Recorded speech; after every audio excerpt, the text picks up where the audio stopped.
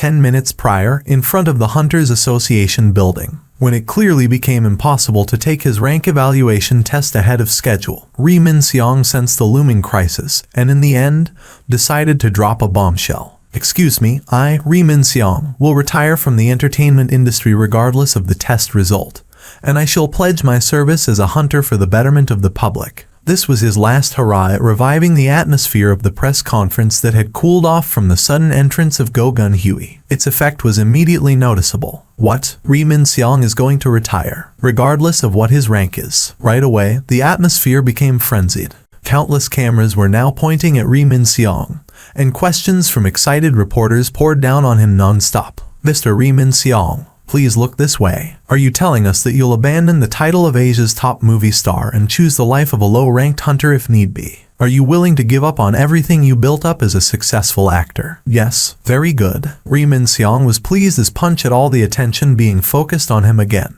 Even if the result is bad and I end up with a low rank, I wish to repay all the love everyone has shown me by fighting the monster threats. Of course, he was lying through his teeth. Just 2 years. He was thinking of helping out with the Reapers Guild's public image as its most famous rank a hunter for only 2 years, while enjoying the sky-high annual pay package. This was the best method to silence those voices raising issues with him avoiding the draft with his father's help, as well as a few distracting noises rising up here and there recently, all in one fell swoop, climbing down from the summit to protect the ordinary citizens while risking his own life. This was the greatest opportunity for him yet, to achieve that often talked about lifetime guarantee against criticism status. And, with the Master of Reapers Guild, Chairman M.T. Jayu, who shares my wish, I. And so, as the gathered reporters were listening to Ri Min-seong's future aspirations, let us in. A rank S has emerged, right? Aren't you supposed to announce this ahead of time? Just get out of the way, will you? Reporters violently pounced forward,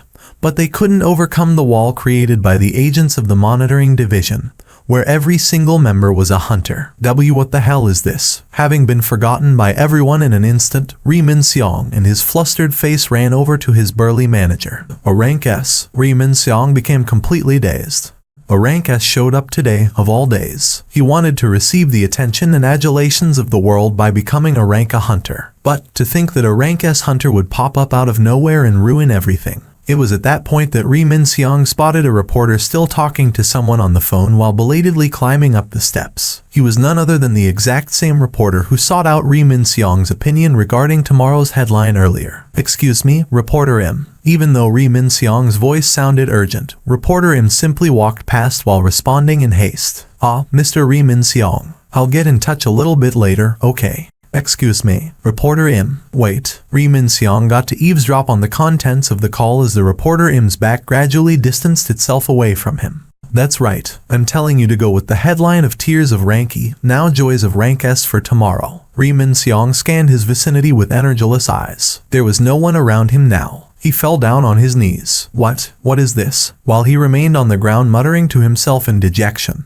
the front entrance to the association was abruptly pushed open wide, and South Korea's 10th rank S hunter revealed himself. Jin Woo's eyes opened up super wide. What the heck is this? The camera lenses captured in full Jin Woo standing in front of the entrance, and behind him, Baek Yun-ho with a rueful expression and Choi Jong-in and his bitter smile. It was now lunchtime. The hunters of the mining team had ended the morning's operation and were sitting around to enjoy their lunch. Huh? One of the hunters playing with his phone cried out in surprise and hurriedly raised his upper body up. Hey, isn't this Mr. Seong? Lee Seong-gu's ears perked up. Hey, it is him. Mr. Seong's on the news. Indeed, Lee Seong-gu hadn't heard wrong. I knew it. With his face considerably flushed red after ingesting 3 cups of alcohol, Lee Seong-gu ran to where his colleagues were as if he had been waiting for this. Even while he was doing that, his mouth continued to operate without rest. I knew it from the moment that Beastard glared at me. Let me see for myself what horrible things that insolent Beastard committed now. Perhaps Lee Seong-gu's voice was too loud. Mr. Seong did what? Did Mr. Seong commit a crime or something? Including Foreman B. All of the mining team's hunters in the near vicinity gathered in one spot. Jin Woo's face filled up the palm-sized screen of the mobile phone, and just below that, large subtitles flashed by. Yuck. Having discovered Jin Woo, Lee Seong-gu's eyes began trembling. in front of the private office of Yujin Construction's chairman. Standing in front of the door, Yu Jin-ho let out a short sigh. He opened the door, and as it smoothly glided inward, he also raised his head to spot his father busy going through several documents. Yu Jin-ho bowed down hard and spoke. "My apologies, father. I couldn't change Hyung-nim's mind." Yu Myung-hwen's expression hardened. "Okay, what did Hunter Seong Jin-woo say while rejecting your offer?" "Well," Hyung-nim said. Yu Jin-ho hesitated slightly, but he slightly raised his head and spoke. "He wants to make his own guild, so if I was interested in the vice master spot, I should come over instead." Yu Jin-ho thought that father would get angry or ignore that suggestion altogether, but instead, his expression was solidly frozen up. And then, grin. Yu Myung-hwen chuckled without making a sound. Someone widely known for his poker face, Chairman Yu Myung-hwen had actually revealed a change of expression in front of his own son. "What is my dad doing?" Yu Jin-ho couldn't dare to ask what was happening, so all he could do was to avert his gaze this way and that. Yu Myung-hwen spoke, that smile now erased from his lips. "Do you know why I'm trying to establish the Yujin Guild? Isn't it because there's money to be made in the hunter business?" "No, it's not." Yu Myung-hwen's tone of voice was resolute, unwavering. "We have more than enough money right now. You think I'll try something that could put us at odds with other large guilds just for the sake of chasing after a couple more bucks?" Was he trying to imply that money wasn't the reason? Yu Jin-ho's eyes widened. "But if not that, then..." Yu Myung-hwen carefully put the pen down. "It's in order to protect ourselves." Yu Myung-hwen's serious, dignified eyes caused Yu Jin-ho to swallow his dry saliva in nervousness. Hunters are growing in power every day, and it's not uncommon to see a single person possessing enough power to rival a country's military might. For instance, the world's most powerful hunters, seen as already on the level of exercising power equal to that of a country's government. Yu Myung-hwen was talking about those people. "I hear that some hunters already rule smaller nations like kings. How long do you think that the rule of law and governmental authority will keep us safe under the current situation?" Yu Myung-hwen's explanation continued on. "I wish to establish a guild and gather trustworthy hunters to our side. Not because I needed more money or that I am searching for talented individuals, but it's all to find those hunters who we can trust as fellow human beings, as well as for us to rely on their strength." And then, a nearly imperceptible smile formed on Yu Myung-hwen's face again. "Looks like you already found someone like that, haven't you?" "Yes, father." "You pass." "What did he pass just now?" Yu Jin-ho belatedly raised his bowed head.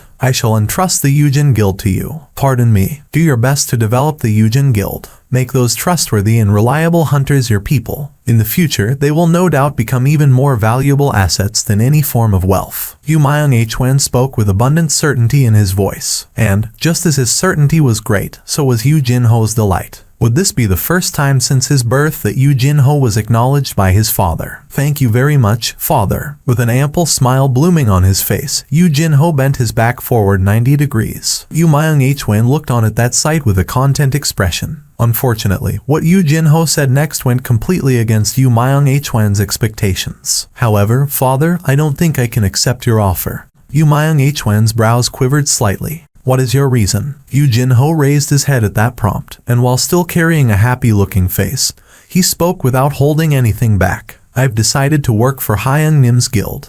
Finding himself surrounded by a wall of reporters, Jin-woo became quite flustered. Why aren't these people taking pictures of Ri Min-seong like they were supposed to, instead of blocking my way? Wondering if Ri Min-seong was standing behind him, he took a quick glance, but he could only see Baek Yun-ho and Choi Jong in there. The ink on his Rank S hunter license wasn't even dry yet, but the list of the highest-ranking hunters in South Korea had been updated already. "Mr. Seong Jin-woo, are you really the Rank E hunter once affiliated with the association? You are now a very rare reawakened. How are you feeling right now?" Reporters writhed and struggled desperately in order to capture a bit more of Jin-woo's face or his voice with their cameras. However, Jin-woo found their explosive attention towards him simply annoying. "I gotta get out of this place first."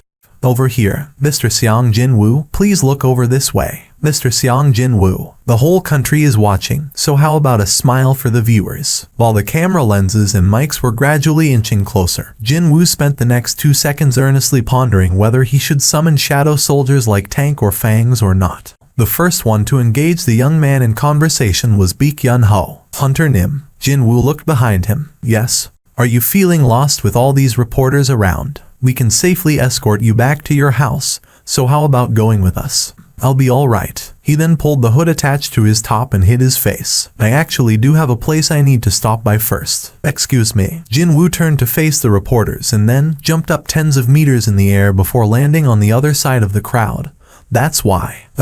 Even before the flustered reporters could respond, Jin Woo blended into the crowd and disappeared from the view. Choi Jong-un was left speechless. Now that was a movement he couldn't even react to in time. Even though he was a rank S, it was quite obvious that the reporters, who were all regular people, wouldn't be able to follow that with their naked eyes. Choi Jong-un let out a wry chuckle. As soon as registering as a rank S, he's already playing the part of Superman. How was he supposed to be a mage type with that sort of physical ability? As a fellow mage type, it sure riled him up a bit. But, in that case, how would a rank S melee type hunter think of that? Just now, Choi Jong-un turned towards Baek Hyun-ho in order to ask a question. But he flinched and reflexively took a step back. Chairman Baek, your eyes. He was so surprised that he even forgot to add the honorific title. And my apologies. Baek Hyun-ho hurriedly covered his eyes with his hand and turned around. Just now, when Jin Woo gathered strength on his legs to prepare for that jump, he very briefly released his magic energy he'd been concealing until then. No matter how skillful a hunter was, it was nearly impossible to detect anything in such a short period of time. However, that incredible magic energy still caused Baek Hyun-ho to instinctively activate one of his abilities, the Eyes of the Beast, and those eyes successfully detected Jin Woo's hidden power. He's strong. Baek Hyun-ho already knew how strong the youth was. However, no, that's not important. Back when they had gotten into a bit of confrontation in front of the Red Gate, Baek Hyun-ho also activated the Eyes of the Beast inadvertently. Jin Woo's strength was clearly imprinted in Baek Hyun-ho's mind back then. Back then, the youth was very strong. Even if it was Baek Hyun-ho himself, he would not have been able to win without sacrificing an arm. However, that was all. If he was willing to sacrifice that much, then he'd be able to win at any time. But now, what was the meaning of this difference in strength? He detected magic energy incomparably greater than before. That youth was so much stronger now. His reawakening process should have been over a long time ago. So, how could this be? In that instant, an implausible theory popped up in Baek Hyun-ho's head. Could he be able to grow stronger? Possibly, not through reawakening process, but through growing stronger that he. Just as his thoughts arrived at this point. Excuse me, Chairman Baek,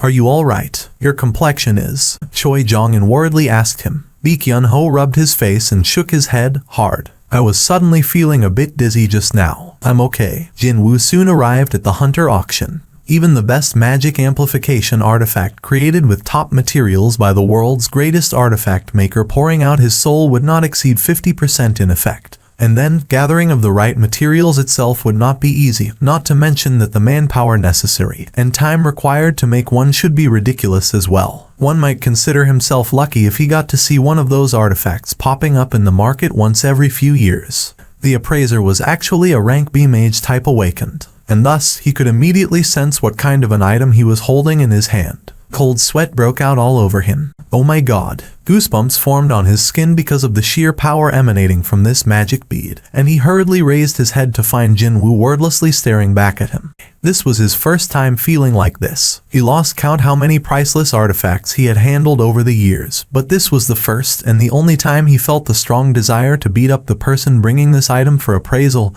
and steal it. Unfortunately, his opponent was a rank S. How can I even think about putting a price tag on this? His gaze shifted over to Jin Woo. Gulp. He swallowed down his dry saliva. Just where did this man acquire an artifact like this? This wasn't a problem the appraiser should worry about. He knew that, but still, he couldn't hold back and asked anyway. Where did you find this? There was no reason not to answer if they asked him. It wasn't as if he acquired this bead through less than honest means, and also, even if others know, none of them would be able to find another one for themselves anyway. Jin Woo's lips parted. 3 other people in the room held their breaths and focused on Jin Woo's answer, wondering just what might come out of his mouth. Jin Woo simply grinned and replied, I picked it up in a dungeon. Baek Hyun-ho returned to his private office. I wish to be left alone for a while, so don't let anyone in. Maybe he found ordering his secretary wasn't enough. He even locked the door, too. Can it really happen? Baek Hyun-ho couldn't stop thinking about Jin Woo, a hunter that could grow stronger. But, if not that, then how could anyone explain that man's strength that had increased to an unrecognizable degree in only a few days?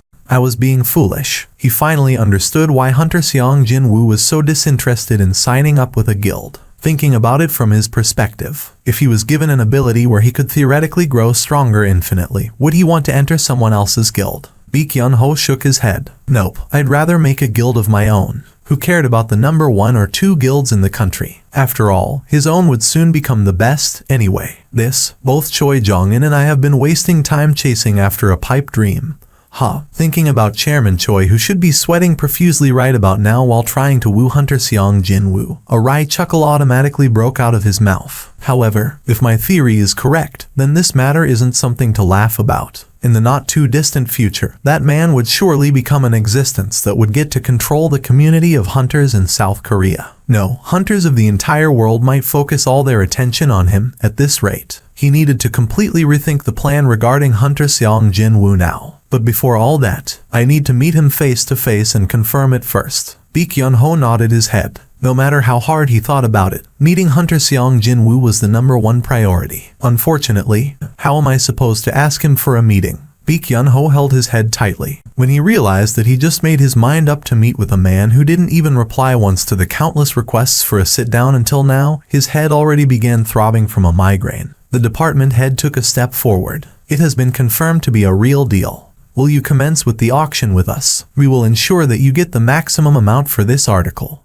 So, what should Jin-woo do now? Before he could decide on what to do with the bead of avarice, he asked for something else. First, by any chance, can I purchase a flame-resistant defensive artifact here? The department head and Kim Jeong-kai looked at each other, and then they looked back at Jin-woo with somewhat awkward expressions. Jin-woo was confused by that. Did I ask for something I shouldn't have? No, not at all. Or is it really difficult to find a flame resistance armor then? Actually, the department head smiled and spoke. It's the exact opposite. It's really easy to acquire one. But I couldn't find one online, though. Weapons and defensive equipment with innate attributes cost a lot of money, so they don't normally appear online all that often. Even still, if you are looking for it, you should be able to find one very quickly. Well, fire-type magic is the most common attack magic spells there are, after all. But, of course, most of the mage-type hunters Jin-woo met so far either wielded flames or rays of light. He heard that even the rank S hunter Choi Jong-in specialized in flame attribute magic, too. Not only that, the shadow magic soldiers he controlled also used flames, and even fangs could breathe fire. In other words, fire-type attacks were a pretty common sight. What a relief to hear that it's easy to find one. He did kind of feel a bit pressured after hearing that it would cost a lot,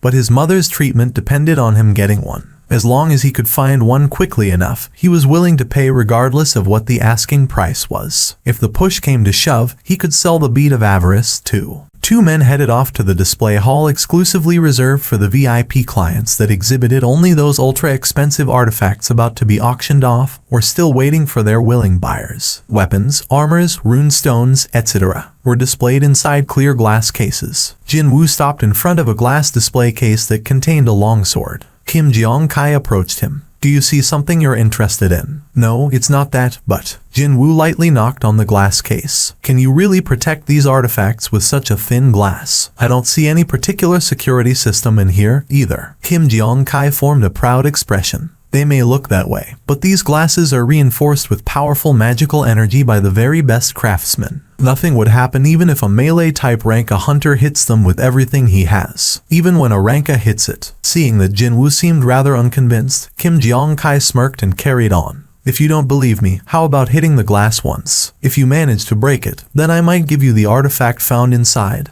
Hunter Nim. Come, was this reinforced glass really that strong? I can sense some magic energy in it, but... Now feeling genuinely curious, Jin-woo began gathering strength in his right arm to test it out. In an instant, his shoulder and forearm expanded, and the surrounding air sank under the heavy pressure.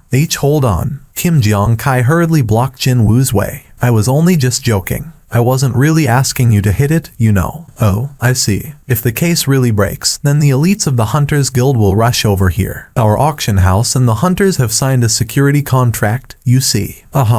By the way, this guy, wasn't he supposed to be a mage-type hunter? He was supposed to be a mage-type hunter, yet why was his aura so outrageous? Kim Jeong-kai wasn't joking when he told Jin-woo to hit the glass. He was thinking that, even though this youth was a rank S, he was a mage type, so his physical strength couldn't actually be that high. But then, when Jin Woo began concentrating, all the hair on Kim Jeong-kai's body stood up, and instinctively, he knew that he had to stop the youth. What a relief it was that Jin Woo backed off without raising a fuss. Well, Hunter Nim's hand might get hurt if something went wrong, so this is fine. The staff signaled with his eyes, and Kim Jeong-kai nodded his head. "Ah, it's a pleasure to meet you. I'm in charge of the weapons section. Please come with me." The staff member guided Jin Woo when they exited from the VIP display hall. After seeing those two off, Kim Jeong-kai spat out another sigh. This Seong Jin Woo Hunter Nim seems to possess a talent for surprising people, doesn't he? He checked the glass case to see if there was a fingerprint or something since Jin Woo had been standing pretty close to it.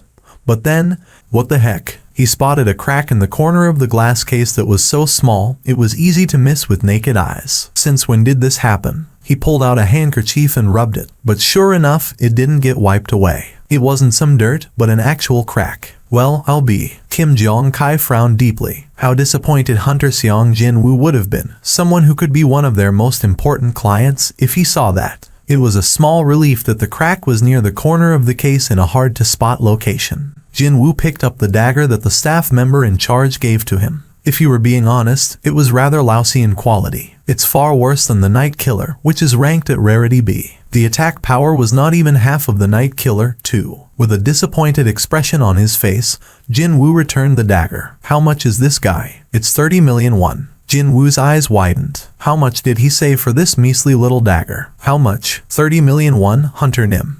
Hold on. Jin Woo turned around, and while pretending to rummage around, he summoned the Night Killer and showed it to the staff member. Okay, how much would this guy go for, then? It was now the turn of staff to widen his eyes. Is this your current weapon? Wowzers. I can definitely sense the touch of a great artisan from this dagger. No, well, I bought it off the store, though. The staff member hesitated slightly, before raising his voice with a grin. It won't be accurate since I'm not a dedicated appraiser, but at the bare minimum, I think it should cost well over 100 million won. Jin Woo's expression hardened. But, I paid 3 million gold for it in the store. Or was it more like 2.8 million? Seeing Jin Woo's expression, the staff member embarrassedly scratched the back of his head. Was I wrong? Since I'm a specialist when it comes to weapons, I thought I could give it a shot, even though it's not really my place. No, it's nothing like that. Indeed, Jin Woo was simply shocked by the sky-high price tag, that was all. But, well, the first real weapon he held, Kim Song-sik's steel sword and its attack damage of 10,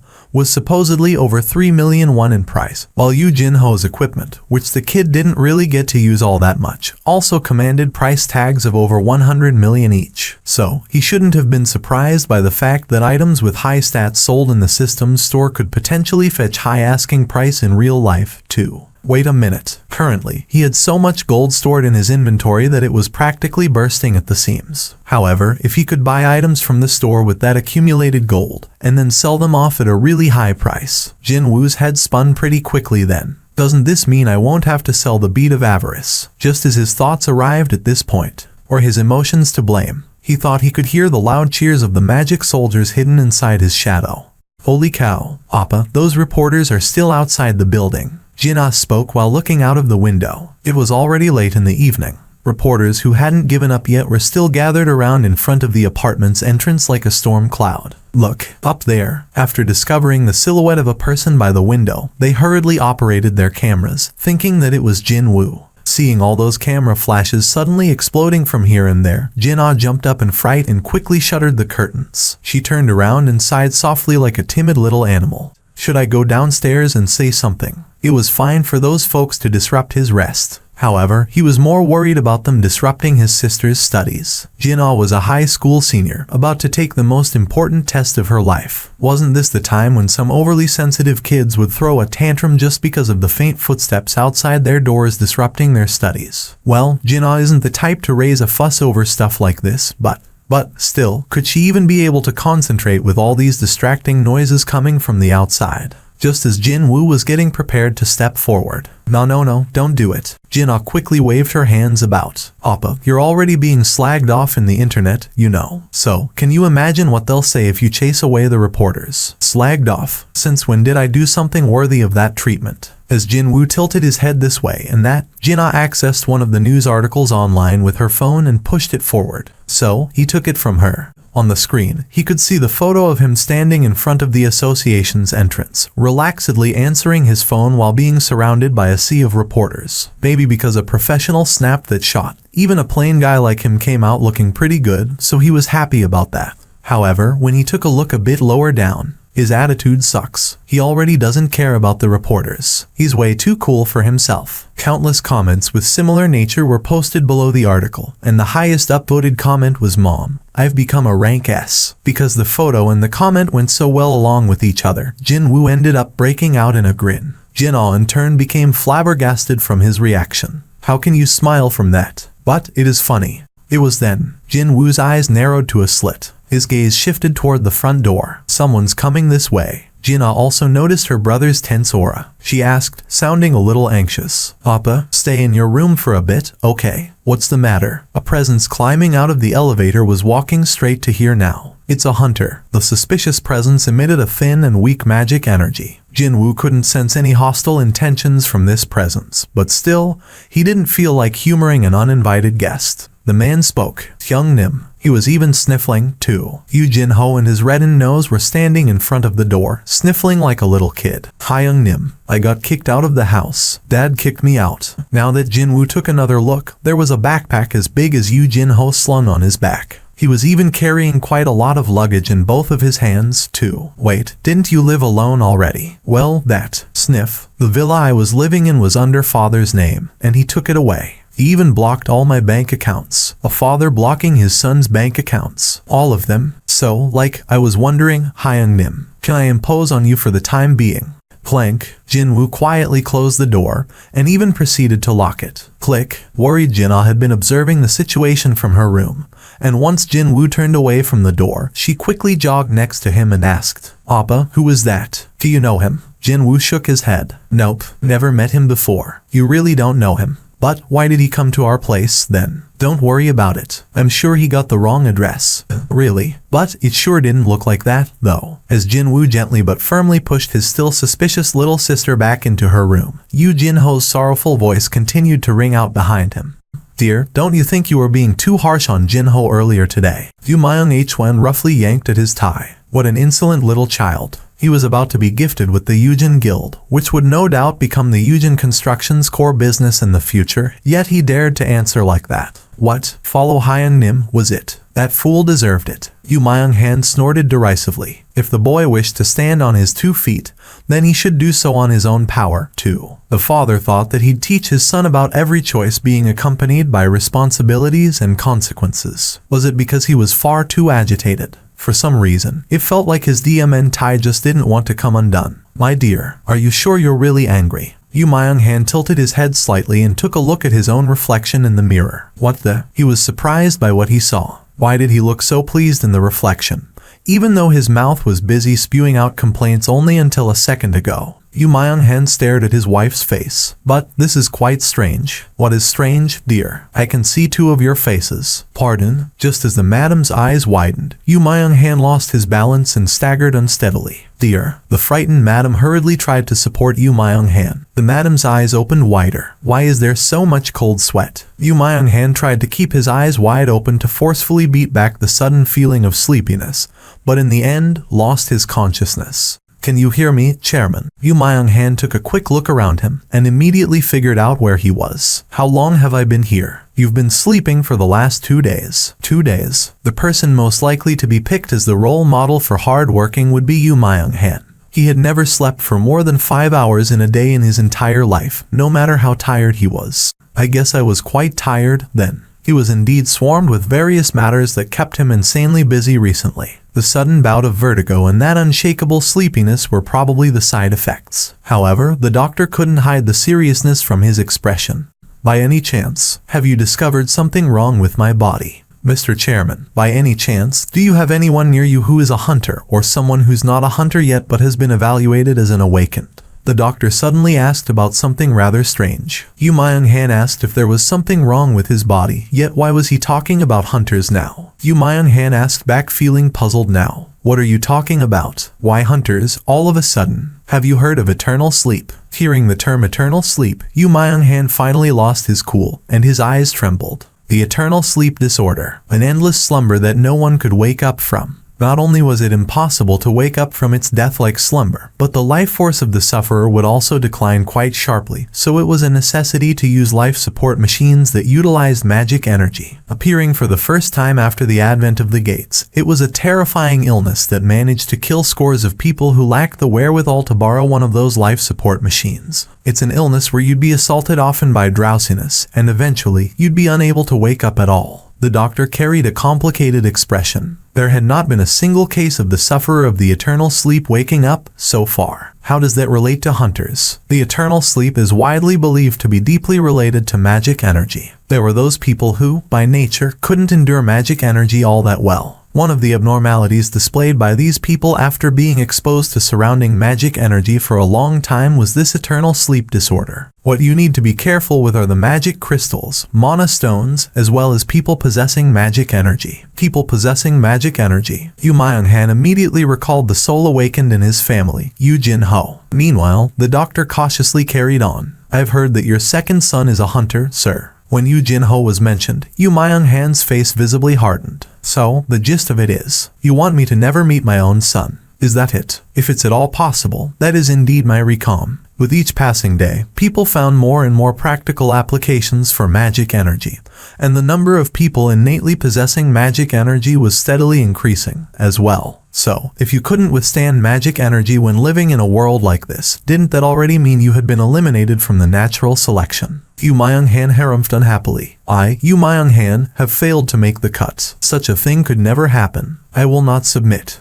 Before leaving, Jin-woo carefully opened the door to his sister's room. As it was still in the early hours, Jin-ah remained blissfully stuck in a slumber so deep that she'd not be any wiser if someone kidnapped her right now. Suddenly, he felt worried. There might be a jackass or two who'll try to get closer to her while I'm away. Of course, there should be no one stupid enough to harm the little sister of a rank S hunter, but well, it was hard to tell what was in a human's heart sometimes. At least, he needed some sort of a contingency plan. Come out, Jin-woo called out those monster soldiers that had been guarding Fangs when they were still alive. 3 of the biggest, burliest high orcs appeared simultaneously, and ended up making the already tiny room of his sister feel even more claustrophobic. However, why are there only 3? There definitely had been 4 guards, though. Jin-woo combed through his memories, only to spit out a soundless groan. Only now did he remember that he planted one of the guards in the ceiling of the boss room. And naturally, he forgot to extract that guy's shadow. I guess I should pay closer attention next time. Jin-woo smirked softly before shifting his gaze over to the 3 monster soldiers, who used to be high orc guards while still alive. All of them were elite grade. Jin-woo pointed with his chin towards the sleeping Jin-ah. And when that happened, the guards returned to shadow forms and moved along the floor, and they assimilated into her shadow. Very good. Hide in there quietly, and when Jin-ah finds herself in danger, get rid of the opponent, regardless of who it is. Jin-woo gave that order to the guards and carefully shut the door to her room. They can relax a little now. Indeed, he felt less worried. He made sure to lock the front door properly and exited from the apartment, and found Yu Jin-ho waiting for him there. Just as promised. Hyung-nim. Yu Jin-ho greeted Jin-woo with a bright face. Was it okay sleeping in that place? Yes, it was fine, Hyung-nim. I had no idea, but motels nowadays seem to feature pretty good amenities. Since his little sister was staying at home, Jin-woo had Yu Jin-ho stay in a local motel nearby. By the way, Hyung-nim, what about this decent tow? I'm off. Yu Jin-ho hurriedly turned his head to the passenger side. However, the door was already wide open, and Hyung-nim was nowhere to be seen. Didn't something similar to this happen before? Yu Jin-ho scratched the side of his head. Hyung-nim can be so elusive sometimes, you know. Jin-woo opened the message window. The sovereign of the demons, Baron, can be found residing on the top floor of the demon's castle. Defeat Baron and collect his soul. If you succeed in sealing the soul of the demon king, you will be rewarded handsomely. Quest generation conditions. Completion of normal quest, collect the souls of demons. Re-entering the demon's castle. Quest completion condition. Slay the Demon King. Rewards: 1. Highest grade rune stone. 2. Bonus stat points plus 30. 3. Unknown reward. Jinwoo confirmed the details of the first reward next. By breaking this highest grade rune stone, you can learn a class-specific skill. I can learn a class-specific skill. Jinwoo's brows shot up. So far, he had earned 3 class-specific skills: the Shadow Extraction, the Shadow Storage, and finally, Sovereign's Territory. Every single one of them was an indispensable skill. And, just from the mere idea of adding one more skill to his roster, his heart palpitated even harder. What kind of skill is this? He wanted to confirm the information on the skill, but the only thing that popped up was its name, and no in-depth explanation was offered. Tusk. Jinwoo could only smack his lips wryly. Well, I'll find out eventually after completing the quest. A class-specific skill, and 30 bonus stat points, too. Even when excluding the unknown reward, it was already a remarkable amount of loot on offer. He was really tempted to simply rush up to the top floor in one go.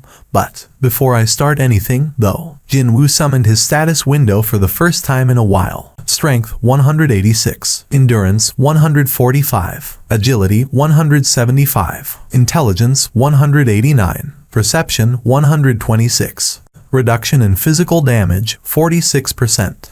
Passive skills: LV, Max, Tenacity LV, 1, High Grade Dagger Technique LV, 2, Active skills: Dash LV, Max, Vital Points Targeting LV, Max, Intimidation LV, 1, Dagger Throw LV, 2, Stealth LV, 2, Ruler's Reach LV, 2. He immediately made his way over to the floor transfer magic circle. Jinwoo spoke without hesitation. 76. The light gleamed brightly. In the moment it took to blink an eye, his surroundings had changed completely. He was now faced with a vigorously burning city. When inside the floor transfer magic circle, he wasn't supposed to be affected by the environments outside, but it still felt like his skin was burning up already. Jinwoo put the luggage down and pulled 2 artifacts out. The first one was a black robe named the Wind Robe by its maker, and the other one was a nameless ring with water-type magic imbued within. Jinwoo put on both the robe and the ring. After putting on the robe and pulling on the hood, Jinwoo finally felt like he was a true mage-type hunter now. I can feel my body cooling down. Just by wearing them, it felt like he was standing inside a refreshingly cool cavern or some such.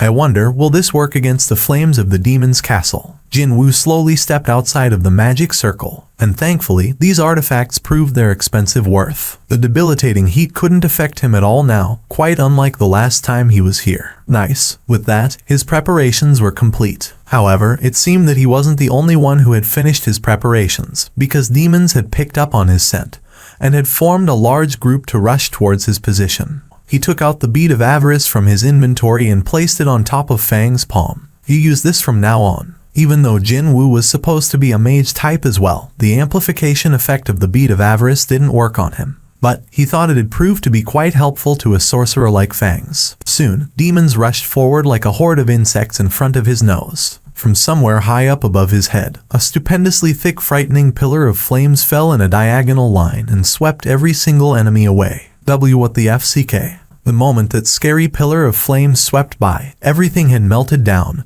whether that be demons or the ground itself. Demons were incinerated in an instant, and familiar mechanical beeps rang one after the other in his ears. No way. Jinwoo tried to calm his trembling heart and took a look behind him. And he spotted Fang standing there, now twice the size of what his living counterpart grew to back in the dungeon, busy breathing out gray smoke from his mouth. Gulp. Jinwoo swallowed down dry saliva. Is this the true might of the Bead of Avarice? Since these monsters lived inside the demon's castle, they all must have had some amount of innate resistance towards flame-based attacks, but they were all burned away into oblivion.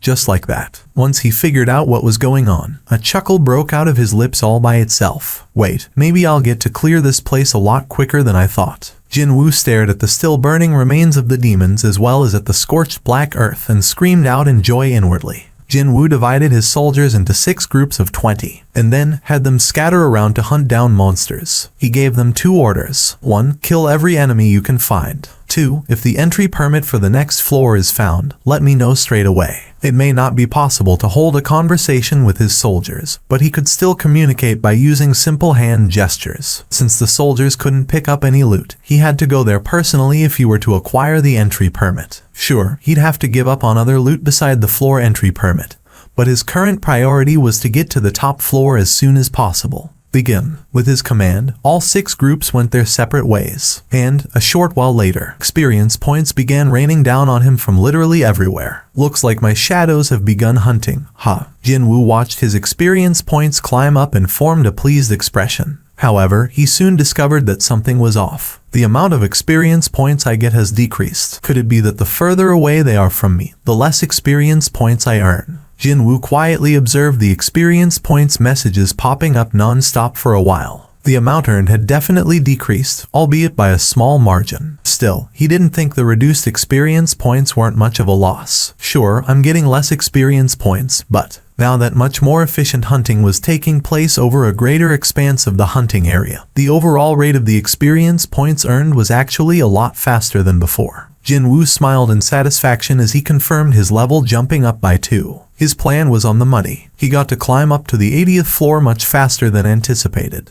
As soon as arriving there, he summoned his soldiers once more. 119 shadow soldiers were summoned simultaneously. The soldiers and their levels had all climbed up pretty nicely after going on their own groups to hunt monsters and earn a ton of experience points for themselves. Oh, since when did Tank gain over 10 levels? Jinwoo's eyes opened wider. Maybe it felt happy after his owner's interested gaze fell on it. Tank, who had reached level 28 only yesterday, stood on his hind legs and let out a roar of wuong. Jinwoo wasn't the only one to enjoy the fruits of the efficient hunting, as it turned out. He grinned brightly. Alright, then, let's go. Just like before, he divided his army into 6 groups and had them set off. He then took off alone as well. He was familiar with acting alone anyway, and he also didn't really need the soldiers' help either. Jinwoo wasn't able to easily leave the 80th floor. Is there a group of really strong monsters somewhere on this floor? Yet another of Jinwoo's group returned back to him as shadows. He had no choice but to call them back because his mana couldn't sustain the rate of the soldiers' destruction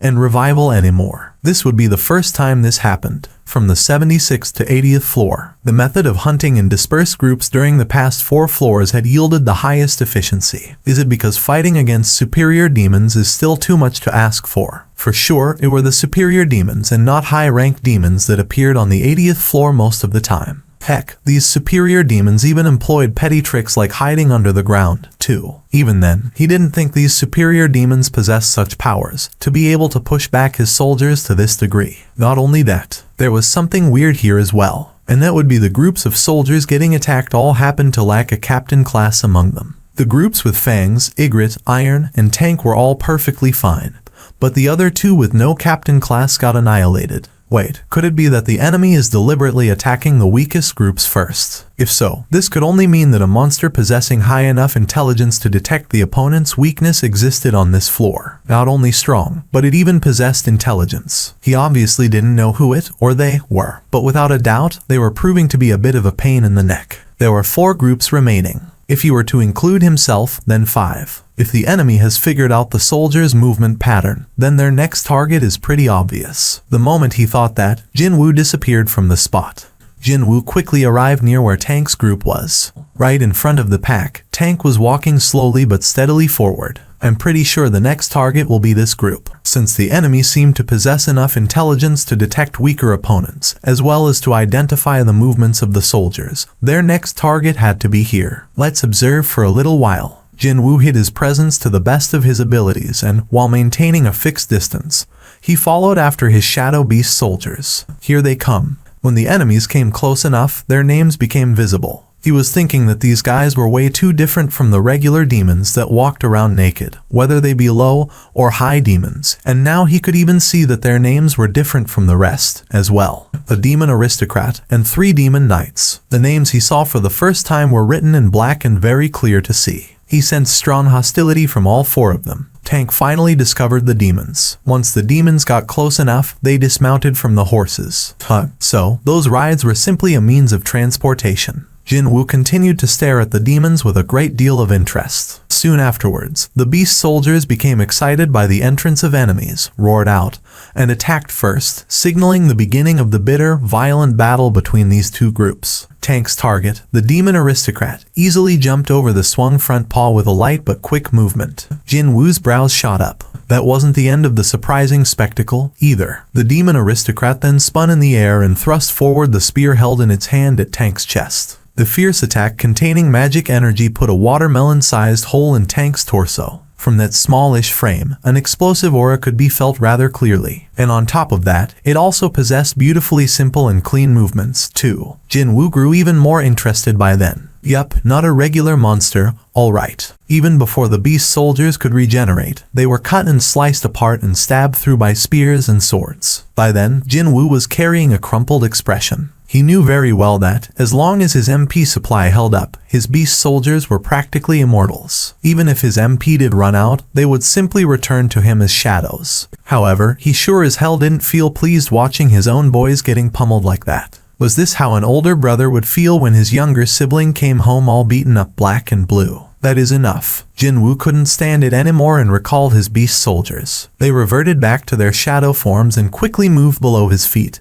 and absorbed back into his own shadow. Jin-Woo undid his stealth in the midst of the demons. The demons were greatly taken by surprise, but as expected of pros, they immediately sensed Jin-Woo's hostility and attacked him right away. Jin-Woo punched down bare-fisted on the two knights beside him, and then grabbed the last one rushing at him and slammed the sucker down hard on the ground. The spiderweb-like cracks formed on the ground and a message popped up in his view. The exact same messages repeated 3 times. Each of his attacks killed one of his enemies. In less than 1 second, he cut short the lives of 3 monsters. These guys were side distractions, anyway. The real deal is that guy. Jin-Woo shifted his gaze over to the demon aristocrat. After their eyes met, the aristocrat flinched rather grandly and pointed at him with its spear. I always wondered whether monsters could feel fear or not, but now he was pretty certain of it. Different from back when the demon aristocrat was pointing the spear at the beast soldier group. The tip of the weapon was trembling ever so slightly. Well, being able to sense the opponent's strength was also a part of one's skills, after all. I ain't going to go easy on you because of that, though. Jin-Woo dashed forward. At the same time, the demon aristocrat thrust the spear forward. Jin-Woo evaded the attack by tilting his head out of the way. Surprisingly, though, the spear changed directions multiple times and continued to harass him slightly. First, it was his face, next, his neck, and right after that, his heart. As if this wasn't something learned overnight, the demon's movement was smooth like flowing water. However, the spear was constantly blocked by Jin-Woo's weapon, Baruka's dagger, and when the final attack aiming for his heart was parried off, Baruka's dagger sliced the spear's shaft in 2. The demon aristocrat froze up after seeing its broken spear. With that, this battle was over. Well, not even 3 or 4 rank hunters would be able to win against you, but Jin-Woo rated the demon's abilities pretty highly. Too bad, today's matchup was all wrong for the monster. Jin-Woo reached out and grabbed the enemy's helmet with his left hand. The shocked enemy immediately went into panic mode. It tried to pull its head back, but couldn't do anything from Jin-Woo's powerful grip. He was thinking of yanking the helmet loose and cut the head off, so he strengthened his left hand some more. Jin-Woo raised the Baruka's dagger high up. I surrender. I will surrender. Jin-Woo frowned and stopped moving. A female. The face underneath the helmet definitely belonged to a female. Actually, Jin-Woo didn't really care whether a monster was a male or female. But the thing was, the monster quickly lifted its hands high up in the air and declared its intentions to surrender. Please accept my apologies. We were in the wrong. Please spare my life. Not only had she changed her stance in the blink of an eye, but she was also now even begging for her life. A monster was doing what now? You attacked my soldiers, yet you want my forgiveness. We have committed a grave sin. However, as our clan is tasked with protecting this place, we couldn't simply let some basta. Yuck. I mean, we couldn't let any great beings go on a demon hunting spree without doing anything. I'd be eternally grateful if you forgive us. Oh well, from the demon's perspective, it was reasonable for them to think of this whole thing as a bit unfair. After all, it was he who just barged in here totally unannounced to hunt and massacre demons one-sidedly, right? So, Jin-Woo changed his question slightly. Is it alright for you to beg for your life from someone who killed your own soldiers? The main role of the knights are to protect their lord. As long as I'm safe, they should be happy with the results. Jin-Woo scratched his temple for a little. He was even more speechless now. I can't tell whether she's thick-skinned or just way too optimistic. The demon aristocrat slightly raised her head and tried to read Jin-Woo's reactions. She couldn't help but feel that the situation was getting gradually worse for her. She kowtowed even harder than before and spoke in an urgent voice. If you spare my measly life, I shall give you anything you want. Jin-Woo placed his hands on his waist. This demon aristocrat was a powerful monster.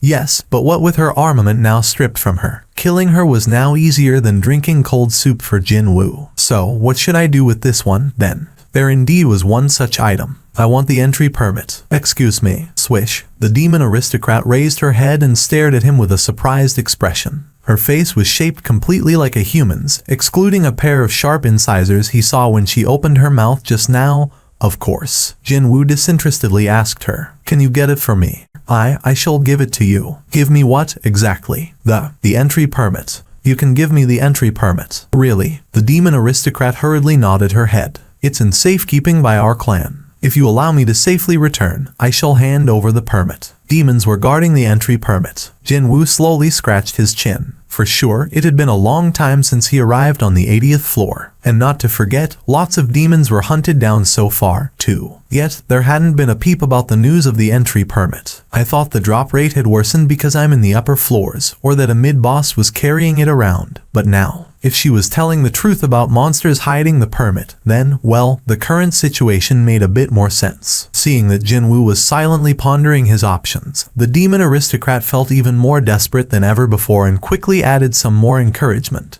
"I also know where you can locate the entry permits on the upper floors as well. If you guarantee my and my clan's safety, then I shall safely escort you to where they are." The light shining in Jinwoo's eyes changed a little bit. Now that offer was a bit more enticing. To Jinwoo's ears, who wanted to get to the top floor as soon as possible, her suggestion of guiding him to where each floor's entry permit sounded rather attractive. However, the question is, can I really trust her? He then looked straight into her eyes. Intimidation. A chill-inducing aura emanated from Jinwoo's eyes. The demon aristocrat was so terrified that her lips were trembling involuntarily. "Can I trust you? I am not lying." He made a pledge to himself back when he received the power of the system. Give and take. Even if his opponent was a monster, his principles wouldn't change. If a monster kept her side of the bargain, so would he. Alright, Jinwoo withdrew the intimidation. "You hand over the entry permit, and I'll quietly leave." It was a bit of a waste to give up on the potential experience points gained from this demon, as well as those monsters supposedly guarding the entry permit. But then again, he found it even more of a waste to spend time searching for the permit himself. He had been delayed for much longer than expected on this 80th floor already. Besides, if this female demon was thinking of tricking him, well, he wouldn't be too unhappy about that either. Because, if she did, then he'd get to go all out in the monster's main camp.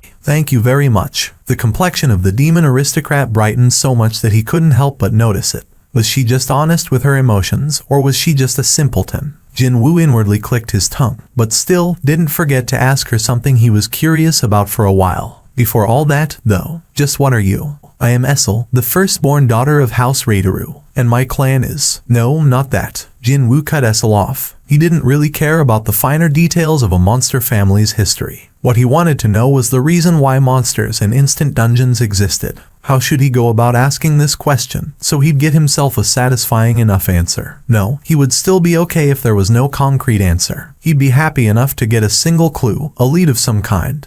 "Hey, do you also hear a voice telling you to kill humans?" "Pardon me." Essel looked at him with a pair of confused eyes. Essel hesitated and pondered for a moment before opening her mouth. "No, but we do hear a different voice all the time." "Okay, what does it say?" "It tells us to protect the space we're residing in." Essel spoke cautiously while being extra mindful of Jinwoo's reactions. The purpose of the instant dungeon's monsters is different from monsters of the regular dungeons. The sole purpose of the monsters from the regular dungeons was to kill humans, while the monsters of the instant dungeons were to guard where they were. The nature of the two camps' aim was quite different from each other. Wait a minute. Now that he thought about it, wasn't Jinwoo a monster-like existence to these monsters of the instant dungeons? "How long have you been hearing that voice?" "It's right after we opened our eyes in this place." "After opening their eyes in this place, is it?" Didn't that imply that she and others were living in another location before this? Whether that was a genuine or a fake memory, that's what was left imprinted in her brain.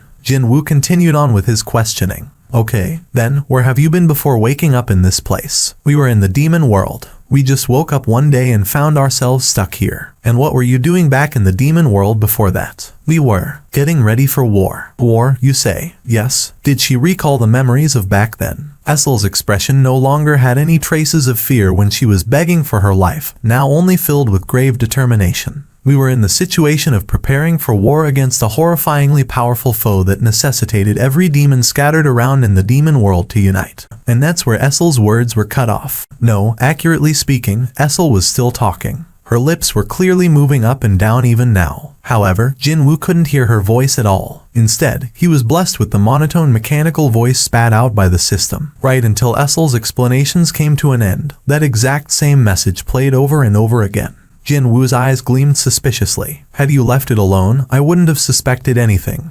Actually, indeed, he might have thought Essel's explanations as a backstory for the monsters of this place cooked up by the system or some such. Leveling up, instant dungeons, quests, quest rewards, penalties, and even the process of getting his class. He was faced with one situation after another that resembled video games, so if monsters had a game-like backstory as well, it did not come across as strange at all. However, the moment the system forcibly intervened, Jin-woo became sure of one thing. Talking to her might give me a clue to solving everything. In other words, the system made a clear and definite mistake here, just now. What does the system want to hide? This unknown foe the demons were supposed to fight, or the reason for the war, maybe the end result. In order to figure this out, he narrowed down the scope of his next question. What was the identity of those horrifyingly powerful foes? However, at that moment, like a toy with a dead battery, Essel froze up on the spot. But that lasted only for a little while. She suddenly lost consciousness and powerlessly collapsed to the floor. Jin-woo quickly snatched her and carefully laid her down on the ground. Seeing that her breathing was steady, it didn't look like she was in any danger. The system reacted way too sensitively towards the identity of this unknown foe or foes. Could those beings be related? What if those beings possessed some kind of incredible transcendental powers and for some reason exerted their influence on Earth and more specifically, him? Essel quickly raised her upper body, sensing another presence nearby. She looked to her side and found the totally wordless Jin-woo sitting there. Her shoulders flinched a little just then. I wasn't dreaming. Slowly getting to terms with her new reality, Essel took a look around her, and there were huge piles of dead superior demons found nearly everywhere. Her brows shot up immediately. Demons with little intelligence didn't treat other demons with intelligence as their kin. So, an unconscious demon like her would have been seen as a tasty meal. However, the only reason why she was unscathed like this was, were you protecting me all this time? Rather than answering her, Jin-woo raised his body up and then extended his hand out to Essel. Essel looked as if she was profoundly moved and, after holding onto his hand, cautiously stood up from the spot. Thank you. How long will we take to get to where the entry permit is? It's not too far from here. I'll take you there. Just as Essel said, they didn't have to travel far before arriving at a location where the entry permit was likely to be present. And it just so happened to be a large castle. A demon's castle inside the demon's castle, is it? The soldiers guarding the castle gates became tense instantly after seeing Jin-woo. Lady Essel, we were waiting for your return. Where is my father? The Lord is waiting in the audience chamber. Understood. One of the knights glanced at Jin-woo and asked, Lady Essel, this gentleman is. He's an important guest, so do not forget to mind your manners. After a long walk down a wide corridor, he found himself entering a very large chamber that looked like a boss room in a dungeon. So, this is the audience chamber. Jin-woo scanned his surroundings. Other than tall stone pillars reaching up to the ceiling situated at a regular interval to either sides of the chamber, it was pretty much wide open and empty. It was as if this whole place had been prepared for potential battles that could break out. Essel and Jin-woo stopped before the boss. The boss was the first to break the ice. Essel, father, this person is. Even before listening to Essel's explanation, the boss met the gaze of Jin-woo and its brows shot up high. The irises of the boss were quaking visibly now. Why you? Just who did you bring before me?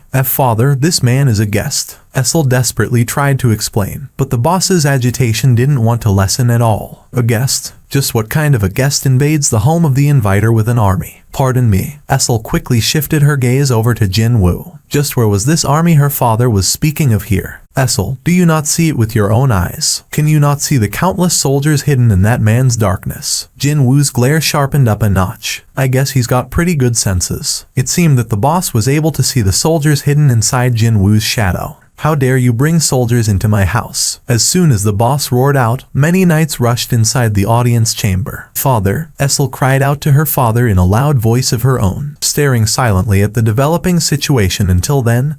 Jin-woo finally opened his mouth. We made a promise. Failing to sense any form of tension whatsoever from Jin-woo, the boss's brows quivered greatly. What kind of a promise did you make? The entry permit. Jin-woo took a step forward. As long as you hand over the floor entry permit, I'll quietly leave this floor. The boss swallowed his saliva nervously. The man who hunted down demons at a frightening pace while climbing up the floors must be him. The boss recalled how despondent he felt when the news of the much-trusted Vulcan and Metis falling reached his ears. Even though the Raideru clan was nominally aristocrats, they were actually ranked 20th, the very last spot on the list of the demons' hierarchy, meaning they were the weakest among the aristocratic clans. If they were to face off against an enemy that took care of Vulcan and Metis quite easily, the boss knew that he'd have to sacrifice quite a lot of their own. However, such a terrifying enemy was saying that he'd leave on his own volition. Should I believe him? The boss asked, feeling not entirely convinced. Is that the only thing you want from us? As if he was waiting for that, Jinwoo spoke up. And also, but, of course, the boss's forehead creased up in a frown as the situation unfolded as he expected. The demands of the strong were always unfair and constant. Even before hearing the ridiculousness of the demands that would insult the clan's honor and ridicule his proud soldiers, the boss could feel his chest tighten in frustration already. Sure enough, the man placed his hand on the shoulder of the boss's daughter and spoke. I wish to borrow this kid from you, too. What did you say? The boss and the knights all cried out in astonishment simultaneously. Jinwoo scanned his vicinity, feeling genuinely puzzled now. Essel told him that she knew where the entry permits were at in the higher floors. He only asked to borrow her for a little bit so she could guide him to where the permits were, but this was. Did I say something wrong? Jinwoo could only tilt his head this way, and that as he alternated his gaze between the heavily trembling boss, the knights who couldn't hide their astonishment, as well as Essel and her deeply blushing face. The floor entry permit and a guide. The boss asked again with a nervous expression. Truly, is that all you want? If the boss could protect everyone simply by handing out that entry permit, then there was no reason not to. Also, since he'd be doing that in order to protect this land, he wasn't exactly going against that order from the unknown source, either. Jinwoo nodded his head. You will not bring harm upon my daughter. Suddenly, Jinwoo felt Essel's glance. A monster worrying about his daughter, is it? Jinwoo was inwardly surprised but didn't forget to nod his head regardless. The boss pondered for a short while, before a smile formed on his face. We'll do that, then. The moment he agreed to hand it over, the boss felt as if a persistently annoying aching tooth had finally come loose or some such. If the event of stopping the prophetized advent of calamity by handing over a scrap of paper didn't qualify as a matter to rejoice, then what else would? Confirming the contents of the scroll, a thick smile formed on Jinwoo's lips. Rarity. Type. A permit allowing you to enter the 81st floor of the demon's castle. Can only be used on the 80th floor's floor transfer magic circle. He was suspicious of whether he could get an item from monsters through nothing more than just dialogue.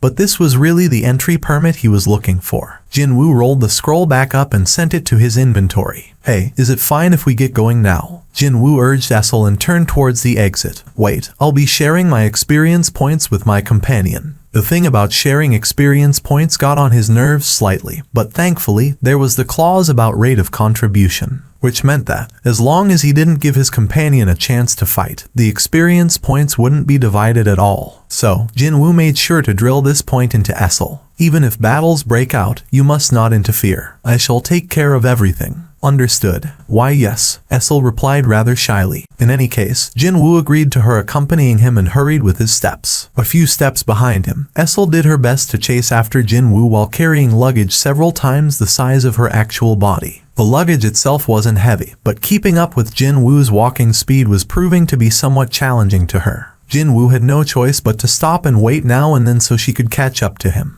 We can see it now over there. After arriving on the 81st floor, Essel began checking out the map of this very floor, and then pointed at the faint outline of a castle far away from them. Jinwoo nodded his head, having already thought as much. Please wait. Essel put down the large luggage, and began rummaging through it. Soon, a ceramic liquor bottle rested in her hands. Jinwoo had to ask her about that. What are you planning to do with that now? This is a bottle of the finest liquor that the clan head of the Garroch clan enjoys. If we go and speak to him with it, the negotiation will be. Negotiation? By any chance, is your clan friendly with this Garroch or whatever clan? And no, not at all. We the aristocrats always competed bitterly against each other for a place in the demon world's nobility ranking. So, still, they are a group we can hold civilized meetings with. Hearing that, Jinwoo simply grinned. In that case, it's fine. Making one exception was enough. Just as important as finding the entry permit.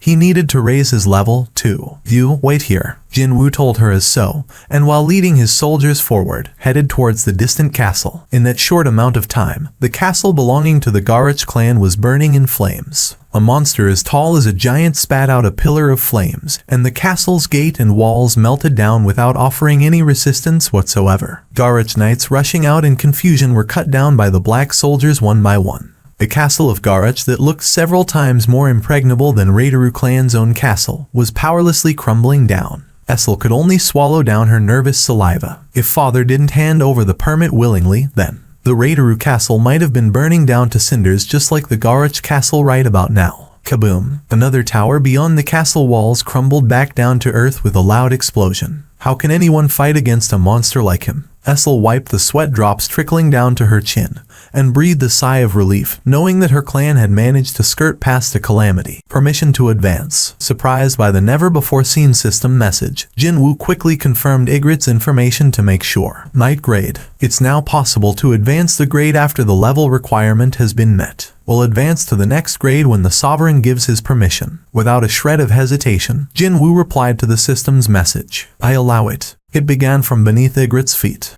Accompanied by screams coming from a distant place, countless black hands emerged from Ygritte's shadow, and they grabbed onto every part of him. What's this? Jinwoo observed in great interest the unfolding process of the advancement. At first, he thought that those black hands would drag Ygritte back into the shadow, but in reality, the opposite happened instead. The hands holding on to Ygritte turned into black smoke and spun around him quite ferociously, before getting absorbed by him. It was as if Ygritte was absorbing the black smoke voluntarily. Ygritte emerged from the dissipating black smoke while emitting a far greater aura than ever before. The system message informed Jinwoo of the results. Jinwoo did his best to calm his trembling heart and rechecked Ygritte's information window. Elite Knight grade. His level has been reset, but his current grade is the same as Fang's now. Before joining Jinwoo's army of the Shadow Soldiers recently, Fang's used to be the boss monster of a Ranka dungeon. Now that Ygritte was on the same grade as a creature that powerful, it could only mean that his abilities had grown by that great a deal now. And so, as he stood there checking out his soldiers while feeling rather satisfied with himself, from afar, he spotted Tank quickly approaching closer with a dead body of a demon that escaped a little while ago in his jaw.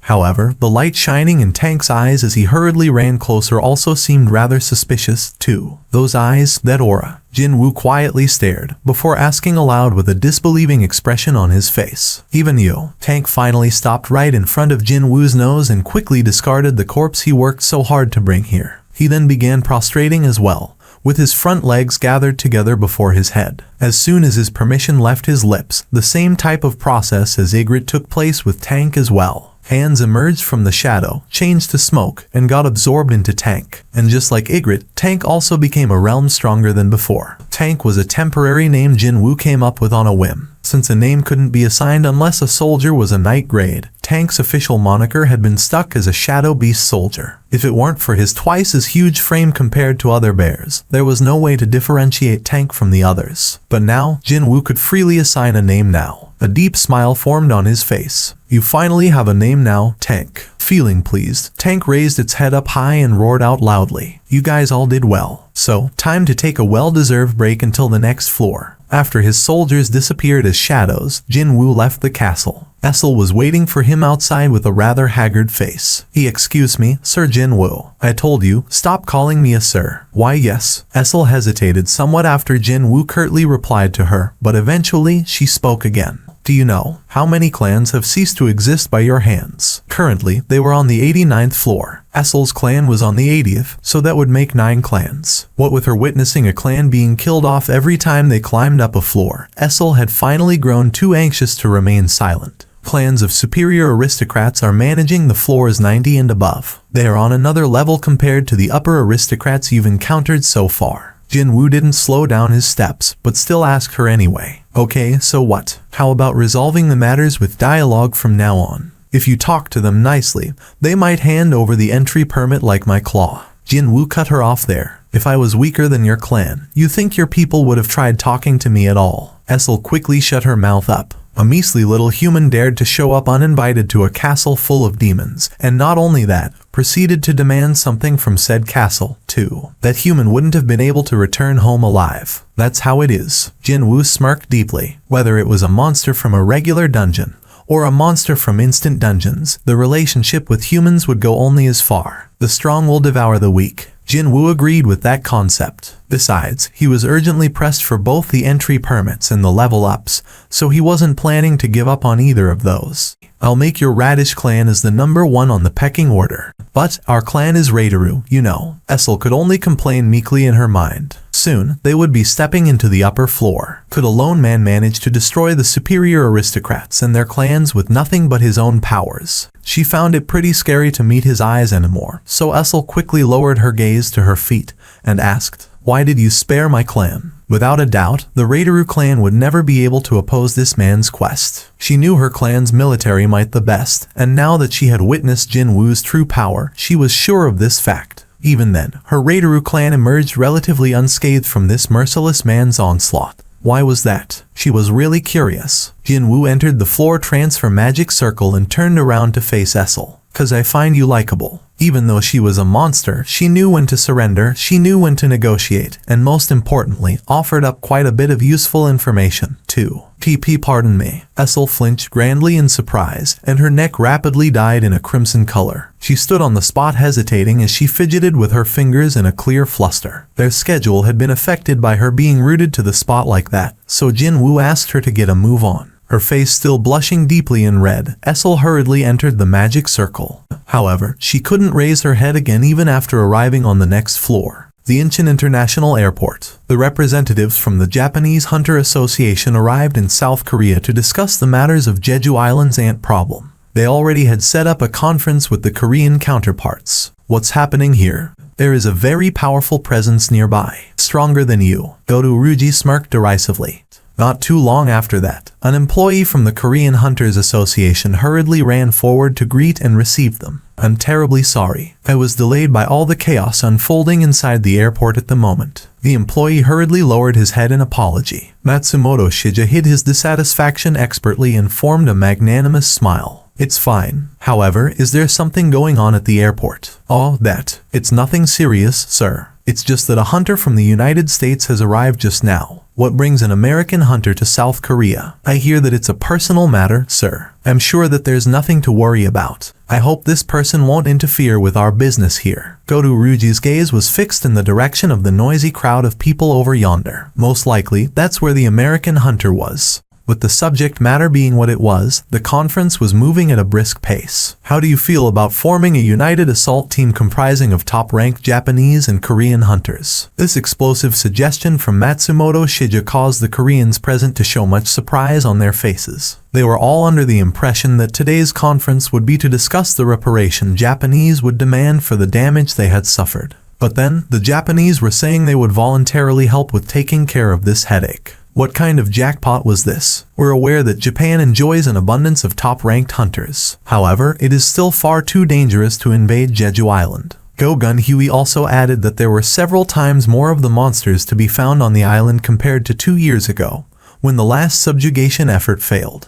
These are all the data compiled from our observation of the ants. Each ant may be strong enough to rival a high-rank hunter, but it also possesses a fatal weakness, and that's their short lifespan. Ants could only live for around 1 year at most, which means if the ant queen is removed from the equation, every ant found on Jeju Island will eventually die out in around 1 year. Indeed, the Korean attendees nodded their heads as they read the well-researched data. Only the queen needed to be eliminated. That sounded a whole lot more achievable than killing thousands of unrankable monsters that came out of a rank S-gate. However, Go Gun Huey's glare remained icy cold. What a nonsensical notion that is. He knew the truth already. He knew that the act of killing one queen was no different than actually trying to kill every single one of the thousands of those monsters. Are you making this suggestion because you don't know of ants' instincts to sacrifice themselves in order to protect their queen?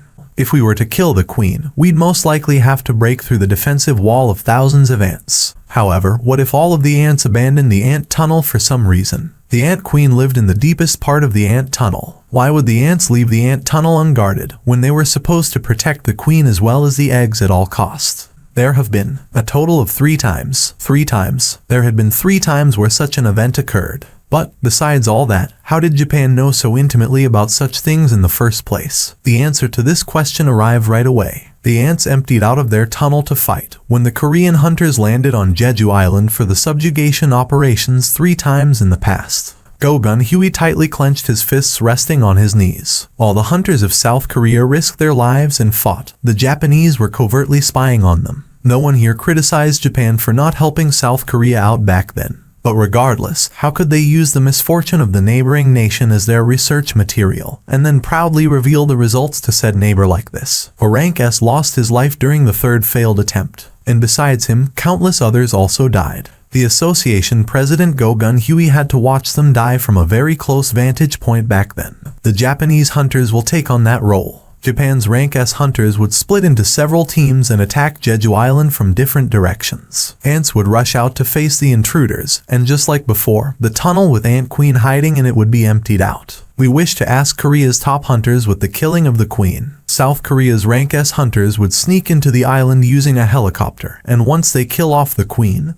they escape via a helicopter again. Without a doubt, there is a good chance. There were 21 rank S hunters in Japan. In comparison, there were only 8 in South Korea. But, by excluding himself who couldn't move due to health reasons, or the other hunter who had to retire early, then realistically speaking, there were only 6 that could participate. It'll be impossible to draw and scatter the attention of thousands of ants with that number. In order to do so, they needed Japan and her 20 or so top-ranked hunters. But the real problem was, would South Korea's top hunters actually be able to kill the boss of a rank S dungeon, the Ant Queen? Is it even possible? It was then, Go Gun-Huey suddenly remembered the name of Seong Jin-woo. Seong Jin-woo was strong enough to solo kill the boss of a rank A dungeon, so what if he worked together with other rank S hunters? Go Gun-Huey's heart began racing now. We can't delay this any longer. Currently, ant monsters were evolving at a rapid pace. No one could predict precisely when the entirety of the ant army would become flight capable. It could be 10 years, 5, or even right next year. Before something like that happened, the Koreans had to kill off the dastardly ants, and if they had to resort to borrowing another country's strength,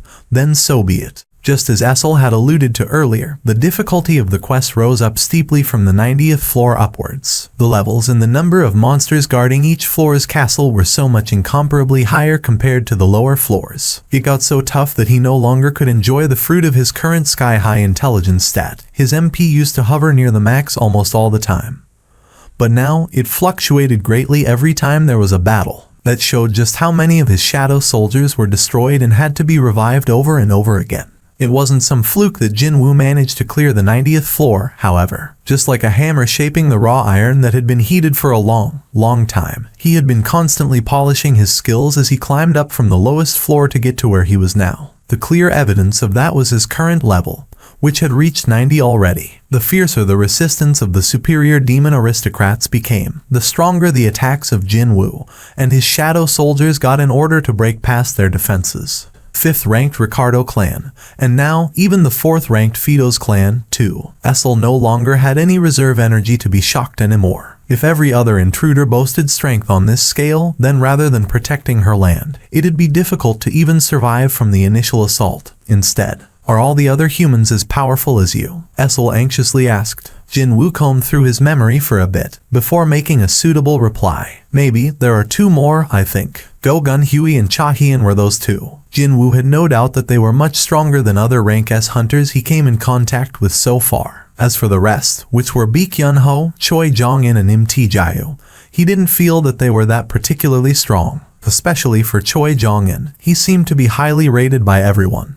But to Jin-woo's eyes, that seemed to be the case solely due to him being in charge of South Korea's top-ranked guild, the Hunters, rather than because his own skills were impressive. If I were to judge from their auras alone, Cha-Hien is several times stronger than Choi Jong-in. Without a doubt, one could still find differences in power even among the ranks of S hunters. Though, maybe the differences found within this rank would be far greater than any other ranks precisely because those who couldn't be measured by regular means were all lumped in together here. Jin-woo formed a subtle smirk. How would I perceive others after I get out of here? Just like how the feelings he got from Baekhyun-ho differed from their first meeting to the second, would there be a change in how he perceived the association president Go Gun-hye? Jin-woo's heart raced faster when he thought about checking out how much he had changed. But before I can do that, he had to clear this demon's castle instant dungeon first. There were only 4 more floors remaining. He'd get to clear this dungeon soon enough. Jin-woo turned to speak to Essel. You should go back to your people now. She had been utterly dejected after hearing that there were 2 more people like Jin-woo out there. But then, she was jolted out of her morose state and raised her head. Excuse me, I'll find my own paths on the floors above this one. Thanks to Essel guiding the way, he got to quickly locate the demon aristocrats and their castles. However, he no longer needed her help from now on. Well, my perception stat has risen up pretty high, so that's one of the reasons, but also, the auras emanating from the superior aristocrats were so strong that he could easily locate them from afar now. She didn't do much besides showing him the way, so he didn't want to walk around with 1 more luggage anymore if he could help it. When he finished explaining himself like that, am I no longer useful to you? Essel's complexion had paled completely. She's a funny one until the end, huh? Jin-woo suppressed his laughter as he saw Essel's reaction that always managed to exceed his expectations. You really worked hard until now. Thank you. With that, it was done. Jin-woo thought that he made a good enough goodbye just then, and he took large strides to enter the floor transfer magic circle. The hesitant Essel finally mustered up some courage to call out to Jin-woo. Excuse me. By the time he blinked, the surroundings had already changed. Jin-woo surveyed his new surroundings. There are no flames here. The horrifying flames that seemingly burned for all eternity on the lower floors were all gone, and he could only see the burnt-out remains. He raised head and spotted snowflakes falling from the sky. Snow. The color seemed a little off for real snowflakes, so he extended his hand out. The flakes falling on his hand didn't melt down. Weirdly enough, when he took a closer look, he realized that it was actually ash. Ash was falling from the sky like snow. It was then he heard the familiar mechanical beep. Jin-woo's sharpened glare was directed to the distant skies above. So, it's above me. Soon, the system alerted him to the entrance of the enemy via its trusty messages. After successfully landing on the ground, the lizard flapped its large wings and screeched out aloud. Just above the head of the lizard, Jin-woo saw a face of a demon, with a certain blue aura oozing out from it. A male creature kitted out in a flashy set of armor that only royalty might wear, while riding on the back of the large winged lizard. The 4 words could clearly be seen above the male demon's head. This boss was emitting an extraordinary aura. Cold sweat formed on Jin-woo's forehead. As befitting the boss protecting the top floor of a dungeon this massive, the creature was full of magnificent splendor. Jin-woo's gaze shifted to the side of the boss, however. The lizard this boss was riding on also possessed a name of its own. Sky Dragon. Judging from its name and its appearance, it didn't look like a demon at all. Wait a minute. If it's not a demon, then could I? Even if he worked his butt off to kill demons, he couldn't extract their shadows. So, he had already given up on acquiring a useful shadow in this place. But, what if it was a non-demon monster that could also fly? I want it. If he could extract its shadow, then definitely he would. This would be the first time he ran into a shadow he so dearly wanted to extract since encountering the leader of the White Phantoms, Baruka. Jin-woo swallowed his dry saliva. It was then Baron raised its hand towards the sky.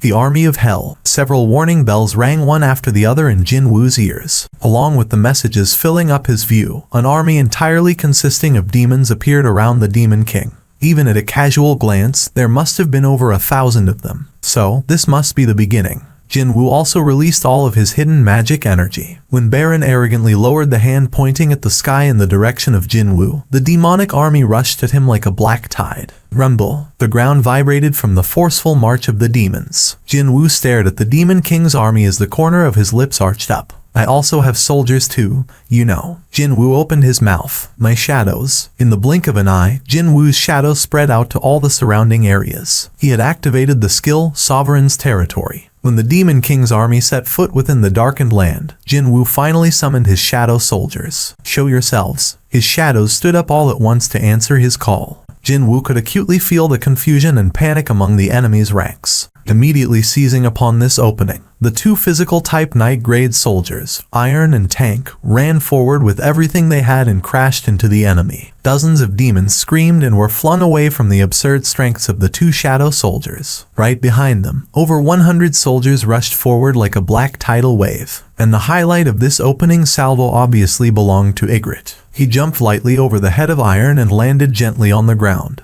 before using the swords he held in each hand to cut and slice apart every demon he could find. It was a performance befitting the grade of elite knight. By the way, Ygritte isn't the only elite knight in my army, you know. Fangs took a deep breath. His chest puffed up noticeably. Jinwoo quickly recalled all the shadow soldiers found in front of Fangs, so his giant soldier could attack without holding anything back. Massive, ferocious pillar of flames spewing out from Fang's mouth completely vaporized the demons on the ground. The flames didn't stop there, though. Fangs moved his head left to right and utterly incinerated all demons trapped with the arc of the attack. All those poor demons swallowed up by the flames couldn't even leak out a scream. 100+ shadow soldiers were overwhelming the army over 10 times their numbers. The demonic soldiers and their ranks crumbled in no time at all. But it was then Baron stopped standing back passively and finally made his move. Countless arcs of blue sparks buzzed and crackled within the wide-open mouth of the boss creature. Along with that hair-raising yell, a chill-inducing beam of blue light enveloped the shadow soldiers.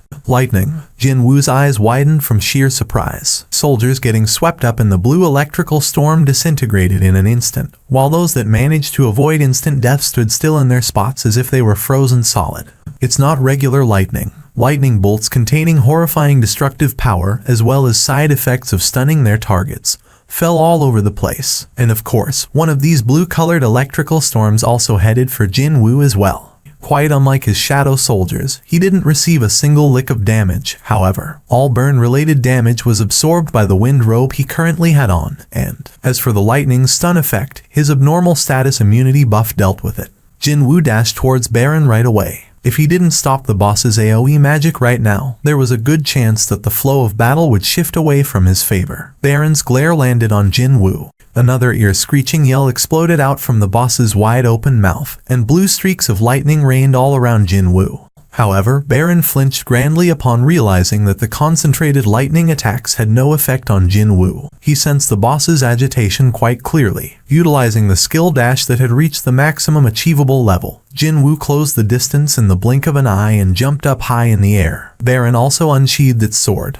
Jinwoo's reverse gripped Baruka's dagger and the Demon King's blade, infused with bluish flames, clashed face to face. Boom. A huge explosion of noise spread out. Baron was shoved off the Sky Dragon, while Jinwoo was flung away by the rebound as well. Jinwoo stopped rolling on the ground and got up at the same time as Baron. They glared at each other only for a brief moment. Both of them dashed towards each other with everything they had almost out of pure instinct. Baron spat out more blue sparks from his mouth, as if it had sensed that an opportunity had arrived. The intensity of the blue sparks crackling within Baron's mouth increased by a notch. Jinwoo heightened his senses as much as he could to get ready. I can do this. No, he simply had to do this. With time slowing down substantially in his perspective, Jinwoo calmly evaded each and every single one of the blue arcs of lightning flying right at him. As Baron's figure got closer and closer, Jinwoo began recalling his memories of the demon's castle one by one. Even during that, he still managed to evade the blue lightnings. Thanks to grant him this great power to fight evenly against an absurdly strong monster like this. As he climbed up each floor, he was molded and refined further and further. It was as if he was being trained precisely for this moment. So, how could he not feel grateful right now? Swish. Baron slashed down diagonally with his sword, and Jinwoo raised Baruka's dagger in his right hand to block it, before using the Night Killer to stab the Demon King's shoulder. Crack. The weapon designed specifically to tear through the enemy's armor dug deeply into Baron's shoulder. Jinwoo momentarily thought that he could hear Baron's soundless scream just then. He yanked the Night Killer out. Flames of rage erupted within Baron's eyes. The Demon King began panting out rather laboriously. Finally, the boss made his move. Jinwoo's two daggers and Baron's sword swished and swung and clashed against each other countless times, leaving behind several wounds on their bodies. Every time their blades collided, the ground around the two caved in by the shock waves emanating from the collision of the magic energy. A deep frown formed on Jinwoo's forehead. Even with such a deep wound on his shoulder, as befitting the title of the Demon King, Baron's powers were nothing to scoff at. Jinwoo felt aching coming from his wrists. He realized that he'd be in a disadvantageous position if things continued on in this fashion. I need to break this deadlock. Jinwoo and Baron both had two hands. However, Jinwoo also possessed a hidden third hand. Ruler's Reach. Out of the blue, a powerful impact force pushed Baron down on one knee. Even before Baron could recover from his confusion, Jin Woo's fist slammed hard into the Demon King's face. The terrifying physical power from the strength stat that had exceeded 200 rapidly shaved away the boss monster's HP. Then finally, Jin Woo placed almost all of his strength into the raised right fist. In an instant, his shoulder and arm muscles expanded greatly, and the air around him became so heavy that it actually sank lower. An enormous amount of magic energy pooling around his right arm forced all sounds away, and instantly, the surroundings became eerily quiet. Within this brief respite of silence, Jin Woo looked down at the boss below him and murmured, "Thanks for everything." Of course, there was no reply. The Demon King only glared at Jin Woo with hatred deeply burning in its eyes. "I'm sure you'll never understand what I'm trying to say here." Even then, he wanted to convey this emotion welling up inside his chest. After he gave his honest thanks, Jin Woo landed the final hit against the owner of this demon's castle. Kaboom! And then, he was greeted by the sound of TTI ring, as well as several messages that made him feel even better. Phew! Jin Woo spat out a short sigh of relief. This was the moment his long march that started from the very first floor of the demon's castle dungeon was drawing to a close here on this 100th floor. He closed his eyes for a moment in order to get a grip on his turbulent emotions, only for the image of his mom's face to pop up. Rather than feeling elated, Jin Woo felt anxious instead from the list of item discovered messages that continued to pop up, because he couldn't spot the item he was looking for. However, he cried out in excitement as soon as he spotted the very last item. Purified blood of the Demon King. It's here. Jin Woo quickly acquired all the items and lifted up the item that must have been the purified blood of the Demon King. Rarity. Type. Ingredient. This is the liquid created from purifying the blood of Baron, the sovereign of the demons. Possesses immense magical energy, but even after going through the purifying process, the blood still retains strong toxins. In order to use the blood as a medical ingredient, both the fragment of the world tree and spring water from the forest of echoes are needed to neutralize the toxin. The red liquid sloshed inside a clear glass bottle according to the angle it was held. This is the blood of the Demon King. He already possessed the other two ingredients, fragment of the world tree, and the spring water from the forest of echoes. So, what was there to hesitate about? Jin Woo promptly summoned the crafting skill window. Consumable, divine water of life. Different from the past, the words divine water of life was now blinking constantly. When he checked the details, the words crafting possible immediately caught his attention. Crafting possible. Ingredients. 1. Purified blood of the Demon King. 2. Fragment of the world tree. 3. Spring water from the forest of echoes. Jin Woo was in a hurry to see the finished article, so he didn't waste any more time and chose to start the crafting process. Start. Jin Woo's eyes widened. Are you telling me only now that the odds of success, as well as the number of completed items, will depend on the intelligence stat? If you were stupid, then you couldn't even craft anything. It did sound somewhat logical, so Jin Woo could only nod his head. In the meantime, the countdown steadily ticked on. Why did the words percentage of crafting success get on his nerves so much? The only solace he could take away right now was the fact that he had at least woke up to the importance of the intelligence stat quickly enough to invest a lot of extra stat points there. That's what I'm talking about. Jin Woo had been waiting anxiously until then. But as soon as the success message popped up, he raised his hands high up into the sky.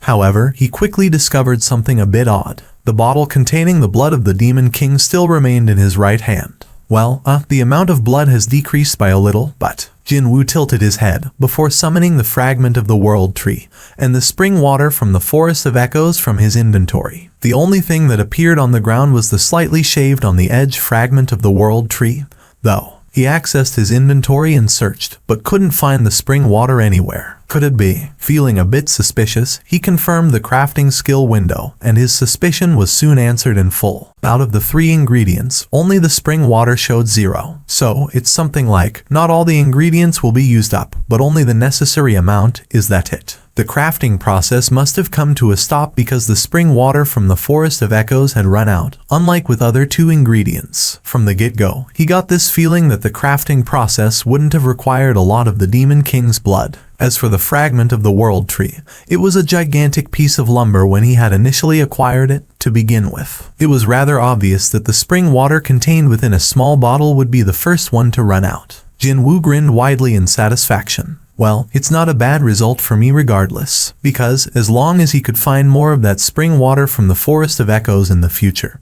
he'd get to craft more of this divine water of life. Hold on, there's another problem to consider, isn't there? Jin Woo was desperate for a bottle of this divine water, yet now there were 6 wooden bottles waiting for him on the ground, so it was rather difficult for him to calm his wildly beating heart. Rarity S. Type consumable. A mysterious liquid medicine that cures any and all illnesses through powerful magic contained within. The effect will only manifest after one whole bottle has been consumed. Would this item truly cure his mother's illness? I guess I'll find out later today. His heart palpitated faster. Jin Woo carefully stored away all 6 bottles in his inventory, as well as the remaining ingredients. Even then, he still had lots of other items to go through. 1 ring, 1 longsword, 2 short swords, and 2 japdams. Because Baron was the boss of a rank S dungeon, it sure coughed up a lot of loot. I've got a pressing matter to attend to, but he shouldn't miss out on other things because of that, no. Wasn't there an old saying about the more of a hurry you are in, you should take the longer of the routes available or some such? Jin Woo looked behind him and found his shadow soldiers standing at attention in rows, having massacred an army 10 times their number. Behind his boys, dead demons were strewn about everywhere. What about the Sky Dragon? Jin Woo's wandering gaze hurriedly searched for the monster that the Demon King rode around in. Worryingly enough, all he could spot were the corpses of demons piled up on high, with not a hint of the Sky Dragon anywhere. Wait, it couldn't have flown away during the fight, right? Thankfully though, his worries didn't last for long.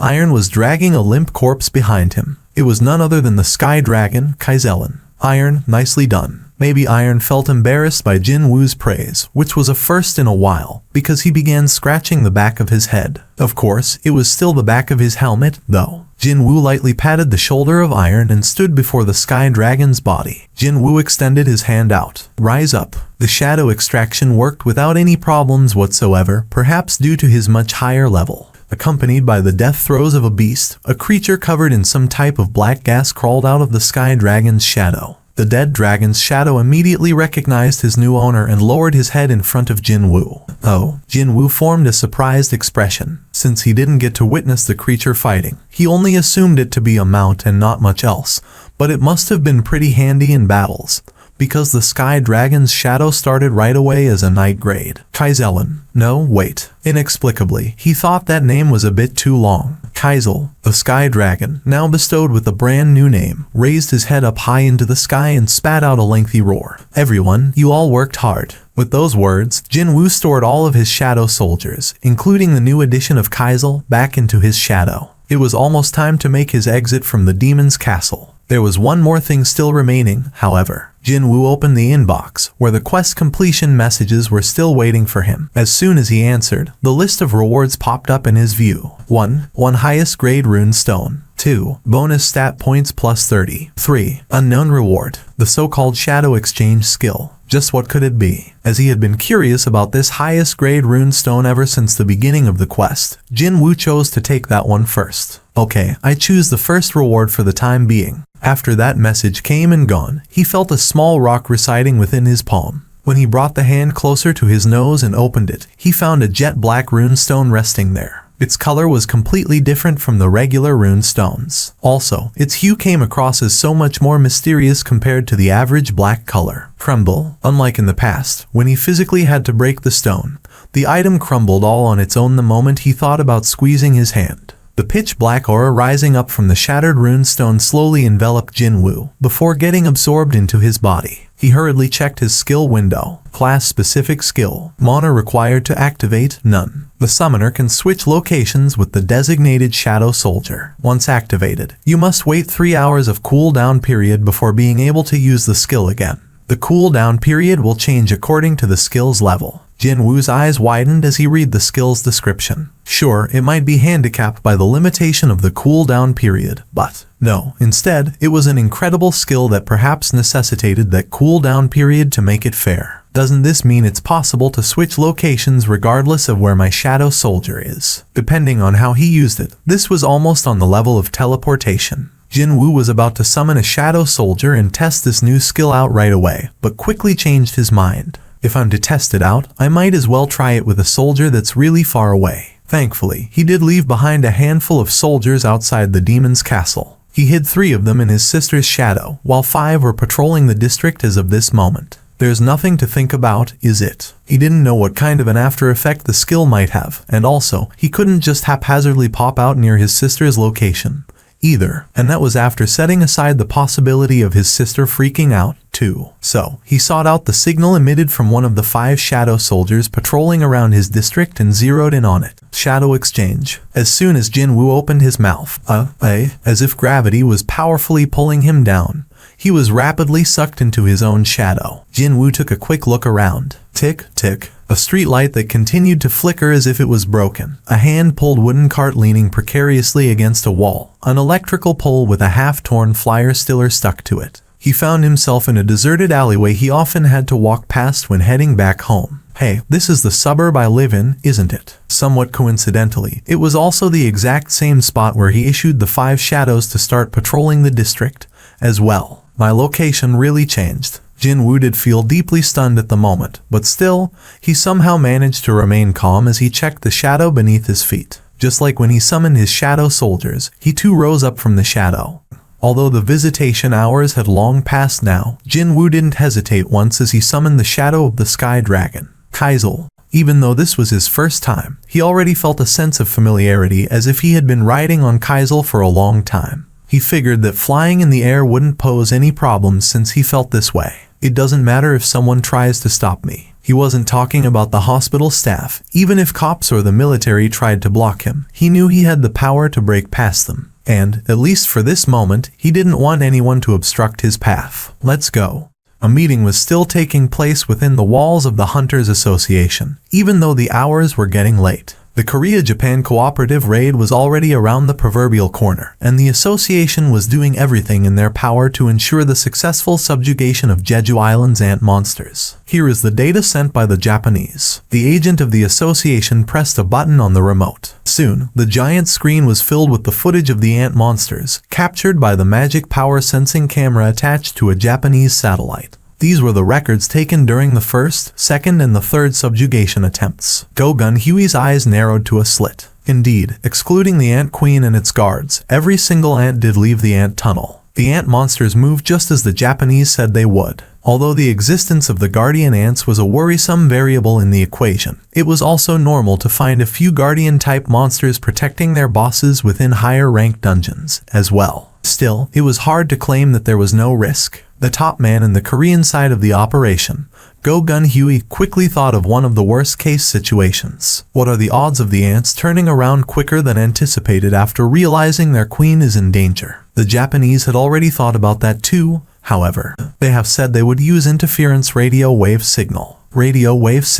According to their research, they discovered that the ant monsters use specific radio waves to communicate among themselves. Indeed, if one wanted to order an army of several thousands as one unit, then a method to send out commands should exist. Go-Gun Huey nodded his head. And they can interrupt the communication of ants with radio waves. That's what they said, sir. So, they want us to fully concentrate on killing the Ant Queen, is it? The subjugation plan itself was quite simple. Even though it was simple, there was a higher chance of succeeding when compared to other plans, as well. Yet, why did Go-Gun Huey feel so anxious like this? He rested his chin on his hands. Could it be that I'm worried about? It was then. Go-Gun Huey spun his head towards the outside of the window, his brows shooting up high. Everyone inside the meeting room flinched at the sudden movement of the association president. Section Chief Woo Jin-cheol, here to guard his boss from the side, rapidly walked in closer. Did something happen, sir? Just now, an astonishing wave of magic power flooded in from a faraway place beyond the windows. Although it only lasted for a brief moment and quickly disappeared from Go-Gun Huey's perception, he still had felt the full brunt of that. As their association president continued to stare into the distance outside the window, the agents had to stop the meeting and cautiously ask their boss, "Sir?" Only then did Go-Gun Huey shift his gaze away. Baek Yun-ho asked, his head still looking over his shoulder. "Did you sense that?" Min Byung-gu replied testily. "I may be retired now, but my rank hasn't dropped, you know." These two men had been sharing a bottle of cheap liquor for the first time in a long while inside a certain pajangmacha until then. But now, only the heavy silence flowed between them. Baek Yun-ho eventually shifted his gaze back to his front. What was that just now? Maybe Choi Jong-in and Cha Hee-in started fighting over the shares of the Hunters Guild. Who knows? Min Byung-gu had been frozen on the spot with a shot glass in his hand, but suddenly broke out in a fit of giggles before emptying the soju down his throat. Baek Yun-ho formed a dumbfounded expression. "Don't tell me you were trying to make me laugh with that. But wasn't it funny, Hyung?" Never mind, forget it. But, then again, including his sense of humor, Min Byung-gu could be considered a bit strange in the head. No doubt about that. I mean, he's supposed to be the first rank S hunter in the world to retire when he's still all healthy. And the like, isn't he? Not only the first in the world, but he was also the only one so far, too. Just how many people out there would willingly give up on the ridiculous amount of wealth a rank S hunter could earn, simply because he wasn't interested anymore? Min Byung-gu wasn't even from a wealthy stock, to begin with. Sensing Baek Yun-ho's questioning gaze, Min Byung-gu asked back, Hyung, are you really going to participate? Yeah, but you saw how Yoon Seok-hyung died. That's why I must go back. Min Byung-gu looked at his drinking partner with a bit of confusion on his face. Baek Yun-ho emptied his shot glass and continued on. If we leave the ants alone, the entirety of South Korea would end up like that place. Since when did you become this patriotic? Well, we're supposed to do it sooner rather than later, so might as well come up with a nice-sounding excuse while I'm at it. Don't you agree? The guilds could not decline the association's summons. I won't be participating. I will never go back there. If you ask to see me, hoping to change my mind, you might as well give. That's not it. Baek Yun-ho put the cash down for the alcohol and stood up. The bottle was empty by then. I came to say goodbye, just in case. I don't know if we'll get to sit down for a drink again, after all. Hyung. Min Byung-gu gave up on changing Baek Yun-ho's mind. Baek Yun-ho already knew full well the dangers of the subjugation plan. Perhaps better than anyone else. Even then, he's still going. Baek Yun-ho's expression wasn't of someone being dragged away despite feeling deeply scared. No, rather, he carried the face of someone getting ready to step on and kill as many ants as he could with this opportunity, instead. Indeed, he seemed to be eagerly waiting for the day of the subjugation. Min Byung-gu could only chew on the snacks with a helpless expression on his face, only for his chopsticks to stop moving shortly thereafter. Wait a minute. I can't think of that many hunters who don't like fighting against monsters, now can I? There were a few like that among the healers, but on the flip side, those folks simply loved to heal others, instead. Min Byung-gu dazedly stared at the bowl of oden soup, before roughly scratching the side of his head. Could it be that only those who like fighting become awakened? There was no way that could be true. Jin-woo quickly arrived in the hospital. Let's see. It was room number 305, right? He wasn't planning to enter the hospital through the front door to begin with. While still riding on Kaisel, he searched for the windows of his mother's hospital room. Ruler's reach. The curtains covering the windows silently parted sideways. He saw the quietly sleeping sight of his mother on the bed. She looked exactly the same as the last time he came to visit. Jin-woo used Ruler's reach one more time to open the window and silently stepped into the hospital room. Kaisel had disappeared into his shadow by then. He soon stood by the side of the bed. His heart was pounding madly now that the time he had been waiting for so long was here. If something goes wrong, I won't be able to do anything. His mother had been unconscious for a very long time. There was a chance that she might not even be able to swallow the divine water of life, and even if she did, there was no guarantee that she'd be okay afterwards. However, Jin-woo got to witness plenty of miracles the system caused so far. If it happened to someone else, he'd never have believed a word of it. One didn't even have to look far for tangible evidence, either. Wasn't he the walking proof of those miracles? I was a Ranky, yet now look at me standing here. All of his achievements, they were due to the system's powers. Pop, his hands that stayed steady during the life or death battle against the Demon King were trembling greatly now. Jin-woo took a deep breath to calm his mind. If I make a mistake here, my mother will bear the cost, instead. The moment he told himself there could not be any mistake whatsoever, he was able to regain the usual calmness right away. Even his hands stopped shaking. Soon, the divine water of life slowly trickled into her slightly parted lips. Jin-woo didn't rush it and made sure to let only a tiny strand enter her mouth. This wound. He then noticed the burn marks on the side of his mom's neck. The burns continued down the back of her neck, too. Although he couldn't see it from this angle, Jin-woo knew only too well that the burn mark extended from the entirety of the back of her neck and her shoulders to some part of her head. She got that because of me, after all. Back then, he only wanted to wash his mother's hair inside the public bathhouse. He wanted to emulate what his mother did when she washed the hair of very young Jin-ah. However, the young Jin-woo, who never had much of an opportunity to visit public bathhouses before, lacked the ability to tell apart the temperature of the water. Mom flinched a little, but didn't move from the spot even when her flesh was visibly cooked red. All because she feared that the hot water might end up on Jin-ah's face. She simply held her daughter tight in her embrace. She didn't make any noise. The belated screams came from not his mother, but from the mouths of the aunties nearby. Oh my God! Someone help! Jinwoo, are you okay? Are you hurt anywhere? The young Jinwoo thought that he'd be scolded for sure. He could never forget the events of that day and those words his mother said to him. Not even now. And here I am, thinking that I don't owe anyone anything. After their father went missing, it was Mom alone who raised the siblings Jinwoo and Jin-ah. He hated owing someone, or someone owing him, so he made sure that such a thing never happened, but still, he owed his mother a debt that he could never possibly repay. Jinwoo's eyes widened. A little bit of color was returning to Mom's once slightly pale face. Like color spreading on the black and white TV screen, a healthy complexion was spreading over his mother's skin. Every passing second felt like an hour to him. How much time did pass like that? Jinwoo's mother slowly opened her eyes. Her gaze wandered around for a moment or two, before stopping at Jinwoo. Who? No, wait, could you be? Jinwoo. Jinwoo's heart nearly fell just then, but he managed to nod his head a little. It was obvious that she didn't recognize him right away. 4 years had passed by already, and he had grown by a lot since then, too. Jinwoo didn't rush things and quietly waited. Like water slowly filling up an empty bowl, blurry memories of the past filled up the empty hole of the last 4 years in Jinwoo's mother,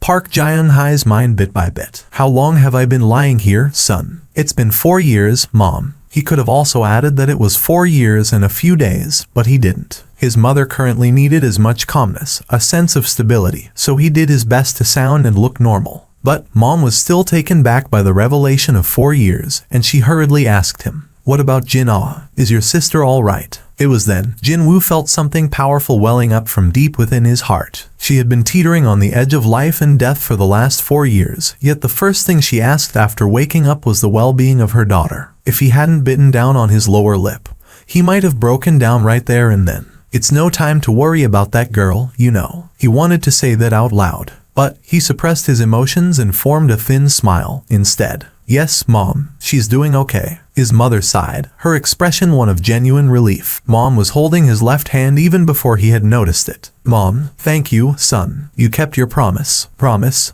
Well, I forgot. Then again, he had always thought it was the most obvious thing in the world, so it was possible that he didn't consciously see it as a promise. The so-called eternal sleep disorder, where you'd fall deeper and deeper into slumber until you'd never wake up again. It became harder for Mom to carry on with her daily life as drowsiness frequently assaulted her without warning with every passing day. Out of the blue, though, she asked Jinwoo for a favor. If Mom can't wake up one day, will you promise me to take good care of your little sister? She carried a smile of a mother asking her child for a simple errand back then. That was why he had been enduring until now. He didn't resent her at all, because all he did was to take over the burden his mother had been carrying until then. However, Mom tightly squeezed his hand as if she knew everything. My son, it must have been hard for you. Jinwoo tried to smile like he had done before to assuage his mother's worries, as if nothing of note had happened until then. Unfortunately, he couldn't do that. All the tears he held back until then traveled down his face, and his lips parted all on their own. Yeah. What was that? The director of Seoul Ilsan Hospital, Dr. Lee Seong-chul, got to hear a rather stunning piece of news. A patient suffering from eternal sleep disorder had woken up from the terminal stage of the illness. Are you telling me the truth? Yes, director. I've confirmed it personally. As a doctor, his ears would perk up greatly if such an event occurred in someone else's hospital. Yet the patient in question was actually in his own. Who knew such a jackpot would come knocking at my door? The exceptional brain of Director Lee Seong-chul began punching some numbers in his mental calculator. Isn't this an unprecedented event in the whole world? You're correct, Director. Nicely done. Dr. Choi, I beg your pardon. It doesn't matter how it happened. We can always cook something up later. But it's only right and proper that the doctor in charge is praised for the work well done when a patient gets better. Am I wrong? The patient's legal guardian requested for immediate discharge. What was that? No, that definitely could not be allowed. Reporters would only come to the hospital if the patient was still here. No, never mind the reporters. He needed to keep the patient here in order to figure out how the disorder had been cured to begin with. Have you heard about Mr. Seong Jinwoo? Seong Jinwoo, was he a powerful politician?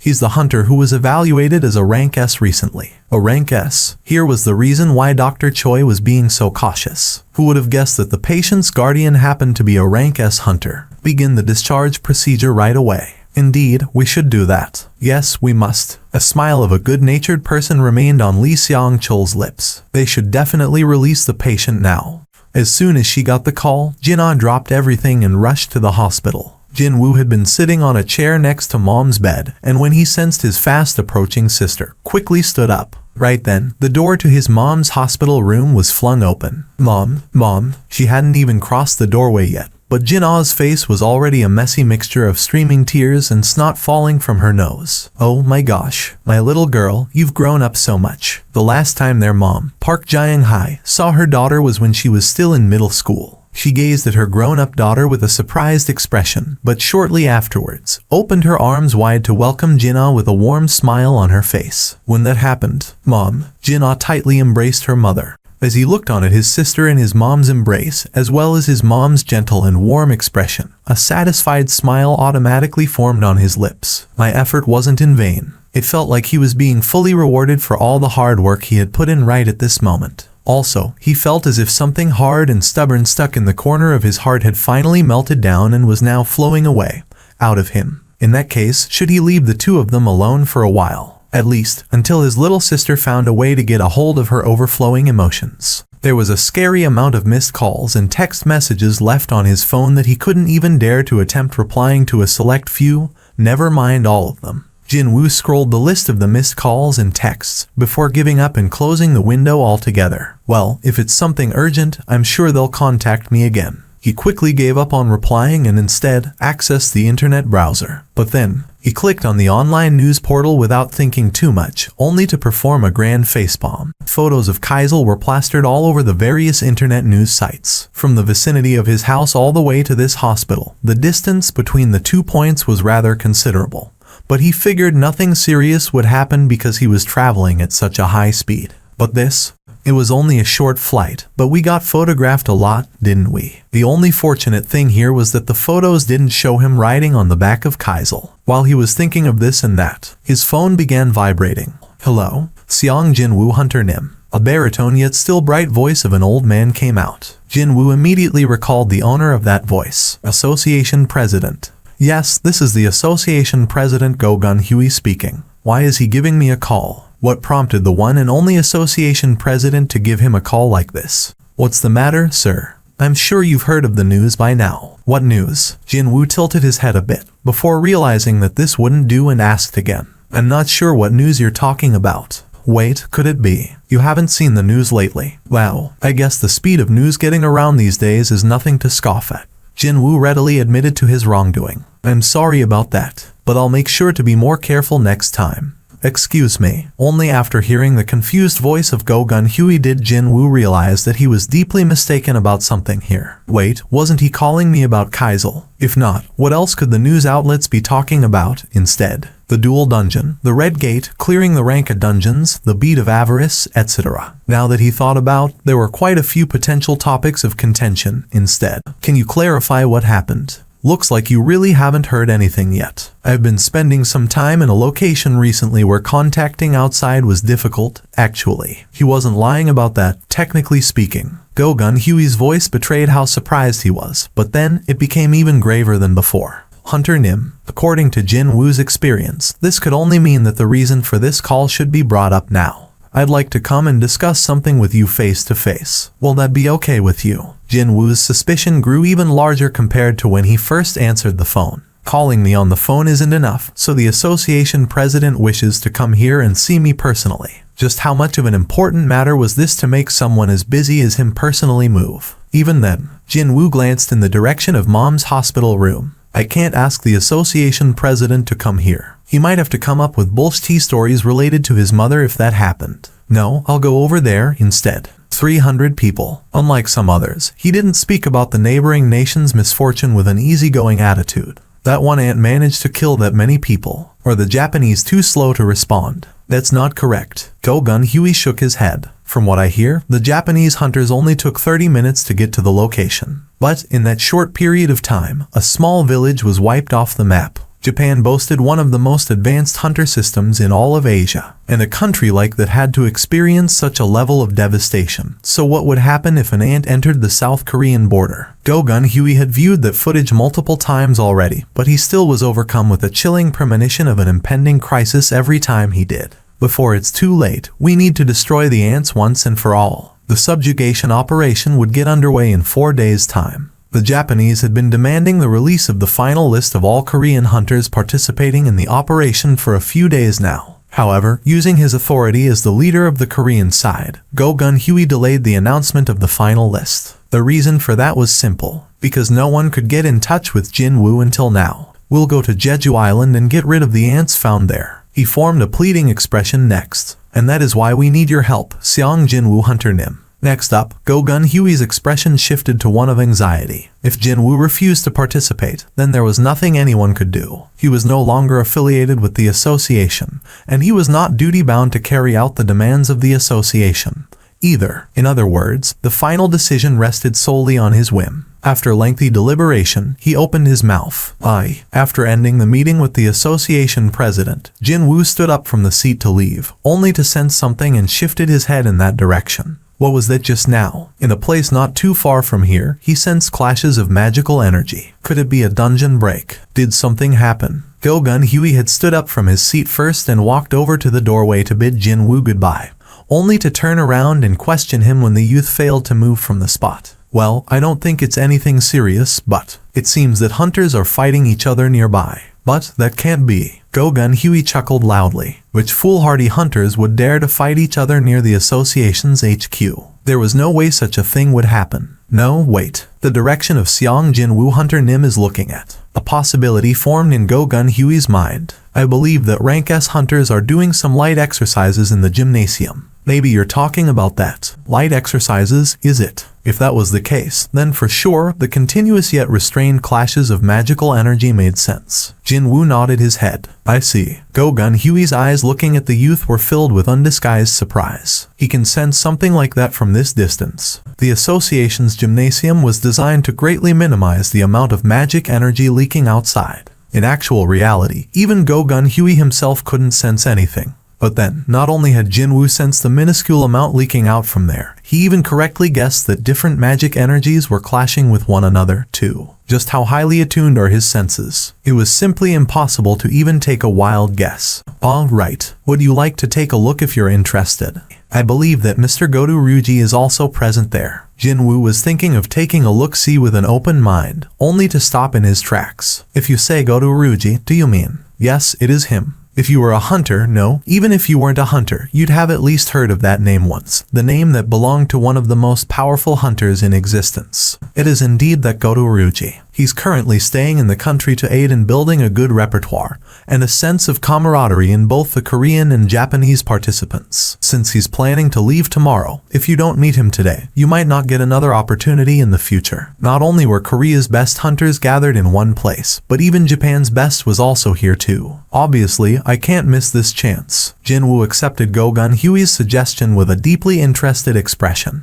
Goto Ryuji was doing his very best to stifle a yawn. This is supposed to be the abilities of Korea's best. How laughable. No, they were actually pitiful. The assessment of laughable was made from an objective point of view, while the pitiful bit came from him adding a bit of sympathy to that initial assessment. Rather than leaving the safety of the country to these people's hands, wouldn't it be far better to be under the protection of us, the Japanese, instead? Goto Ryuji formed a leery smile and surveyed the Korean Rank S hunters. Out of all the Rank S hunters he met in Korea so far, only one seemed to be somewhat useful to his eyes. Her name's supposed to be Cha Hee-in, right? Even then, her abilities were only around the level of Japan's upper-rank hunters. She fell way short when compared to the best hunters Japan could offer. But there's no helping it, is there? South Korea was a small nation, and its population wasn't that vast either. Also, the person who had awakened the greatest ability within the populace just so happened to be an old man who didn't have that many days to live and couldn't even fight properly. If it's Go Gun-Huey, then he might be able to contend with some of our best on a similar level, but he could say that the Koreans had drawn a short straw on this one.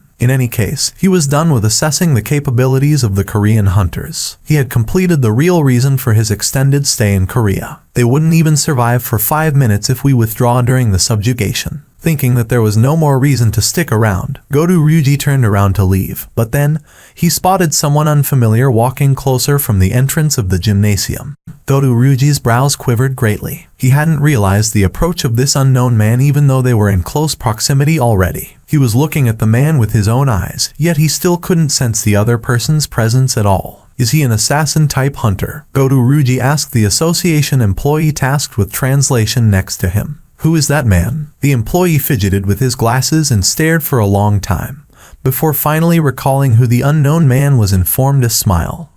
He's the newly registered rank S hunter.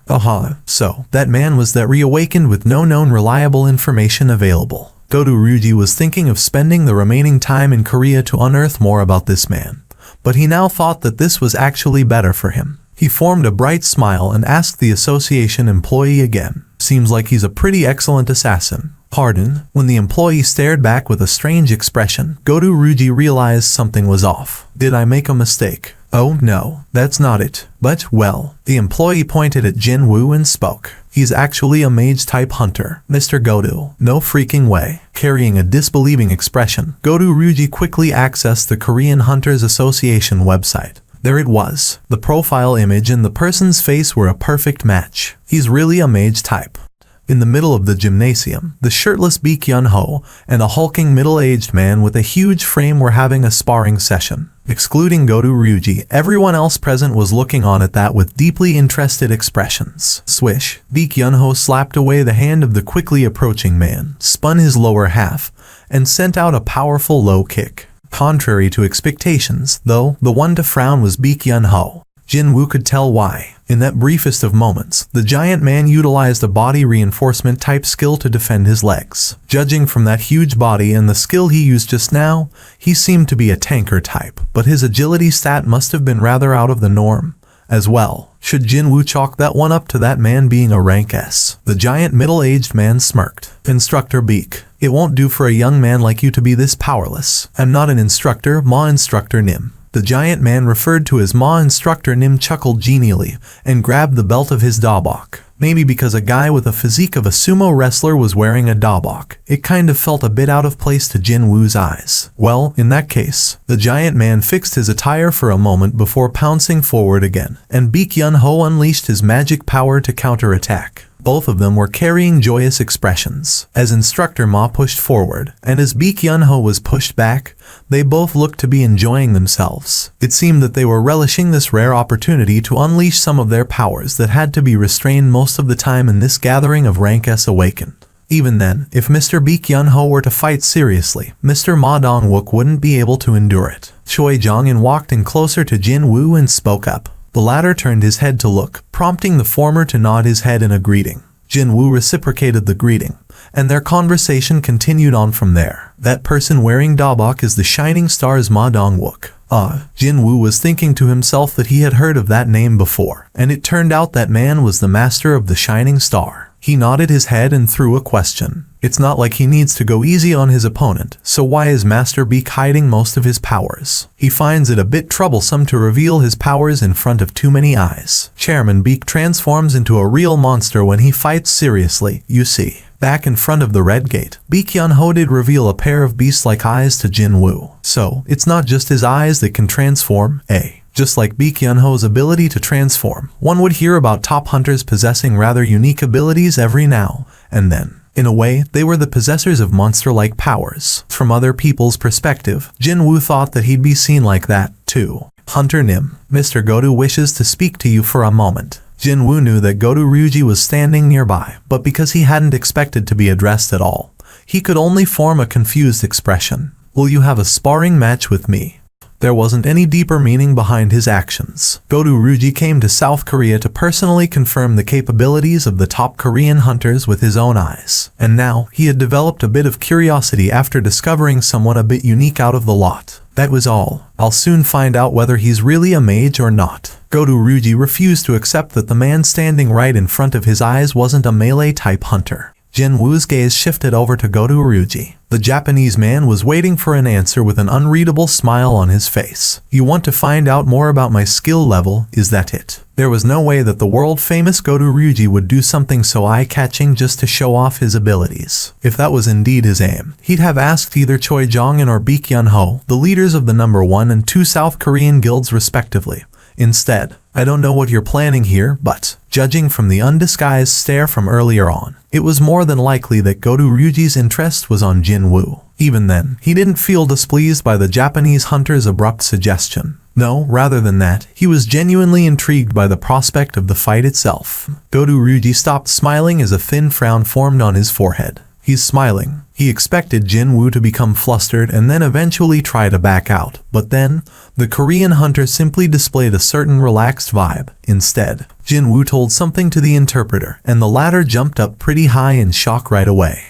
Excuse me, Mr. Godu. Seong Jin Woo Hunter Nim agreed to your proposal. However, he says he has a condition. A condition. Not only had the opponent failed to lower his tail and cower, but he also accepted the challenge straight away, and even put up an extra condition as well. He'll agree only on the condition that Mr. Godu gives his all. Godu Ryuji's stare immediately shifted to Seong Jin Woo. Is he being serious? Seeing the expression on Jin Woo's face, one could tell that he wasn't kidding around. Godu Ryuji tilted his head. Wait, maybe he doesn't know who I am. But that couldn't be. With a rank S healer nearby, there shouldn't be any big accidents either. Alright, I accept. Who's that guy next to the Japanese hunter? Isn't he Hunter Seong Jin Woo? What's this? Are they going to spar or something? Soon, the rank S hunters and association employees within the gymnasium all gathered around the two men glaring at each other, as everyone was immersed in the developing situation. Half of them looking on with worry while the other half in anticipation. Cha Hee-in also stood next to the hunters and looked on at the duo. Will he be fine? The look Jin Woo gave her, telling her not to interfere even when he was facing off against over 100 high orcs and a boss of a rank A dungeon. When recalling that powerful, determined stare, she felt her chest palpitate, and unexplainable anticipation bubbled up in her heart. Are you feeling okay today with other hunters around you? Before she had time to notice it, Baek Yun-ho was already next to her to ask that question. They had gone on several raids together, so he knew very well of her strange physical condition. Well, it's not like I'll be able to continue blocking my nose in Jeju Island, so. Hearing her answer, Baek Yun-ho nodded his head. It was her turn to ask next. You said before that you're an acquaintance with Hunter Seong Jin Woo. In that case, shouldn't you try to stop Mr. Seong Jin Woo? I guess that's the normal way of thinking. After all, the opponent today was none other than Godu Ryuji. Cha Hee-in tilted her head. If so, then why? Baek Yun-ho shifted his gaze and met her eyes before replying to her. It's the same reason as yours, Cha Hunter Nim. Flinch. Cha Hee-in felt as if her inner secrets had been exposed by Baek Yun-ho just now. Her always taciturn expression displayed just a hint of change. Don't you feel this strange anticipation in the air? She couldn't deny that. Even now, her heart was racing with a singular thought of if it's Hunter Seong Jin Woo, then he might. Filling up her head. It's the same story for me. Baek Yun-ho replied with a grin and looked back in Jin Woo and Godu Ryuji's direction. If Hunter Seong is really an awakened who can grow stronger as per my expectation, then this could be the chance to confirm that theory. Godu Ryuji raised his fist first. The interpreter standing nearby hurriedly left their side. Making sure that the interpreter had run off to a safe enough distance, Jin Woo belatedly put his dukes up as well. No, that's what he tried to do. But then, swish, without a moment's delay, Godu Ryuji's fist flew past where Jin Woo's head had been a blink ago. The Japanese man's eyes grew wide. I missed. The attack was meant to floor Jin Woo in one go and help Godu recover his damaged pride. But now, it was all for nothing. Jin Woo evaded the punch by tilting his head out of the way, and then he easily created some distance between them. And you still claim to be a mage after that. What a bloody laughable notion that was. Indeed, Godu Ryuji's eyes weren't mistaken. He didn't know the reason for the Korean association hiding that man's true abilities, but without a doubt, Seong Jin Woo was a melee-type hunter. Not only that, definitely an assassin, too. The corner of Godu Ryuji's lips arched up. Allow me to peel off another layer of yours. Right until everything you possess is brought up to the surface. For the first time in a long while, Godu Ryuji was feeling genuinely pumped up. After taking some distance away from the aggressive Japanese hunter, Jin Woo stood still and listened to his heartbeat. Thump, thump, thump. Indeed, his heart was beating faster. He could sense power on another level compared to other hunters from Godu Ryuji. However, the emotion filling up Jin Woo's heart whenever Godu Ryuji's unbelievable aura touched his skin was this strong sense of belief in himself. So, that guy is the best in Japan. Only now could he truly recognize how much he had changed while raising his level to 97. His strong confidence was clearly visible on his face now. On the other hand, Godu Ryuji's expression was hardening. He's smiling again. How dare he, in front of me? Godu Ryuji spat out a heavy breath. The scarcely believable amount of magical energy he emitted began to heavily press down the surrounding air. Hunters watching on were jolted by a nasty surprise. Shouldn't we stop them before something happens here? Goto Ryuji, maybe he's thinking of really going for it now. However, there was a thin smile on Jinwoo's face. This was what he wanted, anyways. Goto Ryuji saw that Jinwoo showed no signs of cowering even after he had unleashed his fearsome level of magic power, and felt something welling up from deep within. His eyes gleamed dangerously just then. Even before other hunters had the chance to step forward and stop this bout, Goto Ryuji pounced like an angry predator. The distance closed up in an instant. Goto Ryuji reached out with his hand. Jinwoo leaned back in the nick of time and evaded the attack. Goto Ryuji's eyes trembled imperceptibly. He dodged. Was that also a coincidence, or, even though many thoughts fleeted in and out of his head, he didn't stay his hands and continued to rain down his attacks. Too bad, not one of them could connect to his target. Jinwoo always managed to dodge by a hair's breadth or repelled the incoming hits away. How could this be? Cold sweat drops formed on Goto Ryuji's forehead. Goto Ryuji and his brilliantly flashy attacks, and Jinwoo who managed to dodge everything by the smallest margins imaginable. Other hunters watched the duo and expressed their genuine admiration. That's some fierce attacks, alright. Hard to follow those movements with my naked eyes. Look, even Hunter Seong Jinwoo is enduring pretty well. No, right, it's already pretty remarkable that he can evade the attacks from Japan's best to that extent. Cha-hien shook her head multiple times inwardly. No, Hunter Seong Jinwoo isn't enduring anything right now. Others could only see that Jinwoo was being endlessly led around by Goto Ryuji's continuous stream of attacks, but in reality, it was completely the opposite. Cha-hien swallowed her saliva, feeling rather astonished at the moment. He's actually leading Goto in such a way that Goto has no choice but to keep attacking. If she was not wrong about this, then Hunter Seong Jinwoo had matched his own pace to the opponent's, so he could figure out more about who he was facing here. Such a thing was only possible if his own level of abilities was several times greater than that of his opponent's. How can that even make any sense? But that nonsensical event was actually unfolding right before her eyes. If someone formed a murderous intent towards him, the system would float up a message and issue an emergency quest right afterwards. What if he got a quest telling him to kill Goto Ryuji here? Goto Ryuji's outstretched hand, aimed at Jinwoo's eye, narrowly missed and ended up slicing his cheek just a little. If his reflexes that had reached the absolute limit didn't react in time and tilt his head out of the way, he might have really lost his eye just now. It was an attack that clearly carried the intent to kill, and it was clearly aimed at a vital spot of the human anatomy. Such a thing would never be accepted during a training match like this. In the blink of an eye, the atmosphere changed. Baek Yun-ho unconsciously spat out a frightened gasp. The first person to sense the abrupt shift in the atmosphere was actually Goto Ryuji, however. Unfortunately for him, although his body understood the change, his head could not. The chilly air roused sleeping goosebumps to break out all over his body, and all the hair on the back of his neck stood up. He had never, ever felt like this before. Jinwoo's arm was cocked back by a lot. A tightly clenched fist at the end of that arm was taking an aim at Goto Ryuji's unguarded face. The air sinking lower all around Goto Ryuji pressed down on his shoulders. He suddenly couldn't breathe anymore. Why? Why did he inexplicably think of the word death right at this moment? But then, stop. Baek Yun-ho and Cha-hien jumped into the fray purely out of instinct and grabbed hold onto Jinwoo's right arm.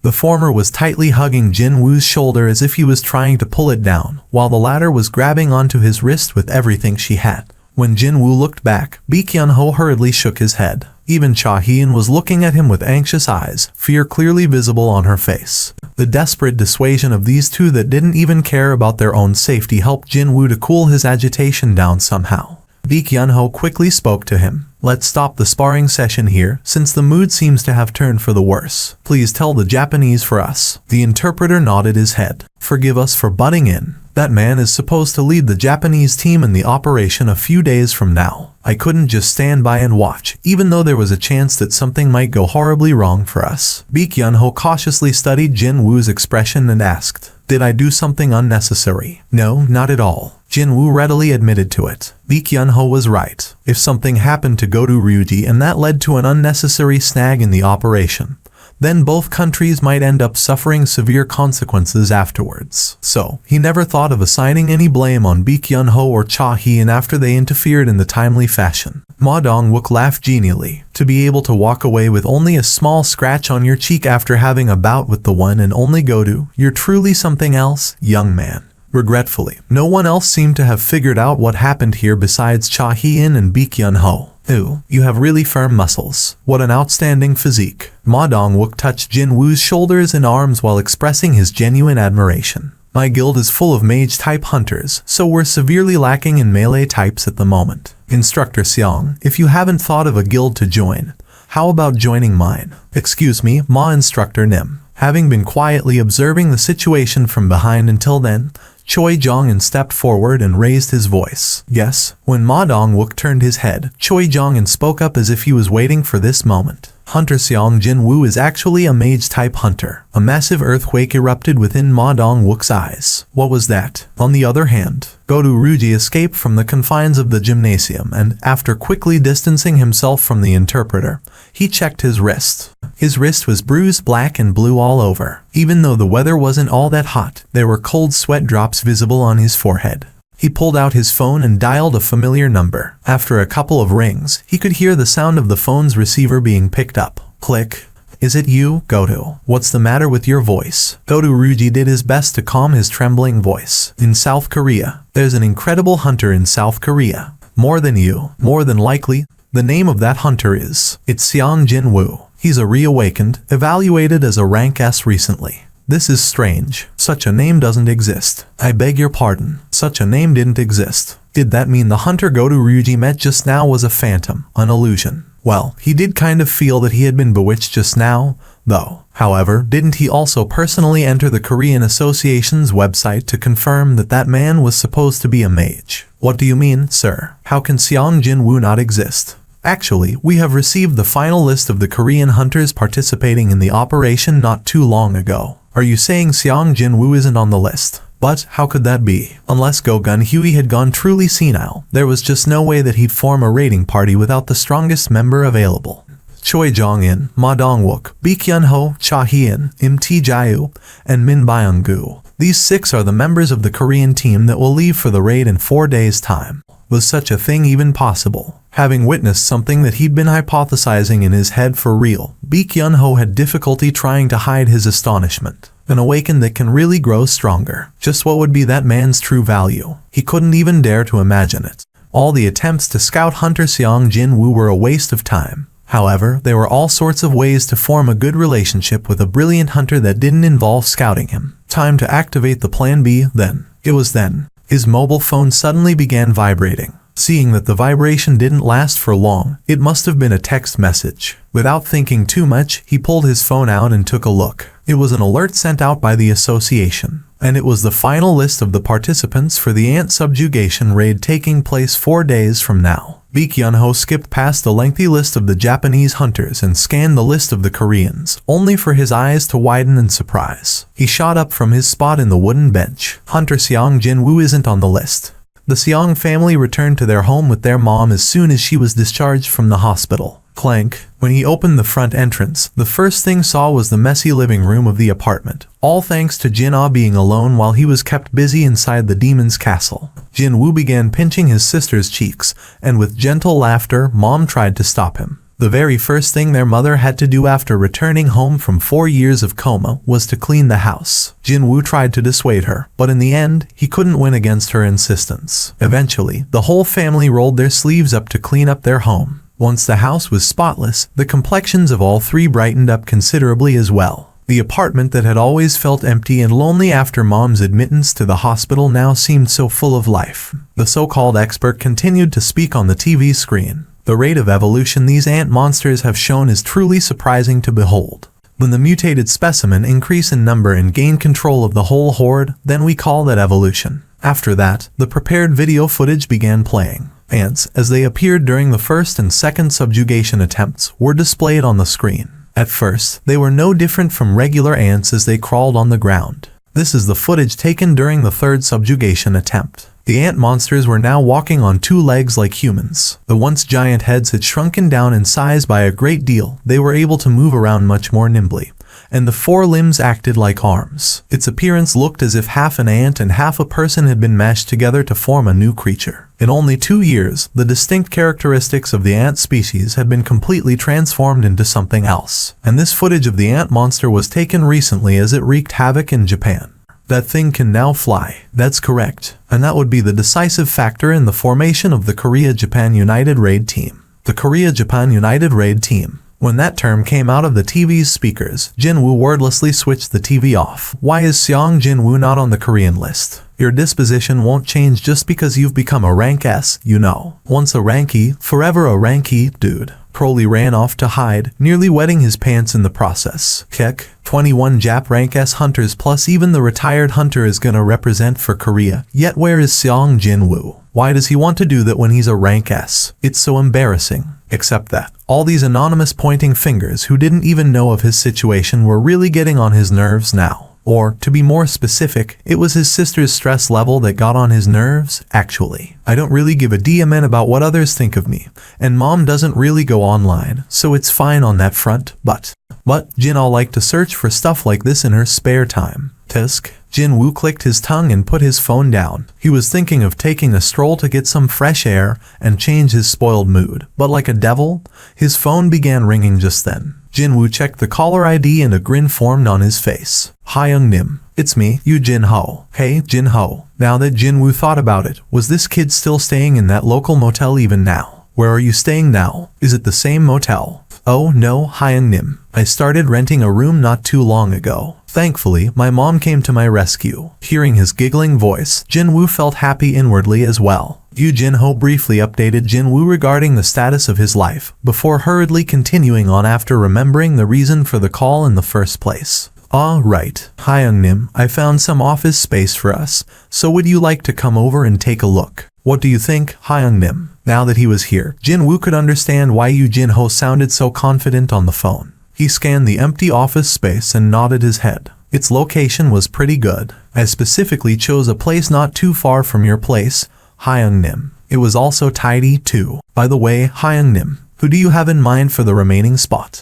The remaining spot? Did he make a promise to open up a spot for someone? Since Jin-woo wasn't the type to forget his promises, he could only look at Yoo Jin-ho with a confused expression, prompting the latter to excitedly explain the situation. You need at least 3 people when creating a guild, Hyung-nim. The master, the vice master, and an employee. Indeed, that was the minimum required composition of a guild's founding members. Several familiar faces fleeted in and out of Jin-woo's head as he considered who could fill up the remaining vacant spot.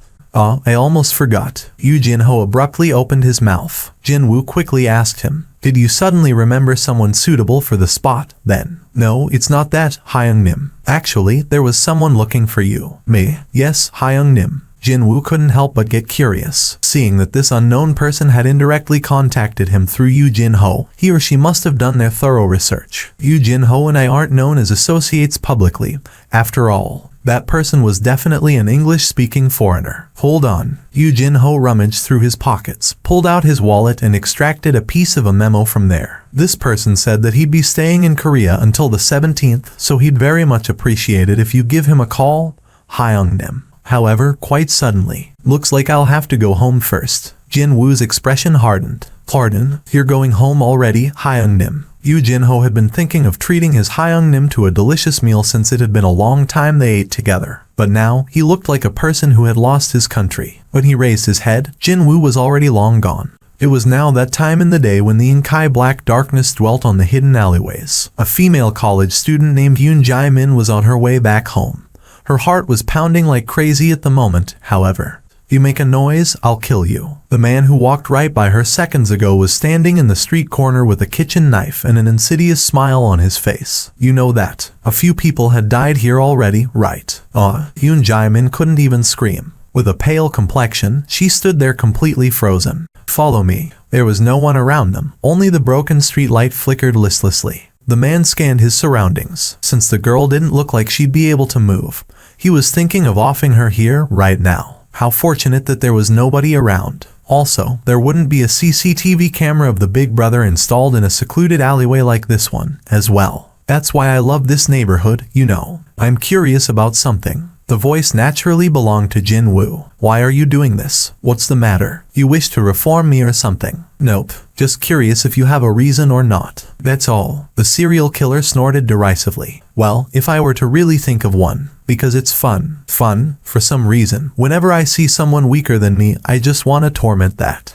person. The serial killer didn't get to finish what he wanted to say. Instead, he fell to the ground clutching his left ankle where his tendon had been sliced apart. When he raised his head, he realized that Jinwoo was holding the kitchen knife even before he had the time to notice it. Just when it was right then, Jinwoo's shape grew blurry again. This time, it was his right ankle. The serial killer rolled around the ground in pain. Jinwoo ignored the venom-spewing serial killer and calmly dialed 119 to call for an ambulance. He then pulled out the ID card from the wallet to take a look. Next, he placed the phone and the wallet back in the hands of the shivering serial killer and murmured quietly, "Hand yourself over to the police before midnight tomorrow." What?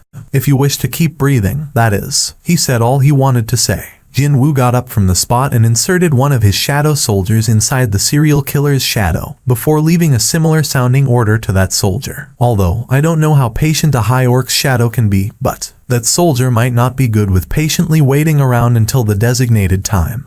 But well, carrying out the next part of the order should be the speciality of high orcs. I'd prefer it if you keep living on. The killer had to be alive if he were to repent for his sins for the rest of his life. What the hell are you? Jinwoo left the serial killer shivering from pain and fear behind in the vacant lot. He could hear the sirens of an ambulance coming from afar. He walked to a far enough location, and after confirming that there was no one nearby, he pulled his hood back. The future of my station depends on this raid. In order to win the exclusive broadcasting rights, the director had to spend over half of the station's total annual budget. There had been simply too many competing bids, and that's why he had to go all in. But, then again, there was a compelling reason why he simply had to make such a brave business decision. Not many Rank S gates opened up around the world. Even when one did open, it was still impossible to take the recording equipment inside to capture the footage of what happened in there. In other words, this would be the one and only opportunity for regular citizens to witness an actual Rank S raid in progress. As long as there wasn't another unfortunate event of a Rank S gate opening up somewhere else that was. On top of this broadcast wouldn't be a recording, but shown live. Sure, there would be a 10-minute delay to the live feed. But still, just how high would the audience rating reach? 70%. Lady, as long as the raid doesn't end in failure. Indeed, no sane-minded viewer out there would ever want to watch the top-ranked hunters get devoured by the monsters during the raid. No, even if there were, he couldn't let such footage be broadcast to the public to begin with. So, the director had staked everything he had on the success of the 4th subjugation operation. By the way, I'm surprised that the association president Go Gun Huey actually gave his permission to film this raid. I mean, that hard-headed man wouldn't have allowed it simply for the sake of money, so perhaps he wishes to console the hearts of the citizens. The Korean Hunters Association had to swallow the bitter pill of defeat 3 times at the hands of the ant monsters. Because of the continuous failure, the association had to suffer great losses, which in turn also led to the loss of the public's trust. Hey, Byung-gu, I really didn't expect you to show up here today. Min Byung-gu grinned in response. I thought that, without me healing you, Hyung would be the first one to get killed today. I mean, you always jump on a monster whenever you see one, you know. What the hell? Why do you have talk like that? Since when did I ever jump on monsters? Other hunters began giggling after hearing the two men chat. Min Byung-gu was the sole Rank S healer in South Korea. All members of the raid team were greatly relieved and happy to hear that he was coming out of retirement especially to participate in this operation. There was a big difference in whether there was a healer or not in a raid. After all, one would be able to fight harder without worrying about getting hurt when there was one. As the tense atmosphere frozen stiff and nervousness gradually relaxed through Baek Yun-ho and Min Byung-gu's conversation, Cha Hee-in sitting next to the former quietly asked the question. Chairman Baek, by any chance, have you spoken to Mr. Seong Jin-woo before coming here today? Mr. Seong Jin-woo. Yes. Baek Yun-ho shook his head. No, I haven't. But why do you ask? It's nothing important, actually. I guess I've made a mistake. It was then. Ma Dong-wook broke out in genial laughter. Looks like it's finally starting. The gazes of the hunters present followed the direction he was pointing at. Through the window of the helicopter, they could see the darkened island that had become the land of monsters.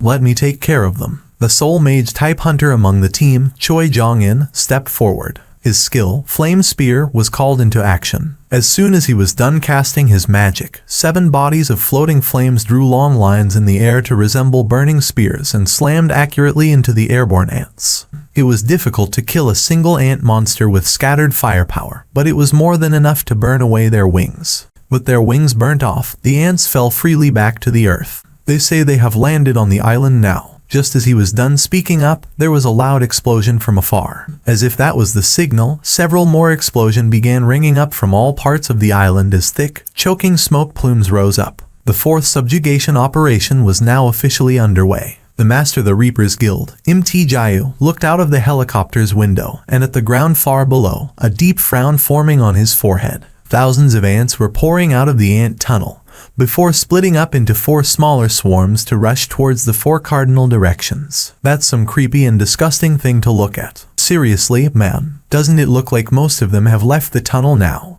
This raid team only had one goal, to eliminate the Ant Queen. Let's go. From the helicopter, 7 people, the 6 members of the raid team and the lone cameraman, jumped out. How long has it been since the Koreans went inside? Goto Ryuji threw out a question. They say it has been less than 10 minutes. 10 minutes, is it? Time to start the escape procedure, then. Before they started withdrawing from Jeju Island, though, Goto Ryuji briefly scanned his vicinity. The corpses of the massacred ants were piled up on high. The role of the Japanese in this raid, on the surface, of course, was to attract the attention of the ants. They didn't even focus on killing the ants and concentrated on retreating in order to buy as much time as possible. Yet they still managed to achieve such a feat. The Koreans might find these ants as tough opponents, but they are nothing to us, the Japanese. The moment Jin-Woo stopped his usual daily run, the familiar mechanical beep rang out in his ear. Completely the opposite to when he started doing the daily quests, Jin-Woo wasn't even out of breath. He had repeated these daily quests for so long, it simply felt like the part of his daily routine now. Soon, along with the completion message, his rewards figuratively landed on his lap. Stats. Out of the 3 stat bonus points he gained as a reward, Jin-Woo spent 2 on his agility, while the remaining point was spent on his strength. Jin-Woo dismissed the stat window with a satisfied grin still etched on his face. He then took a look around him. His neighborhood had always been on the quieter side, but today, he failed to spot a single soul so far. He could easily guess the reason why, though. Jin-Woo pulled his phone out and confirmed the current time. I knew it. The Korea-Japan United Team's raid would be in full swing by now, and pretty much every single citizen should be glued to their TV screens, too. Jin-Woo turned around. His daily quest was already over, but the steps leading him back home were far more urgent than usual. The operation was unfolding smoothly so far. Just as the Japanese had predicted, Ma Dong-wook's team didn't encounter any obstructions as they entered the deeper parts of the ant tunnel. The inside of the tunnel resembled the cave-type dungeons in its layout. However, if there was one clear difference to note, then that would be the lack of illuminating stones. The hunters had to provide light themselves to see where they were going. The cameraman thought that he had plenty of experience exploring dungeons before, but today, he just had to nervously swallow his saliva. His current position was right at the back of the group. The team maintained a formation of Choi-jong and standing right at the front to light their way using magic, while the other hunters were sticking very close to him. Look, over there. The hunters all gasped out in nasty shock. Countless ant eggs were attached to the walls and the ceiling of this huge chamber with nary an empty space between them. They could see dark-colored larvae wiggling inside the semi-transparent shell of each egg. There could only ever be one emotion they felt when facing this nursery area filled with gloomy, dreary atmosphere, and a seriously terrible stench. That would be sheer disgust. Don't you think we should just burn all these away? Choi-jong spoke, his expression crumpling greatly. I'd like nothing more than to do exactly that. But since we don't have much time, let us not. Even if all of these creatures hatched, they would only live for no more than 1 year at most. As long as they could kill the mother, they didn't have to worry about these critters anymore. Here they come. Baek Yun-ho pointed towards the distant darkness and warned the rest of the team. Even before he made his warning, though, Cha Hyun had unsheathed her sword already. Ma Dong-wook pulled the shield as large as his body right up to his chin and glared at his front. Knowing better than anyone else that there wasn't a lot of time, Ma Dong-wook jumped into the fray first. Let's go. Hunters followed after him. Right behind them, flames flared out brightly from Choi-jong's hands, and arrows fired by Mt. Jayu sliced up the air as they flew to their targets. Just as Ma Dong-woo predicted, the battle was concluded pretty quickly. The head of the last ant fell to the ground. Cha Hyun wordlessly shook off the bodily fluids clinging onto her sword. Meanwhile, Ma Dong-wook spoke up. Since the nursery area is right here, that means Choi-jong provided the follow-up. The queen's lair is nearby. Most of the eggs containing regular ants were only about the size of a bicycle wheel, yet the one pointed out was as big as a grown man. No, wait. The lengthy and ovoid shape of the egg was large enough to say that a fully grown ant specimen must have emerged from it. That's also an ant egg. Just what the hell came out of that egg? Min Byung-gu had walked closer before anyone had noticed it. There was a look of huge shock on his face as well. We're here to kill the queen. Let's not worry about anything else. Right? Min Byung-gu carried an uneasy expression as he turned around to walk over to where the rest of the hunters were. Before he joined the others, Baek Hyun-ho took one last look at that egg. That's just crazy. This is just crazy. Godu Ryuji had to doubt whether his own eyes were working properly or not. Other Japanese hunters either convulsed in shock or muttered lowly under their breaths. Godu Ryuji frowned deeply as he scanned his surroundings. The hunters of Team 3 were found in the exact location where their communication had been cut off. All 5 of them were here, but without their heads. The sight of their headless colleagues lying on the ground as corpses left a shocking mental imprint on the other hunters. Godu Ryuji wordlessly massaged his temples before approaching the bodies to check out their wounds. This wasn't done by a blade. The necks of the dead hunters were all roughly bitten off. Just how much of a biting force was it for their necks to end up like this? The queen is at the rearmost location. There are 8 guards in front of the target. The queen's guards were incomparably stronger than the regular ants. It'd be too tough for one tanker to take on the attacks of the queen and its guard monsters. From here onwards, Ma Dong-wook needed another person to act as a secondary tanker. He looked to his side. Hunter Cha, yes, can you take on the guard duty while I tend to the queen? Leave it to me. Cha Hyun's reply was short and simple. She served as the main tanker during the raids of her guild, the Hunters. So, performing the role of a sub-tanker was easier than drinking cold soup for her. Ma Dong-wook shifted his gaze to the rest of the team. Every single member present here was a top specialist in hunting down monsters. Going through detailed explanations was a waste of time for them. Let's go. Feeling overly motivated now, the cameraman tried to step forward in order to capture even better footage.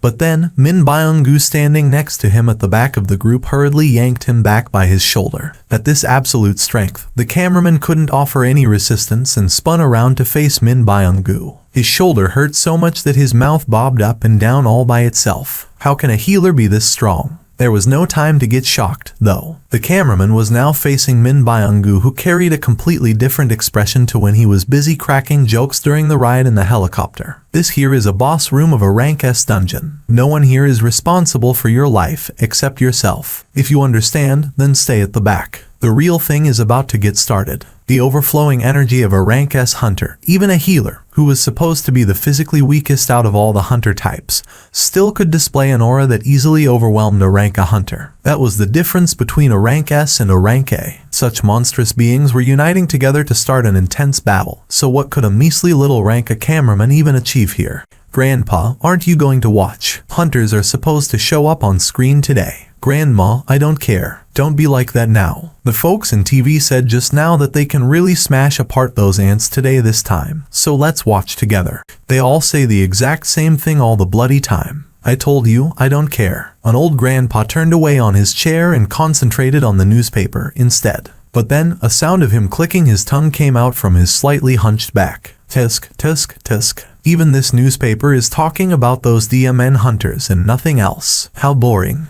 The old grandma cautiously closed shut the door to their bedroom as the grouchy voice of her husband continued to enter her ears. Only until 2 years ago, her husband used to hold so much interest towards all the news related to Jeju Island. He was also a big supporter of hunters, too. Their one and only child was taken from them by the ants of Jeju Island, after all. The despair that felt like their world was collapsing on them soon became deep hatred towards the ant monsters. Her husband donated a sizable amount of money to the Hunters Association whenever there was a subjugation operation taking place to cheer on the participating hunters. He failed to fall asleep because of nervousness on the nights leading up to the operation dates, too. However, the bigger the one's expectation, the greater the one's disappointment would be. When the third subjugation attempt, where the hunters promised to spare no effort to succeed, also ended up in failure with heavy losses incurred, her husband couldn't regain his wits for several days, looking all dazed and the like. After that, her husband stopped talking about hunters altogether. He stopped expecting and stopped hoping for a miracle from them. The terrifying-looking ant monsters began falling one by one from the fierce attacks of the hunters. And whenever that happened, the roars and cheers of people shook and reverberated throughout the apartment building the grandma lived in.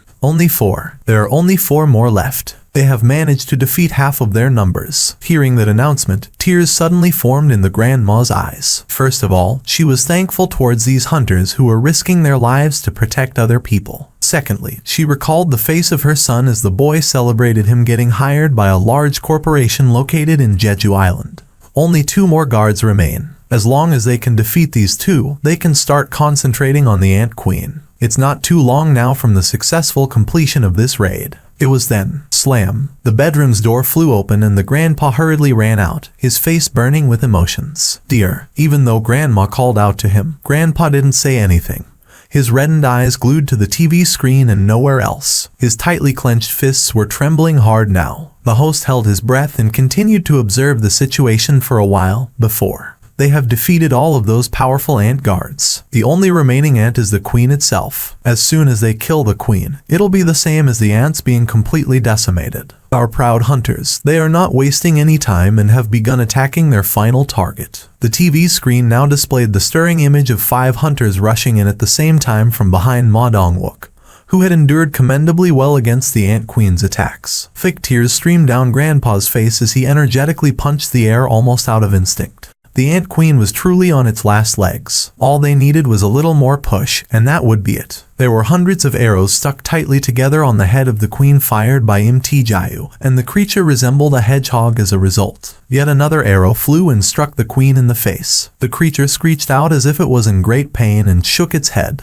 The queen quickly recovered its bearings and began spewing out poisonous acidic liquid throughout the boss room. Splash! It was such a wide-scale attack that several hunters failed to escape in time. Their skins began burning up into black charcoal, but their wounds were restored in full by Min Byung-gu's healing magic. The queen was further enraged by the fact that its acid attack wasn't effective, and bit down on Ma Dong-woo in front of the group with its large, saw-like fangs. However, Ma Dong-wook activated the advanced fortification skill to defend his entire body, and managed to endure the queen's attack. Baek Yun-ho in his beast-type monster form, meanwhile, seized upon this chance and jumped up very quickly to rip out the queen's left fang with his bare hand, deftly landing back on the ground. Baek Yun-ho breathed heavily as certainty grew larger in his heart. The queen's finished. His extensive hunting experience told him so. But then, the queen suddenly raised its head high up in the air, and the screech that was so loud that it almost ruptured the hunter's eardrums reverberated throughout the entire ant tunnel. Baek Yun-ho's eyes shook hard. What was that? A roar of anger. Its death throes. No, it felt different from those. That screech sounded like a pleading call towards someone, something, which was still far away. It's calling for something. When his thought process reached there, he felt an unexplainable chill run down his spine. We need to stop that thing. Before Baek Yun-ho could take another step forward, Cha Hee-in jumped up rather gracefully and swung down the sword she held firmly with both hands. Slice. The queen's head fell down to the ground first before she could land back on her feet. Thud. The cameraman had been holding his breath as he bore witness to this battle of the rank S creatures. And finally, he was able to raise both of his arms up high in elation as tears formed in his eyes. This was the moment when the curtains closed on the horrifying battle that lasted for 4 years. We just became the 7th raid team in the entire world to successfully clear a rank S gate, so why do you look like? Hold on. It was then, as he watched a shadow approach them, he recalled the tall, humanoid-shaped eggshell back in the nursery area. You're telling me that this is the power possessed by a single monster. Baek Yun-ho's complexion paled instantly, as the hunters began falling into a confused state. From the far side of the ant tunnel draped in darkness, a single winged ant was slowly walking towards the Korean hunters. Cha Hee-in immediately felt something was very wrong as soon as she saw the ant monster leisurely entering the queen's chamber. There's no presence. It was almost impossible to locate the creature without keeping her eyes locked on it constantly. That's how difficult it was to sense its presence. There were only 2 beings out of all the hunters and the monsters she met until now that had this sort of effect on Cha Hee-in. One of them was this ant monster right in front of her eyes, and the other one was Mr. Seong Jin-woo. Gulp. It was just a single monster, yet the atmosphere was shifting rather rapidly. What should we do? Ma Dong-wook was inwardly worried. When faced with an unexpected situation, a leader had to make a quick decision. Especially so, when they were pressed for time like this. It's a monster, so we should just kill it, but just why was he feeling this enormous sense of unease right now? While they stood there pondering and hesitating, the ant monster narrowed the distance between them quite quickly. Its movements were so eerily quiet that goosebumps automatically rose up on their skins. We don't have the time to hesitate like this. By the time Ma Dong-wook finally managed to suppress the warning bells rung by his instincts and made the next logical decision, the monster suddenly disappeared from his view, where Ma Dong-wook's eyes opened super wide as he hurriedly scanned his vicinity. Behind, the cameraman, anxiously looking around, belatedly located the monster and shouted out, "It's behind us." The hunters were startled by this and quickly turned around. With the speed none of them could see, the ant monster had slipped past the hunters to stand before the dead corpse of the ant queen. "It went past us. But how?" Just like that, the hunters of the Korean raid team finally got to see what Baek Yun-ho saw earlier with his eyes of the beast. Their heart rate rapidly picked up and their breathing quickened in no time. That's no ordinary monster. Cold sweat drops dribbled down Ma Dong-wook's forehead. The ant monster quietly stared at the dead queen, not even showing a hint of interest towards the hunters. But then it raised its head and it began screeching out a beastly howl so terrifying and loud that the entire ant tunnel began shaking from the reverberation. The cameraman was the first to lose all his strength in his legs. The other hunters couldn't withstand the sheer pressure as well, and they began kneeling on the ground one by one. Ma Dong-wook too carried a look of pure disbelief as he tried to support himself off the ground. I'm kneeling because of a howl." By the time the seemingly never-ending howl came to an end, the only one standing still was Cha Hee-in and no one else. However, her two legs were wobbling noticeably too, as if standing upright was all she could do at the moment. Cha Hee-in's eyes grew wider. The creature's face was hideously twisted as it turned around to face the hunters, as if it was expressing its anger at the death of the queen. She did her best to calmly move her hand towards the hilt of her sword. However, the ant monster was a step faster than the speed of Cha Hee-in, drawing her sword from her waist. The ant monster literally blinked and reappeared right in front of her nose. Cha Hee-in's eyes shook hard. She didn't even have enough time to think about defending herself. Slam! Being struck in the side of her head, Cha Hee-in flew away in a straight line and slammed into a far wall, before powerlessly falling to the ground. Just one hit, and Cha Hee-in was rendered unconscious. All of her teammates couldn't hide their astonishment after seeing that horrible spectacle. Because their strongest member had been knocked down in one hit, that was why. Unfortunately, they didn't have any time to stay shocked like that. They had confirmed the ridiculous power level of their new enemy. Ma Dong-wook powerfully bear hugged the ant monster from behind and strengthened both his arms. With the strength that could easily uproot a full-grown tree, he squeezed hard at the ant monster's body. Thick veins popped up all over his arms and his neck. Unfortunately, when the ant monster increased its strength for a bit, both of Ma Dong-wook's arms fell off, just like that. He fell down to his knees. Baek Yun-ho pounced forward. If he failed to draw that thing's attention away now, then Ma Dong-wook would be killed off in an instant now that he lacked the means to defend himself. Baek Yun-ho gritted his teeth. White fur began sprouting up all over his body. His claws extended and he transformed into a ferocious beast, before pouncing on the monster. The monster disappeared from the spot again, where even Baek Yun-ho's eyes of the beast failed to follow the monster's movements. The scream came from his behind. This time, it was Choi Jong-in, who was getting ready to cast his magic. The ant monster's long claw left a lengthy, diagonal cut wound on his upper torso, and he fell to the ground with a pained moan. About 5 paces from where he was, Mt. Jayu had been waiting for an opening while hiding his presence. He immediately fired an arrow containing his magic energy. "I'll never miss in this distance." His strong self-belief was contained within that shot. Swish! Too bad for him. A powerful tremor rocked Mt. Jayu's eyes. The ant monster snatched the flying arrow and easily snapped it in half. Crack! Mt. Jayu hurriedly tried to knock his next arrow, but by the time he did so and raised his bow, the monster was already standing in front of him. FCK. Cow. Mt. Jayu was struck in the face and flew away. Baek Yun-ho attacked when the ant monster's back was turned away from him, but the back of his head was grabbed by the monster instead, as the creature spun around in an instant. He was planted violently into the ground next. Just as the ant monster was getting ready to slam Baek Yun-ho to the ground again, Ma Dong-wook dashed forward and shoulder charged the creature away. The ant monster rolled on the ground for a little while, before standing back up. Ma Dong-wook's arms had been severed for sure only a moment ago, yet he was attacking the creature with all his limbs completely intact. The ant monster defeated Ma Dong-wook again, and then proceeded to defeat other hunters again, too. Yet, the humans that should have stayed down with crippling injuries were attacking again, all fully healed in the blink of an eye. Only then did the ant monster begin to recognize the existence of a healer. The monster scanned the vicinity to find this annoying human. However, Min Byung-gu stayed calm under the pressure. His lone self-defense skill, camouflage. He was able to completely hide himself with this skill that was quite similar to the stealth skill.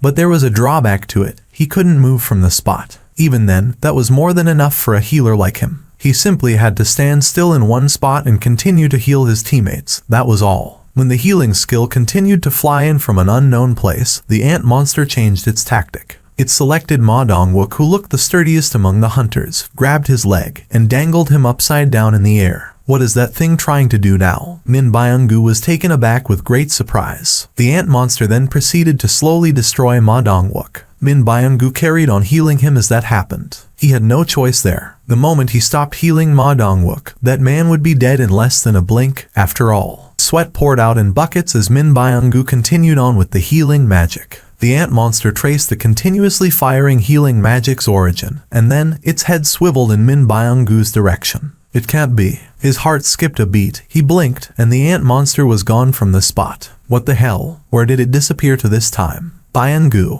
Baek Yun-ho loudly yelled out. It happened, then. Stab. Blood sprayed out of Min Byung-gu. The pain of being burnt alive came from below, and he took a look down to see a huge hole in his stomach, and the ant monster's black arm emerging out of that hole. He raised his head in disbelief and met Baek Yun-ho's gaze. Min Byung-gu spoke in a faltering voice. Hyung, run, Di Byung-gu. Baek Yun-ho tried to get up, but he couldn't put any strength to his wounded leg. The ant monster tore into Min Byung-gu's head. Baek Yun-ho staggered unsteadily and ran forward. The ant monster discarded the now headless body of Min Byung-gu and grabbed Baek Yun-ho by his neck. He struggled with all his might, but it was still insufficient to escape from the creature's incredible grip. Suddenly, the ant monster opened its mouth. Hyung, run, Hyung, run. Baek Yun-ho was freaked out of his skull, his brows shooting up real high in shock and terror. The ant monster was perfectly mimicking the speech pattern of Min Byung-gu. If one subtracted the off-putting crack in its voice, one might even mistake it as Min Byung-gu's. Even. Run, Hyung. The ant monster repeated the same words for a long time,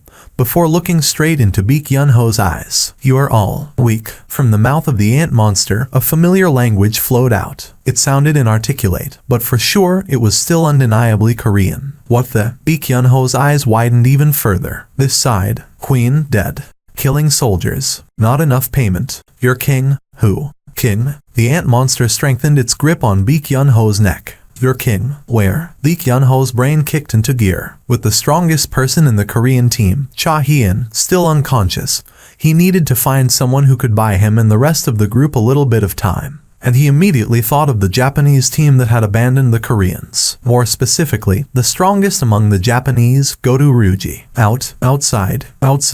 The ant monster raised its head up. It seemed to be searching for something, before speaking again in a satisfied tone of voice. There, a strong one. And then, it discarded Baek Yun-ho as if he was not even worth wasting time on, and disappeared from his sight in a scarcely believable speed. Baek Yun-ho lay on the ground and panted out heavily. He quickly took a look around him. This wasn't the time for this. Before that thing comes back, they needed to get out of here. However, while they were engaged in the battle against that ridiculously overpowered monster, the swarm of ants had returned to the ant tunnel, and were slowly encroaching upon the queen's chamber now. Sir, I've been told that we'll be the last to withdraw. The hunter receiving the transmission from the operations center relayed the message. Goto Ryuji nodded his head and turned in the direction of the coast. This way. Goto Ryuji didn't get to finish his sentence. Swish. Because an ant monster suddenly appeared out of nowhere and was now standing before his group.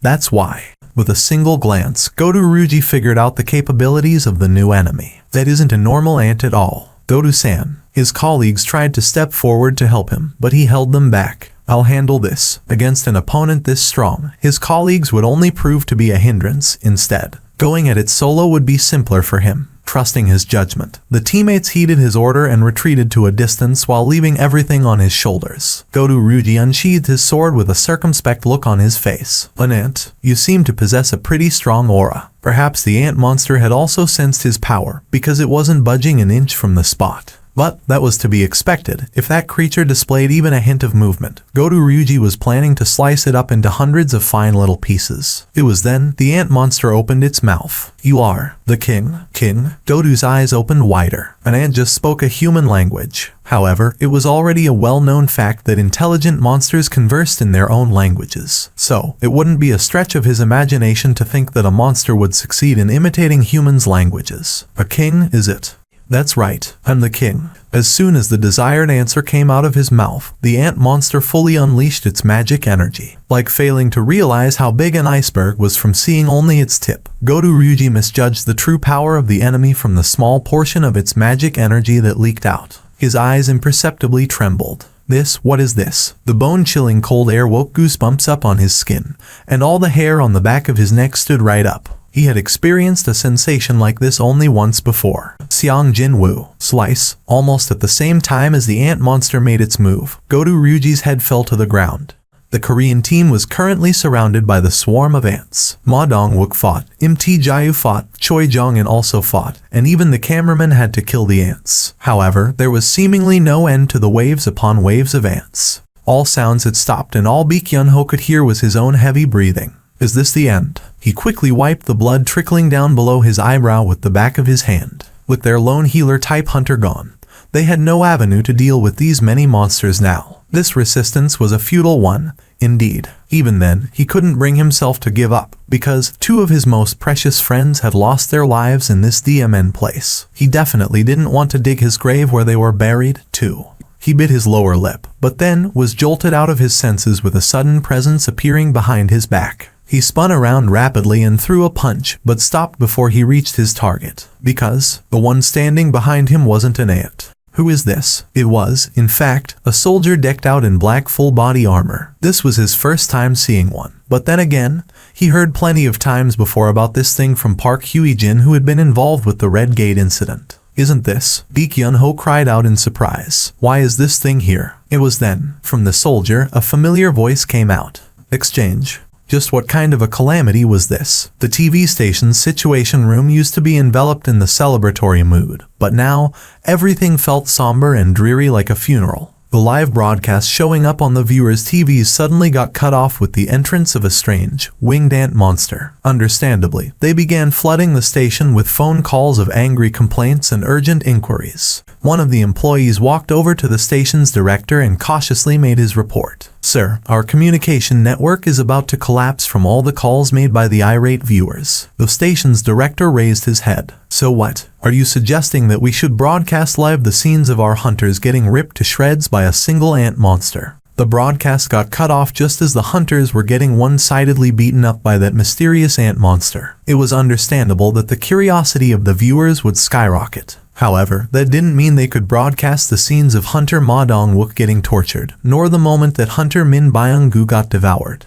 The director buried his face in his hands and let out a helpless moan. It's over. It's all over. The once-in-a-lifetime gamble where the fate of his station rode on was now going down the drain because of one DMN ant monster. Director. What now? Someone just appeared in the location out of nowhere. The director didn't bother to raise his head up and grimly replied, "Unless it's Jesus himself, don't report to me every little thing that happens over there." Got that? However, realizing that talking wouldn't get him anywhere, the producer increased the previously lowered volume up way higher. The situation room was immediately filled up with the screams of the ant monsters. The director quickly raised his head up out of sheer shock. The screen of the live feed monitor was reflected in the director's eyes. Oh, dear Lord, Jesus Holy Christ. The director suddenly began calling out to Jesus, which he didn't even believe in, to begin with, and hurriedly shouted out to the rest of the employees. What the hell are you all doing here? Why aren't getting ready to start broadcasting this? But, sir, if we start broadcasting again, we'll be showing the live feed instead. There won't be any delay in the transmission,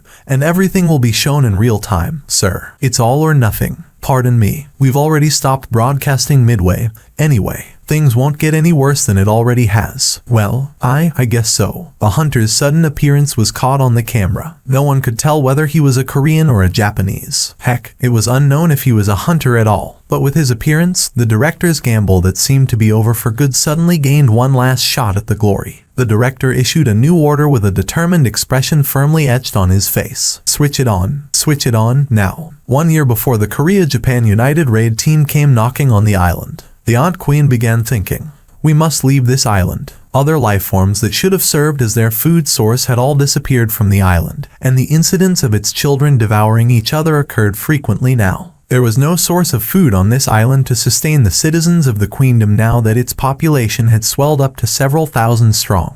This cannot continue. Abandon the existing nation and seek out a fertile land overflowing with other life forms to establish a new one. If the domination of the island was the queen's first task, then this problem would be its second one. However, the queen remembered. It remembered all the powerful invaders that stepped on the island several times before. The queen's forces managed to repel them, but the nation had to suffer great losses as well. Far too many of the queen's children had to be sacrificed. Would its children be able to defeat those beings if they went to another land? Needs stronger soldiers. It needed a single most powerful soldier to lead the citizens of the nation. And so, the queen decided upon the direction of their evolution. Half a year later, by gathering the magic power it already possessed, as well as all the nutrients it had amply absorbed before, the queen gave birth to a brand new life. It was the greatest combat weapon imaginable, born solely for the sake of dealing with the strong humans. The queen's determination to create the most powerful soldier there was, combined with the original order of killing all humans it heard in its head, created a horrifying monster that simply exceeded all common sense. The monster was born with the skill, gluttony. By consuming its opponents, this new monster could turn their magic energy as well as a portion of their knowledge into its own. I want to become stronger. The monster realized what its powers were early on and began devouring its own kin. But the queen left it alone. What this monster wanted was the same as the queen's desire, after all. The queen was greatly happy as he grew stronger and stronger day by day. It was happy because he had already exceeded the power of his mother now. And without encountering a single hitch, the army he would lead was getting closer to completion as well. That was why. Just a little more time. In the midst of that, the human invaders entered this land once more. Their numbers were lower this time, but they were far stronger than before. However, the queen laughed at them, in preparation of the ants waging war against humanity in another land. This should serve as a great opportunity to test out the powers of him. The queen, as usual, sent out all of the soldiers guarding its castle along with him. Just as the queen desired so, he went out and completed the first mission he was given. But when he returned, the queen was already dead. He was enraged, and thankfully, there were enough strong humans left on this island that would serve as the outlet for his rage. First of all, the king of the humans was killed, and then it systematically annihilated all the subordinates next to the dead king. One of the subordinates cried out before he got killed off. He asked just what the hell he was. After devouring humans through the skill gluttony,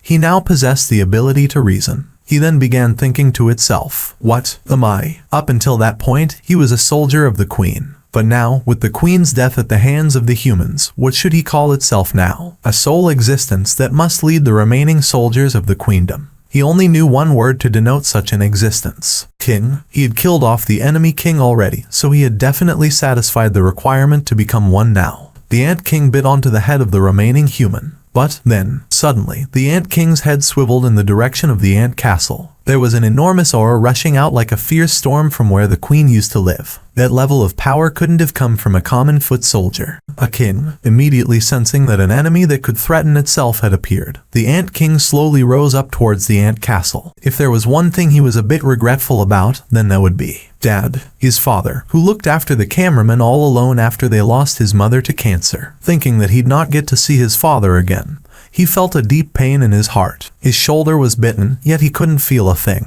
His arm had stopped moving a long time ago. He was originally a tanker, so he was able to endure somehow, but this really was his limit. Flop, he knelt down on the ground. Even then, his head was filled with the thoughts of his father. Why did my last conversation with Dad have to be me asking him if he had his breakfast? If he knew this would happen, he might have talked for a lot longer. On that day, when Dad came for a visit to Seoul, I should have cleared up all of my schedule. However, time was a ruthless, unrelenting beastard and regret always arrived one step too late. The cameraman raised his head. The horrifying fangs of the ant monster were nearing his head. He no longer had any magic energy left to activate the fortification skill, so he wouldn't be able to defend against the monster's attacks now. Accompanying the noise of the outer shell being crushed, the bodily fluid of an ant got splashed on the cameraman's face. A blade emitting a cold, silvery gleam had cleanly stabbed through the ant's head. The cameraman raised his head and followed the blade, only to find another ant with a long red-colored plumage stuck to the top of its head standing there. Why is an ant attacking another ant? No, that thing wasn't an ant. The cameraman was mistaken because both were of the same black color. What he saw was an unknown soldier decked out in black armor from head to toe pulling his sword out from the head of the dead ant. Jin-woo calmly scanned his surroundings. Last time he got to meet the members of the Korean raid team in the association's gymnasium.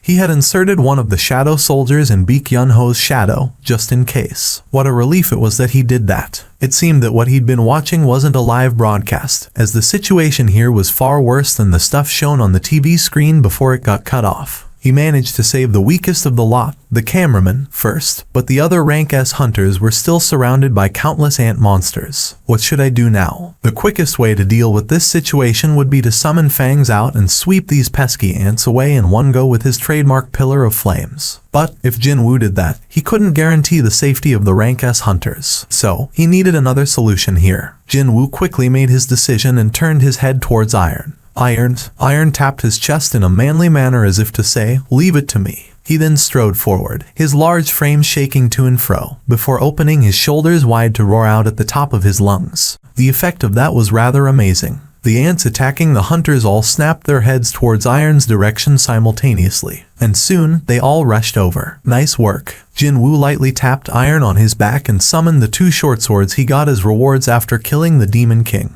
The Demon King's short sword. The pair of short swords with a blue tinge to their blades gleamed threateningly under the light magic's glare. When hundreds of ant monsters screeched out and pounced at the same time, his entire view was dyed jet black in an instant. Jin-woo began gripping the hilts of the short swords even harder, and then he vanished from view. Soon, ants collided with the soldiers in a bloody battle to the finish. In the meantime, Baek Yun-ho, whose status was still better than everyone else, managed to move the injured hunters to a safe corner. Thankfully, they were all still alive. The cameraman joined soon afterwards and helped Baek Yun-ho out. Because Jin-woo, or more specifically, Jin-woo's summoned creature, attracted the aggro of all the ants present here, he was able to safely finish this task. Ma Dong-wook was leaning against the wall, his breathing rough and irregular. He then grabbed the arm of Baek Yun-ho, who brought him here, and asked, "What's going on? Who's fighting?" Ma Dong-wook's eyes were unfocused. His eyes were injured and he couldn't see properly. Baek Yun-ho placed his hand on Ma Dong-wook's hand. "Instructor Ma, it's fine now. Everything will be fine." He then shifted his gaze over to Jin-woo. Other people may not have known it yet, but Baek Yun-ho had a rough idea already on how powerful Seong Jin-woo was in reality. Baek Yun-ho might have been greatly flustered when the black soldier suddenly vanished, only to be replaced by the youth.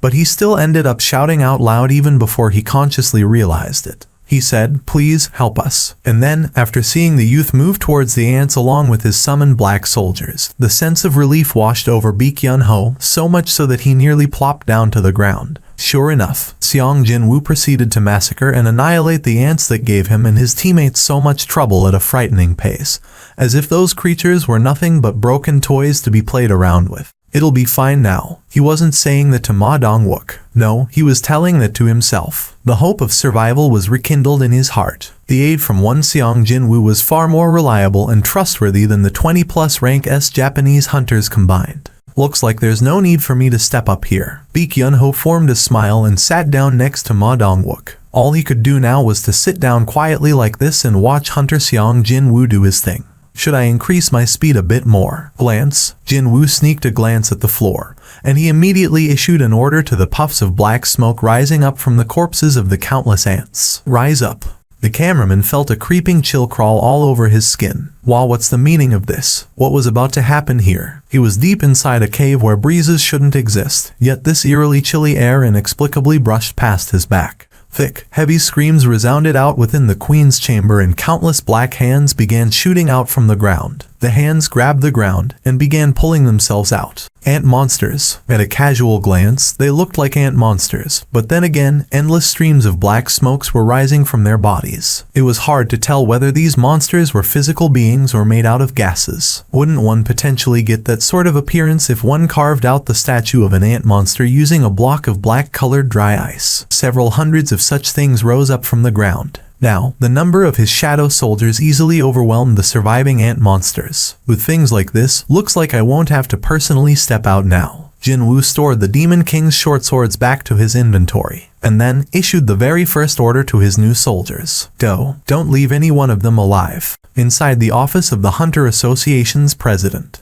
Go-Gun Huey hurriedly lifted his hand off the crushed armrest. His private doctor sitting next to him turned to look at him. Association president, it seems that I got overexcited just now. He unconsciously gripped too tight, and this happened. However, how could he not get excited by the scenes he was seeing right now? Indeed, watching Jin Woo's performance playing out on the giant screen made his emotions well up without him even realizing it. If only his body permitted it, he'd have gone there to fight alongside, too. Getting overexcited is not good for your body, sir. Go-Gun Huey nodded his head. There was only one reason why he, as the association president, wasn't present in the Mission Control Center. Didn't matter whether this subjugation operation ended as a success or a failure. There was a potential risk that he'd strain his heart simply by being there. Even watching the broadcast like this carried enough risk, so the personal doctor had to set up a camp next to Go-Gun Huey. Jin-Ah was studying in her bedroom, but she heard those loud noises and hurriedly came out to the living room. Mom, I'm sorry. That was too loud, wasn't it? Jin-Ah shook her head. Mom had already lowered the volume of the TV until not much could be heard so she'd not interrupt her daughter's studies. Jin-Ah didn't feel like unduly burdening her any more than that. Besides all that, what's going on? Is the TV broken? Not sure. It just stopped working all of a sudden. Where's Appa? He's right, H. Mom turned around to look, only to gasp out in surprise. Oh my, where did he go? But he was here only about a second ago. Jin-Ah tilted her head and opened Jin Woo's bedroom door. Appa, it wasn't even in the bathroom, either. Jin-Ah proceeded to scour the entirety of the apartment before turning around towards her mom.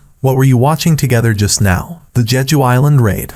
Suddenly, Jin-Ah was overcome with a certain ominous foreboding. Now that she thought about it, the entire apartment building was bustling with loud noises ever since a little while ago. No way. Jin-Ah hurriedly ran back inside her room and switched on her phone. When she did, just as the vigorous, loud cheers exploded out from the floors above and below hers, Jin-Ah's eyes opened wider as she finally confirmed the scene playing out within her phone's screen. Appa, after utterly massacring every single ant monster found inside the Queen's chamber, Jin Woo stored his soldiers back inside his shadow. Even now, ants that had been spread out to the rest of the island were scurrying back to the ant tunnel. He judged that his priority should be placed on guiding the hunters out of here to somewhere safe before more ants showed up. We have the injured here to worry about, too. Jin Woo strode towards the hunters. Beside Baek Ho and the cameraman, the rest weren't in a good shape. Cha Hien was still unconscious, and the three others had suffered some serious wounds, as well. Jin Woo asked while looking around. What about Min Byung-gu Hunter Nim? Baek Ho shook his head with a hardened expression. Not saying anything else, Jin Woo brought out the potions and began treating the hunters one by one. Since the potions would become useless once they leave his hands, he had to personally feed each of the hunters. After drinking the potions, hunters began regaining their consciousness. What's this? Im Tae-jae quickly raised his upper torso up, touched all over his body, and spat out a gasp of amazement. What the? Both Choi Jong-in and Ma Dong-wook recovered from the numerous injuries on their bodies in no time. Choi Jong-in had no clue on what had transpired here, so as soon as he laid his eyes on Jin Woo, he was taken aback rather greatly. Mr. Seong Jin Woo, what are you doing here? Let's talk after getting out of this place first. Oh, Choi Jong-in took a look around and nodded his head. Finally, Cha Hien, standing before her, a frown formed on Jin Woo's face. Something's not right. Her aura's far too weak. While feeling a sense of foreboding, Jin Woo raised her head and cautiously poured the potion down her mouth. Sure enough, a message quickly popped up in his view. Jin Woo's expression crumpled. When he slowly pulled out his hand supporting her head, it was soaked in her blood. That ant beastard. That creature inflicted a fatal blow to the strongest person among the Korean hunters, Cha Hien, with nothing but a single blow. The sole reason why these hunters were still alive wasn't that they were strong. On the contrary, that beastard simply toyed with them for a little while, that was all. Jin Woo's expression hardened. In any case, I gotta. Cha Hien's injuries took priority. If her wounds couldn't be healed by the potions, then she needed to get out of this island as soon as possible and get a healer-type hunter to heal her. A.S.A.P. Let's hurry. As they were preparing to leave the Ant Queen's chamber, Jin Woo walking in front of the pack suddenly spat out a long sigh. Baek Ho could guess the reason why. Ah, so that's the one. Jin Woo instantly recognized the Ant King. And likewise, the Ant King recognized Jin Woo as well. Taking its time, the Ant King slowly walked over to him. A human, you seem to possess a pretty strong aura. It even imitated Goto Rouge's speech pattern. hunters immediately recalled the nightmare of a few moments ago and flinched grandly as soon as spotting that ant monster. On the other hand, Jinwoo showed no outward ripples and simply stared at the creature without saying a word. Eventually, the Ant King stood before Jinwoo. "Are you the king of humans?" "Huh? An insect that knows how to speak." "Well, I'll be." When Jinwoo replied with a less than impressed expression on his face, the Ant King's own expression crumpled unsightly. The power the queen bestowed it with, and the power it gathered through the gluttony skill, the moment the Ant King unleashed all of its magic energy, its body suddenly ballooned up greatly in size. Its height, which used to be around the same as Jinwoo's, grew by at least 1.5 times taller. The Ant King then screeched out loudly right in front of Jinwoo's nose. Jinwoo didn't even blink once, and instead, a smirk formed on his lips. "Yup, now you're acting properly like an insect." And then, he himself unleashed his own magical energy. All communications with Godu and his team have been cut off. The association president Matsumoto Shige's complexion became ashen. "Would you like to hear the last communication, sir?" "An ant. You seem to possess a pretty strong aura. You are the king." "That's right, I'm the king. Godu-san." "Beep. That's where the communication ends, sir. An ant monster using a human language. And Godu Ryuji was killed by that thing." Such an eventuality was not within his calculations. He and his compatriots had definitely planned everything out and made preparations for every eventuality, so why? Where is the monster that? No, where is the talking monster right now? He couldn't bring himself to say the words "the monster that killed Godu Ryuji." "It's disappeared, sir." "What do you mean, disappeared?" "It was a creature capable of killing Godu Ryuji. So, how could the satellite equipped with the magic energy detection camera keeping a close eye on Jeju Island not pick up on such a powerful monster?" The employee seemed to have figured out what his boss was about to say, and he pointed at the monitor once more. "We found it. The beast art has reappeared again." Matsumoto Shige's eyes shot open wider. "Where is the creature?" "It's inside the Ant Queen's chamber, sir." Only the ants returning to the ant tunnel, as well as the Korean hunters facing off against them, remained in that place. They must be fighting with everything they had, but unfortunately, their opponent this time easily exceeded everyone's imaginations. In the end, even the Koreans will be finished for good. That's what he believed. But then, Matsumoto Shige's brows shot up instantly. There was another spot of light that suddenly appeared right next to that horrifying monster. That spot of light was as big and bright as the monsters. No, maybe it was even bigger than that. The Korean team's broadcasts. "Bring that up to the main monitor." When he shouted out, the super large screen in the middle of the Japanese Mission Control Center was immediately filled with the image of a certain young man having a stare down with an ant monster. That man is the source of that massive light spot. And then, the giant ant monster standing in front of that man. That thing was at least over 1.5 times larger than regular ant monsters. They were only looking at the thing through the monitor, yet the sheer pressure emanating from that thing managed to quicken their heartbeats. The ant monster made its move. The Ant King's fist powerfully slammed into Jinwoo's face. Slam. Jinwoo's back nearly bent backwards, but he stomped down and withstood the hit.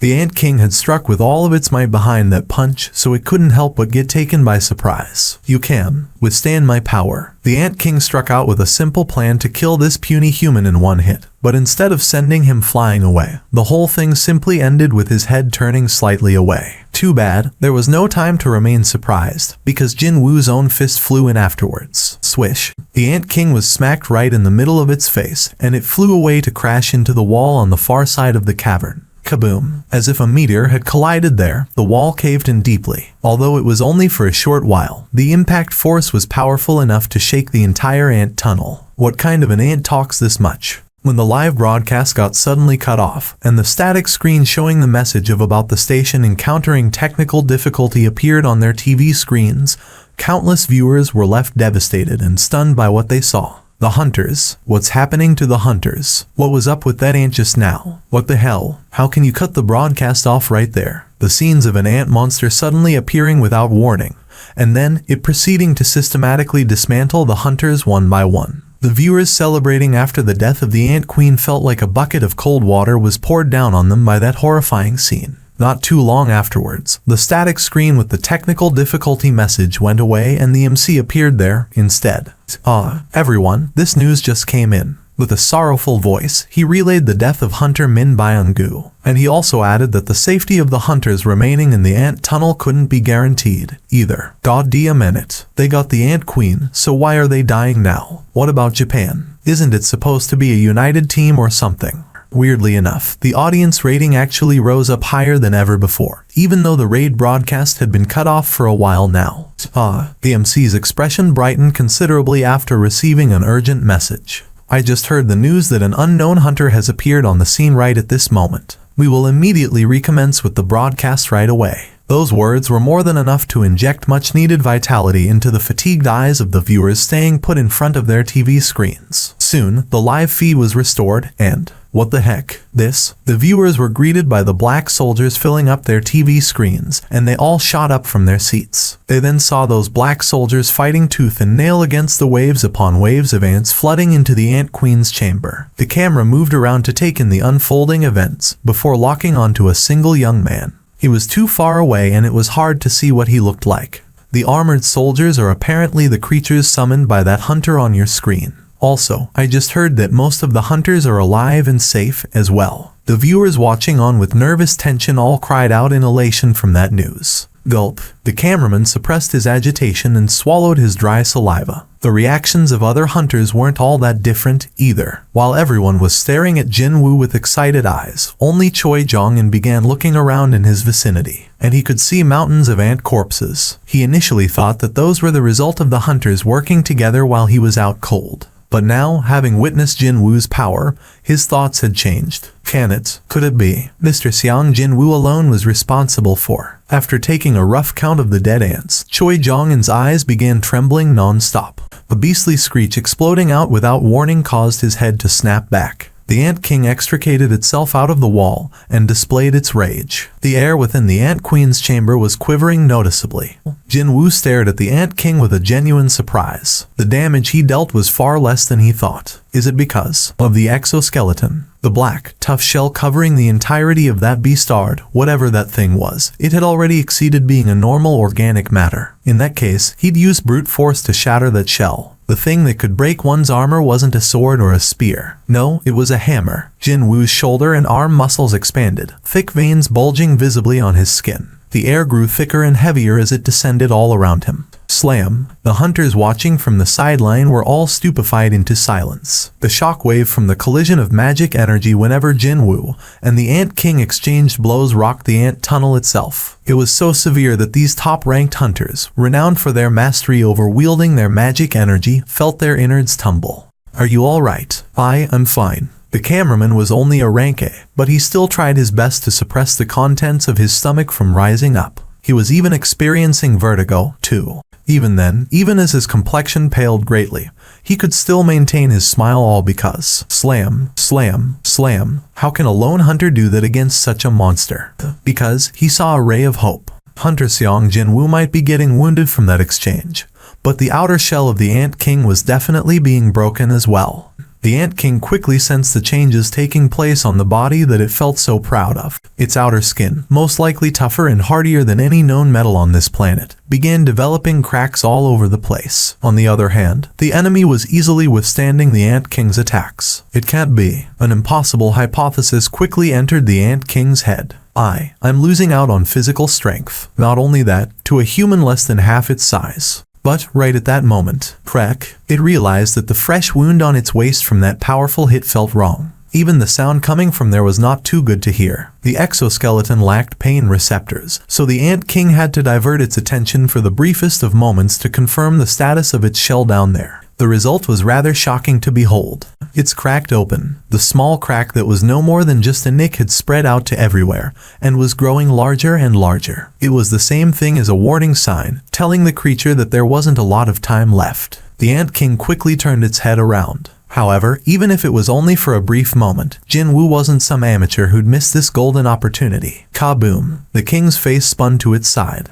The Ant King staggered unsteadily for a second or two from the ridiculous impact force that ignored the Ant King's forged steel-like shell on its face. It managed to regain its balance before it took a step back, but by then, the follow-up punch was already closing in from below. The power this human possessed, it was indeed great. However, unlike this human, who only had his physical strength to fall back on, the Ant King possessed a variety of other powerful means at its disposal, such as, the Ant King's head snapped back down, and at the same time, it fired a poison needle out of its mouth. A tip coated in deadly poison attached to the tongue-like tentacle shot out like a bullet. It was an unavoidable attack aimed at the enemy's face in this point-blank range. Swish. The human deftly tilted his head out of the way to dodge the needle, but a smile still crept up on the face of the Ant King as the result of its attack became clear. The needle still managed to scratch the human's cheek and left a small wound there. It's done. That alone was more than enough. Once, the Ant King devoured a sea snail and somewhat coincidentally, absorbed a skill called paralysis poison. One of the most fatal poisons secreted by the known lifeforms in this world had been transformed into an even more deadly substance within the Ant King's body after it became a concentrated mix that contained the magical energy of the host creature. It was indeed the worst poison imaginable, evolved forcibly by the skill, gluttony. You've really given me so much trouble, you human bastard.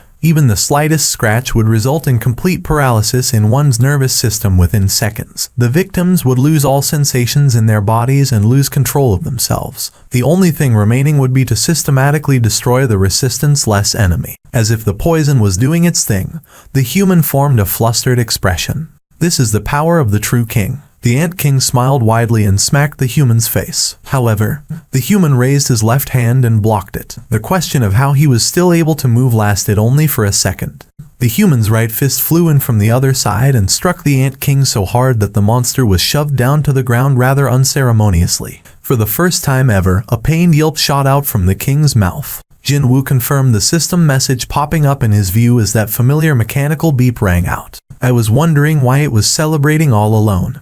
But is this why? Maybe that was the case because, for some reason, he could sense that the Ant King showed much more panic when he moved without a problem just now. What a mystifying thing this was. He wasn't talking about the all-powerful buff getting rid of the poison. No, but the fact that he could actually sense the insect-like monster's emotions. Before he had realized it, he could sense what other monsters were feeling about. Wait, was it from around the time I fought those high orcs? Back then, he thought that he was able to decipher what those creatures were feeling by looking at their facial expressions and their gestures. However, that ant monster wasn't even what you'd classify as a humanoid creature. Indeed, that thing had no other facial expressions other than crumpling it in anger. Is this because of my perception? Just as his stat values had all increased by so much lately, his perception stat also had increased by a lot, too. It was possible that some other unknown, hidden abilities to his stats were unlocked when they went past a certain threshold. However, now isn't the time to think about that, is it? Indeed, his priority lay with killing this thing and getting out of this place. Jin Woo sprinted towards the Ant King trying to push itself off from the ground.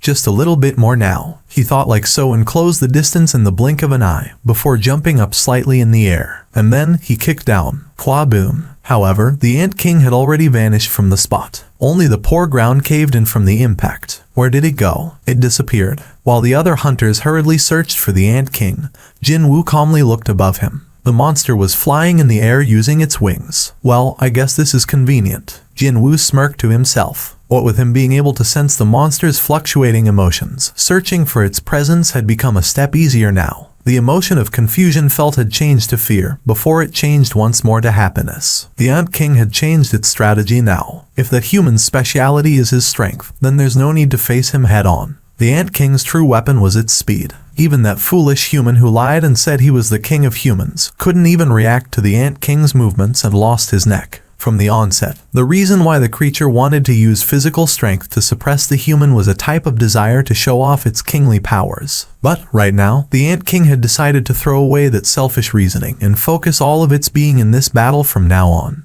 The enlarged body reverted back to its original size, while the claws in its hands grew even longer and sharper, like well-honed blades. Its claws. Jin Woo studied the changes taking place in the Ant King and realized that the creature would change how it attacked from here onwards. 2 short swords he summoned from the inventory landed in Jin Woo's hands. The airborne Ant King shot down towards Jin Woo. Its speed was incomparable to only a minute ago. Jin Woo focused his senses. Time slowed down, and every single movement the monster made entered his vision. In all honesty, Jin Woo felt most confident when it came down to the contest of speed. He easily deflected the Ant King's claw slashing down from above with his short sword. The follow-up attacks from the Ant King landing on the ground, as well as from Jinwoo spinning around, clashed violently. As they exchanged defense and defense countless times, the Ant King was now completely beset with unbridled shock. How can this be? The enemy was actually matching its speed. No, it wasn't only that. As the seconds ticked by, his movement speed was actually picking up as if his muscles had finally loosened up sufficiently enough. How can such a... The Ant King had been pushed back during the contest of raw strength, and now it was also being gradually pushed back in the contest of speed, too. Compared to the Demon King Baron, this monster's strength, speed, and abilities fell some ways behind. No, maybe it was on the same level as the dead Demon King, or even exceeded it in some regards. Unfortunately, the current Jinwoo wasn't the same as the Jinwoo of back then. Indeed, he had stepped up into a far higher realm with the rewards he had received after completing the Demon's Castle dungeon. Here's the fruit of all my labors. Jinwoo got to fully experience just how much his stats had grown through this particular opponent, along with the satisfaction derived from knowing that his stats had been greatly enhanced now. Even more stirring emotions welled up from deep inside his chest. When the Ant King took another step back, Jinwoo took 2 steps forward. And then, vital spot targeting. Jinwoo's skill stabbed straight into the Ant King's torso. The vital points targeting was a skill that inflicted additional damage if he had managed to stab the enemy's weak spots. With the monster's exoskeleton broken in several places, it was not an exaggeration to say that the creature's entire body was now the so-called weak spot. Violent Slash. Having unlocked a new skill, Jinwoo promptly used it. It was then, his short swords immediately sought out all of the Ant King's openings and, literally in the blink of an eye, slashed out dozens of times. The Ant King screamed out. As the creature writhed around in pain, Jinwoo swung his short sword once more and sliced off its arm. The monster's long, black-colored arm fell to the ground with a dull thud. By now, the Ant King lost all semblance of pride or desire for revenge, and hurriedly fled to the air. Its instinctive desire to survive overruled everything. Unfortunately for it, Jinwoo didn't allow for one moment of respite. I need to come up with something to overwhelm the enemy. Physical strength, speed, and even its hidden trump card, poison, all failed to work. It couldn't come up with anything. Did it not possess anything that was better than what that human possessed? Just before the despair set in, the Ant King finally arrived at the right answer. It recalled the one thing that it held an advantage in over the enemy, and that would be the head count. There was only one enemy, but the Ant King possessed thousands of soldiers. Indeed, didn't it have brave warriors waiting for its orders by the entrance of the chamber right this moment? The Ant King staggered back to its feet before pointing at Jinwoo with its one remaining arm. As if they were waiting for that rage-filled screech, the waves upon waves of ants began flooding into the chamber. Take this, human. The king continued to screech out. It was to restore its crushed pride, and also to rouse the fighting spirit of its countless soldiers, as well. And so, as it confidently glared at the impudent human, from that side, a black wave was rushing out now. Go. Jinwoo issued an order to his shadow soldiers. The sovereign's territory he had activated prior to the battle was still active. The shadow soldiers, enhanced a step further by this skill, marched towards the ants at a frightening speed. The loud footsteps reverberated throughout the ant tunnel. And then, you come out, too. Finally, Jinwoo summoned Fangs out, as well. As if it was feeling sheepish for being summoned all alone, Fangs looked around himself and scratched the back of his head. Jinwoo handed over the bead of avarice and warned him in no uncertain terms. Aim only at the ants. Only at them. If even a single lick of flames land on the human sitting over there, I will never summon you out ever again. Fangs enthusiastically nodded his head as if he was confident of doing exactly that. Soon, Fangs grew super large with the song of the giant and spewed out that enormous pillar of flames. Although he had seen that plenty enough times by now, Jinwoo couldn't help but feel impressed by the sight regardless. It's kinda like his flame pillar is getting bigger every day, isn't it? Was it because his level was also rising up? Only Jinwoo could come up with such a reaction since he had seen this spectacle before. But well, other people were thinking of entirely different things. The hunters hiding in the far corner holding their breaths while witnessing the battle between Jinwoo and the Ant King could only gasp out in pure astonishment at the emergence of this new monster. A rather severe reaction also came out from their midst, too. That is his summon creature. What? That's a summon. Jiu pointed at Fangs and raised his voice. As for the other hunters, no one could respond to him as their jaws were still resting on the ground at that moment. However, everyone was thinking of roughly the same thing. How could that thing be classified as a mere summon? From the way it looked, or the powers it possessed, that thing no longer looked like a simple summon creature, but a demon king that had descended to this earth. Whatever the case may have been, that totally nonsensical pillar of flames roasted the swarm of ants like there was no tomorrow. The Ant King began shuddering once more. These are that human soldiers. Less than 1 minute later, hundreds of the Ant King's soldiers were evaporated into ash and dust. It wasn't some metaphor, either. The ant monsters coming into contact with that strange pillar of flames really did evaporate where they stood. For the first time ever, the Ant King felt true terror towards another being for the first time in its life. It also sensed an unscalable wall. The Ant King finally learned that there was an enemy that couldn't be overcome, regardless of what power it tried to use. This was a complete defeat in every sense of the word. But how could such a thing be? It was born to fight against the strong humans, so why? That was its sole calling. It hurried with its growth for that purpose. It even absorbed humans' powers in order to facilitate that goal. But to think, it still couldn't win against this one human. The Ant King began shivering and turned around to run. It just had to run away far, far away from this human. At least in this very moment, the thoughts of its glorious kingdom and its soldiers had completely disappeared from the Ant King's head. Using the healing skill taken from one of the dead humans, the Ant King quickly regenerated its lost wing and took to the air again, even if it's only a little bit further away. But it happened then. Out of the blue, a powerful force pushed it down and planted the Ant King flat on the ground. It spat out a mouthful of bodily fluid. Having utilized the skill ruler's reach like a fly swatter, Jinwoo quickly walked over to where the downed Ant King was. I can't let this guy escape, obviously. It was a strong monster. He wanted to turn it into his shadow soldier no matter what. But in order to do that, killing it comes first. After discovering Jinwoo approaching it, the look of sheer terror filled up on the face of the Ant King, so much so that the creature looked almost pitiful to the onlookers. In the end, the Ant King began crawling on the ground to get away from him. That arrogant, dignified appearance it displayed back when it proceeded to toy around with the Korean hunters, it was now long, long gone. Now you look like a proper insect. Jinwoo closed and quickly took aim at the back of the Ant King and activated his skill, Vital Points Targeting, No Violent Slash. That brought up the message window. Jinwoo clenched his fist, but his celebrations lasted only for a short while. Seong Jinwoo Hunter Nim. He quickly turned around after Baek-yeon-ho called out to him, and found the latter's complexion to be extremely poor. Jinwoo quickly ran over to him. Hunter Cha-hyun is. Just as his unfinished sentence implied, Cha-hyun's vitality had declined so much that it was hard to even sense it now. The situation had deteriorated even further than before. Jinwoo's expression quickly hardened. Time had almost run out. Even if he rode on Kaisel, just when would he arrive in his destination, and just how long would he take to find a healer to heal her? I need another way. After some brief pondering, Jinwoo came up with a method to save Cha-hyun. He finished checking her complexion and stood back up. He then turned towards the cameraman. Can you switch off the camera for a minute or two?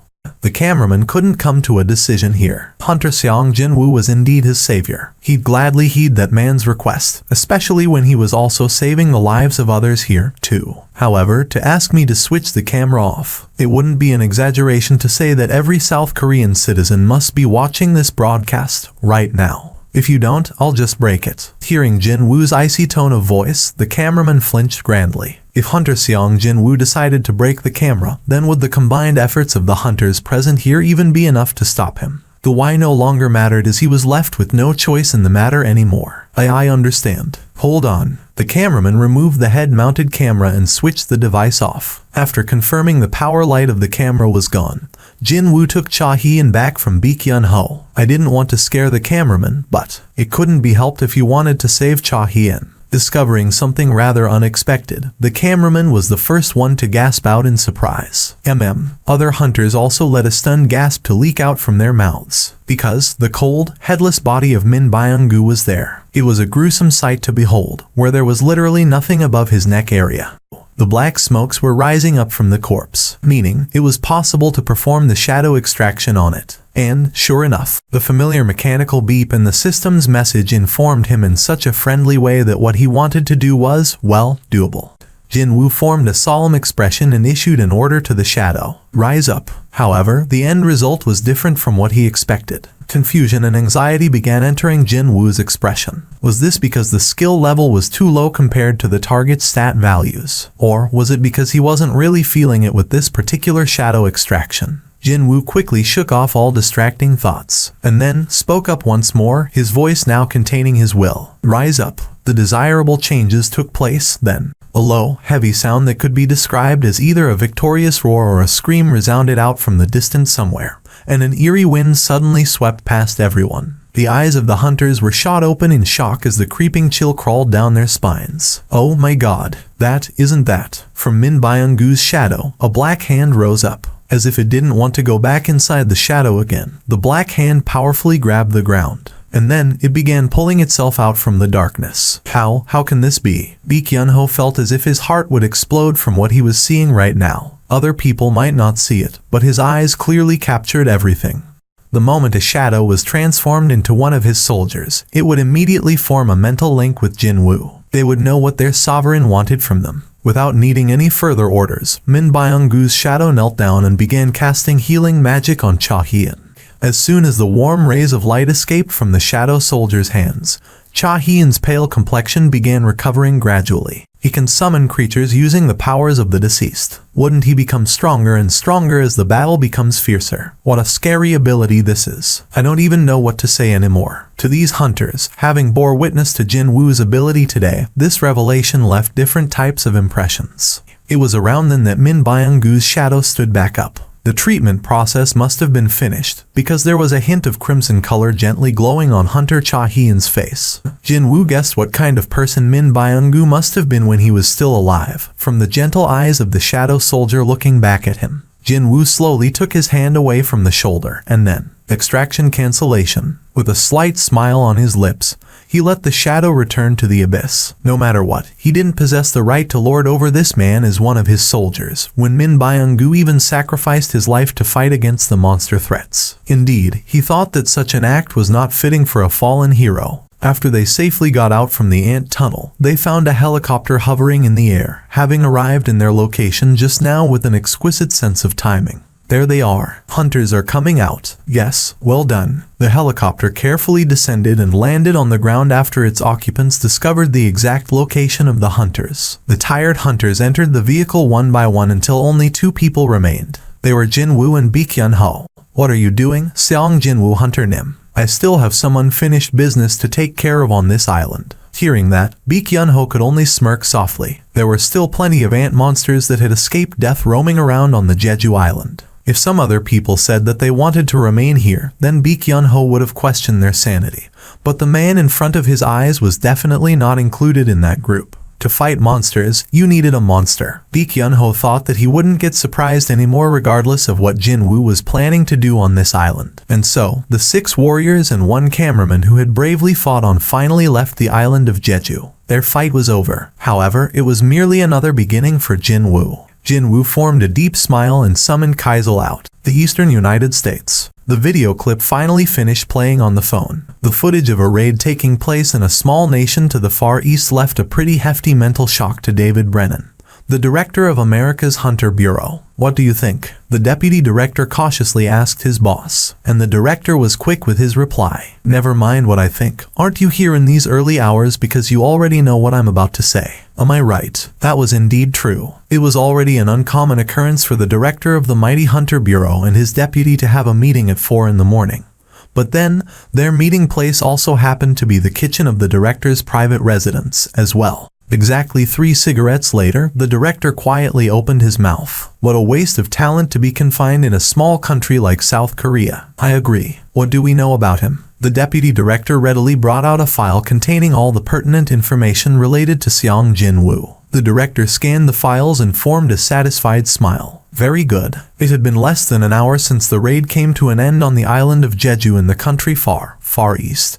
Yet the related data was already in his hands. Not only that, the file contained everything from that hunter's type as well as his close associates and relatives, too. Now, this was the power of the United States, the hunter superpower in the world, the Seong Il Hwan incident. An existence that could either be a human or a monster in disguise exited from a dungeon and claimed that he was a Korean hunter. The data compiled back then still remained in the database of the Hunter Bureau. In the current situation where no other nation even knew what his name was, with the exception of South Korea, of course, the Americans were able to get 2 steps ahead of everyone else. God bless America. Indeed, if this wasn't the heavens helping them out, then what was? Taking away 2 rank S hunters from a single country. That'd be akin to declaring that we are turning our backs on that particular nation. South Korea and America had been allied nations for a very long time. What the director was implying here was that the impact of this matter would mushroom into something rather substantial in the near future. However, the deputy replied with a confident tone of voice. Even still, don't you think he's a talent worth all that trouble? Of course, the director couldn't deny that. So, he answered with a question instead. Can you do it? The deputy answered with the exact same words he used back during the Hwang Dong-su's case. I'll do my best.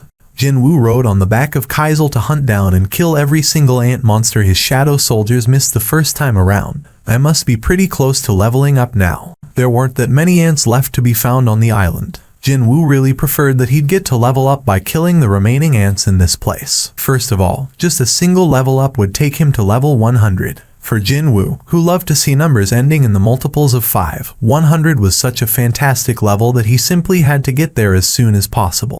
Since he hadn't booked any gates, once he leaves Jeju Island he wouldn't have any other avenues to earn experience points for a while. He ended up recalling a painful memory while trying to extract Hunter Min Byung-gu's shadow. The leader of the White Phantoms, Baruka, after failing 3 times to extract his shadow, Jin-woo couldn't convert him into his shadow soldier. When he failed in his first attempt earlier in the day, his heart fell to the pit of his stomach, as the thoughts of am I going to have another episode like that filled his head. Well, I did manage somehow to succeed on my second try, but still, wasn't this the case of a burnt child fears fire? There was no guarantee that the same thing as Baruka wouldn't happen later when trying to extract the Ant King's shadow. That guy's stat values were so high that comparing Hunter Min Byung-gu to that monster was a time-wasting gesture. Even if it was by a small margin, Jin-woo wanted to increase his odds of successfully extracting that guy's shadow by raising his level. He was sure that, although there was only 1 level difference, it would definitely help out his cause. Jin-woo's expression brightened greatly as soon as he stepped inside the nursery area. There were countless eggs lining up the floor, pillars, and even the ceiling. Seeing that there were wiggling movements from underneath the semi-transparent shells, these things were definitely monsters, too. Not sure how much experience points I will get here, but then again, with this many monsters here, he was sure of making up for the lacking amount of experience points. Boom. Jin-woo noticed that his boys were breaking out in buckets of sweat, and summoned the Demon King's longsword out from the inventory. Should I have a go with this one? Every time he moved this cool-looking blue-colored longsword, arcs of electricity crackled up from the blade itself. He had stored it inside the inventory after defeating the Demon King Baron back in the Demon's Castle. There was a reason why he brought this longsword out instead of his main weapons, the daggers, short swords. Because of the added magic attribute of the longsword. Swish. When Jin-woo energetically swung the sword, lightning crackled boisterously all over the place and caused the blue-colored storm to kick up. Oh, a wide smile formed on Jin-woo's face. Although he couldn't recreate the destructive might or the added stun effect as displayed by the Demon King, it was still more than enough to burn these ant eggs.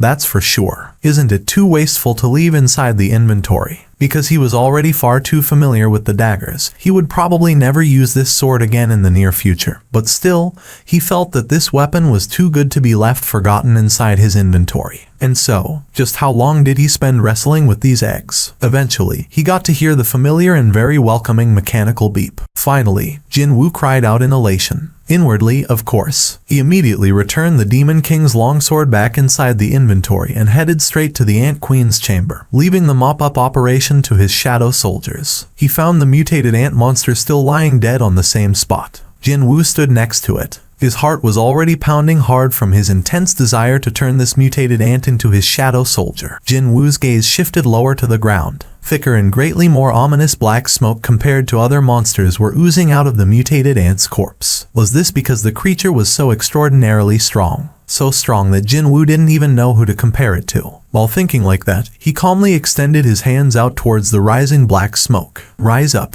The surroundings became completely dark. He'd still be able to see around him thanks to his perception stat if there had been a sliver, a trace of light coming in from somewhere. But this all-encompassing darkness didn't even permit that. It must have been a second or two later. The darkness lingered on only for a briefest of brief moments before receding away, to reveal the mutated ant standing right in front of his eyes. Jinwoo flinched grandly and took a step back. If it weren't for the system message saying shadow extraction was a success appearing almost at the same time, he might have lashed out while thinking that the ant had come back to life or some such. Phew, that surprised me. Jinwoo spat out a sigh of relief. Now that he calmly took another look at the creature from a step away, it sure did look a bit different from when it was still alive. From its body, streams of black smoke were continuously rising up. So, this is that ant monster's shadow. He couldn't tell just how much of its original stats had changed, but at least, the ominous aura it gave off seemed to have gone up a few levels. Jinwoo stood before the ant's shadow. He could clearly feel its enormous magic energy reserve. The mutated ant becoming his soldier finally felt real to him now that he could stand right before the creature and sense its magical energy like this. He wanted to remain calm, but the corners of his lips continued to curl upwards. His heart was pounding away madly like a child who got his hands on a toy he so badly wished to own. Soon, the shadow's information popped up in his view. Commander grade. Jinwoo began clenching his fists tightly after confirming its grade. A new one just made its appearance, which could only mean this guy possessed the kind of power that was on another realm compared to his other soldiers. Well, that's obvious when considering its original abilities while it was still alive. Just the name of the new grade alone implied that this soldier was not your average, common soldier. This was the fruit of his labor for having worked so hard to own this shadow. It was then. The shadow knelt down after meeting his gaze with Jinwoo's. Without a doubt, the absolute loyalty that affected all the other shadow soldiers also applied to this guy as well. Nice. Next stop, the Ant Queen. Jinwoo formed a satisfied smile and turned around. But then, oh my king. Jinwoo's steps came to an abrupt halt after he heard that voice coming from behind him. He never thought that he'd got scared that easily, but at least in this moment, he did feel like his heart had taken a nasty tumble down to the pit of his stomach.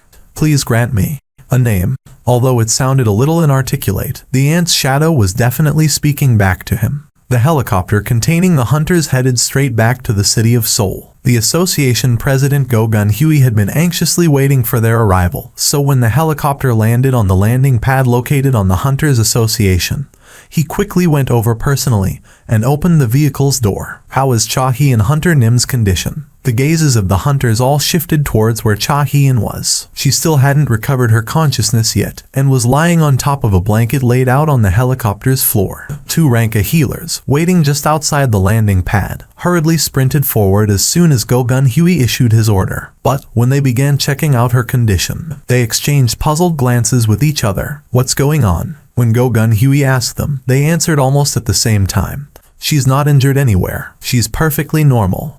Just what transpired after the camera was turned off. Go Gun-Hui tilted his head in confusion. They didn't have a healer over there, too. After all, their sole healer, Min Byung-gu, met with a grisly fate, didn't he? As Ma Dong-wook fell into a dilemma, wondering how he should go about explaining this situation, one of the healers hurriedly shouted out, "She's waking up." Everyone's attention was focused on her in an instant. Go Gun-Hui carefully sat down near her head and asked her, "Cha Hunter Nim, can you hear me?" Cha-hee-in slowly opened her eyes. "Where?" "You're inside the helicopter. Currently, it's landed on the Hunters Association, and we are planning to escort you to the hospital very soon." A hospital. Cha-hee-in briefly looked around her before taking a deep breath. The scent of Hunter Seong Jin-woo had permeated throughout her body. She stared at Go Gun-Hui with unfocused eyes. Did Seong Jin-woo Hunter Nim show up there? She was supposed to be unconscious all this time, so when she mentioned Seong Jin-woo's name, other hunters were all inwardly taken by surprise. Instead of a verbal answer, Go Gun-Hui slowly nodded his head. A thin smile formed on Cha-hee-in's face. "I knew it. It wasn't a dream." Cha-hee-in had briefly woken up, but she fell back into a deep slumber again.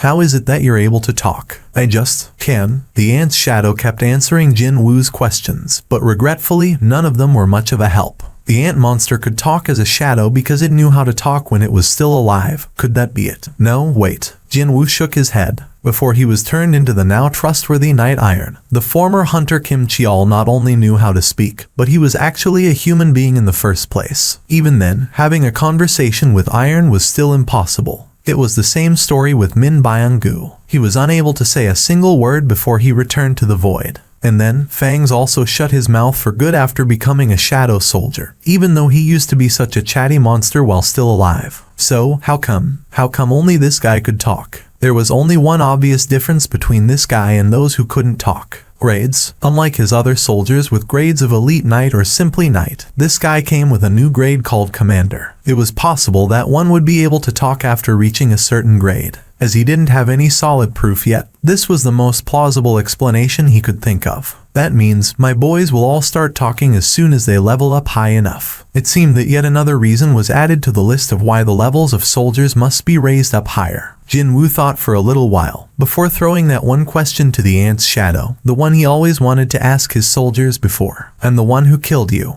Yet, you still wish to serve me." A completely unexpected reply came from the ant's shadow. "I didn't die, but, through the power of my liege, I am reborn." The shadow then raised his head, and while meeting Jin-woo's gaze, it continued on. "Within me, elation overflows. I shall follow my liege for eternity." Ba-dump. Why did it happen? Was it because he felt the shadow's true feelings? Jin-woo's heart pounded powerfully right at that moment when the ant's shadow swore his eternal loyalty. He placed his hand on his chest to somehow calm his wildly beating heart. It quickly regained its usual calmness. It was then the ant's shadow lowered his head again and pleaded with Jin-woo once more. "Oh, my king, please grant me a name." The talk had reverted back to the beginning. This sure came across as a rather different experience to Jin-woo now that he was hearing the plea of the subject directly from itself, rather than from some prompts of the system. A name. From the get-go, he didn't pay all that much attention to the naming of his soldiers, but even then, it's a bit too much to call it ant this and ant that, right? There were already hundreds of similar ants like him now in Jin-woo's army, so it wouldn't do for a knight commander to be saddled with a name like Ant.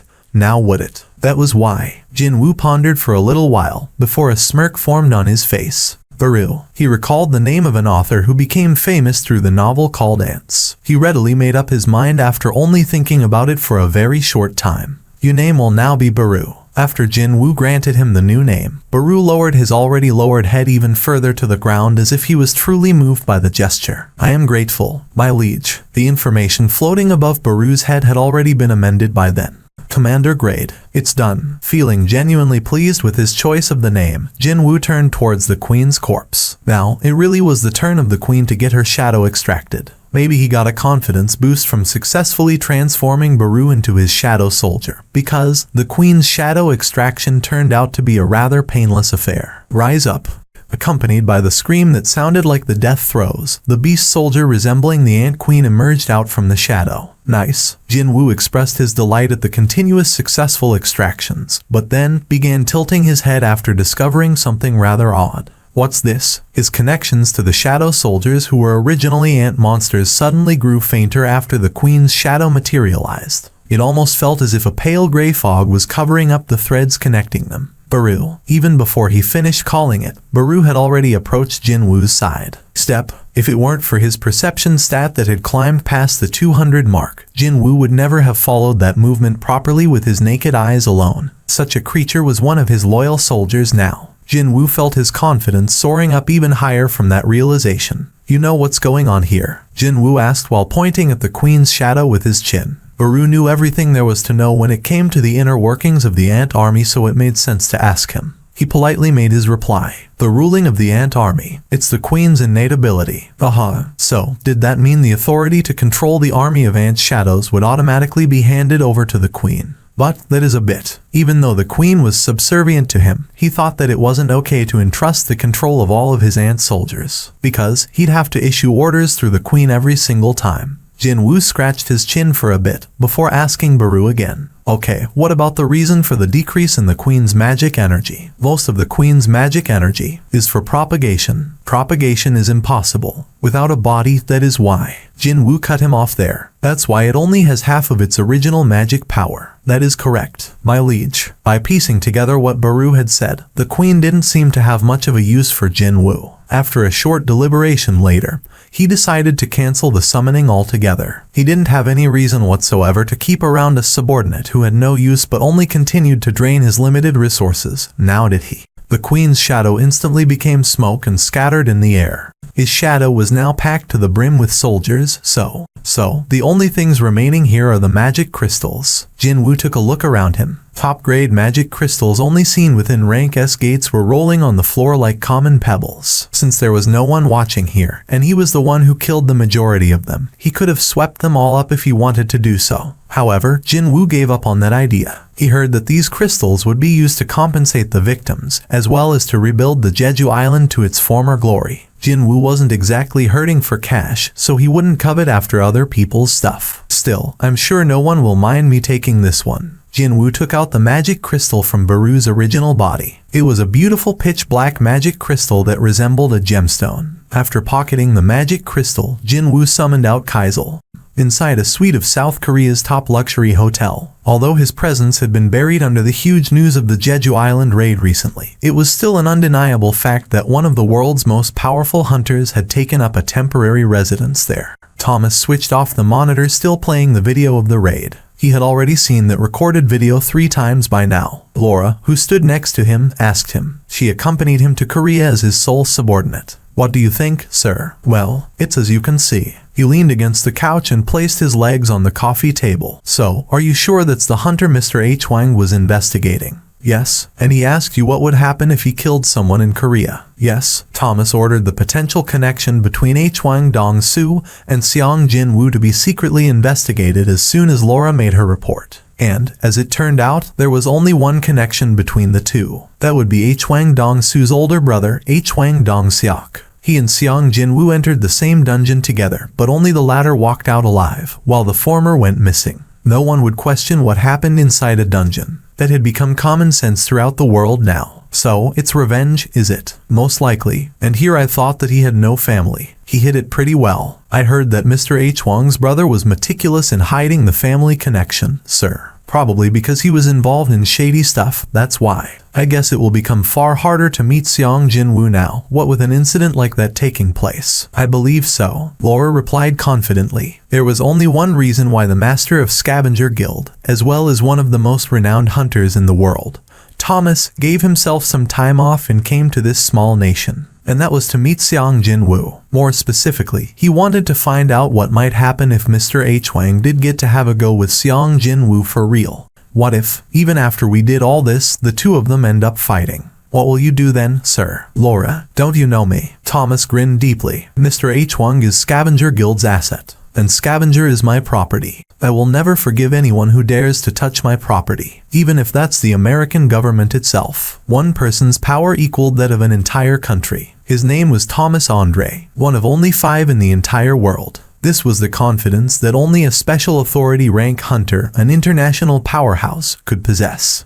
Military personnel and hunters landed on Jeju Island to recover the remains of Hunter Min Byung-gu. They were from the Yeongnam District's guild, the Night Order. The master of the Night Order Guild, Park Jong-soo, had to doubt his own eyes, because there was a good-looking foreign man leisurely strolling out of the ant tunnel's entrance at that very moment. But that was just impossible. The ants being completely wiped out should still be a top secret, so how could this be? I ask you who you are. Why are you coming out from there? It was unknown whether the foreigner didn't understand a single word coming out of his mouth or wasn't planning to answer in the first place. No, that man just stood there, smiling brightly. Jeong Yun-T always had been the act first, talk later type of a guy. But even he had to take a step back and cautiously observe his surroundings after sensing the ominous aura. Unfortunately, soldiers didn't possess the hunter-like sensory perception. They belatedly discovered the foreigner's presence and hurriedly raised their firearms. Park Jong-soo quickly dissuaded them, fearing that they might end up inadvertently killing someone. He couldn't understand the language being spoken here. It wasn't that he had never heard of it, but more like it didn't even originate from Earth, to begin with, judging from the way that man sounded and how he enunciated the words. What is he saying? One could sometimes meet intelligent monsters in higher-ranked dungeons. What that man said sounded almost like the language spoken by those creatures. Which means is that, snap, like puppets with their strings cut, the soldiers and hunters all collapsed to the ground along with the sound of a crisp finger snap. That mysterious man wasn't responsible for this event. He looked behind him and testily spoke up. What do you think you're doing? There was a short-statured, middle-aged man standing behind him now. There's no need to make a commotion here. I just put them all to sleep. The middle-aged man also wasn't speaking in the language of humans. Did you confirm it? The mysterious man nodded his head. It's definitely his power. How strange. The middle-aged man's gaze now shifted over to the collapsed hunters. Why is he helping out these humans? Who knows what he is thinking? If you're curious, why don't you go ask him personally? I'll decline. The middle-aged man shook his head before continuing on. We commence with the hunt as planned. Nothing has changed. Got it. The middle-aged man lightly twirled his hand in the air. A black gate small enough to let a person through opened up there. Oh, by the way. The middle-aged man stopped briefly and looked behind him when the mysterious man called out to him. I think one of them is here. You mean, here in South Korea? Since we're here, how about we take care of that guy first? The middle-aged man closed his eyes slightly. Soon, the information the mysterious man was talking about flowed into his head. However, the middle-aged man didn't look wholly convinced. If it's around here, let's leave it to his hands. You don't want to get involved, is that it? It's fine to think of it that way. It doesn't matter. The middle-aged man and his trailing voice soon disappeared along with the gate itself. After confirming that the black gate was closed for good, the mysterious man muttered to himself, "What a coward." He took a look at all the unmoving humans lying on the ground. They were only knocked out for a little while and should regain their consciousness soon enough. The man snorted derisively and extended his hand towards the humans. However, he quietly withdrew his hand. Well, there's no need to raise a commotion. He also entered a small gate and disappeared from the spot as well. The key he found inside the cursed random box was shining brightly as if to remind him of where it had been hiding all along. Rarity. Type. Key. You have met the required condition. A key allowing you entry into the Karutenen Temple. It can be used at the designated gate. The location of the designated gate will be revealed after the predetermined time has been reached. Remaining time, 417,652. The item information he couldn't see before was now filling up his view. Karutenen Temple. Jin-woo began tilting his head in confusion. What was going on here? He was pretty certain that he had never heard of that name before. So how come it sounded so familiar to him? No, hold on. I have heard of it before. He carefully combed through the maze of his memories until he finally recalled what he was searching for, and his brows shot up in response. The Dual Dungeon. More specifically, that name was etched on a stone tablet held by a statue, found in the ancient temple located right at the end of the Dual Dungeon. The memories of that fateful day were coming back to him one by one. Indeed, that stone tablet's text indicated that the name of the temple filled with those terrifying statues was none other than Karutenen. It couldn't have been a simple coincidence that the name carved into that stone tablet and the name of the temple and the key's information was exactly the same. Which could mean, I can go back inside that place with this key. The system was definitely summoning him back to the place where it all began. The key that emitted the bright light all on its own. Perhaps fearing the distinct possibility of him never bothering to read its information. And then, there was the name of the location where this key was supposed to be used, written so clearly that he'd never miss it. I still have over 2 weeks left. The system hadn't lied to him once until now. So, the gate in question would definitely open up in the location as noted in the item's information. Was I really planning to walk in there again? Ha ha ha. A wry chuckle leaked out of his mouth without him realizing it. He used to break out in an uncontrollable shiver just from recalling the emptiness below his knee he saw back then. But now, fighting spirit began burning powerfully in his eyes, instead. I'm different now. He felt utterly confident of his chances now. Heck, he even felt a certain expectation bubbling up inside him, wondering if he'd be able to turn those stone statues, or even the god statue itself, into his shadow soldiers. There was also something else to consider.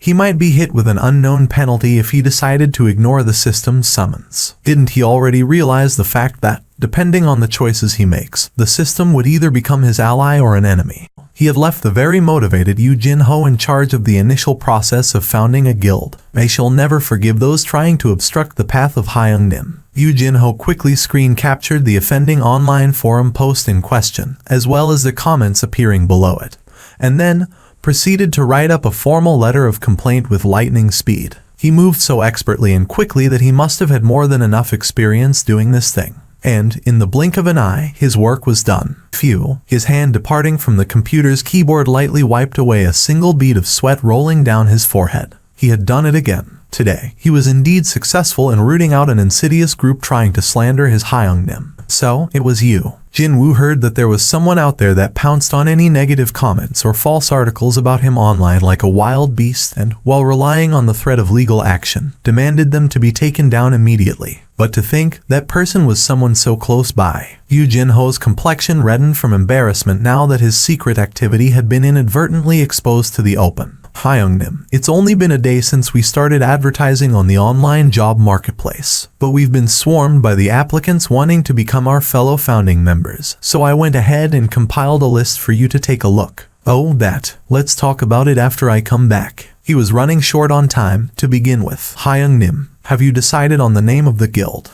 Indeed, this was the most pressing issue of them all, because you'd need a name of the guild if you wanted to place job postings on the bulletin boards, or even when conducting other official businesses, now wouldn't it? Does he have something in mind for the name of the guild? Yu Jinho's heart was pounding in anticipation for Jin Woo's answer. He was fully prepared to suggest the names he had thought up if Hyungnim was unable to come up with one. How about putting the Seong of Seong Jin Woo and Yu of Yu Jinho together to name the guild Seong Yu? He quickly shook his head, though. It's got a nice meaning, but it sounds a bit. If you were to consider how it sounded, then it was indeed better to flip the two words around to make Yu Seong.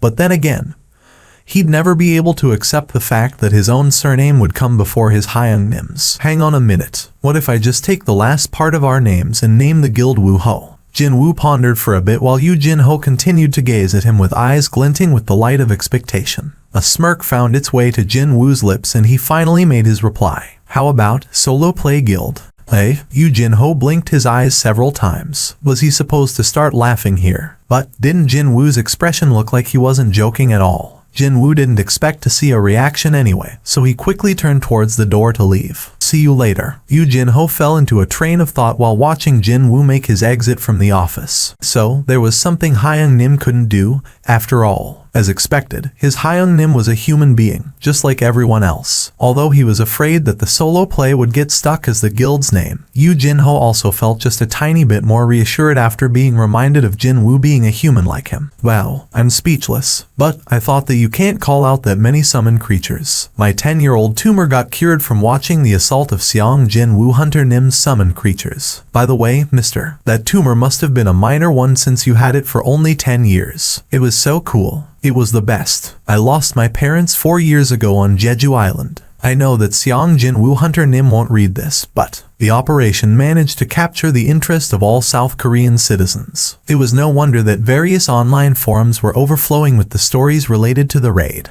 and Jin Woo's name always cropped up in those discussions. Also, a hot debate regarding how high Jin Woo's skills should be rated opened up among the netizens famed for their love of comparisons. With his powers, shouldn't we say that our country now also has a special authority rank in our midst? Aye. With only that, you should limit your intake of kimchi soup per day. But why not? He almost solo cleared a rank S dungeon, and the gap between him and other rank S hunters is pretty vast, you know. Hunter Seong Jin Woo's record isn't extensive enough. If his skills are for real, then people will acknowledge him sooner or later. In any case, man, he was so freaking awesome. A rankie is only a bit better than a regular person, so how can someone like that become so strong? Is Hunter Seong Jin Woo a reawakened? Lots of people don't seem to know that Seong Jin Woo is a reawakened. He applied to have his private information protected right away, so, of course, there were some people among many who felt mighty uncomfortable about Jin Woo as well. But, hold up, if Seong Jin Woo participated in the raid from the get-go, Min Byung-gu wouldn't have died, right? He wanted to be left out in the beginning, so why did he show up in the middle? Looks like guys above mine haven't seen the article put up by the association explaining themselves yet. What article? Links please. The contents of the article went like this. Even though he was ranked S, Jin Woo lacked experience in entering high-ranked dungeons. Therefore, the association chose to keep him in reserve nearby in case of an emergency, instead of making him join the raid team from the beginning.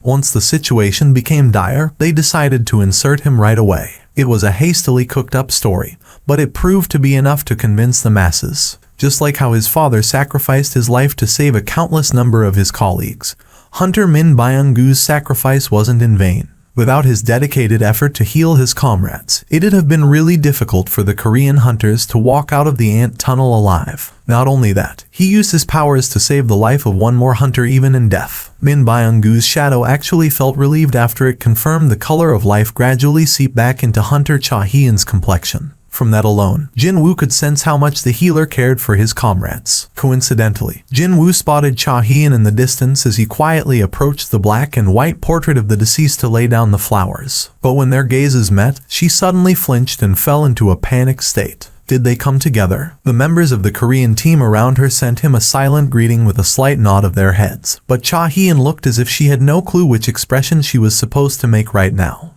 So that woman can make a face like that, too. He couldn't recall any other times when she didn't carry that expressionless face of hers. Indeed, one should get to know somebody for a longer time before passing judgment, that's for sure. Jin Woo shifted his gaze away and stood before the portrait. Hunter Min Byung-gu within the black photo frame was smiling brightly without a care in the world. Jin Woo placed the flower in front of the portrait and closed his eyes for a brief moment. I hope you find yourself in a better place. Finishing up with the prayer for the departed, he turned around to see a familiar figure approach him from the distance. Seong Jin Woo Hunter Nim. The low, bassy voice naturally belonged to the association president, Go Gun Huey. You have business in the association. May I inquire what that is? Oh, actually, I need a guild master license, you see. Pardon? A question mark floated up above Go Gun Huey's head. Why do you need the guild master license when you already possess a rank S license? Wait, does that mean a rank S can establish a guild without a license? Of course. Go Gun Huey formed a good-natured smile and continued on. If you wish to form your own guild, all you have to do is to give the association a call. We'll take care of the rest. The rank S was a realm he never expected to step into half a year ago. So, it wasn't surprising to see Jin Woo greatly underestimate all the cool benefits this rank came with. He was inwardly flustered after learning of something he didn't know until now. But this is actually for the better, isn't it? By any chance, have you cast some kind of a barrier spell over Jeju Island? What do you mean? Where was this barrier magic thingy coming from, all of a sudden? Did something happen in Jeju Island after he killed every ant there and left for home? Go Gun Huey calmly explained what had happened. During the operation to retrieve Hunter Min Byung-gu's remains, there was an incident of the military personnel, and the accompanying hunters losing their consciousness in the same location.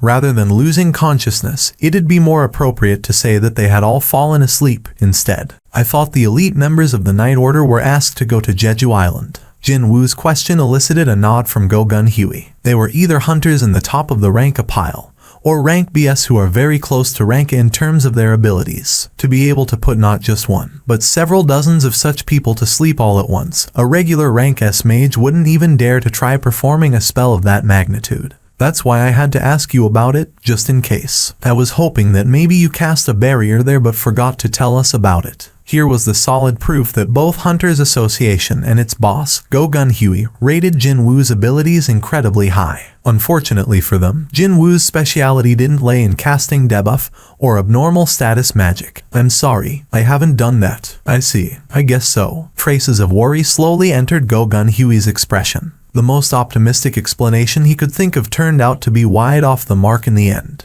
What did the hunters say, sir? That is, Go Gun Huey formed a troubled face of a man finding it hard to explain something, before continuing on his explanations with some difficulty. Not only the soldiers, but even the hunters can't remember anything that happened before they lost their consciousness. His voice sounded even more dispirited next. Actually, we can't even figure out whether they were victims of a magic spell or not in the first place. If it were just the soldiers, who were simply regular people, it'd be possible to knock them out with something like the sleeping gas. But even the rank A hunters and their exceptional physical abilities fell victim as well. So, it couldn't have been a conventional weapon of some kind. Could it have been a trap left behind by the ants? Jin Woo was really tempted to summon out Baru right now and ask him about it, but if he did that, this funeral venue might morph into a blood-splattered battlefield in no time at all. It was then, the young man who must have been an association employee approached them in hurried steps and whispered something to Go Gun Huey's ear. The association president formed a rueful expression as he spoke to Jin Woo. A guest has arrived sooner than expected, and unfortunately, I must be on my way now. Thank you for your time. You too, sir. After sharing brief goodbyes, Go Gun Huey hurriedly left the venue and disappeared from the view along with that unnamed employee. Now that he no longer had any reason to go to the association, Jin Woo figured that he might as well go home. Instead, he too left the venue and began walking towards the location of the parked van. But then, what's this? He seemed to have picked up a somewhat puzzling tale since from a short while ago.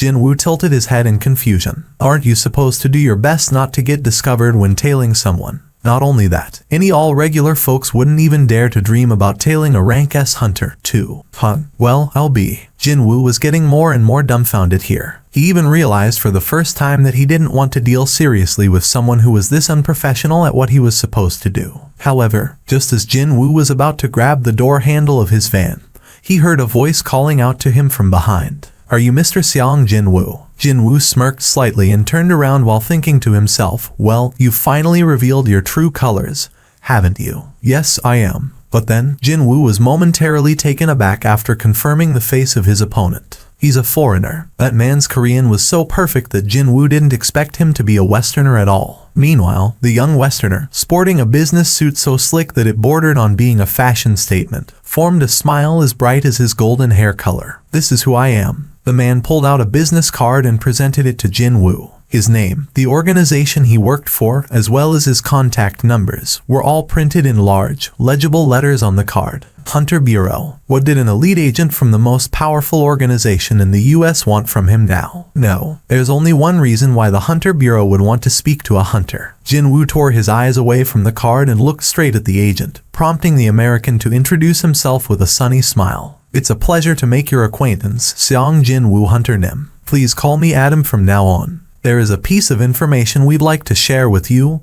Hunter Nim. Information, is it? Yes. And you won't ever hear about this information from any other existing country or organization in the world. Except ours, of course. Jin-woo tilted his head slightly. What would be their reason for revealing such highly classified information to a foreign hunter like him, a complete stranger? Why are you willing to share such information with me? Jin-woo's probing question only managed to elicit another round of a refreshing smile from Adam White. We certainly will get something in return by revealing this information to an exclusive group of a specially chosen few. Specially chosen few, he said, which meant that the Americans considered Jin-woo to be eligible to enter that category now. Sure enough, that roused his curiosity rather greatly. Okay, let's hear it. That is as far as I'm permitted to tell you, Hunter Nim. As for the rest, you'll have to hear it from our deputy director. We have a car ready nearby. How about accompanying me to meet up with the deputy director? Unfortunately for him, though, it was Jin-woo who had the final say in the matter. Information, is it? It could only be one of two things. Either it was info that would benefit him in some way after learning of it, or a tip of someone coming after his life. Funnily enough, he didn't feel all that compelled to get to the bottom of this matter at the moment.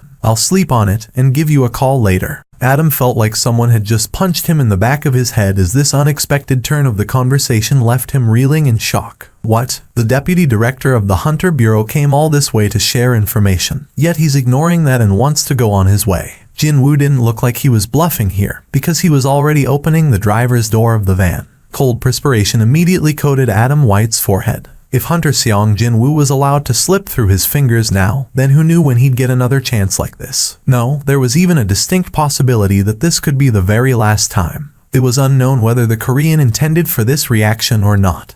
But without a doubt, the ones ruining the missed opportunity would be them, not him. Well, have a nice day. Just as Jin-woo was about to climb into the van, the restless Adam White urgently cried out. Upgrader, an upgrader. Adam formed an expression of a defeated man and explained the meaning behind the word he just spat out. Did you know that there is an awakened who can enhance the abilities of other awakened? Yup, you should have started with that from the beginning. Right away, Jin-woo realized that the stuff being shared by Agent Adam White, no, the deputy director of the Hunter Bureau, was actually of far greater importance than mere information. An awakened who can enhance other awakened, is it? Finally, Jin-woo felt compelled enough now. We're here. Jin-woo noted that the name of the hotel was the same as the one from the memo Yoo Jin-ho handed over to him not too long ago. Wait, that English-speaking foreigner Yoo Jin-ho was talking about, could it have been one of these guys? Jin-woo followed after Adam White and climbed up to the suite where the deputy director was waiting for him. The deputy director of the Hunter Bureau, Michael Connor, failed to disguise his excitement at the sight of a certain Oriental man standing behind his subordinate. Very good.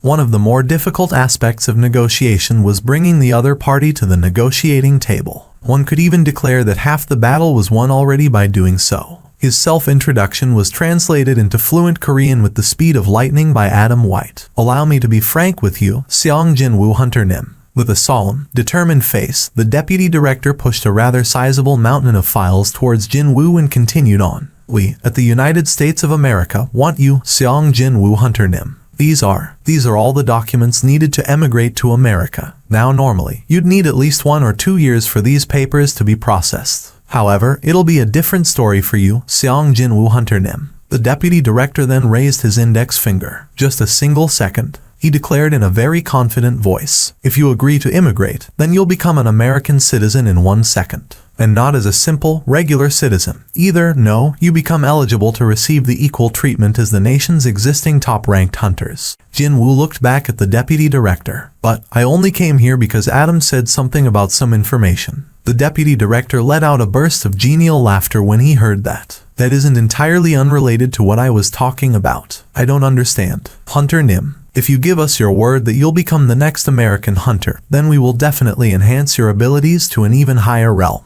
The so-called upgrader. It seemed that this awakened could really do what that moniker implied. Still, Jin-woo was not entirely convinced, even if the deputy director said roughly the same thing as Agent Adam White. Could there really be an awakened possessing such a power? That's why he decided to make DMN sure. To enhance one's abilities, can such a thing be for real? Jin-woo's apparent interest caused the deputy director to become even more excited. Actually, she's here with us right now. Jin-woo already knew that there was someone else within the hotel's suite. From a while ago, he had picked up on the minute amount of magic power leaking out from the gap of the closed door just over there. Because the magic energy emitted didn't seem all that powerful, he was inwardly thinking that person was too weak to be a bodyguard of someone as important as the Hunter Bureau's deputy director. And now, his suspicion proved to be correct. The deputy director quickly issued an order. Please bring Madam Sellner here. Click. Almost immediately, the door was opened and 2 agents escorted a middle-aged African-American woman out from the room beyond.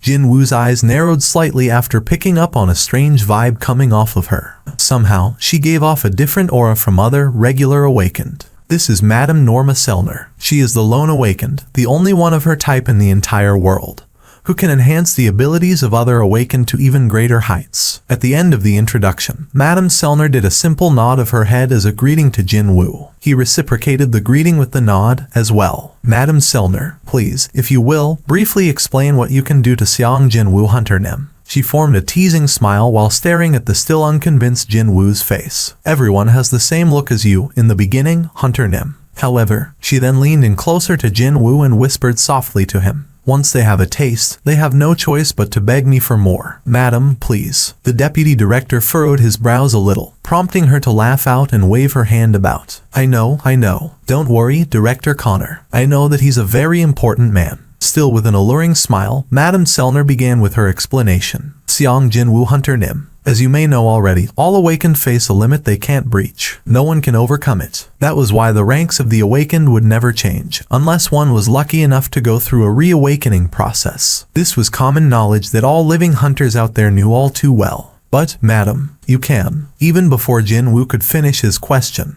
Madam Sellner formed an expression of a little kid picking up the final piece of strawberry on top of a cake that she'd been saving up for the very last. You're correct. Jin-woo's eyes grew progressively wider. I can increase that limit even higher in 3 separate stages. I don't know whether to call it a forced reawakening, or simply waking up the latent potential sleeping within the subject already.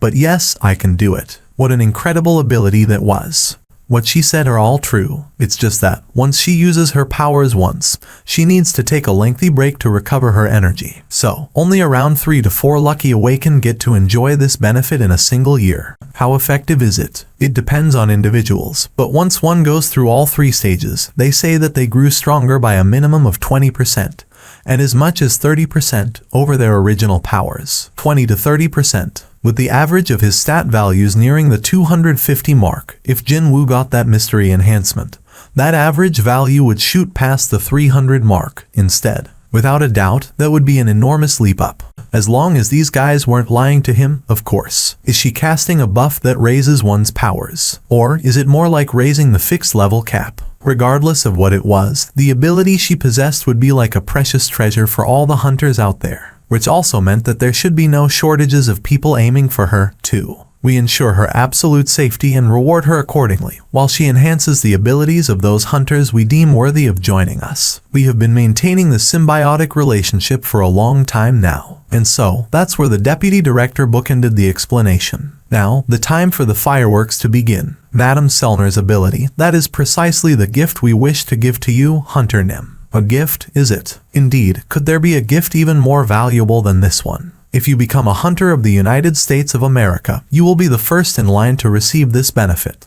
Also, we will make sure that you get the best possible terms when negotiating with any guilds you wish to join. From the perspective of an ordinary hunter, these were simply too good of conditions to say no to. Only now could Jin Woo understand why Huang Dong-su didn't even hesitate once and emigrated to the States when everyone was criticizing him for it. The enormous sum of money the Americans reportedly paid him was most likely a cover-up story to hide the real reason. Regular hunters would lose their collective SHT if they ever heard of such a tale. Can you prove that she really possesses such a power? Everything they said so far were just words, and there had been no proof to back them up yet. It was her turn to butt in next. No need to rush. Today, I'm only here to undo the first button, you know. Jin Woo finally realized what she meant earlier. One taste, and people beg her for more, was it? Just as she had alluded to, every hunter seeing her powers with their own eyes chose to head to America right away, 100 times out of 100. Her sky-high confidence was based off on that. The deputy director quietly asked a question to Jin Woo. It is as she says. So, will you let us unlock your first stage, without anything in return? Think of it as a service from us, Hunter Nim. Madame Selner lightly grasped Jin Woo's wrist. When he turned to look at her, she formed a gentle smile and gestured to him to get closer. Please, look into my eyes. Look deeply into them. That will be your first step.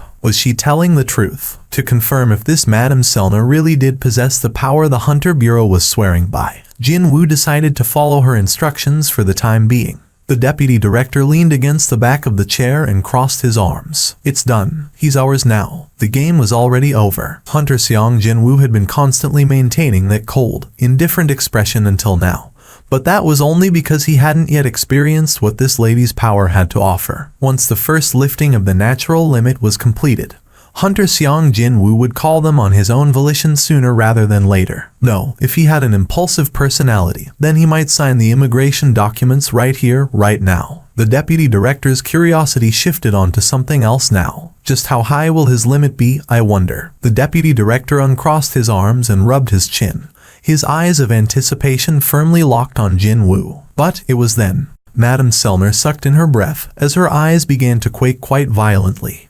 Madame Selner stared deep into Jin Woo's eyes for a long time, before she screamed at the top of her lungs as if she had seen something she shouldn't have. She fell off the chair onto the floor, almost right away. Two agents here to guard her whipped their pistols out and took aim at Jin Woo. Stop. Have you all lost your minds? The deputy director witnessed the agents and their recklessness and cried out in alarm. Loud cussing exploded out of his mouth as he jumped up from his sitting position to push down the pointed pistols of the agents. Do you not know who this person is? How dare you point at him with such a thing? But, sir, the madam is. You idiots. If you're that worried about Madame Selner, then check up on her first. And my apologies. The agents quickly put their guns away and supported the shivering Madame Selner off from the ground. Her complexion had become so pale that she looked quite pitiful right now. Meanwhile, the deputy director bowed his back 90 degrees to Jin Woo. I'm truly sorry, Hunter Nim. My agents committed a grave blunder. Judging from the previously relaxed voice of the deputy director tremble like that, he must have been frightened out of his wits rather greatly just now. They are trained to put the safety of the madam above all else, but to think they'd be stupid enough to point a gun at a rank S hunter. If something like this happened in front of either Thomas Andre or China's Liu Zhaijing, then the hearts of those two agents pulling out their guns would have stopped beating long before he had the chance to apologize. What a relief that Hunter Seong Jin Woo was such an understanding gentleman. The deputy director sighed out in relief and wiped the pooled sweat off his nose. He managed to put out the most pressing flames first. Next, it was time to focus on the other matter. Madam, you're sweating so much. Are you feeling unwell somewhere? The deputy director may have shed a few cold sweat drops over the volatile situation just now, but she was completely soaked from head to toe at the moment. What's going on here? Worried about her condition, Jin Woo got up from the chair and cautiously made his approach, but she didn't want to look him in the eye, and began shivering even harder. Madame Selner's condition isn't very good today. May I give you a call at another time? After Jin Woo had left, the deputy director found himself alone with Madame Selner in the hotel's suite. Madam, what happened back there? They had worked with many hunters before, and this wasn't Madame Selner's first rodeo either, meaning this would be the first time something like this happened. She suppressed her pounding heart and managed to squeeze out her trembling voice. He is a king, a very powerful king. The deputy director's eyes grew wider and wider. Those who knew how her power worked were the director of the Hunter Bureau, the deputy, and of course, Madame Selner herself. Only these three. And she confirmed that Hunter Seong Jin-woo was a king. Ba-dump, ba-dump. The deputy director sensed his heartbeat pick up pace, which means he's on the same level as the special authority rank hunters. She shook her head. No, I don't. This was my first time experiencing such a phenomenon, so I can't be sure at all. He is definitely a king, but he's also different from the other kings.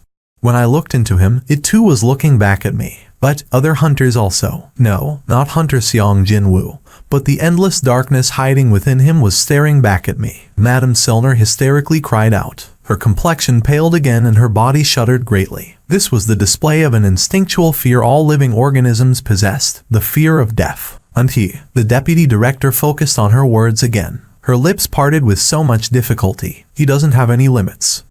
What? A gate formed in the middle of a road. Not only that, it was rated to be a rank B gate that no regular raid team could do something about, too. Where is it located? The best course of action for this problem was to contact a major guild and have them send over a capable raid team. But then, hold on. Having heard the report from the agent on site, Go Gun Huey's expression became a bit strange. Didn't Hunter Seong Jin-woo get an office for his guild around there? The road suddenly became really clogged up. Jin-woo was in deep contemplation as he found himself stuck in the middle of an unmoving sea of traffic. That lady, she definitely saw something. That woman called Madame Norma Selner. She must have faced countless powerful hunters, yet she couldn't even meet his gaze because she felt a crippling fear of him. Just what did she see in him? Was it the traces of his system? The system would make a few ridiculous demands from him every now and then, sure, but it was certainly not a scary existence. Instead of being scary, that thing's my greatest ally. However, how would it look like in other people's views? Besides all that, what is up with this traffic, man? Jin-woo furrowed his brows at the road ahead, utterly mired in congestion as far as his eyes could see. This is why taking the subway is so much more convenient. Just as he began wondering if there was an accident up ahead or something, his phone stuck in the car charger vibrated rather noisily. Jin-woo checked the ID of the caller. It's the association president. They saw each other in the funeral venue only a few hours ago, so what business did he have in calling him so soon? Jin-woo tapped the answer icon. Hunter Nim, it's Go Gun Huey speaking. The association president explained the situation taking place in the middle of Seoul in a calm voice. Excuse me. A gate opened up in the middle of the road. He was beginning to think that this traffic jam was far too heavy to be normal, but there was a good reason behind it, as it turned out. Our agents have evaluated it as a rank B gate. Would you like to take care of it for us, Hunter Nim? Jin-woo struggled to suppress the giggles of joy this truly excellent news managed to awaken. I don't have the raid permit, so can I just enter like that, sir? Hunter Nim, who issues the raid permits? It's issued by the association. And who am I? Jin-woo suppressed his laughter again and replied seriously. You're the president of the Hunters Association. That's why, don't worry about anything and please take care of it. Well, in that case, thank you for the me. No, I mean, thank you for the opportunity. Jin-woo clenched his fist. He climbed out of the van and began walking after the trace of the magic energy leaking out from the gate. Because of the cars packed tightly in all sides, he didn't even need to park the van somewhere else, too. Reporters had already formed a cordon around the gate by the time he got there, and the association employees, as well as the members of the local police force, were restricting the access. Jin-woo brushed past the wall of the reporters and approached the gate.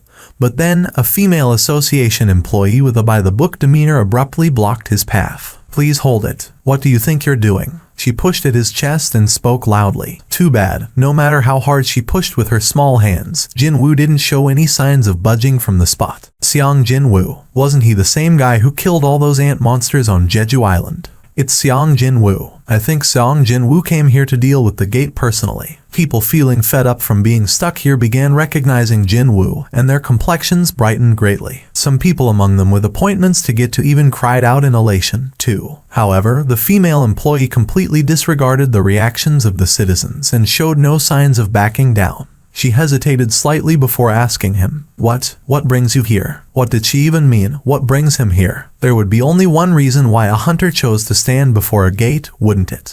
Even if you're a rank S hunter, sir, I will not tolerate any behavior that ignores proper procedures. Jin-woo was lost for words and blankly stared at her face. He didn't expect her to come out like this at all. She thought that she had succeeded in persuading a rank S hunter and continued on with her next question. Did you obtain the raid permit? No, wait. Even if you did obtain the permit, since you haven't met the minimum required number of team members, you can't be allowed in. The female employee was impressively unyielding. Jin-woo could tell from the look in her eyes that she wasn't doing this out of spite. No, she just seemed to be the type to stick as close to the rule book as humanly possible. Hold on for a sec. Jin-woo immediately called somebody on the phone. After the call connected to the other side, he pushed the phone to her. Here, when the female employee looked at him puzzled, Jin-woo spoke to her in a clear voice. Please, take it. The call's actually for you. She maintained her puzzled expression while asking him. Who is it on the phone? Someone else you may not tolerate as well. She inadvertently took the phone from him, but when she discovered the name of the call's receiver appearing on the screen,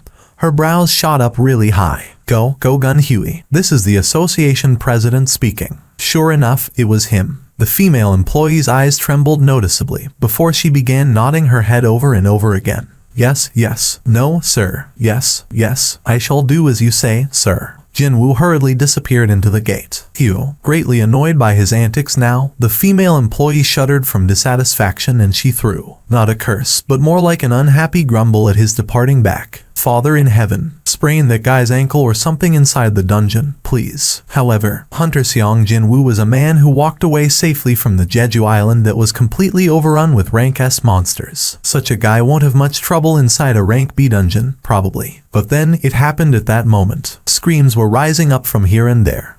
What's going on here? Why is it changing to red color? Right after Jin-woo stepped past the gate, the eerie color of blood slowly spread over its black surface. It was a red gate. A terrifying event was unfolding right now.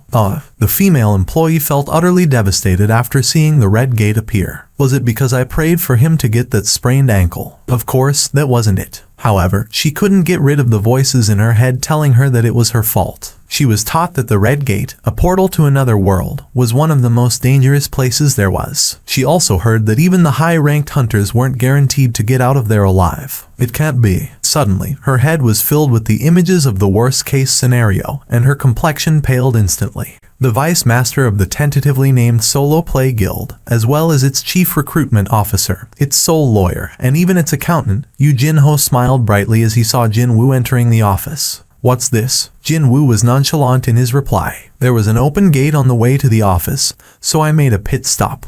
He went out only a couple of hours ago, yet during such a short period of time, he found a high-ranking dungeon, cleared it completely, and brought out all the magic crystals found within. As expected of you, you're amazing, Hyung-nim. Jin-woo quickly strode over to the conference suite as soon as Yu Jin-ho was finished and opened the door wide open. And then, inside this mostly empty conference suite, he found a woman sipping on a can of coffee all alone and in silence turning her head to meet his gaze. Incidentally, Yu Jin-ho had to quickly dash outside to get that coffee because they hadn't even bought proper office equipment yet. What brings you here, Hunter Nim? Jin-woo asked his guest with a dumbfounded expression on his face. Then, Cha-hyeon opened her own mouth, still looking up at him from her sitting position. I came to join your guild. Did he hear that right? Jin-woo ended up doubting his own hearing. Then, Cha-hyeon was the vice master of South Korea's top guild, and her skills were ranked to be among the very best. But she willingly walked into a guild that hadn't even taken its first baby step yet. Unless she was being threatened into coming here, how could this situation make any sense? But then again, well, just who'd be brave enough to threaten her? Jin-woo decided to bring up the one person with enough clout to potentially threaten her in South Korea. Did the association president order you to do this? Cha-hyeon formed a confused expression, evidently not understanding why Go-gun Huey was being brought up in this discussion. Why would he? It was Jin-woo who couldn't understand what was going on here, so why was she making that face even though she was the reason for all this confusion? She's restless. Her heartbeat, her breathing, even the glow within her eyes. She was doing her best to look composed, but there was no fooling Jin-woo's sky-high perception. So, the question was, why was she forcing herself to this extent, and trying to enter the tentatively named Solo Play Guild? Jin-woo had to ask her, don't you still have some time left in the duration of your contract with the Hunters Guild? Now normally, the guild would negotiate contracts with hunters in 5-year terms. Cha-hien joined the Hunters Guild 2 years ago when she was evaluated to be a rank S, so at a bare minimum, she should still have 3 years left in her contract. I have enough money to pay the penalty for breach of contract. Cha-hien's collected answer only elicited Jin Woo's head tilting. Most of the time, such a penalty fee would be between 2 to 3 times the original signing fee. Thinking about the exorbitant sum the Hunters Guild must have forked out in order to sign up a rank S hunter like her, one didn't need to be a genius to figure out that the breach of contract penalty fee would be absolutely horrendous, as well. Since he was about to speak to her about harsh reality, Jin Woo's attitude became very businesslike. Our solo play guild simply can't afford to pay the kind of signing fee your skill set warrants.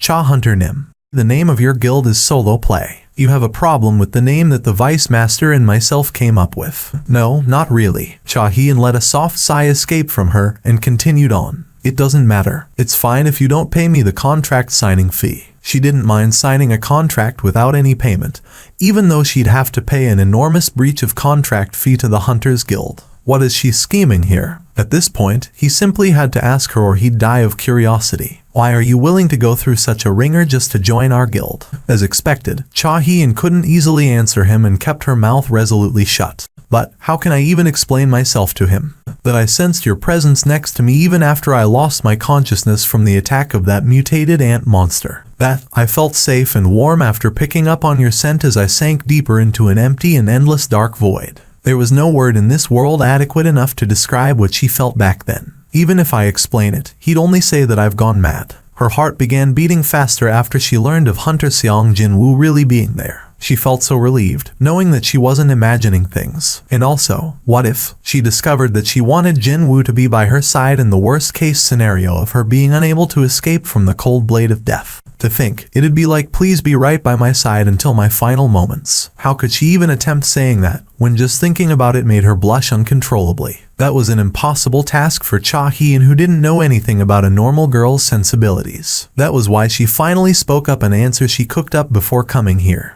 To be more comfortable, she raised her head to meet Jin Woo's gaze and continue on with the rest. I wish to be live more comfortably. Although it wasn't exactly what she tried to say, it wasn't a complete lie either. She couldn't even lift her head properly from all the horrendous stink when high-ranked hunters were standing next to her. But, in contrast, she felt her mind getting peaceful in the presence of Jin Woo. The meaning of Cha-hien's comfortable was precisely that. Jin Woo didn't interpret the meaning that way, but still, he could understand where she was coming from. He slowly nodded his head from her answer. She apparently wanted to leave a big guild like the Hunters and spend a more comfortable time in a far smaller guild like his. According to Jin Woo's knowledge, Cha-hien was either 22 or 23 years old. I'm sure the burden that a rank S must carry would be pretty heavy for a woman in her early 20s, especially more so after she felt the threat of death during the Jeju Island raid. Jin Woo could easily understand her feelings, as he too felt like abandoning everything and running away from it all countless times, back when he still worked for the association. Unfortunately for her, although her plight is pitiable, but he couldn't just accept her like that. Why would he have named the guild Solo Play? That was because he planned to book dungeons using the name of his guild and clear them all by himself. Actually, our guild has an admittance test you need to go through. Pardon, but the job posting didn't specify anything. Lie. Jin Woo quickly cut off Cha-hien's flustered words. This rule is pretty new, so it's possible that the Vice Master may have made a small error. The glow in Cha-hien's eyes became quite serious at the mention of a test. What kind of a test is it? Jin Woo was inwardly taken by surprise from her reaction. This gal, she was really serious. Because of her professional pride, he expected her to quit after being told about taking a test. However, Cha-hien acted the exact opposite. No, she was actually burning up even hotter with the desire to win. He could sense her fervor hidden behind that expressionless mask of hers. Is she the type to face any fight coming her way head on? Or was this the case of misplaced pride?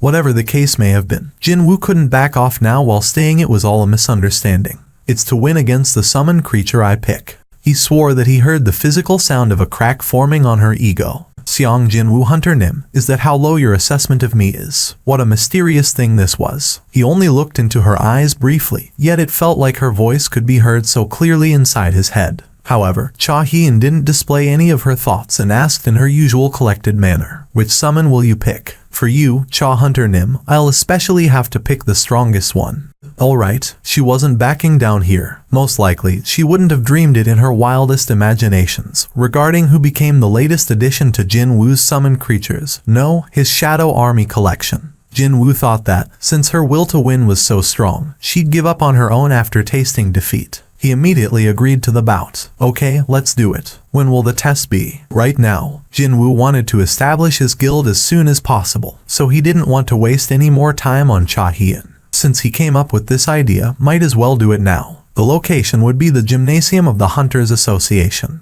A Rank S hunter could rent out the gymnasium whenever he felt like it. It was one of the many special privileges afforded to Rank S hunters. Got it. Cha Hien nodded her head. She too wanted to move things along as quickly as possible. They both stood up at the same time as if they made a promise to do that.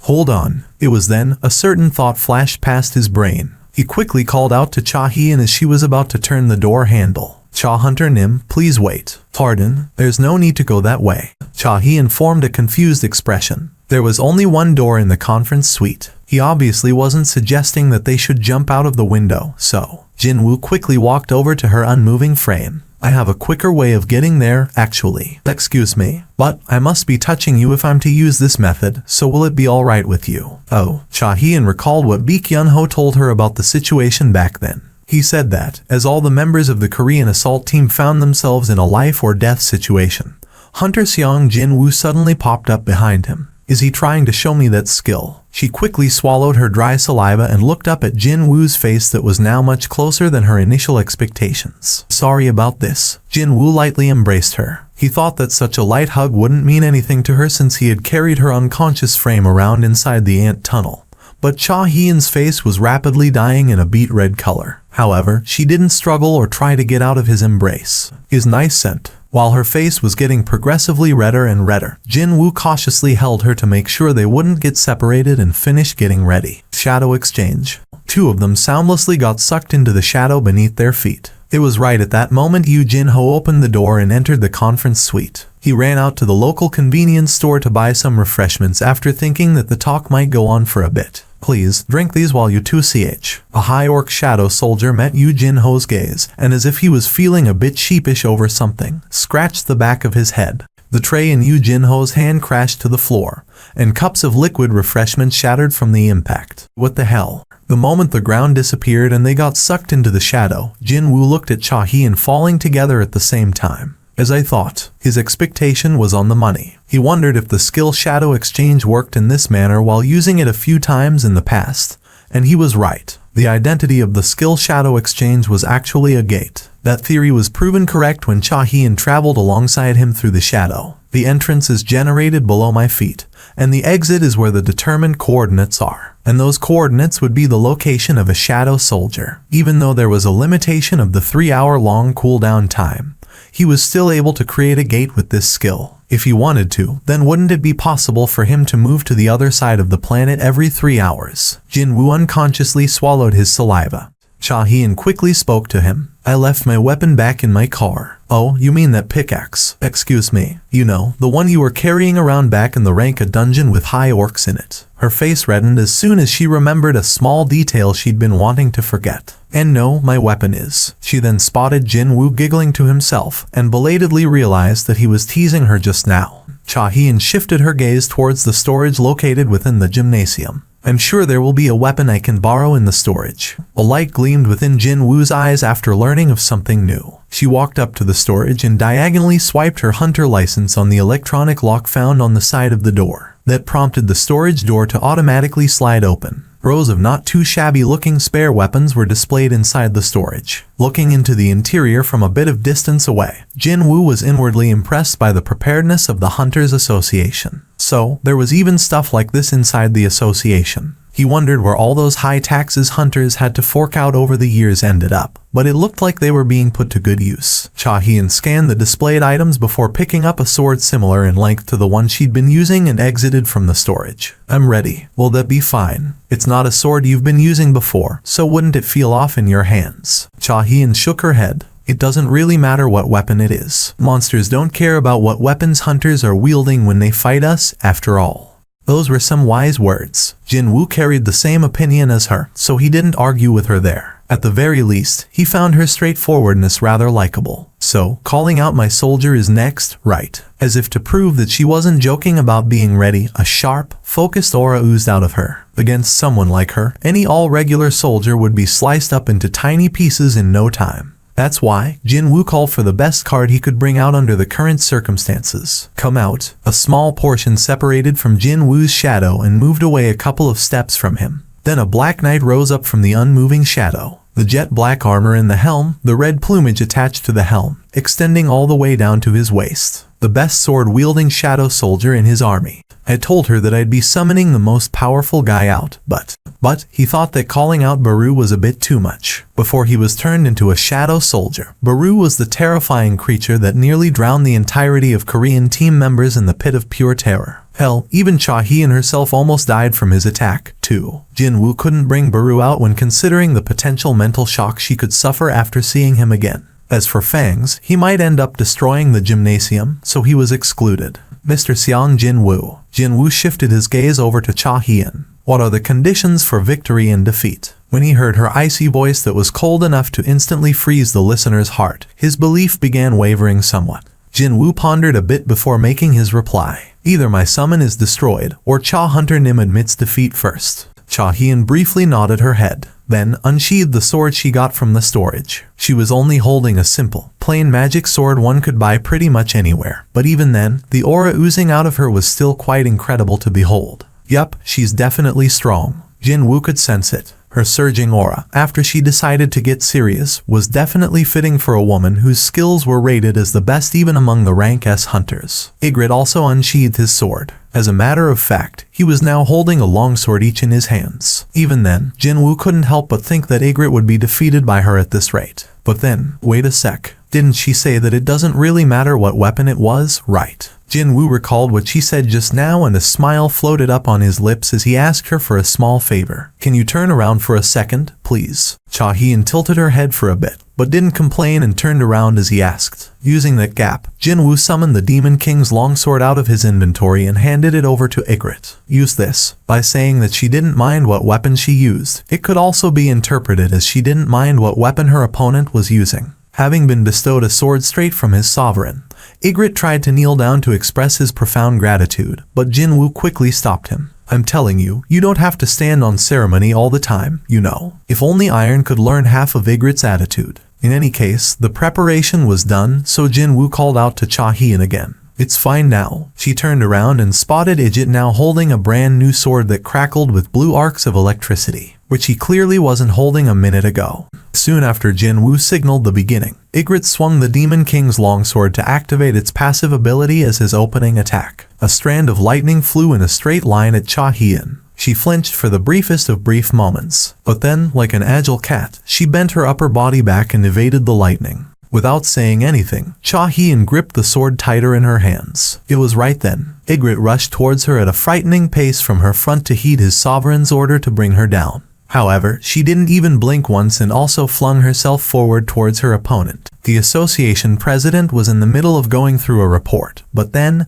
his gaze abruptly shifted over to the window. There should have been no one inside the gymnasium, but the lights there came on just now. Go-Gun Huey tilted his head slightly, before picking up his phone to speak to his pa. Yes, sir. Did someone book out the gymnasium today? Sir, I confirmed and no one has booked it today. Is that so? Go-Gun Huey covered the phone's receiver and organized his thoughts for a bit, before speaking to his subordinate again. Can you send the CCTV feed from the gymnasium into my office? Yes, sir. Please hold on. Shortly thereafter, the live feed was displayed on the giant TV occupying the entire wall of his office. And that's when he got to see Xiang Jin Woo and Cha Hien hugging each other inside the gymnasium. Stunned by what he saw, Go-Gun Huey hurriedly coughed to clear his throat. He looked over and over again, but it was definitely those two. He then tilted his head again. Did those two people have such a relationship? But then again, the very first person Hunter Cha Hien searched for when she regained consciousness briefly inside the helicopter was none other than Hunter Xiang Jin Woo. It seems that I was very slow on the uptake.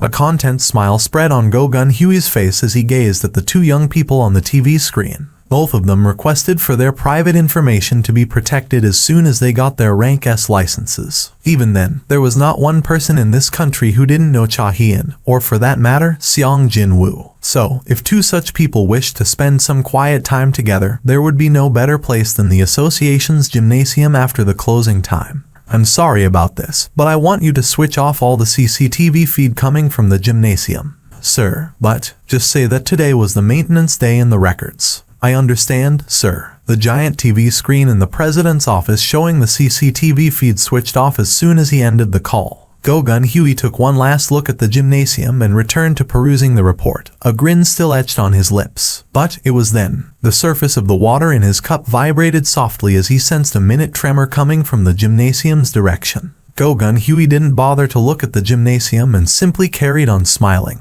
Indeed, being young is the best. This is. Jin-woo massaged his aching forehead. It seemed that he had been greatly underestimating Cha Hien's actual skills up until now. Ygritte's strength had been boosted overall by the Demon King's longsword. But in the end, he couldn't win against her skills. Right after Ygritte's left arm flew away from being cut, Jin-woo ended this match. Even though they would regenerate back to full, he still couldn't stand the sight of his soldiers getting destroyed. This one doesn't count. Didn't you say that you'd bring out the most powerful summon? Cha Hien walked closer and only stopped when she was one step away from Jin-woo. Was that Black Knight really your strongest summon? She wasn't asking him here. No, it sounded as if she was just trying to confirm what she knew already. Please call out your strongest summon. We agreed to do from that get-go, didn't we? But you may get injured. It's fine. I wanted to fight it at least one more time. Anyway. Jin-woo's eyes widened from her declaration. Wait, you knew. I saw the video footage. Cha Hien had watched the raid video starring Jin-woo several times by now. The giant monster that made its appearance during the clip, she definitely remembered seeing that monster shooting out the pillar of flames from somewhere. That summoned creature, that was the High Orc Shaman, the boss of that Ranka dungeon. Am I correct? If that was the case, then the mutated ant monster he hunted down this time would also have become his summoned creature as well. From the word go, she chose to go through the test while thinking of fighting that mutated ant. There is no meaning in a victory like this. She wanted to defeat the summoned creature that used the powers of the mutated ant monster, and thereby get Jin-woo to acknowledge her true value. He pondered for a little bit, before nodding his head. Baru. Right away, a shadow soldier enshrouded in jet black smoke rose up behind Jin-woo. Cha Hien instinctively jumped back and created some distance as soon as she saw Baru's entrance. Back then or now, that guy carried a truly horrendous aura. Jin-woo got genuinely worried when all color drained out of her face and quickly asked her, will this really be fine? Even if Baru had gotten weaker compared to when he was alive, this guy was originally a killing weapon born solely for the purpose of eliminating hunters. Cha Hien's lips were squeezed shut in a straight line,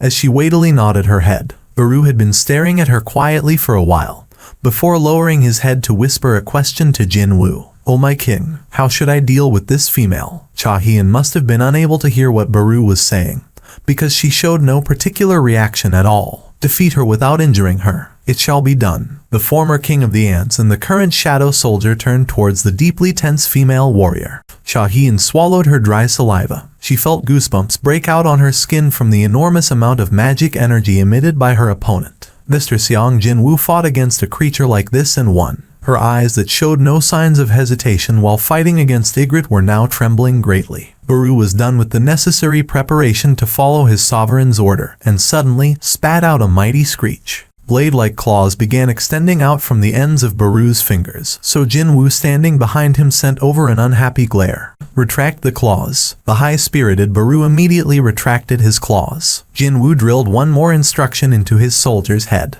If you injure that woman, it won't be nice for you either. Got that? I shall follow your will. Only after hearing that definite answer from Baru did Jin-woo declare the start of the second bout. Begin. Baru was the first to make his move. His sovereign had given him only one order: defeat the enemy without harming her. Baru once stood at the peak of his species, and he knew what the best method to perfectly fulfill that order was. And that would be this: make the opponent lose her will to fight by imprinting the clear gap in power between them in her mind. Baru disappeared from Cha Hien's view the moment he moved, before reappearing right in front of her nose even before she had the chance to realize it.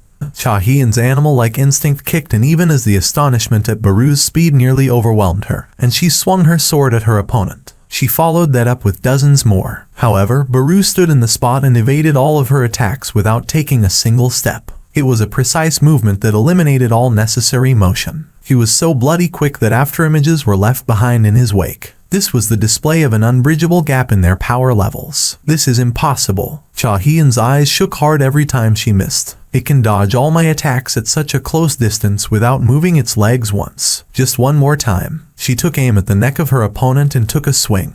But the creature lightly evaded it by leaning back slightly. No matter where she attacked from or how she changed her attacks, her opponent easily dodged them all. How can this be? This thing wasn't even alive anymore. This thing was a summon borrowing the powers of the dead monster, so how could it still be this strong? And also, Mr. Xiang Jinwoo, who can freely control such a summon, just what? Cha Hyun's movements became a tad dull from the vague fear invading her, and Baru seized upon this opportunity to smack her incoming sword away with the back of his hand, and then pressed his face closer to hers. Cha Hyun froze up on the spot as the stench of death blew right into her face. This is the end. She inadvertently gasped out the moment those huge mandibles filled up her view. However, the creature didn't crush her head by snapping shut its maws but instead chose to screech out loudly right in front of her face. She was knocked away ungainly from the screech containing his magical energy. Jinwoo grimaced while watching that. Indeed, there was no way he'd start enjoying the sight of someone else getting knocked around one-sidedly like this. However, she stood back up again and fixed the grip on the sword as if to show that she wasn't giving up at all. Jinwoo tilted his head.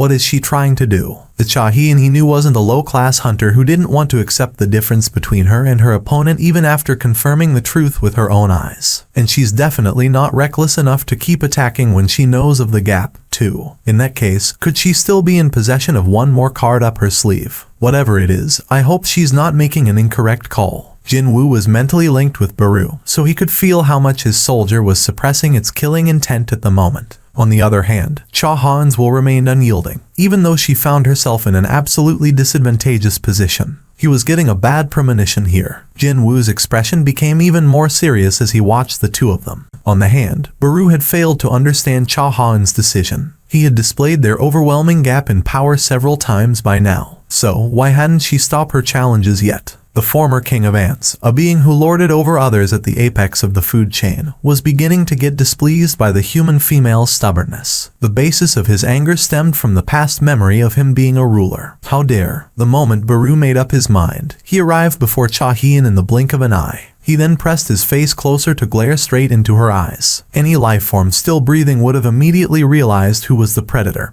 and the prey in this situation just from their gazes meeting like this. It would be a warning from one's primal instinct. Baru planned to awaken that instinct of his opponent and make her lose her will to fight in that manner. But unfortunately, his ploy wasn't as effective as he thought. Just as Jinwoo had predicted, Cha Hyun still held one last trump card to fall back on. The skill, sword dance, one she was most proficient in wielding. Her movements sped up as if she was performing a deadly dance, and the tip of her sword drew splendid arcs in the air. Too bad. Baru used his claws to easily defend against all those smoothly flowing attacks that had no interruptions in between. At the end of the barrage, his expression crumpled unsightly. No more playing around. Baru snatched the sword flying at him with his bare hand and crushed it. She only had half a sword left, but rather than falling into despair, her glare became icy cold. Instead, I have only one last chance. Every single drop of magic energy in her was poured into the broken sword to activate her skill, Blade of Light. The magic energy expenditure for this skill was far too great, and she could only use it as the final hurrah. And for the first time during this fight, she revealed it in its full glory. The Blade of Light shone brilliantly. Baru had lowered his guard for a moment after breaking her sword, and she used that opening to jump into his front and stab the Blade of Light forward. Jinwoo's eyes widened. Of course, he wasn't worried about Baru. Utterly disregarding his worries, the blade glowing in golden light pierced deeply into Baru's tummy. In that brief moment, Baru's mind spun quickly. This woman is an enemy. It'd not be a problem for him to die. However, if he fell here, then this woman's sword would point towards his sovereign next. It was then an instinct buried deep within all Shadow Soldier's psyche, one designed to activate in times of great distress and override everything else, wiggled back into life. Protect the sovereign. In that moment, inside of Baru's head blanked out into a reset state, and the order Jinwoo gave him, defeat the enemy without harming her, was wiped away completely. Baru transformed into a terrifying monster in order to protect Jinwoo. His body ballooned up to giant proportions. His mandibles split wide open as if he was getting ready to chew on steel, and finally, his claws extended out to resemble a group of sharp blades. Stop. Baru finished getting ready to rip apart his owner's enemy, and swung all 10 of his claws and their sharp edges at his target. Swish, just before all 10 blades reached Cha-hien. Jinwoo managed to make it just in time. I told you to stop, didn't I? Jinwoo stopped both sets of Baru's claws with his bare hands and began glaring at his soldier. Baru met that enraged glare and began shuddering. He quickly leapt back and, while not even bothering to pull that sword of light from his midriff, prostrated flat on the ground and begged for forgiveness. Oh my king, mercy. Jinwoo knew what this guy was thinking of the moment he was about to act. Hell, the singular thought of protect the sovereign was ringing really loud inside his head, too. Jinwoo glared at Baru for a little while, before shifting his gaze away. Cha-hien was completely spent and, unable to stand any longer, plopped down to the ground. She knew that she just came face to face with death again during that brief moment. Are you all right? Jinwoo walked closer. Why were you pushing yourself that hard? I mean, you shouldn't have any reasons to enter my guild while putting yourself through a ringer like this, right? Indeed, this was supposed to be a simple test. More than that, this was a test he cooked up to reject her tactfully. But, to think, she'd be this obsessed about winning, even to the extent of using such a dangerous skill, too. This couldn't be chalked up to her desire to win at all costs. That was why. Could it be? Jinwoo cautiously asked her, so as to not damage her ego. Are you perhaps interested in me? Excuse me. Cha-hien got flustered and formed a dazed expression of someone getting hit in the back of her head. Jinwoo tilted his head. That wasn't it, either. But then, Cha-hien carefully reorganized her thoughts and corrected her answer. Yes, I think so. Within the United States Hunter Bureau, the director was feeling rather unhappy after receiving the news of Hunter Seong Jinwoo's recruitment ending in failure. Instead of getting a report, he summoned the deputy director to the conference chamber. The deputy director brought Madame Sellner with him. Explain what happened back there, the director asked even before they had the chance to sit down. This was the first time since the founding of the Hunter Bureau that their scouting offer, accompanied by Madame Sellner no less, had been rejected by the subject. The deputy stood up with a darkened expression and lowered his head. I'm truly sorry, sir. I didn't call you here for your apologies, Michael. Madame Sellner was able to observe Hunter Seong Jinwoo. What was the result? The director knew how her power operated, so the result of her observation was as important as the result of the recruitment itself. Hunter Seong Jinwoo is. The deputy licked his dried up lips from tension and continued on. Is apparently one of the kings. What? The director jumped up from his seat. Of all the powerful hunters she had met over the years, she described only 3 people as kings. And all 3 of them were powerful enough to shake the world by the scruff of its neck, too. Quite literally, they were the zenith of hunters. And the man named Seong Jinwoo had to be included in that list now, as well. Does that mean Hunter Seong Jinwoo possesses the level of power equal to other special authority rank hunters? Strangely enough, she promptly shook her head. Excuse me. Frowns formed on the director's forehead.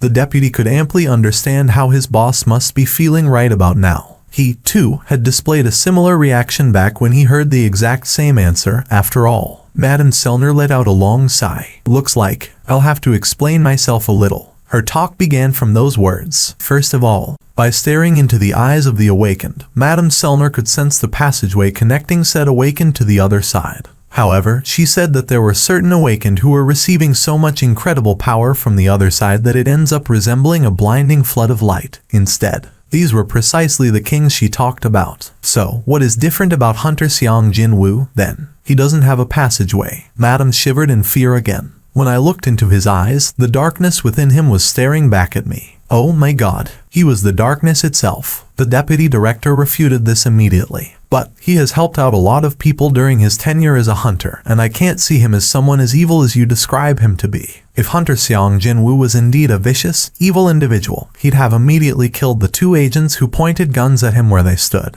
However, he just let that slide without caring too much about it. Madame shook her head. I wasn't talking about whether Hunter Seong Jinwoo was a good or evil man. Deputy Director. The light shining in her eyes was determined. No, I'm talking about the origin of his power. The director had been listening to her with his hands pressed below his chin until then. But he finally raised his voice. There's no mistaking that he's a powerful hunter, yes. Madame nodded her head. Hunter Seong Jinwoo, he's not borrowing someone else's power. He only relies on the power residing within him, so he's not restricted by the passageway. Which means, there's no limit to his power. The deputy director muttered absently before breaking into an abrupt shudder. He couldn't even begin to imagine how absurd the level of power gushing out without any limit could potentially be. The director fell into a deep thought after he heard both of his guests, and a short while later he nodded his head, evidently having made his mind up over something. Madam, thank you for your hard work. After seeing Madam Selner off, the director headed down to the underground floors of the Hunter Bureau with his deputy in tow. Director, where are we going? 9th basement floor. Isn't that where we store old records? We have something else secured there besides the records. The director watched as the number on the elevator's display panel steadily decreased and continued on. If we can't rely on Madam Selner's power, then we should use a different method to bring him in. That man was still so young, and he possessed unfathomable power. If Hunter Seong Jinwoo indeed possessed incredible power just as Madame Selner had alluded to, then it no longer mattered whether that was the power of light or the power of darkness. A knife you picked up to protect yourself would look like a deadly weapon from someone else's perspective. Do you still recall the very first rank S gate ever to appear? Of course. How could anyone forget the worst dungeon break in history that destroyed a portion of the western United States? The American government summoned in the world's most powerful hunters with an unbelievably huge amount of reward on offer, and eventually, they succeeded in killing the boss-level monster that emerged from that rank S gate. However, only 5 survived that encounter, meaning just a single monster managed to kill dozens of the best hunters out there. Without their sacrifice, the nation of the United States of America might have ceased to exist altogether. That was why the American government bestowed the 5 remaining saviors the rights equaling that of the country itself, and that's where the term special authority rank originated from. The director mouthed the name of the monster that brought upon one of the worst tragedies in the history of mankind. Kamish the Dragon. Didn't the mage-type hunters say that Kamish meant an undying flame? They entered the deepest room on the floor, and the director opened the safe found in there. And that's when a single rune stone, under a heavy guard and being monitored constantly, revealed itself. The deputy director flinched in surprise. In that case, could that thing be? Your guess is correct. The director placed his hand on top of the reinforced glass shielding the rune stone and formed a smile. This rune stone came out from that Kamish's corpse. 2 of the special authority rank hunters settled down in the US after the end of the Kamish raid. In a way, they were the gifts that Kamish managed to deliver to the US. To avoid another calamity like this, the Americans established the Hunter Bureau and focused all their might on improving the strengths of the hunters. Around 8 years passed by since then, simply because no mage-type hunters were among the surviving special authority rank hunters. Kamish's rune stone was tucked away in this cold underground storage beneath the Hunter Bureau, waiting for a new owner to come along. The director formed a meaningful smile as he peered into the glass case. Kamish will present us with yet another invaluable gift to our beautiful country very soon. Hyungnim, I heard that it might be difficult for us to get the permit for the gate that appeared yesterday. The first thing that the chairman of the Night Order Guild, Park Jong-soo, did after arriving for work was to harden his expression. What was that? The vice chair Jeong Yun-T hurriedly explained himself. The result from the association folks measuring that thing apparently came out higher than they expected. What? It's a rank S. No, not that. They say it's a rank A, but right at the top of the scale. Gimme a freaking break, man. Really now? If it was a rank S gate, then they could have given up on it without hesitation. The Night Order Guild didn't have a single rank S hunter in their midst, so it wouldn't make much sense for them to attempt clearing a rank S gate, after all. If we don't get involved, then the folks from the Shining Star would definitely show up. The Shining Star Guild from the district of Hanam. Fine blood vessels bulged within Park Jong-soo's eyes when he heard that name. You want to gift the big gate hovering right in front of our house to the hands of Ma Dong-wook? No, I'm just saying, Hyungnim. I won't let that happen, even over my dead body. If I think about it objectively, then I should give up on this one. But then again, he should consider the fate of the Night Order as good as finished if the story of them giving up on a rank A gate gets around. Just which newbie would want to join a guild that didn't have a single rank S hunter and couldn't even deal with a rank A gate? In that case, Hyungnim, how about forming an alliance with another guild? Park Jong-soo shook his head. Who'd want to form an alliance with us when they already know we can't go at it alone and need help? If allying with another guild is a problem, then how about working with a freelancer? The 2 men's heads snapped in unison towards the direction of the woman's voice, coming from their side. It was from the rank A healer charged with mending the elite raid team, Jeong Yi-rim. The healer was given a lot of say in the matters of a raid, and if that healer just so happened to be a rank possessing various skills, then there was no need to even mention that. However, as the fate of the Night Order Guild was hanging in the balance here, Park Jong-soo couldn't easily hide his troubled expression. We want to go inside the hardest rank gate, so how could a single freelancer help? But then, Park Jong-soo stopped his words right there.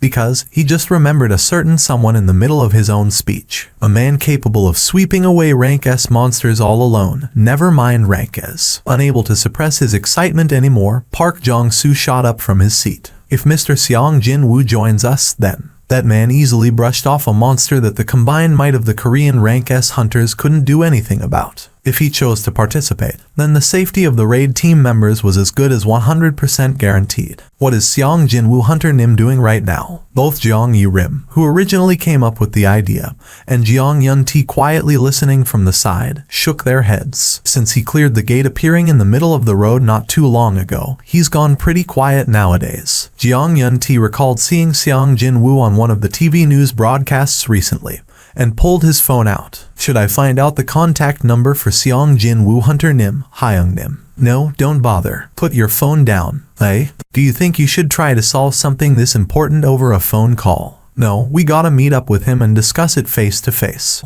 Let's go up north. That evening, Cha-hyun was lying on her bed with sheets pulled right up over her head, but she was writhing around in great distress at the moment. Why did I go and say, I think so? Just why? Wasn't that the exact same thing as confessing? She wildly kicked the sheets away, and finally stopped moving only after a thought popped up into her head out of the blue. Then, how was she to decipher Mr. Seong Jin-woo's reply?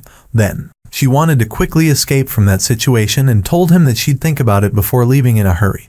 But simply from recalling that moment caused such distress that her thought process ground to a complete halt almost immediately. Her face blushed from the memories she remembered yet again. Back when she looked into the maddened eyes of the enlarged summoned creature, she predicted her unavoidable death. She felt absolute terror. This was the fate of the prey. Cha-hyun even squeezed her eyes shut as 10 claws descended upon her from both sides. But then, she felt the warmth coming from her back. At the same time, a familiar scent gently wrapped all around her. Cha-hyun cautiously opened her eyes and looked behind her. And she found Jin-woo standing there, busy glaring with angry eyes at the summoned creature while stopping the claws with his bare hands. It was true that her heart skipped a beat in that moment. But then, wasn't it patently unfair to ask a question like that in that sort of a situation? No, wait. Cha-hyun shook her head hard as if to shake off all the distracting thoughts. Even if he asked her like that, she shouldn't have answered him truthfully. He might start seeing me as a strange person. After all, even though she knew she shouldn't, her lips parted on their own. Maybe because her mind felt more relaxed when she was around Hunter Seong Jin-woo, she ended up revealing a side to him that she always kept hidden. It was as if she wasn't herself anymore. As if I wasn't myself. Those words sounded rather familiar for some reason. Where could it have been from? She could vaguely remember hearing a similar expression from somewhere. It was then, a piece of memory once erased from her mind brushed past her brain. Please, pass it on. Cha-hyun quickly bolted upright. She finally recalled that voice, a voice that seemed to slowly fade away to the other side, just like a waking dream, even though it couldn't have been that long ago. Please, pass this message on. Cha-hyun did her very best to remember the contents of the voice as well as the owner of it. The full scope of the memory, blurry and indistinct as if a thick veil of fog was covering it, slowly regained its former glory. Please, pass on the message that he needs to be wary. I met with Hunter Min Byung-gu, back when she lost her consciousness and was being dragged into the endless void. Hunter Min Byung-gu appeared out of nowhere and pulled her back by her wrist. She felt momentarily displeased from her peaceful rest being interrupted back then. She remembered being puzzled by the black armor covering the entirety of Hunter Min Byung-gu. Only his face was visible outwardly. Even that face seemed quite sad for some reason, which was unlike his usual self. As the memories of those moments slowly crept back into her mind, Cha-hyun felt a chill run down her spine. Hunter Min Byung-gu spoke to her, his expression barely holding back his tears. Please pass on the message that he needs to be wary of the power he possesses. After ending the shower, Jin-woo stood before the bathroom window. He sure looked okay from where he was standing, but to think that he was so good looking that a beauty like Cha-hyun felt enough interest to try switching guilds. Am I really that good looking? Jin-woo peered deeper into the mirror, and a smirk leaked out of his mouth. He wasn't planning to drown in narcissism even if no one told him to. He was confident of only one thing about himself, and that would be his taut muscles, getting progressively firmer through repeated daily quest routines, as well as his height that suddenly grew up much higher than before, probably due to the influence of the system. That was about it, meaning all he had was his body and not much else. As for his face, well, minus his sharper than normal eyes, wouldn't it be on the level of an average man commonly seen on the streets? It was at this point that he noticed something. Hold on. Jin Woo's expression became serious as he stared into the mirror. He leaned his head slightly to the side and took an even closer look than before. The Jin Woo of the mirror's reflection and the Jin Woo of reality stared at each other for a long while. A strange light flickered in Jin Woo's eyes. His gaze swept all over his face, and as he thought, he really did change. Those small scars, spots and nicks that couldn't be seen normally and needed to be looked at really close, had all disappeared from his face even before he had time to notice it. Is this because of the will to recover buff? Hey, sis, how do I look to you? What do you mean? Like, my appeal as a man? Huh? Jinna furrowed her brows. And where did you find your baseless confidence from? Because you're still the same stay-at-home oppa in my eyes, you know. Alright, thanks for that. Jin Woo grinned and pinched her cheek lightly, and she too threw a rather sharp kick to his shin as a retaliation. Of course, the one jumping around in pain was Jin Ah. You forgot what kind of a person your oppa was. Can you even study properly with that head of yours? What was that? Jin Ah pouted and narrowed her eyes at him. I was ranked first place in the mock test in the entire school, I'll have you know. Jin Woo really enjoyed his sister's reaction and had a hard time swallowing back his laughter. One of the best things about having your family around was that, even if you changed, they still treated you the same with exactly the same attitude as before. Jin Woo used the towel to rub his wet hair and walked past Jin Ah. Work hard. You too, Appa. Just before he slipped into his room, though, he remembered something and looked behind him. All right, I'm thinking of creating a guild soon. Oh, Jin Ah's expression brightly and her eyes sparkled brilliantly as well. Appa, are you going to be called a chairman from now on, too? If it all works out, what's the name of the guild? That's what I wanted to hear your opinion on. Oh, what is it? What is it? Jin Woo cautiously asked his little sister, busy looking at him with eyes full of expectations. What do you think of Solo Play Guild? Huh? The answer sounded the same, but its nuance was rather a lot different than the one that came before. If she was kidding around just now, then she was dead serious this time. What's wrong? You think it's weird? Appa, why are you naming your guild like that? Because I like moving around solo. It does sound like you, but still, isn't it a bit strange to name your guild like that? Why? Isn't your ability summoning out those black armored soldiers? Yeah, so, if you get technical about it, you aren't fighting alone, right? Now that he heard her opinion, that made some sense. Jin Woo nodded his head. I may think of it as just another one of my skills, but it won't look that way to other people, is that it? Indeed, she had a point there. This guild might end up accompanying him for the rest of his life, so he wanted to give it a name that best represented who he was. And that's why he went with solo play, but now, if the true meaning doesn't come across all that well, it'll be useless. What could be another term that could describe him the best? Jin Woo asked his sister's opinion again. How about Ajin Guild? Ajin? Jin Ah mouthed the name for a bit, before asking him back with a smile. I kinda like it, cause it sounds like my name but flipped around. But what does it even mean? Only he could tread on this road, and it was a name he wanted to give to the guild that would grow alongside him. Oh, Jin Ah came up with the best praise she could think of. You know, that doesn't sound bad at all. Next day, Jin Woo went to the office armed with the new guild name. Hey, it's about the guild's name. Yu Jinho had been in the office since early morning, working. When he heard the new name from Jin Woo, a brilliant smile formed on his face. That is an excellent name, Hyung Nim. Didn't they say that a swan floating elegantly on water was kicking furiously under the surface? Yu Jinho had been feeling as desperate as that old saying. Whatever it is, everything will be fine as long as it's not solo play. He imagined it so many times already. And that would be him introducing himself as hello, I'm Yu Jinho, vice chairman of the Solo Play Guild. That seriously tormented him. He couldn't be sure of why, but a corner of his heart ached every time he imagined himself saying those words. However, how could he dare to rebel against a name that Hyung Nim had worked so hard to come up with? He resigned himself to that fate, but then, a heaven-sent opportunity came knocking in his way. Hyung Nim, let's go with that as our guild's name. Jin Woo made his decision after receiving his partner's genuine consent this time.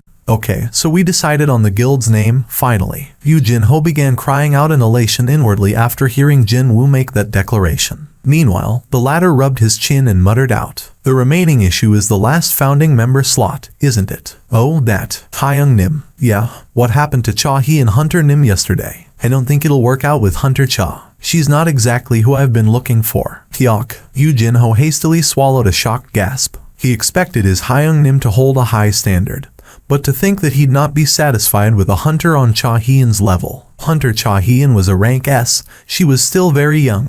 Her records were excellent, and to top them all off, she was beautiful as well. No matter from which angle, she was pretty much perfect. At least, from the perspective of an average Joe, that was. However, would the word average even apply to his Hyung Nim? But I don't think anyone will be better than Hunter Cha Hee-in among the rest of the applicants, though. Excuse me, Hyung Nim. What kind of a person are you looking for, anyway? Someone with a hunter license who doesn't care much about the guild's activity but we can still place our trust in. Yu Jin-ho thought up of a person meeting the criteria perfectly right away. Isn't that? It was then. Knock, knock. Someone knocked on the office's entrance. Park Jong-soo recognized Jin-woo first and formed a bright smile. And Park Jong-soo, the master of the Night Order. Jin-woo nodded his head in acceptance. Indeed, he thought he had seen this man's face from somewhere before. Even if he wasn't all that interested, he'd still recognize a master of one of the 5 major guilds in South Korea. By the way, what brings the representatives from the Night Order to Seoul like this, if I may ask? Park Jong-soo picked one out of the many online news articles and then played the video clip embedded in it. Hey, look at that. Over there. Are you filming this? Wow, how is that even possible? How can a gate be that huge? The video footage, obviously taken by a civilian, contained the crowd's scared voices as its BGM.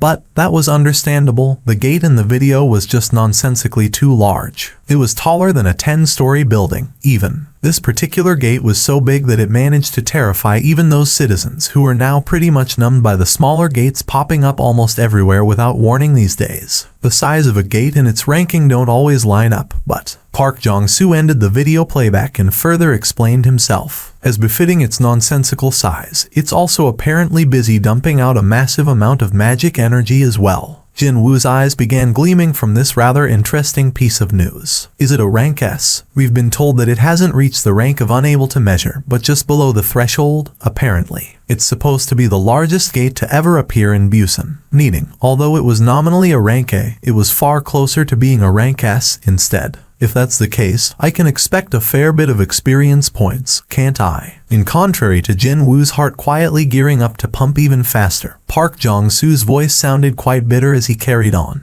As you can see from those headlines, the association doesn't want to issue us the raid permit. Is it because it'll be too dangerous? Our guild lacks a rank S hunter, as you might have heard. Actually, I believe that we'll get the raid permit for this gate if you decide to cooperate with our assault team, Hunter Nim. Jin-woo crossed his arms and leaned against the back of his chair. Before his pondering could get any deeper, though, Park Jong-soo hurriedly added on. Of course, we will definitely make sure not to treat you poorly. With a smile still etched on his face, he pulled out the prepared contract. We will hand over 20% of the revenue generated from this dungeon. He was saying that one of the major guilds was prepared to submit 2/10 of the potential profit from a gate to a freelancer. Now that was an unimaginable offer for a regular hunter. Now typically, a rank S hunter would only command around 10% of the overall revenue when a large guild raided a dungeon. But the Night Order was offering up double of that norm. As Park Jong-soo had said, this certainly wasn't a poor treatment by any stretch of the imagination. Unfortunately, Jin-woo's thoughts were a bit different. 50-50 split. Park Jong-soo's hand flinched momentarily as it was about to pull out a pen that was supposed to help Jin-woo sign the contract.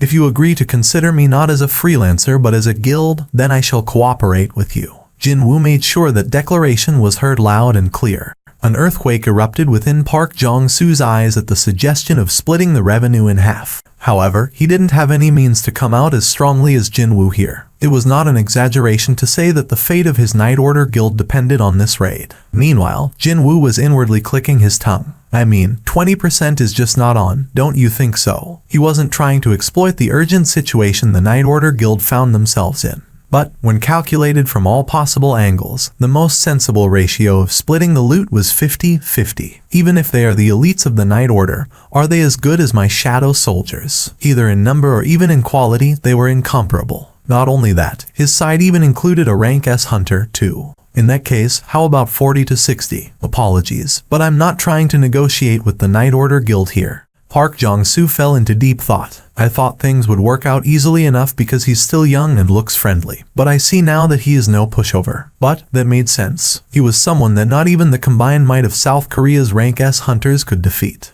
After a lengthy bout of deep deliberation, Park Jong-soo cautiously raised his voice. All right, we will accept. In return, Seong Jin-woo Hunter Nim, can you take on the boss monster by yourself? Park Jong-soo's expression became somber as he resolved himself to at least get this much out of the negotiation. The boss-level monsters were responsible for the majority of losses suffered in dungeons, and to minimize the potential losses to his raid team, Park Jong-soo made an aggressive move and asked Jin-woo to deal with the boss monster instead. In order to hide a smirk trying to break out of his lips, Jin-woo lifted the hand previously supporting his chin right up below his nose and covered the entirety of his mouth, then formed an impressive frown. He wanted to look as if he was giving it a very serious consideration here, and it worked wonders. Park Jong-soo forgot all about the passage of time and solely concentrated on Jin-woo's decision, as his hands were soaked in sweat. After a long while, Jin-woo let out a soft sigh, and then, all right, we'll do it that way. It's been some time since the gate first appeared, so at the latest, we need to start the raid tomorrow. Then, I'll see you tomorrow. Park Jong-soo stopped packing his stuff and hurriedly made a suggestion. Instead of that, how about we travel south together in our car? Since they were going to meet again tomorrow anyway, wouldn't it be more efficient to move around together instead of making a promise like this? He sneaked a glance at the circular-shaped shadow crawling away on the floor and came up with a suitable excuse. I already made a prior arrangement for this evening, so it'll be difficult for me to go with you. But don't worry, I'll definitely make it in time. The shadow, it just moved from that side to this side. Park Jong-soo froze up for a second before he stood straight back up and glared at Jeong Yun-ti. Hey, Yun-ti, are you drunk right now? Sensing the atmosphere had suddenly gotten a bit chilly all of a sudden, Jeong Yun-ti forgot what he wanted to say and rubbed below his nose with his index finger. I had a couple of beer as an appetizer back in the motorway service station. Hyung Nim, didn't I say that you gotta be more mindful when we're trying to conduct official business? I'm sorry, Hyung Nim. Jeong Yun-ti bowed to Park Jong-soo, before bowing to Jin-woo as well. I'm sorry, Hunter Nim. This guy here, he means well, but he also sometimes spews out nonsense with a couple of drinks in him. I apologize if we ended up making a fuss. No, it's fine. I mean, shadows can move around sometimes. And so, as the meeting was coming to an end in a friendly atmosphere, Jin-woo's phone resting on the conference table suddenly vibrated. Who's this? He took a look at the caller, but he couldn't recognize the number. Excuse me, I'll have to answer this call. Yes. Jin-woo asked for his guest's understanding like a gentleman and made his exit from the conference suite. After making his way out of the conference suite, Jin-woo tapped on the answer icon. Then, a familiar voice came out of the phone's speaker. Son. After confirming who it was, Jin-woo felt rather relieved but at the same time, felt a bit rueful as well. Mom, did you buy a new phone? NG. I wanted to hear your voice as soon as I got it, so I called you abruptly like this. I hope that I didn't interrupt you while you were doing something important. Jin-woo glanced at the conference suite with two people from the Night Order Guild still inside and smirked slightly. Nah, it's fine, Mom. That's a relief. By the way, I don't know if I bought the right phone. I'm just not used to this sort of things. Did you go to the store alone? Why didn't you take Jin-ah along with you? She's busy with her studies, so I shouldn't disturb her. It'd been nice if Mom thought of herself instead of her children every once in a while. Jin-woo ended the call with his mom and sighed softly under his breath. However, why did he feel a bit disappointed when he found out that the call was from his mom? What was I waiting for? Jin-woo smirked to himself and pocketed the phone, before raising his head up. Renewed vigor was gleaming brightly in his eyes. He was about to breathe in the dungeon air again tomorrow, all thanks to the nice guys of the Night Order coming to visit him like this. A rank A gate that's close to being a rank S, is it? It felt as if he hadn't cut loose and went all out in a long while now. Hadn't it been a week already since the end of the Jeju Island raid? Besides entering that rank B gate, he hadn't done anything worthy of mention lately. The cream of the Night Order's crop had gathered in one place. They were all in a buzz right now from anticipation and excitement. It couldn't be helped, though. They would probably have had to take a big gamble with their lives by going on this raid. And if it turned into a red gate, then avoiding a complete annihilation would have been impossible. But then, Hunter Seong Jin-woo agreed to join them on such a raid. I should have just brought him along with us yesterday. Park Jong-soo confirmed the time through his watch. It was 5 minutes before 11 in the morning. According to their schedule, the raid was supposed to get underway in 5 minutes. It was a little wonder that he was suffocating from anxiety, since the promised person hadn't shown up yet. Without him, this raid couldn't even get underway. The Hunters Association immediately issued the raid permit as soon as the night order let them know of Hunter Seong Jin-woo's participation. There are 3 minutes remaining. Park Jong-soo pulled his phone out of sheer anxiousness, but he pocketed it again after mustering up a superhuman level of patience. It'd be a bit rude to call someone who said he'd be here shortly about 10 minutes ago, now wouldn't it? However, he couldn't sense anyone possessing great aura approaching this location. Nor did he receive the call from Jin-woo saying that he arrived at the vicinity. Park Jong-soo looked for something else to chew on instead of his innards, and eventually settled on a cigarette. Just where are you, Seong Jin-woo Hunter Naeum? Around the same time, Jin-woo was stepping outside his apartment. He was kitted out in easy-to-move clothing and a pair of sneakers. He looked at his watch, and it said 1 minute before 11 a.m. He raised his head up to see an overcast, gloomy sky. I wonder, did Jin-ah take an umbrella with her in the morning? Such thoughts only lasted for a short while. Okay, time to make my way there, then. Jin-woo pulled up the hood to hide his face as a smile crept up on his lips. First of all, he activated stealth, and then shadow exchange. He immediately swapped his position with the soldier currently in the shadow state. Meanwhile, somewhere in Jin-ah's high school, 3 male students and their faces were currently full of unhappiness at being asked to run an errand for their art teacher. Isn't this clearly exploitation of labor force? Yeah, I wonder about that myself. I mean, why are we doing something that guy was supposed to do it himself in the first place? The male students continued to complain bitterly as they unlatched the bulky lock of the second art classroom, currently serving as their school's storage unit. Look at all this dust. The thick coating of dust befitting a disused, forgotten storage greeted the trio of students. Several worn art supplies, pieces of paintings thrown away by their original owners, and plaster statues once used for sketch exercises lay discarded in this place. Hey, how many of these plaster statues were we supposed to take with us? There are 6 of them here, so it must be 6. Arg, come on. That means we have to come back here again. Why don't you carry 4 of them at the same time, then? The male students rolled their sleeves up in order to carry the plaster figures away. But then, the student picking up the dusty figure tucked away at the deepest corner ended up discovering something else. After hearing his surprised-sounding voice, his friends quickly walked over to take a look. Isn't this? There was a large hole in the wall. It was a gate about the size of an adult human. The biggest student among the trio smirked after taking a look at the gate. And here I was, wondering what was up. The male student pressed his hand on the surface of the gate and carried on. A closed gate like this one is safe. Only hunters can go inside, and the things inside can't come out, either. It was then. A crack suddenly formed on the surface of the gate, and at the same time, a hand shot out to grab the head of the male student. The male student struggled fiercely to get out of the grip, but the hand didn't even budge an inch. And then, accompanying the sound of a hard surface of a fruit shattering into pieces, blood splattered all over the dust-filled storage.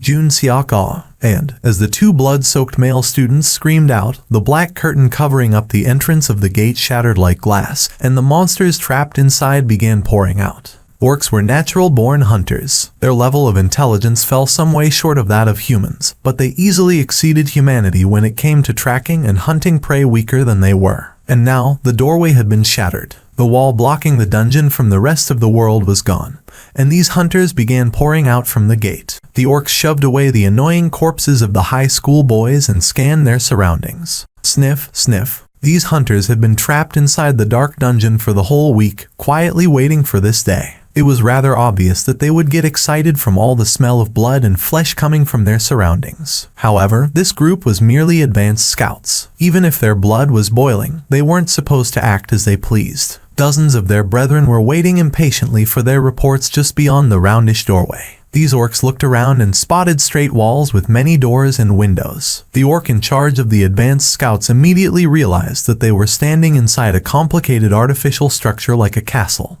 Its nostrils twitched. There were 2 choices here to make. 1. Leave this castle and kill every prey they could find with utter impunity. Or, kill every human found within this castle and turn it into a fortress, and then commence with their hunting in earnest. There was no need to even consider which one was the safer choice. The leader orc ordered its underling. Summon our brothers. First, we cleanse this place completely. There was a sizable crowd of people gathered in the coastline of Gwang and Rai. Even though the weather was overcast and gloomy, there was this one thing that made these people show up here in morbid fascination. And that would be the gigantic gate floating above the beach. Looking at it for real now, it kinda looks bigger, doesn't it? He could see the gate right in front of his eyes that looked way bigger than the one from the video clips. The amount of magic energy leaking out of that thing was as serious as what the association had told the Night Order Guild, too. What kind of monsters will I find inside? A smile unconsciously bloomed on his lips. Besides that nonsensically huge gate, though, everything else looked the same, more or less. Just like how it'd be with raids being taken on by other guilds, there were two groups of low-ranked hunters nearby.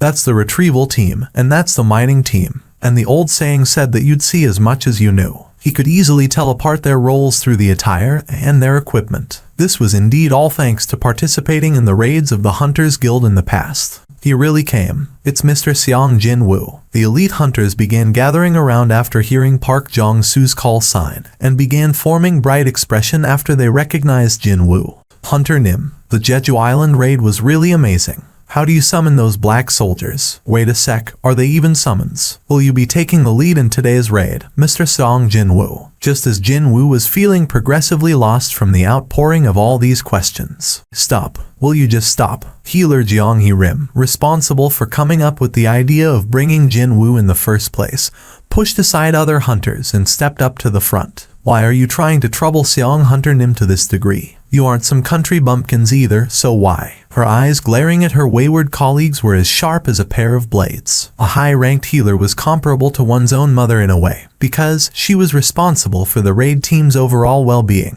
The team members had to swallow their dissatisfaction and keep their mouths shut, as if they were being scolded by their mother. Jiang Rim formed a grin. She then airily spun around and extended her hand to Jinwu for a handshake. I'm the main healer of the Night Order's elite assault team, Jiang Rim. It's a pleasure to meet you. She formed a soft smile with her eyes and continued on. I don't know about others, but seeing that you're about to lead the team, and the fact that I'm the main healer, we should be at least on the same page before we start, yes. Jinwu avoided meeting her ulterior motive-filled eyes and looked at Park Jong-soo instead. You haven't explained to them already. Oh, that. Well, Park Jong-soo scratched the back of his head as if he was embarrassed about something. My schedule had been just too tight, you see. I was so busy with going through all the formalities and summoning these guys out here that I've ended up forgetting about it. I, Park Jong-soo, will take the lead for today's raid. Chairman, it's you again. But we have Hunter Xiang Jinwu here, so why? Is it okay to even do that? Park Jong-soo was a tanker at the very top of the rank A, so it was definitely not a strange occurrence to have him lead a team. Excluding those times that he couldn't participate due to his condition being less than ideal, the majority of the raids happened under Park Jong-soo's leadership. However, didn't they have a rank S hunter among the team now? The strongest hunter present taking up the lead. This was one of the commonly accepted rules in raiding a dungeon. Park Jong-soo quickly offered up an explanation for the sake of his confused teammates. Xiang Jinwu Hunter Nim will take up the role of guarding our rear, and will ensure our safety during the raid itself. Watch the assault team from the back and take care of the safety of the team members. This was Park Jong-soo's demand. This was for the safety of the team, of course, but also for the sake of the guild's honor as well. It's the ogre, somewhat different from Jinwu's own premonition. The assault team was greeted by huge trouble from the entrance instead. It's the twin-head ogre. Everyone, be careful. A monster that would typically appear as a boss in other high-ranked dungeons was standing in the entrance, its bloodshot eyes glaring at the hunters. A twin-head ogre was about twice the size of a regular ogre, but it was difficult to quantify how many times greater the creature's powers were. If it were any other regular assault team that had to face off against a twin-head ogre in a dungeon, they would have been utterly frightened out of their senses and have tried to escape right away. But, let's go. It was a different story with the elites of the Night Order. Park Jong-soo the tanker raised his shield up and rushed towards the ogre. Slam! The impact force actually shook the interior of the dungeon. However, Park Jong-soo activated his skill in time to balloon up his muscle mass and managed to endure against the incredible physical strength of the twin-head ogre without being brought down to his knees. Hyung Nim, I'm fine. Then, I'm coming, too. The sub-tanker, Jeong Yun-ti, stood next to Park Jong-soo, succeeding in his mission to get the ogre's attention locked firmly onto himself. Park Jong-soo yelled out loudly, veins in his neck standing up. Attack. With that, the counter-offensive of the Night Order commenced. Arrows, magic spells, swords, and spears rained down on the twin-head ogre. The twin-head ogre became agitated and began rampaging around. However, Park Jong-soo didn't give the monster a chance to divert its attention elsewhere. Meanwhile, Jeong Yun-ti quickly ran over and defended the others whenever they were targeted by the ogre. Just now, Jeong Yun-ti defended against the ogre's kick and was shoved back greatly as 2 lions were gouged on the ground by his feet. Thanks to him, though, other hunters suffered almost no damage at all. The body of the ogre was gradually shaved away due to the combined attacks of the damage dealers. It was a spectacular teamwork. From this spectacle alone, Jin-woo could now understand why the Night Order Guild managed to lock down on the position of Yeongnam District's #1 for such a long time. Eventually, the ogre fell backwards, bubbles foaming in its mouths. Thud! It was the moment when a boss-level monster fell without injuring a single person. A perfect victory, in other words. We'll stay here for a bit longer to recheck our equipment before advancing forward. Ah, okay, please do. Jin-woo nodded his head. While he only needed to drink potions to refill his magic energy or stamina, other hunters clearly suffered from a physical limit to their magical energy reserve or fatigue. It seems likely that this raid won't be easy, unfortunately. To think, we'd end up running into a twin-head ogre right from the start. He rubbed his chin before turning to look at Jin-woo with a grin. Do you know what the nickname of a twin-head ogre is, by any chance? Jin-woo shook his head, and the older man replied as if he expected that answer. It's the Gravekeeper. Did that nickname come about because it was such a powerful monster that killed a lot of people? However, Park Jong-soo's explanation was far off Jin-woo's estimations. The thing is, the older man cast his gaze deeper into the cavern's interior. An ominous aura seemed to be oozing out from the other side of the cavern, still enshrouded in darkness, at least in his eyes. When you meet one as the boss of a dungeon, it's fine. But when you run into one right at the beginning, then well, you'll find that this dungeon. Park Jong-soo sounded worried as he finished his sentence. This dungeon is full of undead monsters. An urgent call came through to the Hunters Association emergency hotline. The caller's voice belonged to a young teenage girl. Is this the association? The call center employee heard the scared sobbing coming from the other side of the line as soon as the call got connected, and realized something was wrong. Yes, it is. Please speak.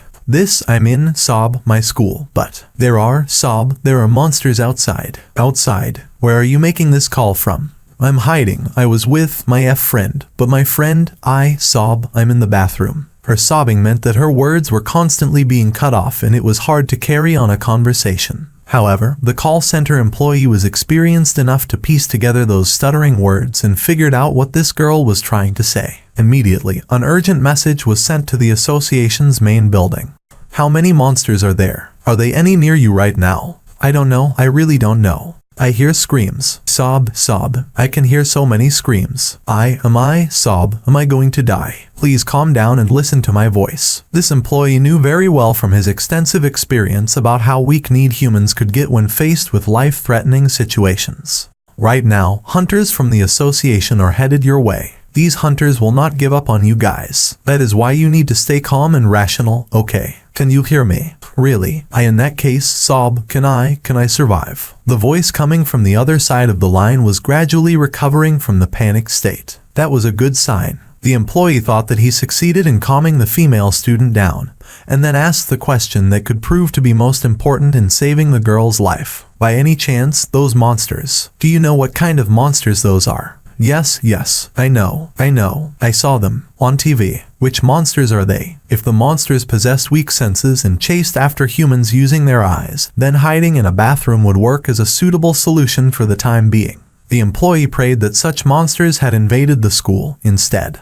They have human bodies, but they have ugly faces. And their skin is green. Can it be? The eyes of the employee grew wider and wider. Orcs? Are they orcs? Yes, I think it was what they were called. Orcs? And no, this can't be. The employee shot up from his seat before he realized it and cried out. You need to run away from there. Hurry, orcs can. It was then, despite the employee's earnest prayer, he could hear the sound of the bathroom door being destroyed, followed soon by a sorrowful scream. The Night Order's raid was trucking along quite smoothly. As a matter of fact, things were working out so well that the hunters felt the whole thing was strangely too easy. For instance, they encountered yet another monster, but a rotting creature the size of a house tried to escape from the assault team, only to get ensnared by the restriction magic spell cast by the mage-type hunter, and soon, it too met with a grisly end. And when the exact same thing repeated itself over and over again, the hunters were getting progressively more puzzled. Isn't this weird?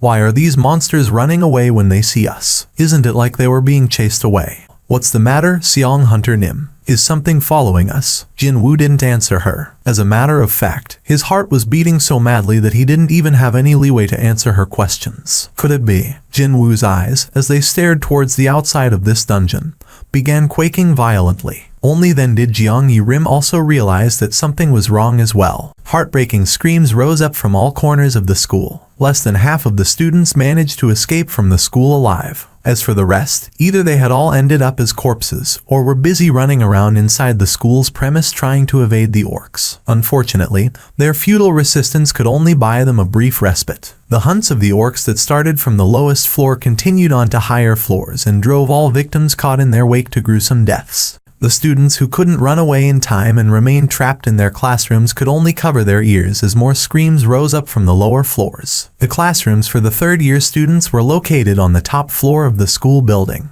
Jin-ah was also among those third-year students who couldn't run away in time. The doorway shoddily blocked up with junk was the only thing that could defend them against the marauding orc horde. FCKME. The male students grabbed onto chairs and mops or whatever that could serve as weapons with their trembling hands. But none of them helped to instill a sense of confidence in the scared students. No, all they could do was to wait and pray fervently for the hunters to show up before those orcs stepped foot inside their classroom. The bent classroom door was flung away. As the screams of the frightened students resounded out, 2 orcs covered in the blood of the countless number of people they had murdered stepped into the classroom. A male student holding a mop near the door threw away his makeshift weapon and ran to the back entrance, before yanking it open. However, another orc was lying in wait there, and it slammed an axe down on the forehead of this fleeing male student. The male student fell powerlessly, the light of life leaving his eyes. Both entrances of the classroom were now blocked off by the orcs. The remaining students screamed out loudly and crowded against the windows, but they all knew that the results would largely end up the same regardless of whether they chose to jump out from a 6-story window or get caught by the orcs. Appa, finding herself stuck in the middle of the students fleeing towards the corners of the classroom as they tried to get away from the orcs, Jin-ah squeezed her eyes shut and called out to Jin-woo, her Appa, the rank S hunter. If she called out to him, it felt as if he'd show up here right away. Boss, there is a human with magic energy coming off. Kill that one first. Unlike regular humans, those that knew how to wield magic energy were dangerous opponents. Therefore, these orcs had to deal with a threat like that first. The orc, having received the boss's order, began scanning the students before eventually locking onto Jin-ah's location. The orc grabbed her wrist and dragged her out to the middle of the classroom. Is this female the one? It is, boss. The underling was right. Although faint, they could sense magic energy coming from somewhere on this girl. Whether that came from this female's abilities or some sort of a weapon she possessed, it didn't change the fact that she had to be eliminated first before everyone else. The boss raised its axe up. Jin-ah saw the axe rising up high above her head and eventually squeezed her eyes shut. The boss twitched its nose and swung the axe down with a disinterested face. But then this happened. A veil of black smoke suddenly exploded out from Jin-ah's shadow and took on a solid shape. Grab. The brows of the advanced scout's boss shot up high in surprise, because it just realized that a high orc wearing black armor suddenly appeared out of nowhere to grab onto its wrist. That was why. Before the puzzled orc could say something, the high orc threw a simple punch and shattered the head of the monster like an exploding watermelon. The jaws of the students watching this sight fell to the floor. They were about to avert their gazes before the scene of their classmate getting murdered played out. Yet these soldiers decked out in black armor suddenly appeared without a single warning. Soldiers? No, hold on. Was it even okay to call those things soldiers? But these monsters looked more orcish than orcs themselves, and were at least double the size of an orc and featured red skin. Really? When standing before the black-armored orc, that scary-looking orc now resembled a boy about to enter his teenage years instead. But that was to be expected. The shadow soldiers Jin-woo had left behind in Jin-ah's shadow were the high orcs serving as the guards of the boss monster Fangs from the high-ranking dungeon. Not only that, these guys were the cream of the warrior crop found there. Regular orcs dared to have a go against high orc warriors. What a funny notion that was. The students were freaking out properly now. Yuck. The terrifying monsters threatening their lives up until only a few seconds ago were getting massacred by even more monsterish monsters now. Their current level of shock and fear had gone far past what they could tolerate, and caused the inside of these students' heads to completely blank out. except for one person, that was. Only Jinna knew the significance of those black armors and began crying softly. Appa, did Appa. Jinna could sense her Appa's trace from these 3 high orcs surrounding her like a trio of bodyguards. Did those monsters save us? Are we being protected? At the bare minimum, they felt sure of these black-armored orcs weren't going to harm them. Where is Appa? Is he here? Jinna tearfully asked for Jinwoo, but the high orc soldiers didn't reply back to her. Appa, instead, they lightly stopped her when she tried to go somewhere else. When Jinna cautiously looked up at the high orc, the creature silently shook its head. The top priority for these high orcs was to secure Jinna's safety. They couldn't let her roam around the building when it was packed full of enemies right now. And, sure enough, footsteps climbing up the stairs could be heard coming from outside the classroom. The attitude of Hunter Seong Jinwoo, who was practically a paragon of relaxation up until a few seconds ago, suddenly did a complete 180. Something urgent came up and I must leave now. Park Jong-soo's complexion darkened. Without your presence, Seong Hunter Nim, we could find ourselves in great danger. You know this too, don't you? Park Jong-soo did his best to dissuade Jinwoo in the most roundabout way he could think of. He was acutely aware that agitating Jinwoo was far more dangerous than attempting to clear this dungeon without the young rank S hunter's help. That was how badly contorted Jinwoo's current expression was. Let me call on a friend that you can place your trust in as much as you'd trust me. From here on, that friend will take care of everything. Park Jong-soo's ears perked up. Not just anyone, but another hunter whose ability was guaranteed by none other than Hunter Seong Jinwoo himself. Who could it be? Choi Jong-in? Or is it Cha Hyun? Now that Park Jong-soo thought about it, didn't he see a document containing Hunter Cha Hyun's profile in Jinwoo's office yesterday? If it's Cha Hunter Nim, then yeah, she'll be more than enough. Although it was regretful that he couldn't stop Jinwoo from leaving. But still, Park Jong-soo's expression got brighter at the prospect of the potential replacement. Jinwoo didn't waste time hesitating and summoned forth the most powerful soldier in his shadow army. Baru, the king of ants, its body shrouded in black mist, answered its master's call. Baru didn't bother to mask its overwhelmingly evil magic energy, and that freaked the hunters out so much that they had to retreat far away immediately. That absolutely horrendous amount of magic energy, and the exact same outer appearance as that thing. See, could that be? And no, but how come? These hunters immediately recognized the identity of Baru. Without a doubt, this was the very same mutated ant monster that toyed around with the Korean rank S hunters back inside Jeju Island's ant tunnel. With these high-ranked hunters recognizing Baru, it became more convenient for him now since he didn't need to explain himself any further. The whole of the country witnessed Baru's power, after all. From here onwards, this guy will sub for me. He ignored the panicking Park Young-soo and gave a new order to Baru. Protect these humans. I shall follow. Baru made a short reply and raised its head. In that case, oh my king, what should I do about the existences besides these humans? Jinwoo shifted his gaze over to the deepest part of the dungeon for a second or two, before issuing one more order to Baru. Do whatever you wish. It was right then. Baru's repressed desire to kill morphed into an unbridled joy and spread all over its body. Baru stood back up and screeched out loudly, the entire cavern reverberating from that horrifying sound. Hunters began trembling from that screech, even though it wasn't even directed at them. Wait. We need to finish the raid with that thing. Cold perspiration trickled down Park Jong-soo's back. Jinwoo didn't even pay any mind to the reactions of the hunters and simply summoned 20 more ant shadow beast soldiers to aid Baru's cause. Having breathed in the fresh outside air for the first time in a long while, the beast soldiers began screeching out loudly as well. And quite obviously, every hunter bearing witness to this spectacle froze up where they stood. Hold on. Jiang Yi-rim quickly turned around and called out to Jinwoo. Are you going to leave just like that? After letting loose this monster's here. If you want, I'll simply undo the summoning. But when that happens, Jiang Yi-rim flinched when Jinwoo's cold glare landed on her. I'll no longer care about what happens to the Night Order Guild. Jinwoo made a promise, and that was, he'd protect the members of the Night Order Guild and ensure that they wouldn't get harmed. However, if the other side declined his act of goodwill first, then he didn't see the need to stay responsible for these people, either. Jinwoo's unyielding declaration shut up the mouths of not just Jiang Yi-rim, but the rest of the Night Order's hunters, as well. As his distance from the raid team grew, Jinwoo summoned up his skills window to confirm. Class specific, remaining before the skill can be used again. A minute. Jinwoo bit his lower lip. He needed to wait over an hour if he were to use the shadow exchange skill. The signals from his soldiers were still coming in, even right now. He was getting a really bad premonition here. I can't wait for another hour. He needed to exit from this dungeon first. Making up his mind thus, Jinwoo took another step.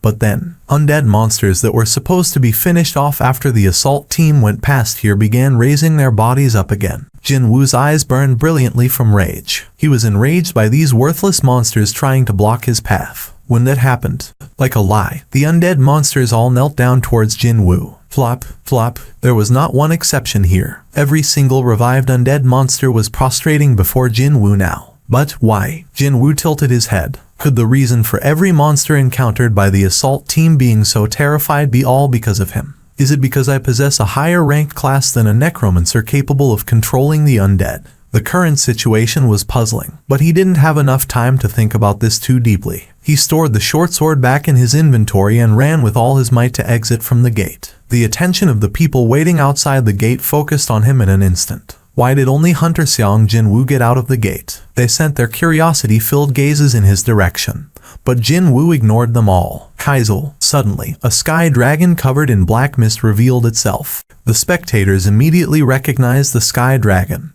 which had appeared in the news a couple of times before, and they began crying out while pointing to Jinwoo. To where my little sister is, at your fastest speed. If something tried to block his way, he'd smash past them regardless of what they were. Kaizel roared out in happiness, knowing that now it could flap its wings without any restrictions whatsoever. Kyok. Right away, Kaizel unfurled its massive wings and took to the sky. The last restriction was finally undone. Finally gaining the freedom of movement, the owner of the dungeon left the boss chamber and strode outside the gate. It was the chieftain of the orcs, Guruktaru. Its entire body was covered in black tattoos, seemingly not leaving behind even a single patch of empty skin. Tattoos signified victory to orcs. These were proof of how many battles this creature fought and how many enemies it had slain so far. Guruktaru, Guruktaru. The orcs waiting for the chieftain in front of the gate chanted out its name and lowered their heads. High orc warriors are aiding humans. High orcs. Indeed, high orc warriors were strong. Regular orc warriors wouldn't be able to fight against them. Meaning, it was now time for the chieftain to step up. How many? 3. Even if their opponents were strong. What a shameful notion it was for dozens of great orc warriors to fail at subduing only 3 high orcs. Pathetic. Guruktaru's expression crumpled. The orcs were scared stiff from the chieftain's anger and began trembling like leaves.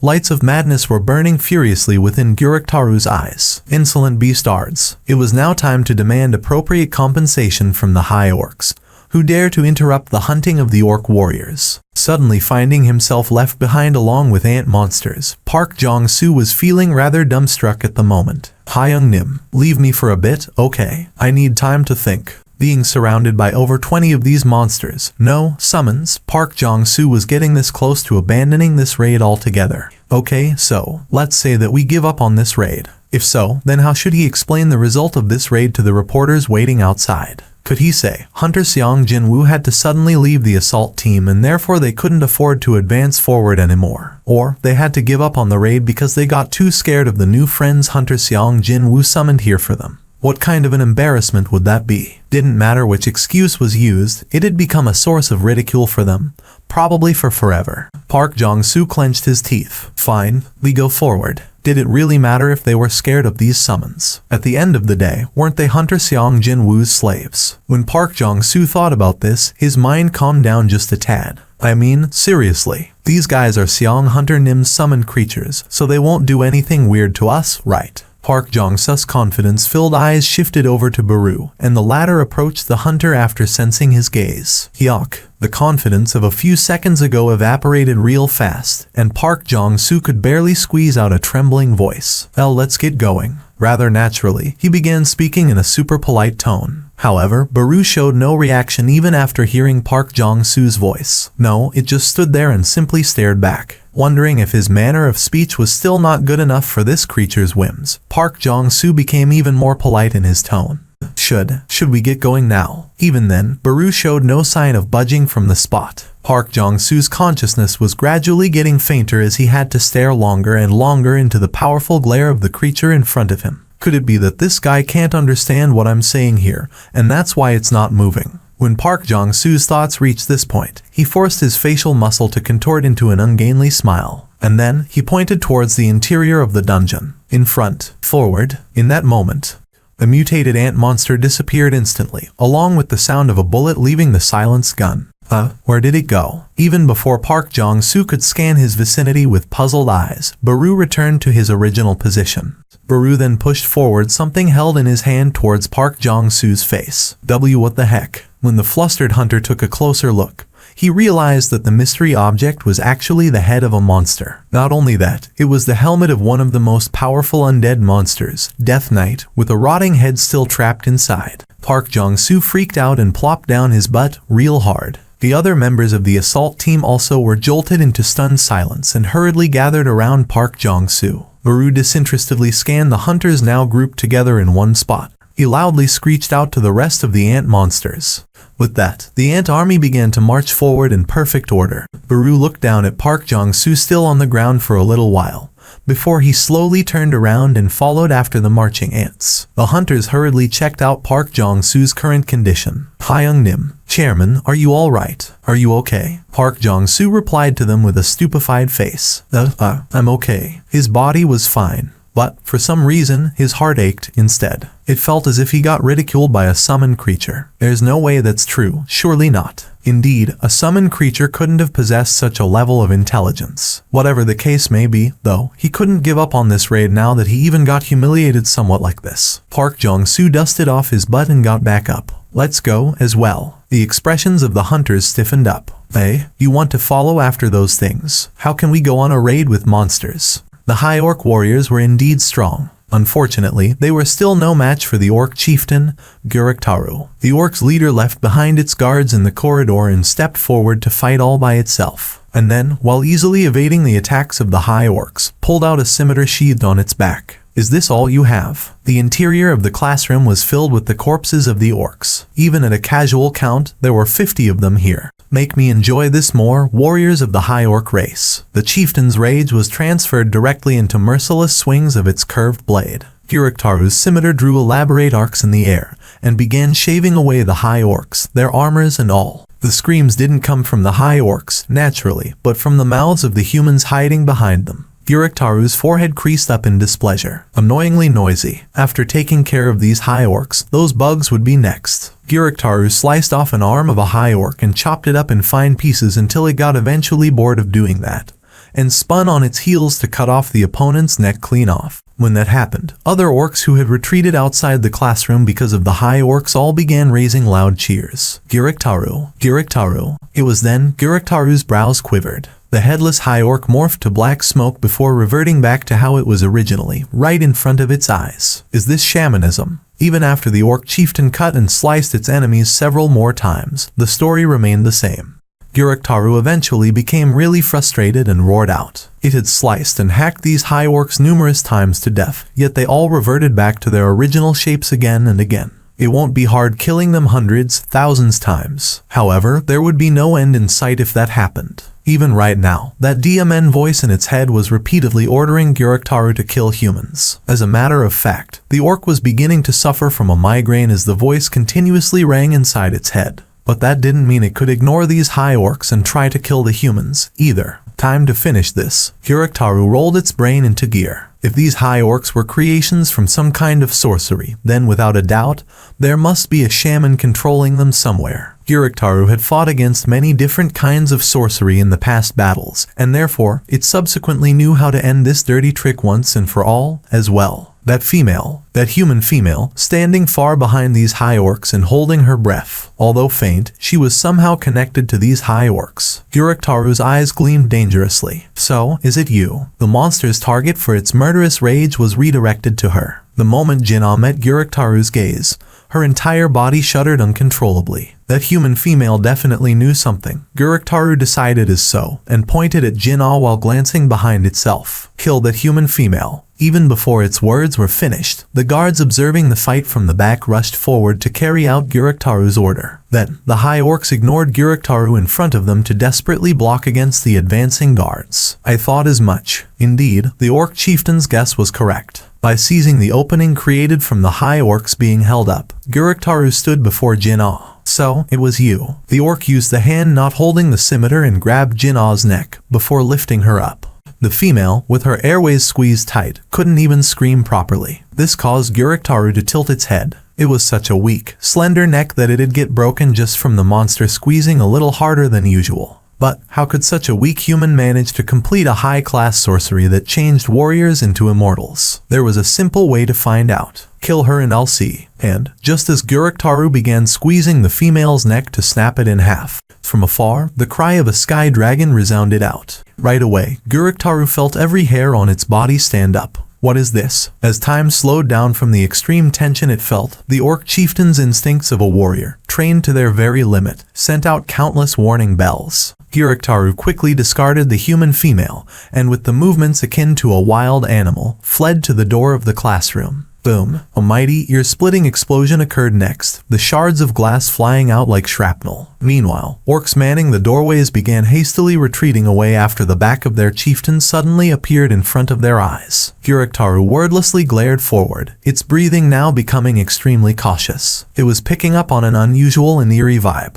It could see a human male it hadn't seen before standing on the spot where the human female was just now. Guruktaru shifted its gaze ever so slightly to the side. Its opposite corner was where the windows were. Nothing remained of the entirety of that wall as if it had been struck by a powerful siege weapon. Even with its excellent dynamic visual acuity, the orc chieftain still failed to follow that man's movements. Guruktaru could only swallow its saliva at the sudden entrance of a powerful opponent. The new enemy completely ignored the presence of the orc chieftain and its underlings, and simply proceeded to confirm the human female's condition. Guruktaru spoke to its enemy. I am Guruktaru, from the proud tribe of Red Blade. That was the warrior's introduction only granted to an opponent capable of reaping away the orc's life. Having completed its introduction, Guruktaru asked the human male, "And who are you?" Jinwoo raised his head and quietly spoke. "Shut your mouth and quietly wait for your turn over there." A human just used the language of the orcs. The orcs' surprise lasted only for a moment. Perhaps it was because of the power carried in that man's voice. None of the orcs, which included Guruktaru itself, could even dare to budge an inch from the spot.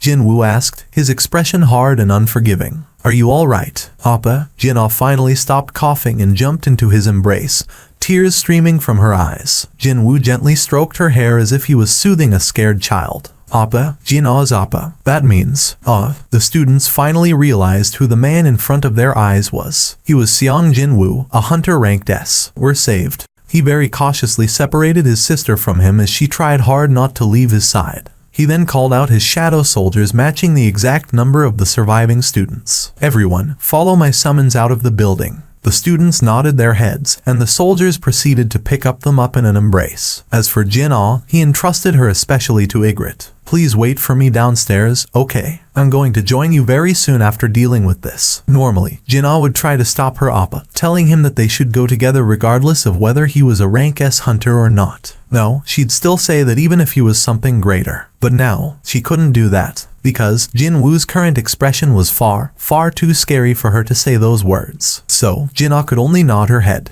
Jinwoo gave out his signal, and the soldiers carrying the students jumped outside of the destroyed wall one by one. Orcs in the corridor flinched slightly at the sight of the almost caught prey making their escape. When that happened, Jinwoo glared at them with his ice-cold eyes. "I told you not to move." Like some kind of a lie, all orcs stopped moving altogether. None of them could go against his glare. After confirming that all of the students had left the classroom safely, Jinwoo turned around to face the orcs. He didn't let them leave because he was worried about them getting injured. These measly orcs. He was confident of killing them all in the blink of an eye. He simply didn't want to show his little sister or other kids what was about to happen in here, that was all. And now, there were no more eyes watching. Guruktaru asked him again, "Who are you? How can you speak our tongue?" Jinwoo ignored the orc's words and slowly made his way over to them. Realizing that the human male had no intentions to answer back, Guruktaru bared its fangs and shouted out, "Attack!" The brave orc warriors pounced on Jinwoo all at once after hearing the chieftain's order. When they did, the time froze.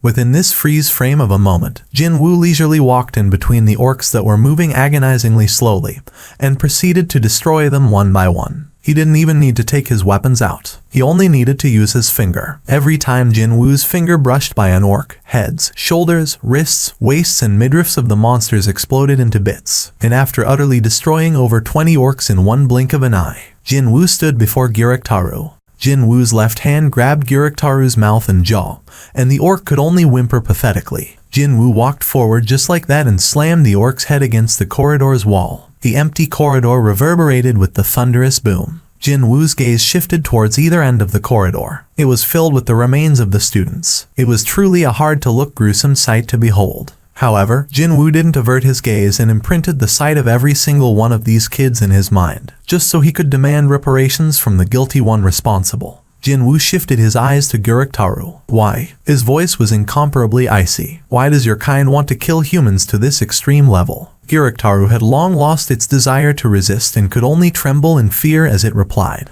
In our heads, telling us to kill humans. Jinwoo became momentarily confused. Kill humans. He had heard of the exact same thing before. But, back then, he interpreted the word humans as another term for hunters. But it seemed that the word human really did mean all humans, now that he got to hear this monster's reply. Then, what about me? Jinwoo asked the orc again. Do you not hear the voice telling you to kill me? He brought his face closer. It was inevitable that Guruktaru would look into Jinwoo's eyes. The orc began shaking its head and shivered hard as if it had discovered something in there. Forgive me. Something impossible happened. The brave and mighty great warrior of the orc race began shedding tears like a little child. Jinwoo felt the inside of his head suddenly cool off as he watched the terrified monster cowering before him. So, that's how it is. He was not being seen as a human even in this guy's head, was that it? Well, it doesn't really matter. Jinwoo wasn't all that interested in how monsters viewed him. No, he simply killed them because they were out to harm humans. Guruktaru shivered and continued sob as the fear it couldn't overcome completely enveloped it. Please, forgive. Jinwoo replied.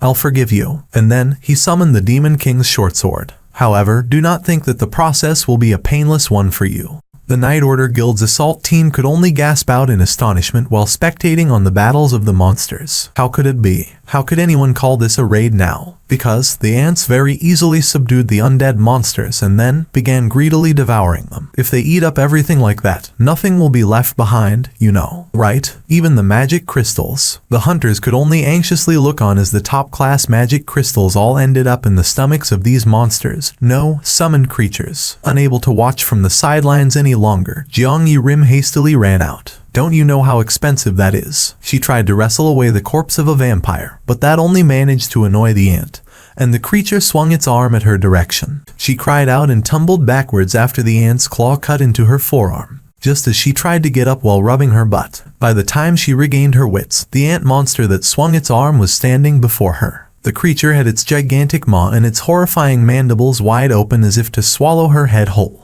Jeong Yi-rim's expression froze stiff at that moment. It was then. Baru had come swooping in and turned that ant around. He opened his own maw wide just like how this ant did a moment ago, and then he screeched out incredibly loudly. Being subjected to the rage of an existence on another level, the ant creature couldn't even meet Baru's gaze and simply shivered in fear. Baru let go of the ant's shoulder, causing the creature to hurriedly scurry away from there. Jeong Yi-rim watched this scene play out in a total daze, but Baru approached her and extended his hand out. Still stupefied over everything, she grabbed the offered hand and was able to finally stand back up. She was about to say something, only for her lips to stop. Because she saw the gentle blue light circulating around Baru's fingertips. That was why. Healing magic. Jeong Yi-rim's brows shot up real high in surprise. The wound in her arm healed up immediately the moment that blue light touched her. After confirming that her wound was completely cured, Baru turned towards the ants and shouted out. That caused the ants to end their mealtime and began moving deeper into the dungeon's interior. Jeong Yi-rim watched the back of Baru and murmured to herself, how can a summon cast better healing magic than me? Because of the nature of the incident itself, a massive crowd of people had rushed towards the school's perimeters. My son goes to this school. Get out of the way. I need to confirm what happened with my own eyes. If it weren't for the desperate crowd control efforts by the police and the association's employees, the scene of the incident would have descended into pure pandemonium from the maddened crowd. The reporters had also rushed here as soon as word got out and were now busy snapping away with their cameras. In a way, you could say that today's tragedy has been foretold in advance. His expression was hard. On the other hand, Jinwoo was feeling confused. Does that mean the association didn't do anything about an incident they could have prevented in advance? Before his confusion had the chance to transform into anger, the association president pulled out his phone and showed Jinwoo its display. It showed a graphical chart. This shows the increase in the gate activity around the city of Seoul for the last 6 months. The dots drew a gentle curvature, but when it got nearer to present, it suddenly spiked up steeply. And this side shows the stats from around the world. If the association president didn't make that clear, Jin Woo might have mistaken them for two of the exact same thing. That was how similar looking the inclines in those two graphs were. The numbers of gates appearing has spiked up noticeably throughout the world. Go Gun Huey's complexion got darker and darker. However, that isn't the only strange thing. He returned the phone back into his inner jacket pocket and carried on. People wanting to confirm their awakened rankings are practically lining up in a long queue outside the association every day now. The number of gates where monsters come out was increasing, and at the same time, the number of hunters who were supposed to block the gates was also increasing, as if to maintain a balance. Anyone could tell something big was afoot from that data. Unfortunately, that didn't mean Jin Woo could do anything about them right now. It was the same story for Go Gun Huey as well. Also, a simple phone call would have sufficed if it was about sharing of information and a hypothesis. Jin Woo thought that association president wouldn't have taken time out of his packed schedule to simply have this conversation. In that case, what you wished to talk to me about was, as if he was waiting for that, Go Gun Huey picked up a briefcase resting by the footwell and pulled out various documents from there. Japan, the States, China, Russia, France, Britain, Germany, and even from the Middle East. All the nations with some international clout were brought up abruptly. These are all the official documents sent in from those nations that wish to make contact with you, Seong Jin Woo Hunter Nim. I'm fairly certain that some of them even have made unofficial contacts with you already. Jin Woo briefly recalled the incident involving the American Hunter Bureau's people, but decided not to mention it. In all honesty, we at the Hunters Association simply don't have any rights to stop these people. No, we can only protect your personal information according to your requests. Jin Woo silently listened to the older man's story. I know that everything depends on your decision, Seong Jin Woo Hunter Nim, but I fear that our country will not be able to adapt to the incoming changes if you decide to leave us. Rather than a concrete answer, Jin Woo shifted his gaze out of the car's window. As he fell deeper into a myriad of distracting thoughts, one of the biggest hospitals in the country entered his view. It was the very hospital where Jin Ah had been admitted to. We will provide you with every convenience we can possibly provide. Go Gun Huey stuffed the documents back inside the briefcase and asked Jin Woo with a tense expression, "So, would you please remain in South Korea?" The Night Order's assault team chased after the ants and arrived at the boss chamber's entrance. The hunters at the back of the pack suddenly became rather noisy. "Chairman, there are a lot of things coming from our rear." "Yeah, I can hear them coming, too. Everyone, enter the boss room, now." Their sole hope for survival was the summoned creatures left behind by Hunter Seong Jin Woo. After confirming that every last hunter had entered, Park Jong-soo shouted out, veins popping up in his throat, "Block the exit." Jeong Yi-rim activated her skill, Holy Wall, and blocked up the entryway connecting the boss room and the passageway before it. The Death Knight standing in front of the rushing horde noisily pounded on the invisible barrier. Her forehead soaked in cold sweat now, Jeong Yi-rim turned her head towards Park Jong-soo. "Chairman, I won't be able to hold this for more than 5 minutes, tops." I know. Not only Park Jong-soo, but the rest of the assault team members had finished preparing for a battle in case the wall was breached. "Oh, my dear lord." His eyes opened even wider than before. The boss monster currently standing in a face-off against the ants was something even Park Jong-soo knew of, after hearing about it many times in the past. A pale-faced mage wearing a tattered robe, the Archlick. It was the strongest undead-type monster, thought to be the creature at the top of the undead food chain. Why did it have to be a DMN Archlick? Park Jong-soo's complexion darkened considerably. He prayed for the summoned creatures to quickly kill the boss and help them out. But then, the opponent turned out to be a DMN Archlick. It'd be more realistic for the hunters to get rid of the scores of undead first and help the summoned creatures out next. It was then, Baru took a step forward towards the Archlick. The Archlick then immediately summoned over a dozen Death Knights around the ants and surrounded them. Baru bared his fangs and extended its claws out. The Archlick recognized the black smoke continuously rising up from Baru's entire body. It was almost as if the completely empty eye sockets had widened for a second there. The Shadow Army. The language of the monsters came out from the Archlick's mouth. Baru retracted his claws after hearing the boss's words. The Archlick swept its gaze around the ants behind Baru and asked in a puzzled voice, "Why is the king's personal army attacking us?" Kekek. Baru leaked out a sound that sounded like a cackle of ridicule, before pointing to himself. "We have been chosen by the king." And then, he pointed at the Archlick. And you weren't. The Archlick couldn't believe it, its voice now containing a trace of anger. That can't be. I shall personally report to the king and... Unfortunately, even before the Archlick could finish its sentence, Baru appeared right before its stunned eyes. The shoulders of the Archlick quivered momentarily. Baru was a high-class monster that the owner of a rank S dungeon sacrificed its own life force to create. Even if its overall stats had fallen a little ever since becoming a shadow soldier, there was just no way that an owner of a measly rank A dungeon, an Archlick, could fight against Baru. The former Ant King simply thrust its hand into the shocked boss's chest without hesitation. The hand pierced through the chest, along with a pendant hanging on the Archlick's neck. Baru's hand exiting from the back of the Archlick was grasping the pendant now. That piece of jewelry was basically the heart of the Archlick. It wasn't all that difficult for Baru, once a top monster himself, to detect what was supplying the life force to his enemy. The Archlick desperately shook its head. No, this can't be. However, Baru didn't pay any attention to the pleading of his enemy, and simply crushed the pendant in his hand. Freck, you talk too much for someone about to die. Along with Baru's words, the body of the Archlick crumbled to dust. Park Jong-soo's jaw dropped to the floor. He was so shocked that he needed some time to process the event his own two eyes had witnessed just now. How could it kill the Archlick in one hit? There was an event that catapulted the Archlick as a pretty infamous creature among the boss-level monsters, and that would be the incident of the Gold Dragon Guild's annihilation. An entire guild was completely destroyed by a single Archlick. Not just any guild either, but one that was supposed to be quite powerful even within China, no less. But then again, that might have been an obvious result. The Archlick could continuously summon out Death Knights anytime it wanted to. And one Death Knight was a very powerful undead-type monster that required the bitter struggle of multiple rank hunters to defeat. If you underestimated the boss monster simply because it didn't have any guards around it initially, then you'd not be able to escape the fate of total destruction. In the end, a dungeon break occurred from the gate the Gold Dragon Guild failed to close. China's own special authority rank hunter Liu Zhaijing arrived in the nick of time so the incident didn't turn into a catastrophe. But still, many hunters got to know the terror an Archlick posed through this incident. Hyung Nim, wasn't that an Archlick? Yeah, it was. The thing that came out of the gate during that Gold Dragon Guild incident. If that's true, then that ain't just one-shotted an Archlick. Jiang Yunti now formed a completely disbelieving expression. What a scary power. They had seen the extent of his power in Jeju Island, but having witnessed it for real, they had to concede the fact that he possessed an incredible ability. Xiang Jinwu Hunter Nim doesn't even need to enter a gate and still gets to clear it by just sending these guys in.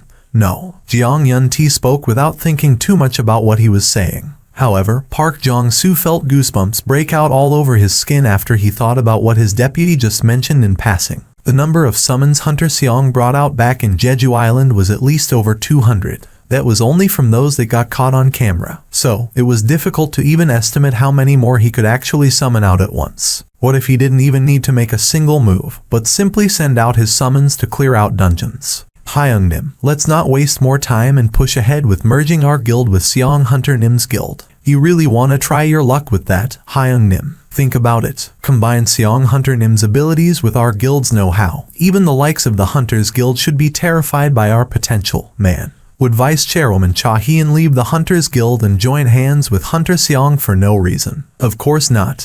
You honestly believe that Seong Hunter Nim needs us? Park Jong-soo tutted and explained in detail. Do you really think that Seong Jinwoo Hunter Nim will be able to disregard the law if he wants to work? Excuse me, even if it's possible for his summons to clear dungeons, he still needs to fill up the minimum headcount for the raid team. No. Oh, hearing that plausible explanation, Jiang Yunti's expression brightened up once more. You're right, Hyung Nim. As the two men stared at each other with happy smiles on their faces, the ground beneath their feet trembled ever so softly. With the death of the boss-level monster, the gate was starting to close up. Well, let's carry on our discussion after we get out of here first. Yes, Hyung Nim. Will you let me enter high-ranking gates all by myself in the future? Pardon me. When he was faced with a completely unexpected demand, Go Gun Huey's eyes opened up wide. Are you asking me to exclude you from the minimum headcount rule? Jinwoo nodded his head. The regulation regarding the number of raid team members was the minimum safety net in place for the hunters. It was a policy to prevent the incidents of hunters entering a dungeon without sufficient preparation and losing their lives. However, did Hunter Seong require such a safety net when his summons could beat down countless rank S monsters? Abruptly recalling a certain scene from the Ant Tunnel raid, Go Gun Huey asked as his expression tensed up. By any chance, the raid permits your guild will be issued with, are you planning to clear those gates all by yourself? Yes. Go-Gun Huey became speechless from Jin Woo's straightforward reply. There was not one trace of worry in his voice. Could it be that he made the guild just for this? Did he do that so he could solo clear high-ranking dungeons? A one-man army for Go-Gun Huey, who had been constantly worried about the unchecked growth of the major guilds. That proved to be one hell of an attractive concept. His heart began racing again. Go-Gun Huey placed his hand on the chest that began to hurt a little, and formed a bitter smile after comparing himself to the virile and healthy-looking Jin Woo. Will it be difficult? Jin Woo asked, but Go-Gun Huey immediately shook his head. It's not going to be impossible. Leave it to me. Jin Woo grinned brightly after hearing Go-Gun Huey's confident reply. Nice. One of the things that could have proved to be a source of headache got resolved just now. Thank you. Jin Woo smiled and expressed his gratitude, and Go-Gun Huey replied with a smile of his own.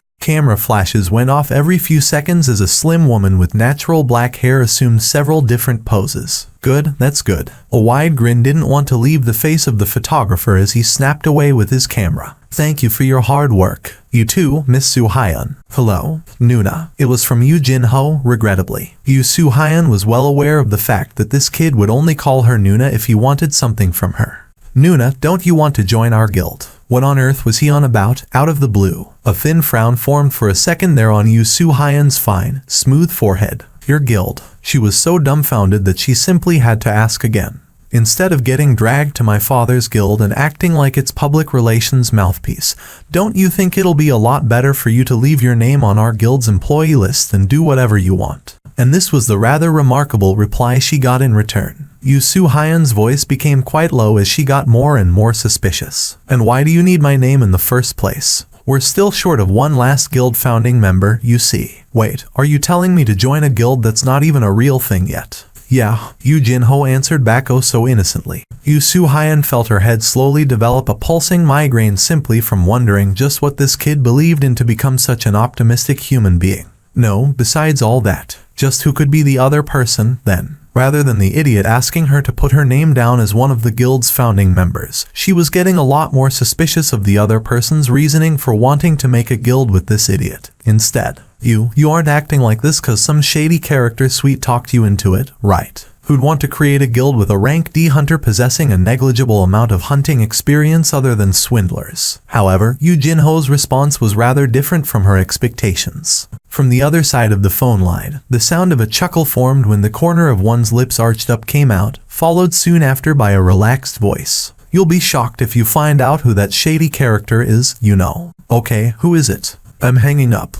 Oh my gosh, you are telling the truth. The surprised voice of a woman came from Jin Woo's side. He turned around to find Yu Su Hyun exiting from the conference suite with a pair of very large eyes staring back at him. Jin Woo shifted his gaze over to Yu Jin Ho and silently asked him, "And she is?" Yu Jin Ho replied with a pair of tense eyes. "It's her, Hyung Nim." Before arriving here, Jin Woo had already heard the gist of the situation from Yu Jin Ho. Someone who carried around a hunter license but couldn't be bothered about the matters of the guild, yet worthy of their trust. And she's even a rank a hunter too. Her rank wasn't all that important, though. In any case, the first impression she gave off was not bad at all, perhaps owing to her clear eyes and her bright smile. They shared quick and simple introductions. Excuse me. Before they could sign the contract, Jin Woo decided to ask her about something he was curious about. If you do this, your relationship with your uncle might get a lot more tricky. Will that be fine with you? That's still better than getting mixed up with Yu Jin Seong, you know. Yu Jin Seong. Jin Woo looked back to Yu Jin Ho, and the latter embarrassedly scratched the back of his head. He's my older brother, Hyung Nim. Oh, that bad personality older brother he talked about, right? Yu Jin Seong was supposed to take over the guild if Yu Jin Ho failed to cut the mustard, wasn't it? Jin Woo quietly nodded his head. This wouldn't have happened if Yu Jin Ho did as he was told and took over the Yujin Guild. In a way, Yu Su Hyun was another victim of the choice Yu Jin Ho made. Because of this kid, many people are being greatly inconvenienced, aren't they? Excuse me. Yes, she was blushing just a little bit. It seemed like she had something important to say to him, judging from how her eyes were quietly trembling like that. Jin Woo also formed a serious expression. Is there something you'd like to ask me? Yu Su Hyun hesitated slightly, but after hearing his words, she worked up enough courage to ask him. Her eyes even began sparkling. Can we take a selfie together? I wish to upload it to my SNS profile. You will acknowledge summoned creatures as members of a raid team. Do you think such a thing even makes sense? Nam Jun-wook yelled out at the top of his lungs. Formerly a prosecutor, he now served as a member of the National Assembly. No one in this country came remotely close to this man's ability to sniff out and latch onto a person's wrongdoings. The association president Go Gun-hui maintained his silence as he sat on the opposite side of such a man. Nam Jun-wook was actually smiling inside as he was staring at his current verbal sparring partner. Indeed, even if you had 10 mouths, you'd not have anything to say. The victor had been decided already. No matter who it was, they would say this was Association President Go Gun-hui going too far. He must have known this too, because he showed absolutely no signs of counterattacking yet. However, Nam Jun-wook was not thinking of easing up here. His style was to keep up the pressure when the enemy was on the back foot. He'd push his opponents hard until they were driven to the edge of a cliff. Veins bulged in his neck as he raised his voice high, not at Go Gun-hui, but at the entirety of the third conference hall, currently filled to the brim with the interested parties and a cordon of reporters. Hunter Seong Jin-woo has barely finished creating his guild, yet you already wish to pass this nonsensical regulation. If this isn't the case of preferential treatment, then what is? Very good. Nam Jun-wook sensed his impending victory. Go Gun-hui's fame had skyrocketed recently due to him pulling off the Jeju Island raid so brilliantly. But now, Nam Jun-wook got to deal two powerful blows to that man, with the recent high school dungeon break incident, and the controversy surrounding the preferential treatment Hunter Seong Jin-woo had received. Basically, politics was a turf war of sorts. If he got to bring down Go Gun-hui, a man standing at the opposite end of the political battlefield, then Nam Jun-wook would get to enjoy his share of the benefits sooner rather than later. Nam Jun-wook was waiting for a cowardly excuse, but then Go Gun-hui went and threw a wet blanket on his parade. Yes, it is preferential treatment. His answer was short, but the impact it carried was enormous. Noisy. Not just the spectators in the gallery, but also the reporters and politicians were busy exchanging knowing or shocked glances with people sitting next to them, which only served to further add fuel to the chaos. Of course, the one most surprised among them was Nam Jun-wook. Did this geezer finally go senile? There is one thing I'd like to ask everyone that has gathered here today. An assault team comprising of 20 rank A hunters, or an assault team comprising of just one person? Hunter Seong Jin-woo. Go Gun-hui slowly stood up and swept his gaze over the faces of every attendee present as he continued on with his speech. If you were to accompany either one of those teams during a dungeon break, which one will you choose? No one could offer up an answer, because it was pretty much the same thing as the answer already being set in stone. There was no reason to answer back at all. Nam Jun-wook was about to say something, but before he could, Go Gun-hui was a step faster and continued on. A total of 21 countries, including the United States, Japan, China, etc., have demanded more information on Hunter Seong. Go Gun-hui waved around thick official documents for all to see. Every single one of them is hell-bent on stealing away Hunter Seong to their countries. Go Gun-hui took some time to look at the cordon of reporters, before shifting his gaze back over to the member of National Assembly, Nam Jun-wook. Our current situation is like this, yet are you really telling me that you want Hunter Seong to remain in our country even though you are not willing to do a favor this small for him? Nam Jun-wook's complexion was getting darker and darker. He could definitely sense that the tide had turned against him now. Unfortunately, Go Gun-hui wasn't thinking of letting his opponent go this easily. He kept his gaze firmly locked on Nam Jun-wook before throwing another question. Let me ask you this. Do you wish to see a repeat of the incident of Hwang Dong-soo abandoning us for America?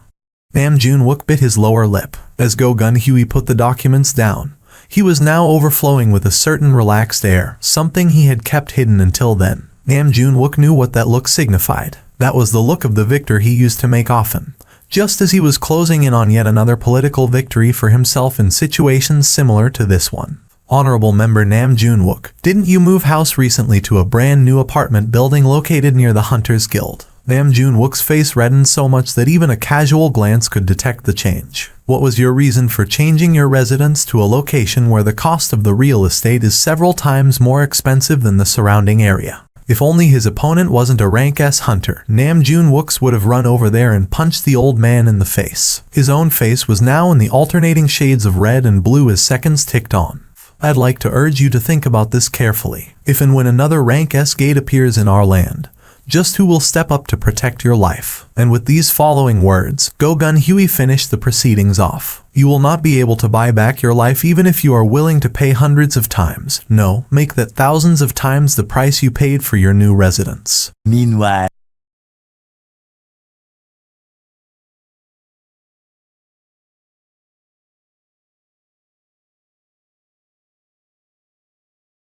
Before a rank a gate for the first time ever in his life, Yu Jinho's bulging eyes were trying to look up at the top of this enormously tall gate. He needed to look really high up just to barely spot it. Seeing how Yu Jinho couldn't close his mouth for the last 20 minutes or so, Jin Woo began thinking that his own reaction of seeing the rank a gate back then was perhaps too reserved for a first-timer. Hey, Jinho, your jaw will come loose if you keep doing that. Sorry.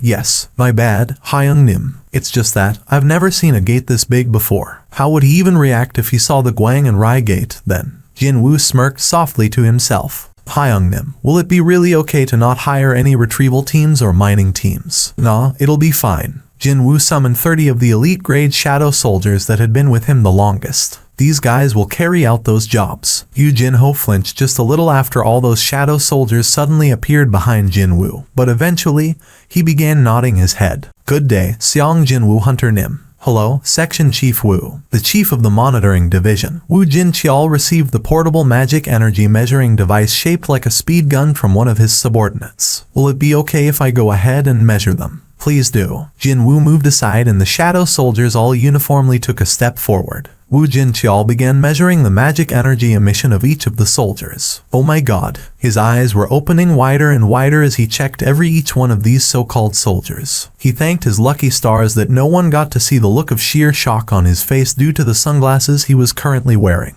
All of his summons are either rank as or rank BS. Indeed, Jin Woo had easily exceeded the criteria for earning the raid permit for a rank a gate such as this one. Seong Jin Woo Hunter Nim, please look this way. Please tell us how you feel regarding the very first raid of your guild, Jin. Was there a special reason for naming your guild as Jin? What is your relationship with the fellow founding member, Miss Yu Su Hyun? From just beyond the police line, the proverbial torrent of questions from countless reporters were barreling down on Jin Woo. This was the first raid Jin Woo's guild was about to embark on. So, countless reporters camped out here since early morning to capture this historic moment with their cameras. And inevitably, there was no more space to even stand around near the gate's vicinity. Jin Woo pointed to the reporters with his chin. I thought you were protecting my information. Yes, we are indeed protecting your private information, but regretfully, there's not much we can do about the locations of gates. Seong Hunter Nim. Okay, so, shall we get going, then? Yes, Hyung Nim. Indeed, let's get going. The heads of Jin Woo and Yu Jinho simultaneously swiveled back after hearing that voice coming from behind them. And that's where they spotted Wu Jinqiao, his usual black business suit now replaced by various armors covering from head to toe. I thought you already left, Jin Woo asked, puzzled. The association president ordered me to find out if it is really safe during Seong Hunter Nim's raid. Will it be a problem for me to accompany you? Well, the guy was just doing his job, so was there reason not to let him tag along? It'll be fine as long as you don't try to hunt monsters. My department isn't called the monitoring division for nothing, Hunter Nim. Please, come in. Go-Gun Huey's eyes nearly popped out of their sockets after he saw Wu Jinqiao's face as the latter cautiously entered the office. What's this? He expected there to be no problems, yet Wu Jinqiao looked as if he got dragged through a wringer instead. It's not just anybody but Hunter Seong Jin Woo we are talking about here, so how come Chief Wu looks like that? His confusion only lasted for a short while, though. Wu Jinqiao powerlessly sunk deep into the couch. He rubbed his face with his hands, showing how tired he was. Just what happened inside the dungeon. That, sir, that wasn't a raid. It was. It was. Wu Jinqiao raised his head, shock and fear still writ large in his trembling eyes. Sir, it was the scene of a massacre. The charismatic leader of the monitoring division, Wu Jinqiao, often thought to be possessing an inborn heart of steel, was speaking with a voice that trembled ever so softly. A massacre, is it? Go-Gun Huey swallowed his saliva. Wu Jinqiao replied without hesitation, evidently not even thinking of changing or denying his description. Yes, sir. Was there any other description that fit what happened in there? It was, as the word suggested, a total massacre. Wu Jinqiao didn't hold back on anything and confessed to everything he saw at the behest of the association president. The dungeon was a nest of Nagas, sir. Go-Gun Huey narrowed his eyes as he combed through his knowledge of various monsters. If it's a Naga, creatures that resembled a hybrid of a human and a sea snake, preferred to live in damp areas, and experts of both melee and magic attacks, capable of giving many experienced hunters a hard time.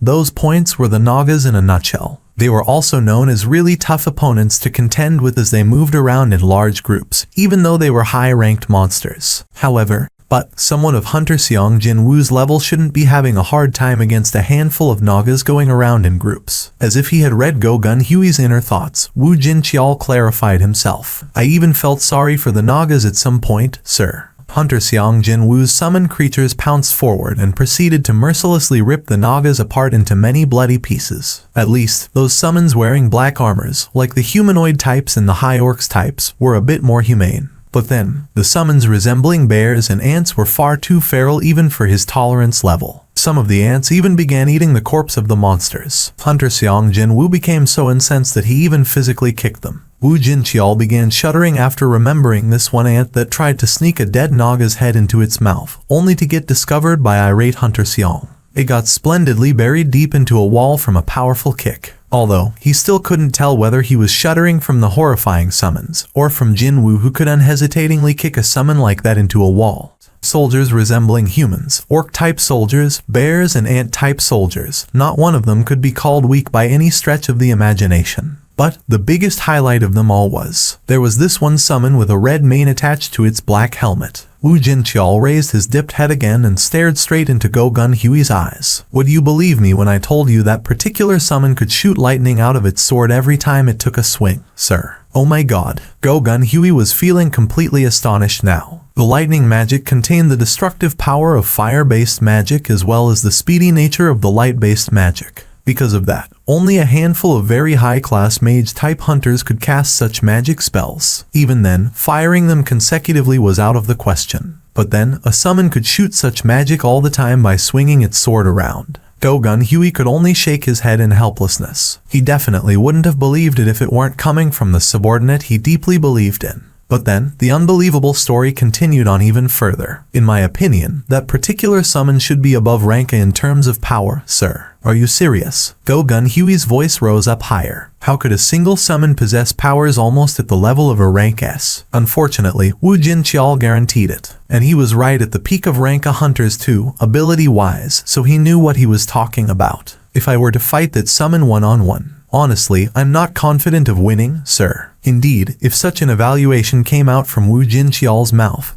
someone with strong self-confidence, then it would be no problem to evaluate that summon as a rank S. The ants. They began working, sir. Wu Jin-cheol's eyes trembled again as he recalled those scenes. Ants received pickaxes from the bag carried by Jin Guild's vice master. And then, they proceeded to mine out the mana stones from the dungeon walls. Ants were also in charge of carrying away the mined mana stones as well as the remains of the dead monsters. Wu Jin-cheol simply couldn't tear his eyes away from the perfectly organized ants and their unbelievably fast working speed. They were basically the incarnations of efficient operation. Wu Jin-cheol was deeply astonished back then, and he was feeling admiration now. What I saw, sir, it wasn't something as simple as a one-man raid team. Not at all. No, this one man was capable of clearing a dungeon, retrieving the remains, and also mining out the minerals, too. Wu Jin-cheol was definitely sure of it. And that would be, calling Hunter Seong a one-man raid team was actually insulting the man. No, sir. That man, he's actually an entire guild rolled into one. He was not a one-man raid team, but a one-man guild instead. Technically speaking, there was not that helpful vice master too, but nothing would have changed even if he wasn't present, so Wu Jin-cheol's assertion wasn't wrong at all. Go-Gun Huey slapped his knee. I knew it. My eyes weren't wrong. A broad smile didn't want to leave his face now, like how he had been anticipating it since the beginning. Hunter Seong Jin-woo would definitely go on to become the brand new ballast that keeps the balance neutral in the Korean hunter community. But now, he began to think that the youth might even go on to change the map of the hunters worldwide, too. And then, we finally arrived at the boss chamber, sir. The story hadn't ended yet. Go-Gun Huey quickly refocused on the tale once more. Wu Jin-cheol carried on. Normal Nagas would be around 2-3 times larger than regular human beings. But, he said that the boss Naga found within the boss room was easily 4 times larger, and the pressure it emitted was incredible as well. Did Xiang Hunter use his summons to quickly finish off the boss level monsters? Wu Jinqiao slowly shook his head. No, sir. He actually cancelled the summoning altogether, except for those ants busy with retrieval and mining operations. What? But why would he? Gogun Hui gasped out in surprise, and Wu Jinqiao could only reply with a stiff face. I was also curious as to why, so I asked him. I questioned him why he would cancel the summoning when he was about to fight the boss. Gogun Hui was so invested in the tale that, unbeknownst to him, he had begun leaning forward. And what did he say? Xiang Jin Wu Hunter Nim told me this. If he relied too much on his summons, then my instincts would become softer, you see. Jin Wu kicked the ground and dashed forward. Violent slash. Dozens upon dozens of silvery light flickered and descended on the lower body of the boss monster. Swish. The boss's head was sliced off clean and it flew away. At the same time, a new system message popped into his view. Jin Wu's expression brightened at once from that wonderful message. Oh, he landed softly back on the ground and spun around once. Strangely enough, the system messages didn't end there. Suddenly, he was inundated with a constant barrage of mechanical beeps. What's this? His fluster could only last for a short while, though. Jin Wu's eyes almost bulged out of their sockets at the rising wall of messages. He had been using his class-specific skills constantly, but they showed no signs of budging until now. But then, their levels all went up in one go. Jin Wu's heart began pounding really hard for the first time in a while. Currently, there were only two other people inside the boss chamber, and that would be Yu Jinho and Wu Jinqiao. Since both of them weren't the type to needlessly complain about small matters, he decided to not to mind their presence and summoned out his status window. Jin Wu's gaze stopped at the class-specific skills list. Active skills: Shadow Extraction LV 2, Shadow Storage LV 2, Sovereign's Territory LV 2, Shadow Exchange LV 2. It's for real. Hearing about the truth and actually seeing it were two different things. Jin Wu clenched his fist tighter, especially from the fact that the level for Shadow Exchange had gone up. Nice. The Shadow Exchange skill possessed such an endless potential, but he was feeling frustrated by the limitation posed by its lengthy cooldown time. The description said that cooldown will change according to the skill level, right? With this, his frustration should go down a little. This was today's biggest gain for him. He was far more pleased about the skill Shadow Exchange being enhanced rather than his stalled level rising up again.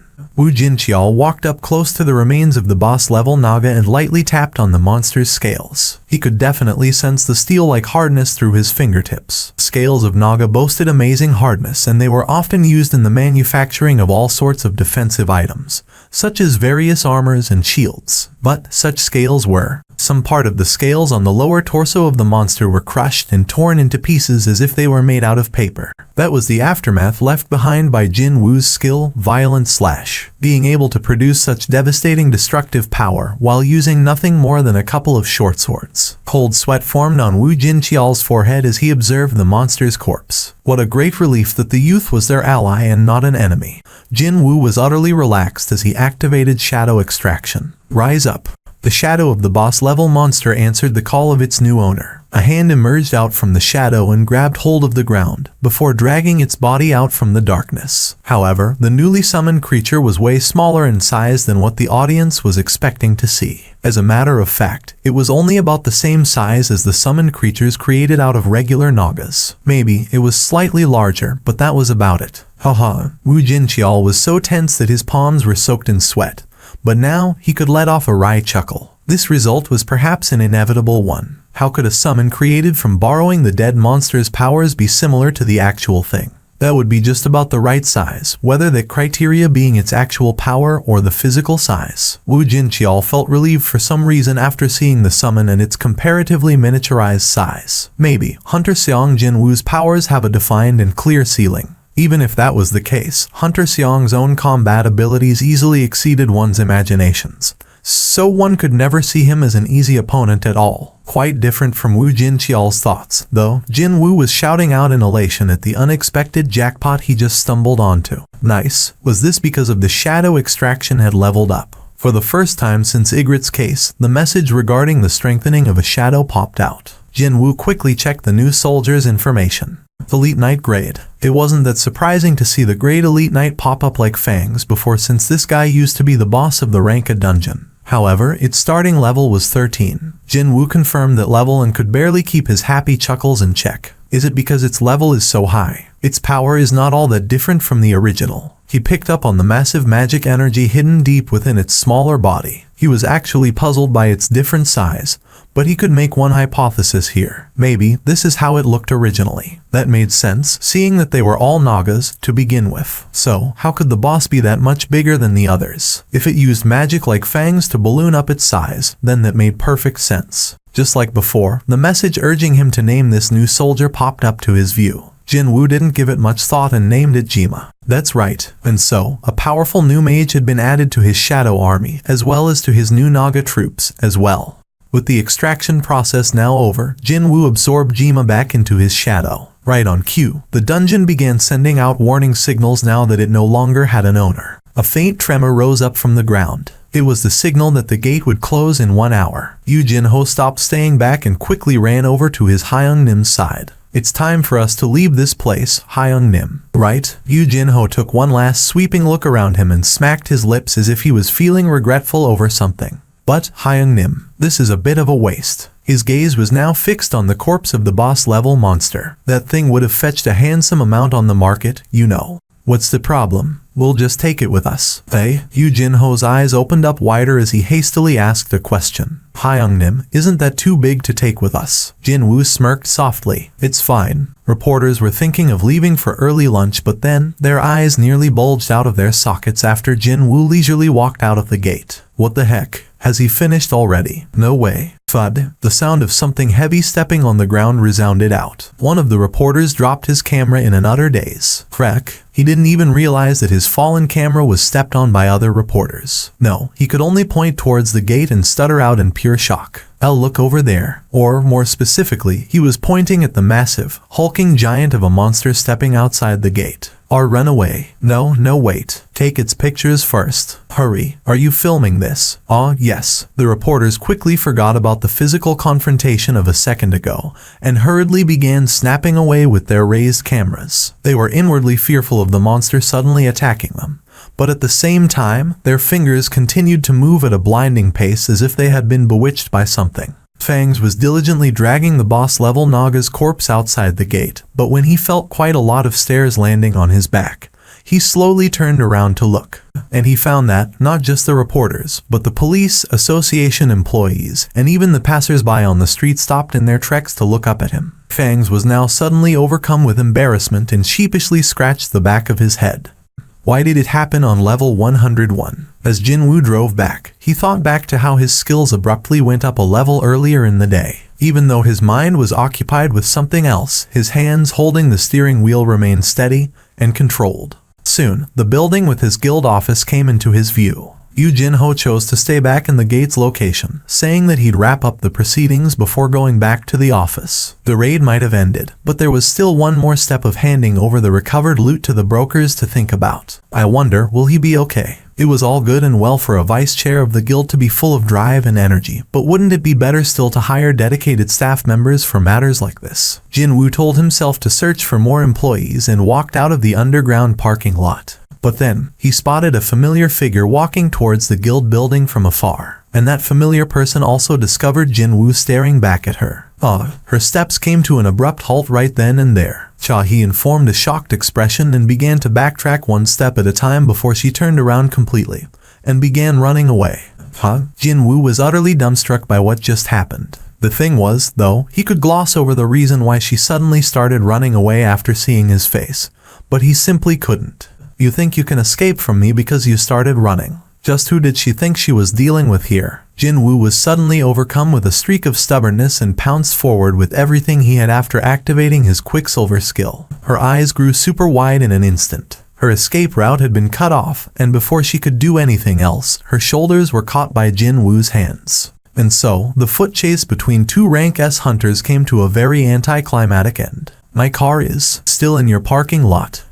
Right. There was an unfamiliar car parked in the lot for the last couple of days, wasn't there? That day, when Cha-hee came to the office, saying that she wanted to join his guild. After they teleported directly to the association's gymnasium from the guild office, she forgot to take her car back and left it in the underground parking lot until now. Looks like she came sneaking back in to get her car back because our guild was supposed to be on a raid today. Too bad for her. She couldn't have imagined that he'd only need a little over 2 hours to complete the raid of a Ranka gate. As a result, these two young people got to meet each other again. She quickly tried to get away from him, but in the end, was apprehended by him instead. "Excuse me, can you free up some time so we can talk for a little while?" Only a minute ago she was fleeing for her dear life, but now she wanted to speak to him. Perhaps she sensed Jin Woo's flustered confusion. Cha Hyun quickly explained herself. "Actually, Min Byung-gu Hunter Nim wanted me to pass on a message to you. He said there was something he wanted to say about your powers, Seong Hunter Nim." But how could that be? Jin Woo didn't have any point of contact, private or otherwise, with Hunter Min Byung-gu. And their one and only meeting came around when Jin Woo revived Min Byung-gu into a shadow soldier for a short while back then. Hold on, please. Didn't matter if what she wanted to say was true or not. This topic didn't seem well suited to be discussed in the middle of the street. Jin Woo scanned his vicinity once, and then continued to speak to her. "Let's continue our discussion somewhere more private, shall we?" Shinjuku, located in Tokyo, Japan. A gloomy shadow was being cast on the busiest, liveliest avenue in Tokyo, the one often referred to as the beating heart of Japan.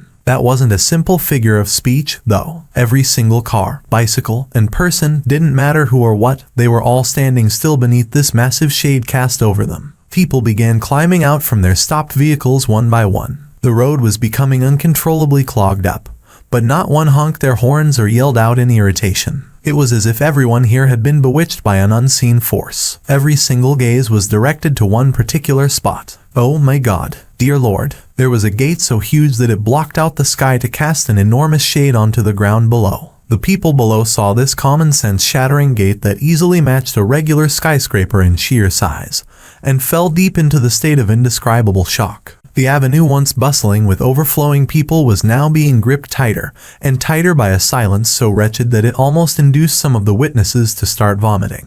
Why isn't the Hunters Association saying anything? Something that horrifying had appeared in the middle of Tokyo, yet the association, who should be in charge of such things, were keeping their mouths shut. A rank S gate has appeared right in the heart of Tokyo. But do you think it makes any sort of sense for the association to not have a single countermeasure in place? How? The Prime Minister cried out in anguish. Unfortunately for him, everyone present kept their mouths shut as if they had agreed to do so beforehand. The Prime Minister's expression crumpled unsightly, like a man carrying the weight of all the suffering found in this world, before he collapsed down onto his chair. "Be honest with me, Association President." He then pointed at the cracked TV screen. "What will happen if that thing opens up on us? It'll be the end, sir." As he thought, the Prime Minister hugged his head and muttered out helplessly. "So, that's how it is. Just one gate, and the city of Tokyo is finished, is that it?" "That's not what I'm saying, Prime Minister." The Prime Minister raised his head to look, and Association President Matsumoto Shija continued on with an emotionless voice. "I meant to say that the entirety of Japan will be finished, sir." The guild office was located on the 3rd floor. Jin Woo placed his thumb on the electronic lock, and the door clicked open to allow them inside. "There is no one in the office. The vice chair wanted to remain behind in the gate's location, you see.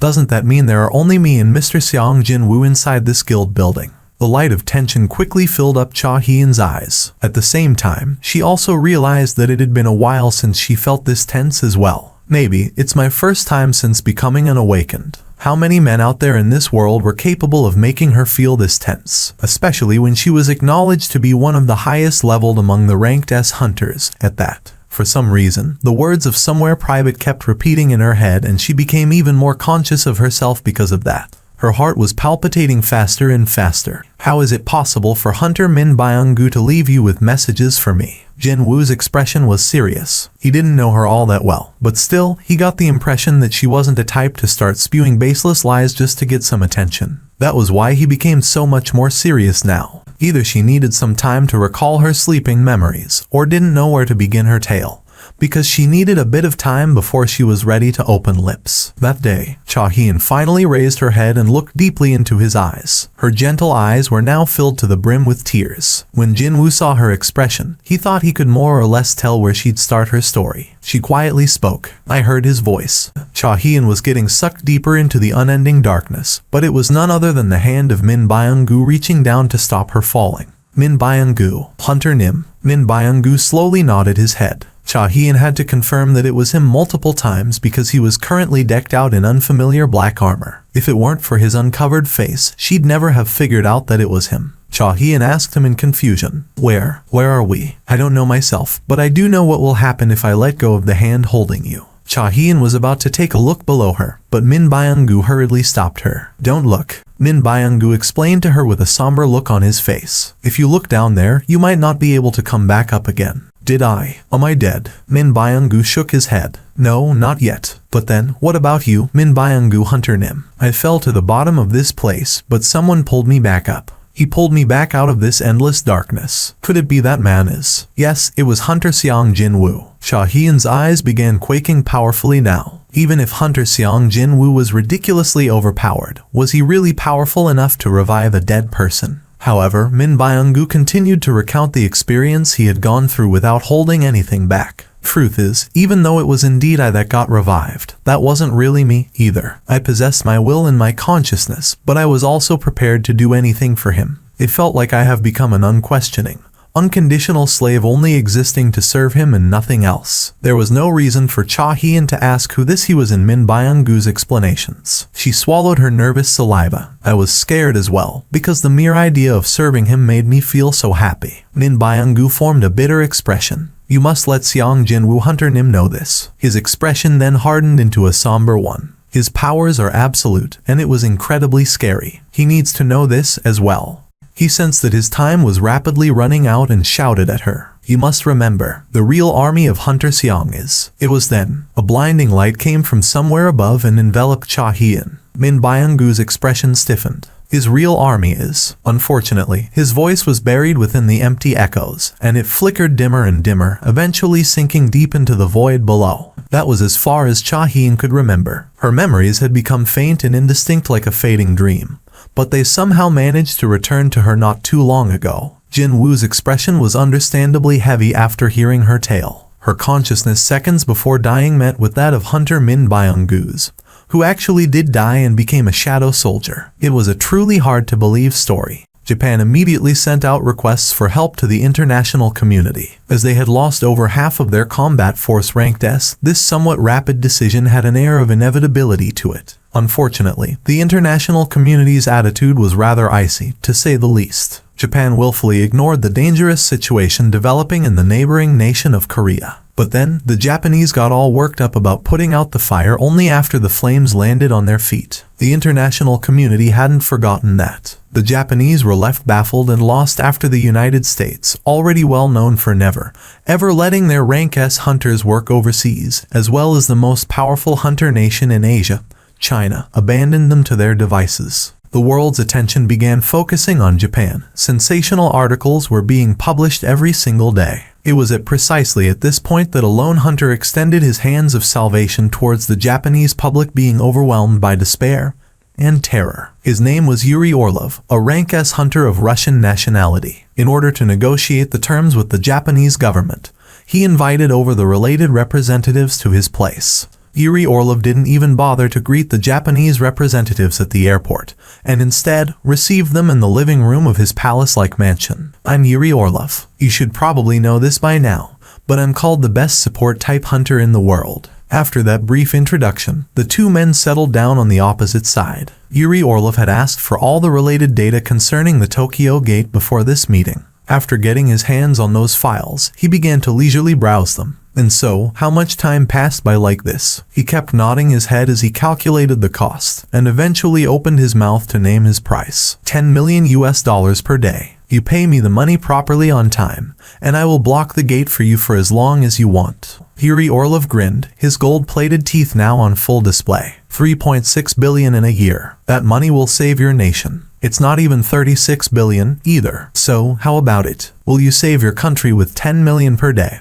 Or will you give up on your country because you think that's a waste of money? Officially, the wealth of the richest man alive was supposed to be just over $100 billion. So, $3.6 billion per year was definitely not a small sum by any stretch of the imagination. But, when compared to the nation of Japan, it truly is a negligible amount. We are willing to pay you that amount. Very good. Then, let's sign the contract right now, and my signing fee. But before we do that, Please, can you demonstrate your abilities to us at least once? Yuri Orlov heard the translation from the interpreter and began guffawing out right away. He laughed his head off until tears came out of his eyes. He eventually collected himself enough to speak up. You think you're in any position to get picky here, when licking my boots and pleading on your knees might not even be enough. It was then, stop, you two. But it was too late. The eyes of the two Rank S hunters were burning in rage and they weren't backing down. However, the Rank S hunters did try to make their moves, but, as if they were stuck behind invisible walls, couldn't even budge an inch from the spot. They were like rats trapped inside a glass bottle,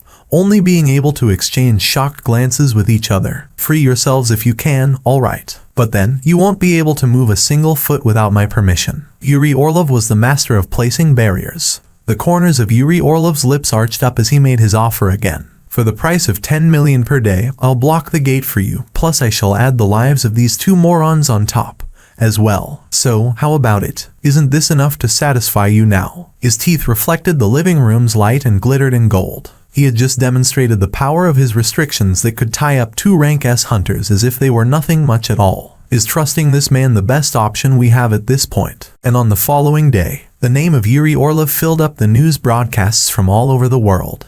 A huge crowd had gathered in the Japanese airport where the Russian Rank S hunter, Yuri Orlov, made his landing, and there was hardly any space left to even set a foot inside. The corners of Yuri Orlov's lips arched up as he took in the sight of the massive throng of Japanese people coming to see him. It's Yuri Orlov. It's him, Yuri. The reporters from all corners of the world discovered Yuri Orlov's triumphant figure and began madly snapping away with their cameras. How will you block the gate, Mr. Yuri? In the same way that I've been doing until now, obviously. Yuri Orlov's expression was overflowing with relaxed, assured confidence. He raised both of his hands in the air and drew a large circle. I'll be creating a huge magic circle, like so, around the gate itself. And then, everything will be finished after I pour my magic energy into it. Whatever is inside that gate, they won't be able to come out ever again. Unfortunately, such a simple explanation wasn't enough to calm the fears of the Japanese people. Pardon me, but, is that even possible? If I were to continue spending my magic energy to maintain that barrier, then sure, even I wouldn't be able to pull that off. You wouldn't be able to do it. Gulp. The interviewer swallowed his dry saliva. With the Japanese Rank S hunters having effectively announced their intentions to give up on the raid, if Yuri Orlov himself also decided to forget about the gate, then there were no other solutions left for the Japanese people. The Russian took his time and enjoyed the sight of the stiff face of the interviewer before continuing on with his words. However, the thing with my ability is, the barrier magic circle I use absorbs magic energy from its surroundings to maintain itself. In an instant, the interviewer's expression changed. Once my barrier gets going, it will start absorbing the magic energy and become an even sturdier and bigger fortress wall. A certain ray of light descended on the faces of the interviewer as well as the filming crew after they heard that explanation. Yuri Orlov's leisurely voice was filled to the brim with undeniable self-confidence. And as if that confidence had begun spreading around like an infection, the Japanese TV crew felt their fears slowly melt away. Yuri Orlov pointed to the camera. He was probably pointing at the unspecified number of viewers at home with his finger. Thick veins bulged in his neck as he shouted out, I will save all of you. So, all you have to do is to remember who is saving you. Beep. The giant TV was switched off. The president of Korean Hunters Association, Go Gun Huey, put the TV remote down, but his expression wasn't very good at all. I don't know whether Yuri Orlov will be successful in blocking up that Rank S gate or not, but the eyes of the association president Go Gun Huey became a lot sharper. But I am well aware of what will happen if he fails in his task. Oh, by the way, how goes it with Seong Jin Woo Hunter Nim nowadays? Woo Jin Chial wordlessly pushed forward a piece of printed document to his boss. On it, one could find the listed locations of all the high-ranking gates that had appeared recently around the city of Seoul and the surrounding Gyeonggi province. Why are you giving me this all of a sudden? Sir, can you see how many of the locations have been circled in red? Looks like it's about half of all the dungeons. Woo Jin Chial quickly wiped the cold sweat streaking down his forehead and replied, Jin Guild wants the raid permits of all of the highlighted gates, sir. Go Gun Huey's eyes nearly popped out of their sockets. These, all of them? Yes, sir, that's correct. Sir, I believe it could lead to problems. You mean, his activity will overlap with the jurisdictions of other large guilds, is that it? Yes, sir. A smile floated up on the association president's lips. I thought president was on Seong Hunter Nim's side. Wu Jinqiao formed a puzzled expression as he asked. It's just that, I can't stop smiling when I think about how a newly established guild with only 3 members and 1 combatant on their roster have managed to exceed the major guilds and are already coveting their territories like this. Only then did Wu Jinqiao understand. I agree, sir. It was Go Gun Hui's turn to ask, that smile still etched on his lips. Did Jin provide an explanation on why they want to do this? They said that they have a personal reason and wants us to entrust them with the gates nearby only for the next week or so, sir. It can't be about money. Go Gun Hui's gaze was soon directed to Wu Jinqiao guarding his side. The former asked as if it was in passing. In your opinion, why do you think Hunter Seong is trying to clear this many gates in such a short time? Wu Jinqiao thought about it for a moment before answering his boss. There is one thing I can think of, sir. Go Gun Hui expected an answer along the lines of I don't know or can't be sure, so he couldn't help but pay more attention to this somewhat surprising reply. What would that be? I remember seeing how delighted he was during the process of hunting down the monsters. He was happy hunting down monsters. Yes, sir. The lunchbox Mom packed was indeed quite delicious, even if the location for their meal turned out to be in the middle of a dungeon overflowing with monsters. Yu Jinho raised his head and spoke, his mouth still full of chow. With us being like this, I can't help but think back to how we were clearing all those rank C dungeons. Hyung Nim. Jin Woo smirked and replied back, hey, finish chewing your food first before talking, alright. Oh, my bad, Hyung Nim. It wasn't as if Jin Woo couldn't understand what Yu Jinho was talking about, though. In the past few days, they kept themselves real busy by raiding every single gate they could book, one after the other, with barely any rest in between. The only thing that had changed since then would be that, rather than rank C dungeons, they were raiding rank B or higher dungeons this time. Hyung Nim, yeah, can't your summons act on their own? Well, yeah, more or less. Hunter Min Byung-gu did say that, didn't he? He said that each of the shadow soldiers possessed their own ego. Not sure how much of that story I can believe, though. Whatever the case may be, Yu Jinho continued on with his question. Doesn't that mean it's fine to let the summons clear the raids by themselves during when we are having a meal, or otherwise can't move around for some reason?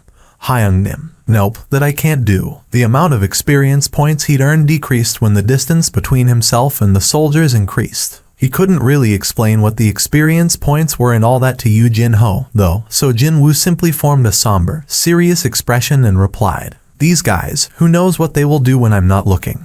Jin Woo thought that he could hear the noise of Yu Jinho's falling appetite in real time. Jin Woo finished his meal and quietly put the spoon down. Class-specific skill. Mana required to activate, none. Stores the shadow soldiers inside the summoner's shadow. The stored soldiers can be summoned back into the open or absorbed back at any time the summoner chooses to. Number of stored shadow soldiers, 840 over 840. Level 2 effect sensory sharing. You can share your sensory perception with a single designated shadow soldier from your storage. The newly added effect to the skill shadow storage was called sensory sharing. It was a rather unique ability that let the summoner, him, feel what a shadow soldier was sensing. Since it was possible to choose a shadow soldier far away from him and see what was going on around there, he ended up using it rather often in the last couple of days. Such as now. Jin Woo quietly closed his eyes. Sensory sharing. He picked up on the signal sent out by the shadow soldiers spread all over outside the dungeon. Within the nation of South Korea, I sure have spread around quite a few, haven't I? Without worrying about it too much, he selected one of them to see. Quite coincidentally, it just so happened to be a soldier hidden with Hunter Cha's shadow. And when he connected with that soldier, splash, he heard the sounds of water falling on the floor. It shouldn't be raining today, so what's up with all the water noise? His confusion lasted only for a brief second. Jin Woo's eyelids shot up open in haste as soon as he saw the pale nude figure enshrouded in the rising steam. Yu Jinho was taken by surprise alongside him. Hyung Nim, what happened? Were you taking a nap just now? No, it's nothing. Jin Woo shook his head. He inwardly told himself to buy Hunter Cha a hearty meal as soon as possible as a gesture of apology. Oh, right. Hyung Nim, have you heard the news? Which one? About that massive rank S gate in Japan's Shinjuku. Hyung Nim. I heard that the dungeon break should be happening sometime around tomorrow. Did the time move along that much already? Jin Woo slowly nodded his head. That means it's already been 6 days since we began clearing these high-ranking gates. During these past 6 days, Jin Woo hadn't been static at all. Although moving at a snail's pace, his experience points were steadily going up. The result of that being his level having moved to 103 from 101. That was his reward for focusing on leveling up while forgetting about everything else. Jinwoo summoned the black key stored within his inventory. The black key materialized on his palm. Rarity has been reached. Remaining time, 26:51:49. One more day left. Jinwoo wordlessly grasped the key tightly. His heart began beating faster every time he looked at this thing.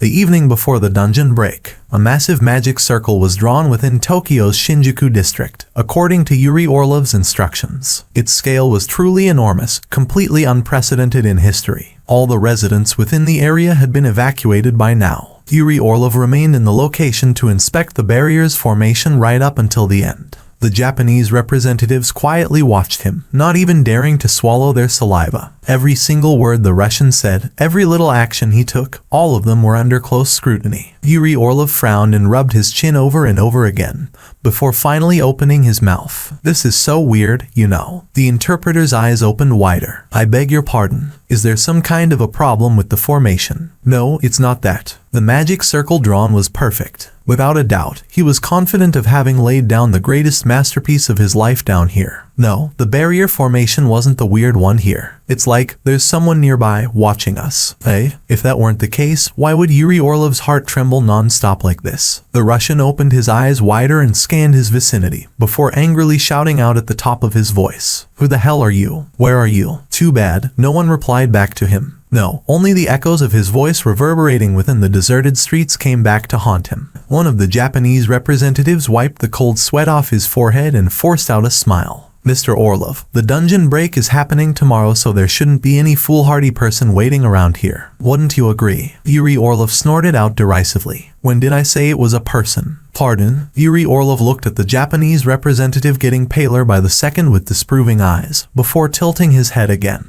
Was I mistaken? Unfortunately for him, there indeed was the figure of a person staring at him from the roof of a tall building far away. He's got a pretty good perception. But, then again, when considering where Yuri Orlov drew his powers from, that wouldn't be such a strange thing. More importantly, the mysterious man's gaze shifted over to the rank S gate. The silence was so eerie that it induced a certain disgust in all who looked as it circulated around that giant gate. The man slowly pulled back the hood covering his face. It revealed the face of an oriental man in his late 30s. The unkempt and bushy beard covering most of his face told the man's identity rather clearly. He was none other than Seong-il Hwan. He continued to gaze at the massive gate with a regretful expression, before pulling the hood back up. Finally, it's starting. Everything was moving according to the schedule.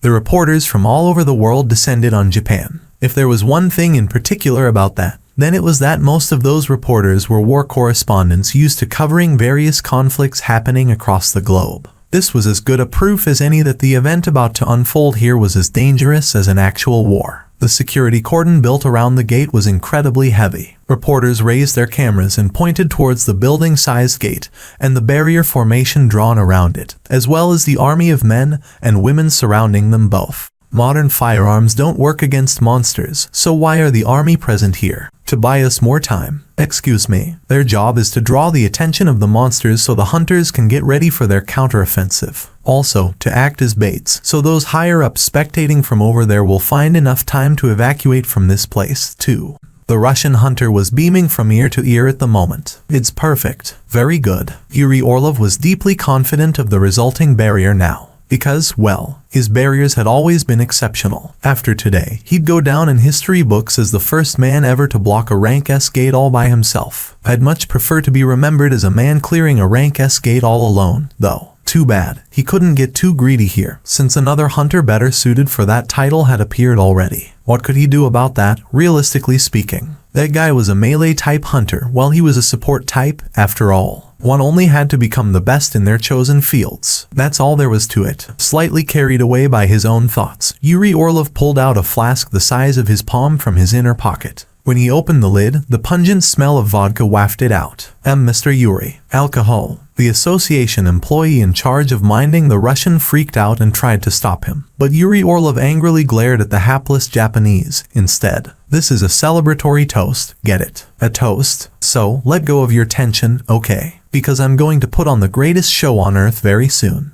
Hey, you want a sip? I'm telling you, your worries and tension just fly away in one shot. Yuri Orlov wrapped his arm around the employee's shoulders and began offering up the vodka. Hey, the gate's opening up. They are coming out, son. Jin-woo was about to sneakily get up, but sat back down quietly again when his mom called out to him. Yes, Mom. Mom took her eyes off the TV and looked at Jin-woo. The TV news had been constantly showing the special broadcast related to the Rank S gate in Japan for a while now. You weren't trying to go somewhere, were you? His mother's sixth sense could sometimes be even sharper than that of a high-ranking hunter's. Jin-woo mused inwardly. He flinched just a little, but replied as if nothing was amiss. I have a promise to keep, you see. A promise? On a day like this? I made that promise a while ago, Mom. I don't have to worry about you, right? Jin-woo replied confidently. Of course, Mom. He worked hard to achieve this strength precisely for that purpose. Mom formed a gentle smile only after looking deeply into Jin-woo's eyes overflowing with palpable confidence. Be careful on your way out, son. Jin-woo smiled refreshingly as well. I'll be back soon, Mom. Jin-woo got up and left the house pretty soon afterwards.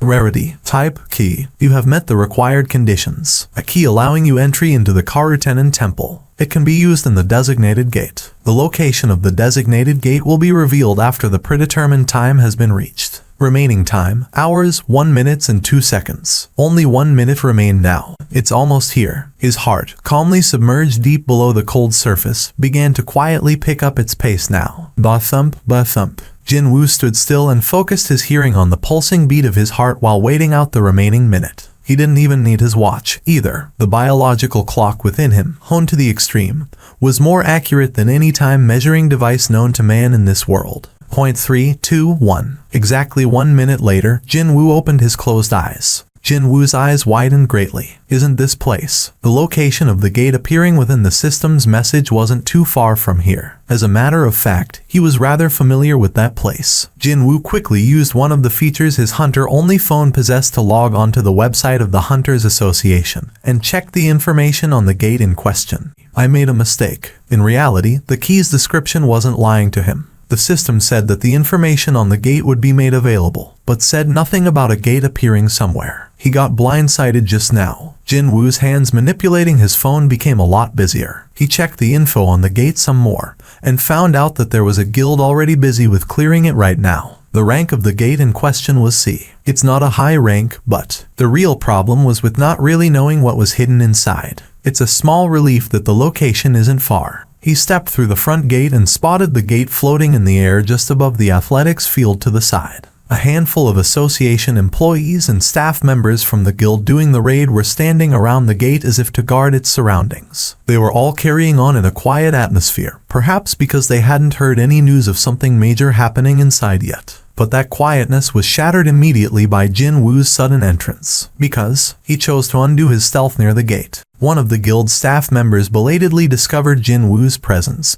and tried to cut him off. You're not allowed in here. Jin-woo pulled back his hoodie and revealed himself, and that elicited a loud hyok from the side. It's you. The association employee immediately recognized Jin-woo and cried out in surprise. It was the same bespectacled female employee he ran into back when he took care of the rank B gate that popped up in the middle of the road. Jin-woo figured that it'd be quicker to talk to her instead of this guild staff blocking his way, so he ignored the guy altogether and spoke directly to her. You need to stop this raid right now. Pardon me. She got flustered as she tried to make her reply. B, but the measurement result came out as only C. Jin-woo shook his head and told her in no uncertain terms. If you don't stop the raid now, they will all die. Jin-woo raised his head and glared at the gate. Couldn't these people pick up on that? An eerie aura so sickening that it gave him goosebumps was slowly oozing out from the gate.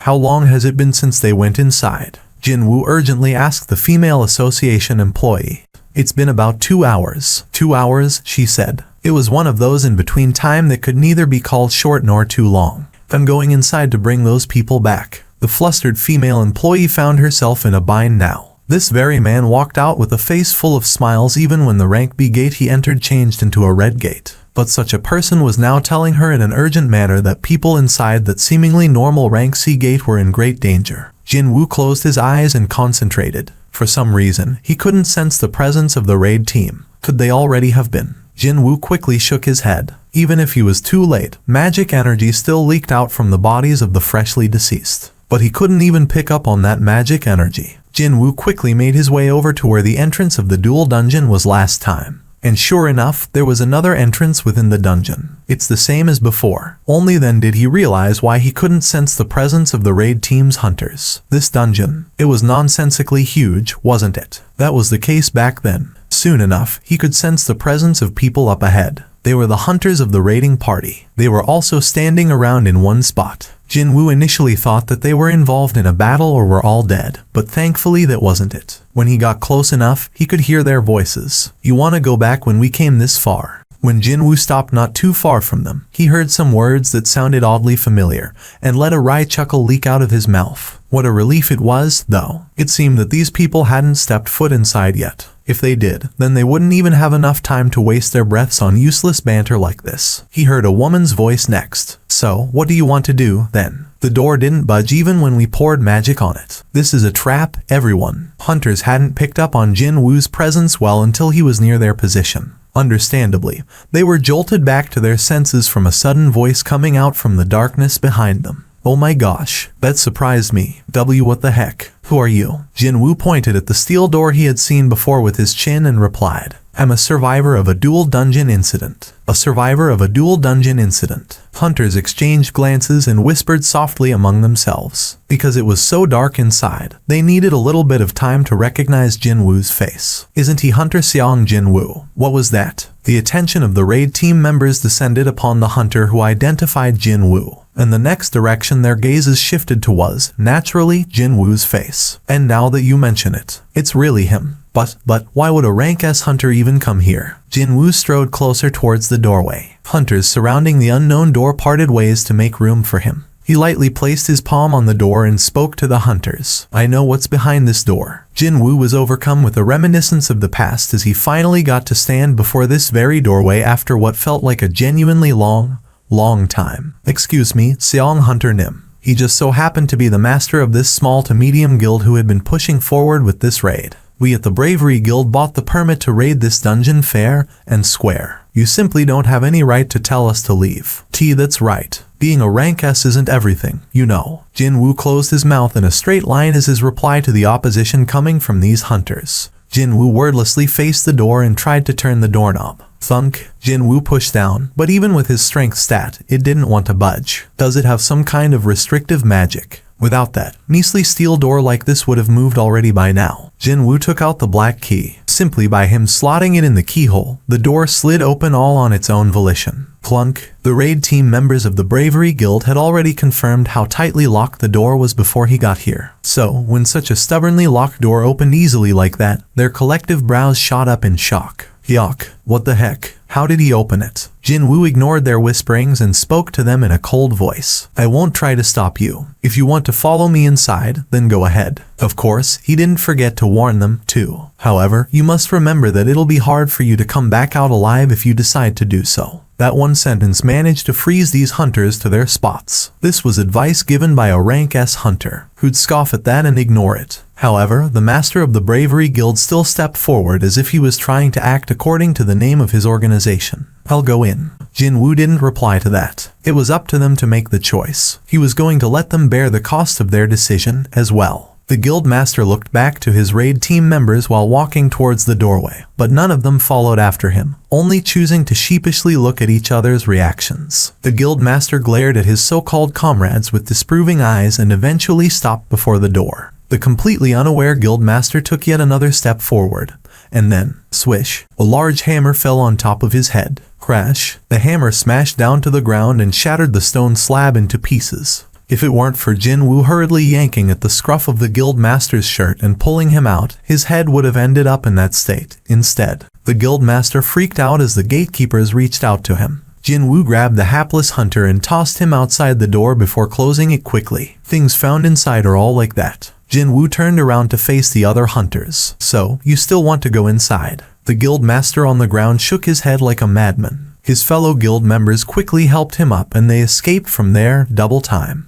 Only after confirming that the hunters had left for good, Jinwoo made his way back inside. The door closed shut behind him with a loud thud. The massive scale of this chamber, stone statues filling up the walls, and then the huge statue of a god located in the deepest recess of this chamber. Everything matched his memories. "I've returned." His heart began pounding really fast. However, there was also a clear difference from back then as well. That would be none other than himself. The current Jinwoo, different from his past self, could easily decipher the truth of these stone statues now. These statues are not monsters, nor are they life forms to begin with. No, they were just puppets tied to strings, connected to something else. There was only one creature emitting magic energy within this chamber. Even then, it was concealing its magic energy so expertly that even Jinwoo found it impossible to directly sense it. He could only trace the ominous and eerie aura instead. Jinwoo slowly walked over to that beastard in question. So, you are the real one, huh? Jinwoo tried to engage it in conversation, but the creature didn't display any reactions whatsoever. Oh, so you want to play it like that now, huh? The corners of Jinwoo's lips arched up. He suddenly raised his speed greatly and stabbed the short sword into the chest of the creature. But then, crack, his attack was stopped by the stone tablet the creature was holding. The blade of the short sword deeply stabbed into the tablet. There was only one stone statue among many in here that held a stone tablet. Finally, the stone statue with 6 wings on its back looked at Jinwoo over the stone tablet with a grin etched on its face and spoke. You've arrived. Tokyo, Shinjuku. Monsters began walking out one by one from the gate, as tall as the high-rise skyscrapers. What the hell are those? These monsters were giants. Monsters often serving as bosses in many of the highest difficulty rank gates were pouring out like common creatures now. Giants. It's the giants. While every observer watching this spectacle was freaking out and was taking hasty steps back, only Yuri Orlov remained calm as he took another swig from his flask. There's no problem if it's only this much. These monsters were scary enough to bring a chill down anyone's spine. However, Yuri Orlov was deeply confident of the barrier he had created. Come at me. And his prediction proved to be right on the money. Giants began pounding on the invisible wall surrounding the vicinity of the gate, but it stood firm and didn't even budge an inch at all. They pushed with their shoulders, and even threw their entire bodies against the wall, but Yuri Orlov's barrier formation proved to be as perfect as he claimed earlier. Yuri Orlov exploded in a fit of laughter while ridiculing the giants trapped behind the barrier. About 30 minutes passed by like that. The giants must have been tired out after going on a rampage to break the barrier, because they suddenly began walking back into the gate. People witnessing that scene all cried out in pure shock. Oh my god, monsters coming out of the dungeon break or going back inside the gate. Such a thing was completely inconceivable. Only I can do this. I am the one blocking a rank S gate. Thick veins bulged on his neck as he made his declaration. That guy who hunted down a couple of those measly ants, and this great me who shoved those giants back inside the gate. You don't need me to tell you who's even more amazing, right? The ground rumbled hard quite suddenly. Thud. Even the tanks on standby bounced up and down. Only then did Yuri Orlov realize that the reporters were no longer looking at him. No, their gazes were unilaterally focused on the gate. The Russian also slowly looked behind him. And then, the flask he held in his hand slipped out of his grasp. Oh my god. Yuri Orlov's eyes grew wider and wider. A truly humongous giant that made the previous giants small by comparison, stepped out of the gate and stood straight up. Indeed, it was standing upright after exiting from the huge rank S gate. Yuri Orlov blinked his eyes several times, unable to tell whether this scene playing out was real or not. How could there be a monster so big that it needs to crouch to pass through such a humongous gate? No one needed to explain anything, but everyone intuitively knew that they were now looking at the boss monster. The giant monster finished standing upright and took a long sweeping look around its surroundings, before slamming into the barrier's walls. Boom. Far heavier noise than before resounded out and the earth itself began quaking rather precariously. Yuri Orlov's eyes could clearly see everything. And that would be the sight of the magic barrier only he could see, gaining spiderweb-like cracks. How can this be? His legs began shaking uncontrollably. The sound of an explosion filled up the air as the motes of light illuminating the magic circle on the ground dissipated away. Yuri Orlov started screaming around at the same time. The giant monster, as soon as it destroyed the invisible wall, reached down and picked up the Russian still trying to send in his magic energy to the barrier. Now caught within the giant's hand, Yuri Orlov screamed out as bone-breaking pain wrecked his entire body. He desperately thrashed around. Gulp. However, his screams could no longer be heard when the giant monster opened its mouth again. And then, behind the giant monster that swallowed Yuri Orlov in one go, all those giants that returned back to the gate were pouring out again. The stone statue began moving as weird creaking noises came out from its various joints. Jinwoo glared at this creature. There were several differences between this guy and the other stone statues, but the biggest one had to be the wings attached to its back, which made it look somewhat like an angel. Indeed, this guy was the only one among the statues designed to resemble an angel. Not just any angel either, but one with 6 wings on its back, too. The angel statue slowly stood up from its sitting position and straightened its bent back. The angel statue took a look at the stone tablet damaged by the short sword and simply tossed it away, as if it meant nothing to the creature. As if it was doing the most obvious thing in the world. Crack! The stone tablet clattered on the floor and shattered into countless pieces. The angel statue stiffly laughed as it took in the sight of the now useless tablet. Jinwoo narrowed his eyes. So, from the very beginning. Just then, he realized that there was no meaning behind them from the very beginning. That stone tablet, and the so-called laws written on it, none of them meant anything. If not, there's no way that thing would have treated it so recklessly. This thing knows everything. Jinwoo didn't lower his vigilance and threw out a question in a low voice. Were you the one calling me here? Jinwoo was asking about what the statue's relationship with his system was through that question. That's correct. Jinwoo threw out another question. Are you a monster? The waves of magic energy being emitted from the angel statue were certainly different from the ones emitted by the regular monsters. However, meaning behind the term monster was simply created by humans for their own convenience. What Jinwoo wanted to find out here was whether this thing was in cahoots with the regular monsters or not. The angel statue bent down to loosen up its back before standing straight up again. That's the wrong question to ask. Rather than asking what I am, you should be asking what you are instead. Jinwoo was frozen for a brief moment there, but he couldn't stay flustered for long. Clap. The sound of the angel statue clapping its hands wiped all distracting thoughts out of his head. Well, then, this will be your final test. The smile was long gone from the angel statue's face as it finally finished loosening up. If you still manage to stand on 2 feet by the end of the test, then everything you wish to know will be revealed to you. The angel statue snapped its fingers, and almost immediately, a red glow appeared within the eyes of the countless stone statues within the temple. Will be my reward to you. It was then. Every single head of the stone statues densely packed into this chamber all snapped in Jinwoo's direction. Jinwoo remained calm as he summoned out his shadow soldiers. Come out, but then. What? Jinwoo's forehead creased up as mechanical beeps continued to go TTI ring. TTI ring in his ears. But even those lasted for only a short while, because the stone statues had begun sprinting towards him right then. Their movements were eerily silent, yet also incredibly fast as well. This was on a whole new level compared to back when he faced down hundreds of knights during the class advancement test. Oh, so you want to play it like this, is that it? All the hidden cards he had come prepared with, just in case, various potions, quest rewards, etc., had become useless in one fell swoop. The system had been with Jinwoo ever since the beginning, and knew how he operated the best. In that case, I shall overcome this with nothing but my own power. Jinwoo firmed up his resolve and gripped his short swords even tighter. The easiest way to get out of this dangerous situation was to eliminate the main body, enabling the stone statues to move. And that would be the angel statue. However, he'd not be able to get what he wanted if the angel statue was killed off. So, that would have to be consigned as the final resort for now. For the time being, he decided to go along with this testing the statue talked about.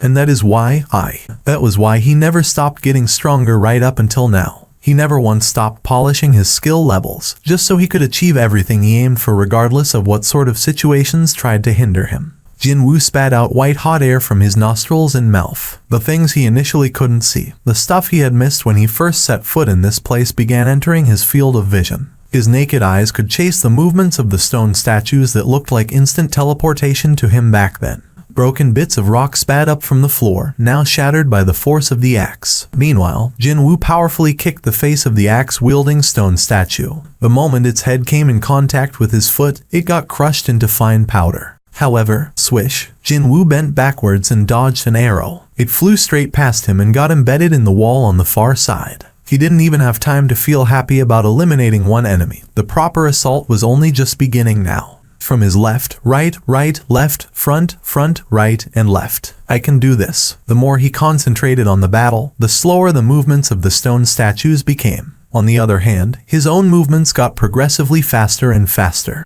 His body, trained to the absolute limit, and every cell within his flesh were reacting to the movements of these stone statues. Light burned fiercely within his eyes. He began gradually thinning out the horde of the statues while blocking, slapping away or shaking off their persistent, annoying attacks. As if, for this very moment, it felt as if the Demon King's short swords were solely created for this moment. He held them tightly in his hands and easily sliced up the limbs and body parts of the statues made out of solid stone. Jinwoo sensed his body, his mind, his cells, and even his short swords become a single entity. The angel statue, silently observing Jinwoo's remarkable movements with a great deal of interest, began to shudder greatly. How could he move like that with the physique of a mere human? The smile that was gone momentarily on the angel statue's face was back in full force now. It knew it had made the right choice. However, it was still far, far too early to end the test. The angel statue looked behind itself. With that, the eyes of the humongous statue of the god sitting on the throne and silently waiting for its turn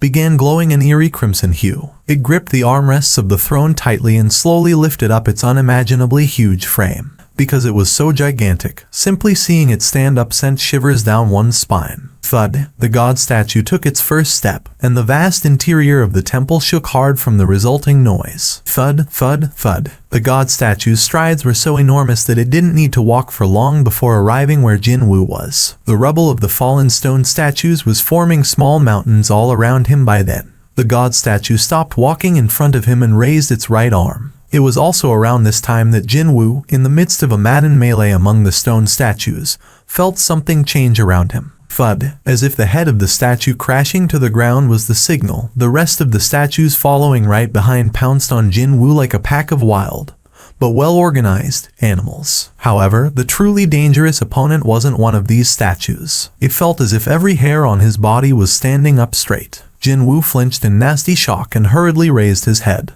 Sure enough, the bone-chilling red light was coagulating in the two eyes of the god statue. Dodging it. It's too late for that. His brain quickly calculated that his escape routes would be blocked off by the stone statues if he were to make a wrong move now. The odds of him getting melted down to nothing by that laser beam or whatever would be too high for his liking if that happened. In that case, Jinwoo quickly put the short sword down and immediately extended his now empty left hand at the stone statues pouncing on him. Ruler's Reach. 5 of the stone statues got caught in the skill Ruler's Reach and were stacked up together in the air. Too bad. He still didn't have a single second of leeway to bask in the happiness of his skill getting an upgrade right now. Jinwoo quickly moved the makeshift shield made from the stone statues into the trajectory of the god statue's glare. Just as he expected, red laser beams shot out from the eyes of the god statue. It didn't even take 1 second for the shield made out of the stone statues to melt away. But Jinwoo successfully used the brief respite to safely get out of the attack range of that beam. He withdrew the skill ruler's authority, and the smoldering remnants of the statues dropped to the floor. Jinwoo rapidly revised his battle plan as he confirmed the power of the god statue capable of completely evaporating these stone statues. As I thought, getting rid of the god statue should be my priority. His next goal had been set now. Before the god statue could fire the second laser beam attack, Jinwoo kicked the ground hard and dashed forward. Jinwoo's movement was already fast, but with that skill activated, his speed immediately shot past what the god statue could actually follow with its perception. Jinwoo arrived at the foot of the god statue in the proverbial blink of an eye and tensed up his leg muscles to the extreme. An unbelievable amount of energy, reserved solely for jumping up, condensed within his crouched position. He had only one shot. Without a doubt, it had become much harder to dodge the red laser beams flying in at a terrifying speed once he was airborne. It was impossible to move freely in the air, after all. But then again, hadn't he learned that valuable lesson already? If he weren't willing to take on some risks, then he'd not be able to find himself with any opportunities. That is why. Jinwoo's lips shut tight in a straight line as he powerfully leapt up from the ground. His entire frame flew up like a fired rocket. Just get destroyed already. Seeing up close the crimson light coagulating within the DM thing's eyes sent shivers all over his body. Just getting brushed by that thing would mean his end. Sensing the dizziness of the danger, his mind refocused on the task at hand. Stay calm. He reached out with his left hand, still not holding any weapon. Ruler's Authority. The upgraded skill based on Ruler's Reach began pulling at the shoulder of the god statue. He was thinking of reeling himself in, rather than actually dragging the god statue and its incalculable body weight towards him. However, his expectation was somewhat shaken up as the upper body of the god statue actually did creep forward just a little. What an incredible force of attraction that was. The power of the skill must have gone up several notches when it evolved from ruler's reach to ruler's authority. And all thanks to that, Jinwoo got to land on the god statue's shoulder far easier than he anticipated. He quickly raised his head to look behind him. The scarlet-red laser beam exploding out accurately pierced past the location in the air he was floating in only a moment ago. Nice. For the next few seconds, he was safe from the god statue's laser beam attacks. Feeling unburdened now, Jinwoo sprinted on top of the statue's shoulder with all his might and arrived near its neck. His right hand gripped the hilt of the Demon King's short sword tightly. Violent slash. Several silver streaks of blade light rained down on the target like the shells of a shotgun. Dozens upon dozens of slashes landed on the statue's neck. However, there was barely any visible damage. Not one slash managed to inflict a heavy enough wound. They all stopped at simply causing negligible, superficial nicks on the skin. So, the short sword doesn't work, is that it? It was that moment that the Demon King's short sword, previously capable of slicing up the steel-like scales of the boss-level Naga into ragged bits, came across as an insignificant and shabby toy. This god statue wouldn't be the first enemy that his blades failed to inflict any damage. As a matter of fact, he had dealt with a countless number of them so far. If I can't stab it, then I'll just pummel it. He didn't invest all those stat points in his strength stat just for fun. Jinwoo's eyes gleamed brightly with determination. He lightly jumped up and thrust his left hand at the temple of the god statue's face. All 5 fingers of his left hand dug deep under the surface. It's done. Jinwoo clenched his left hand into a fist. With that, he was firmly secured onto the god statue's face like a rock climber hanging onto the surface of a cliff with one hand. All this was simply him getting ready. The real thing was starting now. Jinwoo's right back, his right shoulder, and then his right arm all began to balloon up to an unnatural size. That was the result of an incredible amount of magic energy enveloping his right arm. As a test, he threw a single punch first. Kaboom! The god statue's head, that didn't even budge from the short sword's attacks, suddenly and visibly trembled. The angel statue observing the unfolding situation was shocked beyond words from that. The enormous amount of magic energy spreading out from high up above managed to shake the air within the entire underground temple. The angel statue continued to look up while not even bothering to hide its extremely excited state at all. To think that a human would deal with its masterpiece in such a manner. An even greater level of anticipation bubbled up within the gleaming light of the angel statue's eyes. Jinwoo's fist punched the god statue's face for the second time. For a brief moment there, the god statue lost its balance. The attacks were definitely working.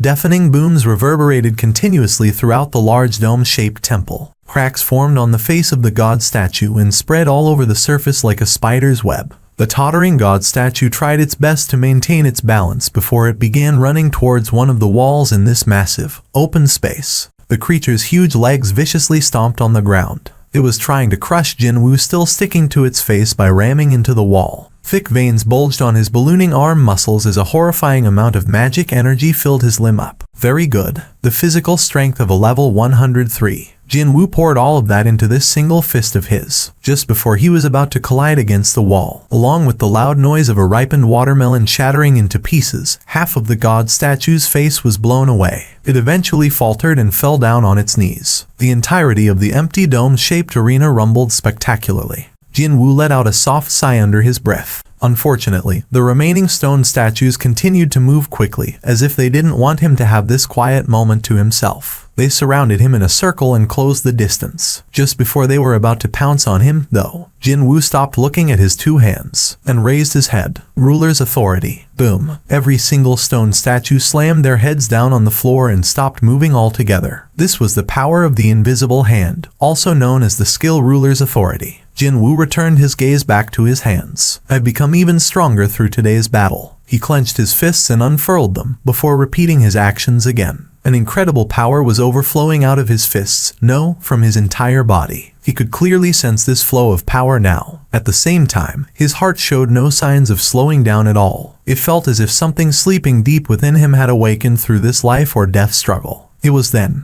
he heard slow hand claps. Jinwoo raised his head in the direction of that clapping noise. The angel statue was clapping its hands in an exaggerated manner, that repulsive smile still etched on its face. Truly excellent. Jinwoo calmly spoke to the statue. Don't you have an agreement to uphold? First, the Diamond thing clearly announced that, as long as Jinwoo managed to stand on his 2 feet after the end of this final test, All the answers he wanted to know would be provided to him. So, he wanted to hear them right now. Unfortunately, a stiff smile formed on the angel statue as if it had no intentions of letting him know that easily. It took a step closer to him. Your test isn't finished yet. Then, another step closer. In here, yet another step. The angel statue closed the distance with several large strides and eventually stood before Jin Woo's nose. I'm still here, aren't I? The lengthy wings on the back of the angel statue suddenly twisted and writhed around before transforming into arms. 2 arms coming out of its shoulders, and 6 more sprouting from its back. 8 hands in total began clenching into tight fists. I am your final test. Jin Woo frowned deeply. Just as the quest message finished saying its piece, 1 second ticked down from the remaining time. Jin Woo's eyes began trembling hard as he stared at the angel statue. That's right. Whenever the angel statue spoke, he also heard the system's voice at the same time as well. Jin Woo's heart that seemed to have recovered some calmness just now began madly pounding away again.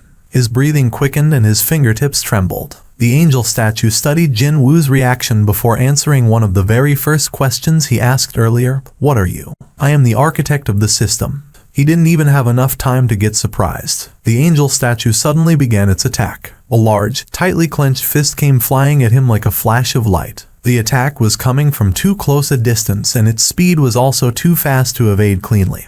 The power behind that punch was so incredulous that both his legs momentarily became airborne as he flew to the wall on the far side before ungainly crashing into it. Jin Woo swallowed back the pained moan. From that unexpected attack, he ended up receiving an unexpectedly large amount of damage. Unfortunately, the angel statue had already arrived in front of Jin Woo's nose, evidently not keen on giving him any time to reorganize himself. Jin Woo tilted his head to the side and evaded the fist of the angel statue. The angel statue blocked off his route of retreat and then, its 8 fists ruthlessly rained down on him. Attacks poured down without a single break in between, each punch powerful enough to kill a high-ranking hunter in a single hit. As time wore on, though, the eyes of the angel statue were growing wider and wider instead. He is blocking my punches. The bombardment of attacks from 8 separate arms was being blocked, deflected, or was redirected by just 2 arms. His movements were so fast that he simply looked like a collection of afterimages now. The angel statue was inwardly impressed by this display. From the very beginning, the end result of this battle was already set in stone. No, this was just one of the formalities to go through, and that would be the statue performing a once-over of Jin Woo for the last time whether he agreed to it or not. Normally, this process itself should have been a rather boring one to go through.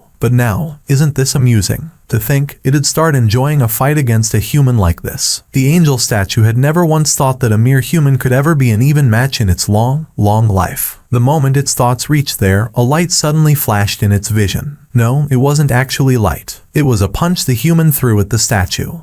Jin Woo jumped up and threw a punch. It hit the face of the angel statue, resulting in it being unceremoniously deposited onto the ground and rolling away in the dirt. It still stood right back up again, though. There were minute cracks developing on its still smiling face. How long had it been since it felt this joyous? The angel statue was so excited that it began to shudder in regret from the shortness of the remaining time. Jin Woo managed to land a good-looking hit on the angel statue, but he didn't bother to celebrate his feat. He instead spat out heavy, labored breaths. It's strong. Indeed, his opponent was way stronger than any enemy he had faced so far. This thing introduced itself as the architect of the system. He felt a warm, sticky liquid sliding down his face. It was his blood. It was trickling out from a tear on his forehead. I guess I didn't dodge everything, huh? He thought that he perfectly countered all those attacks, but it seemed that 1 or 2 did get through to him. What bad luck it was, his blood seeping into his eye and interfering with his vision. On the other hand, the enemy was completely fine. It'd be very hard to describe this situation as a good one for him.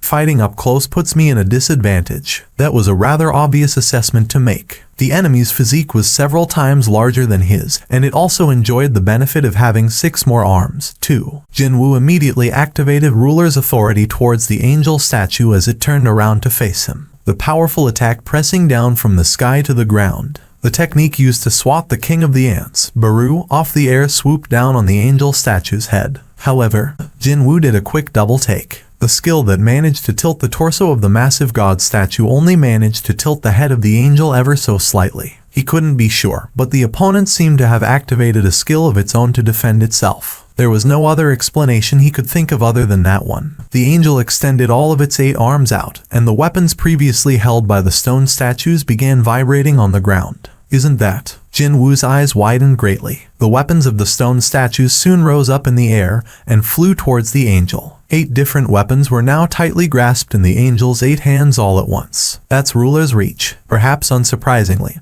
the angel statue also knew how to use the skill ruler's reach. Its power seemed to be below Jin Woo's own skill, but whatever the case may have been, he now knew what the angel used to counter the attack earlier on. The angel statue jumped up high as if it wanted to touch the ceiling, before landing back down in front of Jin Woo. The stone tiles on the floor couldn't endure against the falling statue's momentum and spat out bits of debris as it shattered into countless pieces. Jin Woo pointed forward with his short sword as he felt the small pebbles pelting him on his ankles. I can do this. He definitely could do this. Jin Woo stared into the angel statue's eyes and calmly drew his breaths in. Immediately, he felt a chill brush run down his back. Sure enough, 8 disparate weapons, such as a sword, a spear, a blade, an axe, a warhammer, etc., flew at his way as if they all possessed individual wills. Would blocking countless flying bullets with bullets fired from an opposing gun create a cacophony of noise similar to this? The deafening roars continued on unabated as Jin Woo and the angel statue exchanged innumerable attacks and counterattacks in an instant. Within the world slowed down to a crawl. Only these two writhed and struggled mightily as if to rebel against the flow of time itself. More and more wounds appeared on the statue. The angel's speed remained constant, yet Jin Woo was getting faster and faster. Naturally, the angel statue was deeply astonished by this. If it was only for the purpose of a test, there was no reason to go this far. However, this human had managed to draw out the angel's full power. Indeed, just as the term implied, it had to fight with everything it had.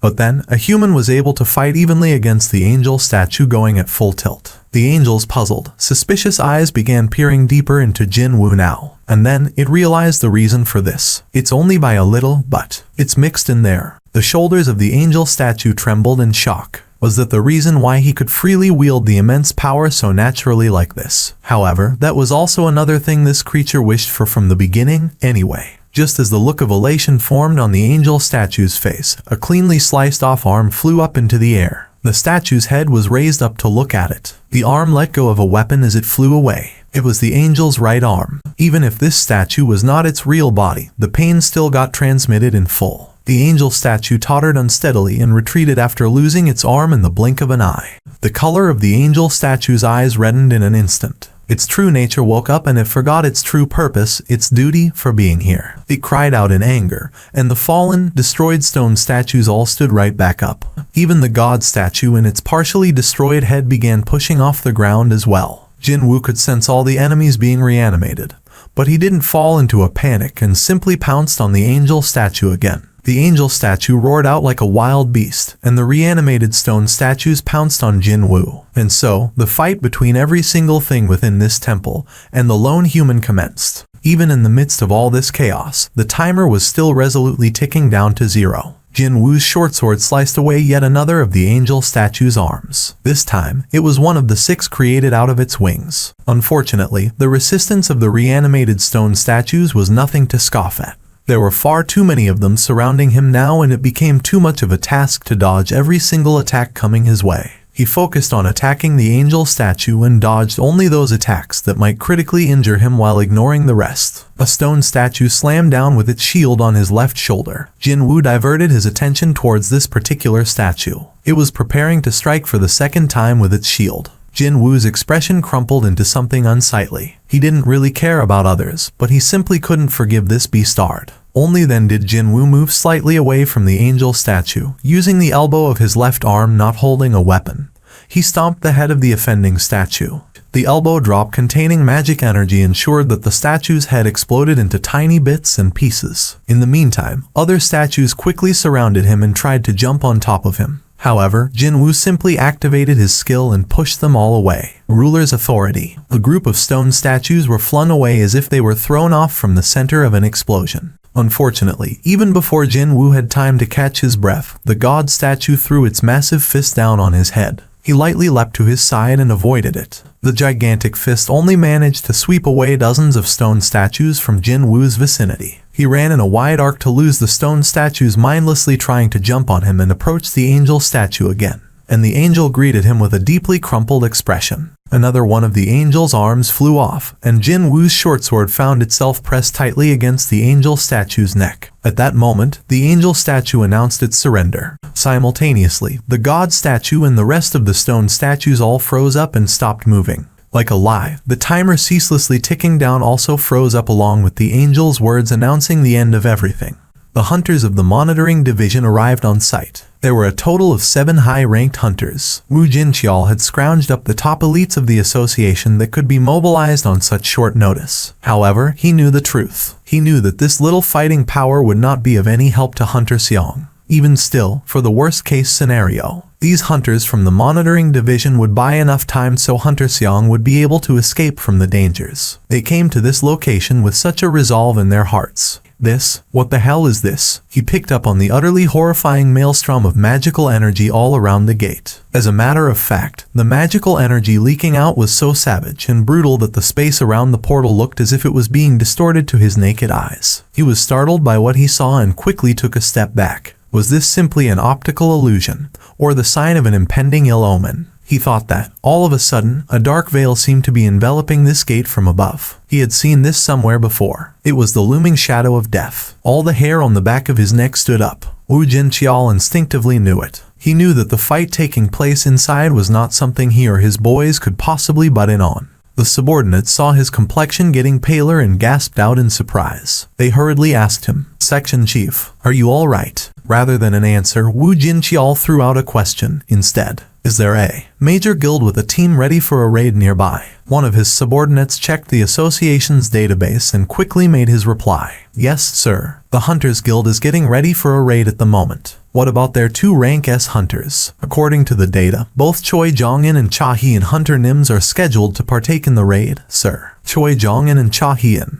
If it were those 2, then they might be able to do something. Wu Jinqiao shifted his gaze back to the gate. That imperceptible trembling that started from his hand had slowly but steadily spread out to the rest of his body. Wu Jinqiao barely managed to rein his trembling voice and spoke to his subordinate. "Send the emergency cooperation request to the Hunters Guild.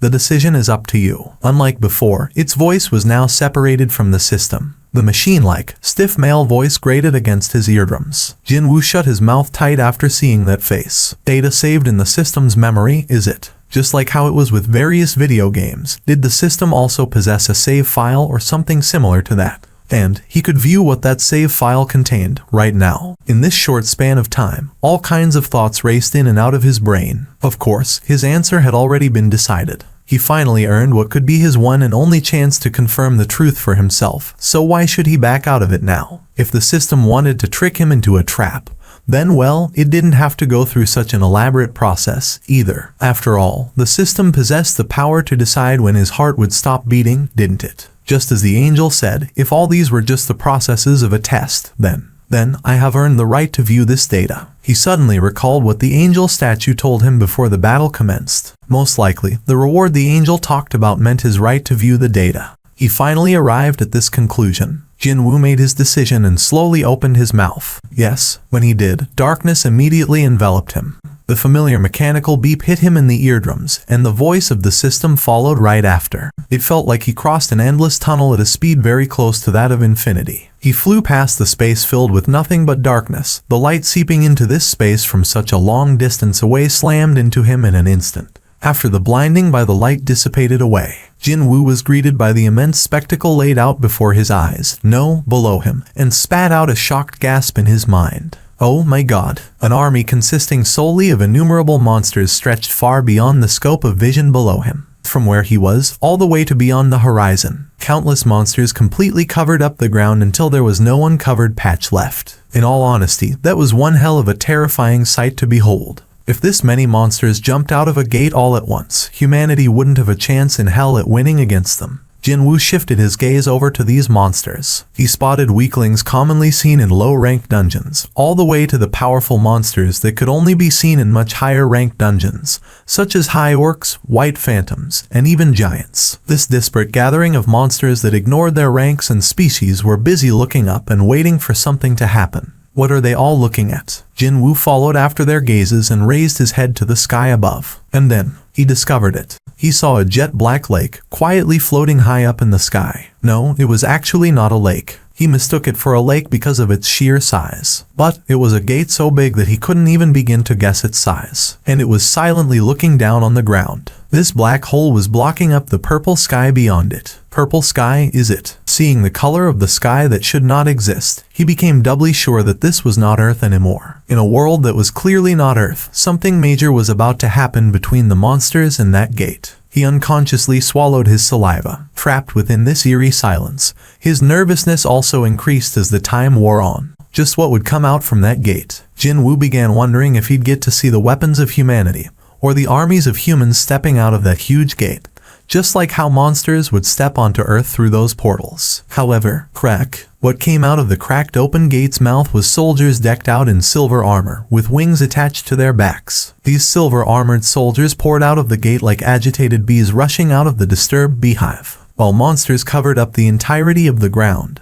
These soldiers in turn utterly blotted out the sky. It was truly a spectacular sight. Jinwoo couldn't stop admiring this incredible view. However, the monsters must have thought rather differently. They began howling at the top of their lungs upon seeing the silver-armored soldiers covering the sky, and began bucking around in agitation. He didn't even have to be a genius to figure out what would happen next. It was war. The flying soldiers became silver drops of light and descended to the ground below. As it turned out, there was more than one gate in the sky. There were several of them, and silver soldiers poured out of them one after the other. Monsters on the ground versus the soldiers of the sky. Two groups, clearly burning with hostile intentions against each other, soon collided just above the ground. And a battle of an indescribable scale and proportion unfolded next. The beastly roars of the monsters shook the land below, and horns being blown by the silver-armored soldiers thunderously resounded out. Weapons collided with other weapons. The sounds of armors shattering noisily rang out. The beastly roars soon morphed into screams and pained groans. The ground below was steadily being dyed the color of blood. The superiority in this battle was established very quickly. The silver-armored soldiers were very powerful. These guys easily sliced off the necks of the monsters that were strong enough to rip high-ranked hunters apart with their bare hands. Such powerful beings had formed a massive invading group, so perhaps it was only inevitable that the monsters were being swept away. The balance was tilting noticeably now to their favor. Even then, silver-armored soldiers continued to pour out from the gates non-stop.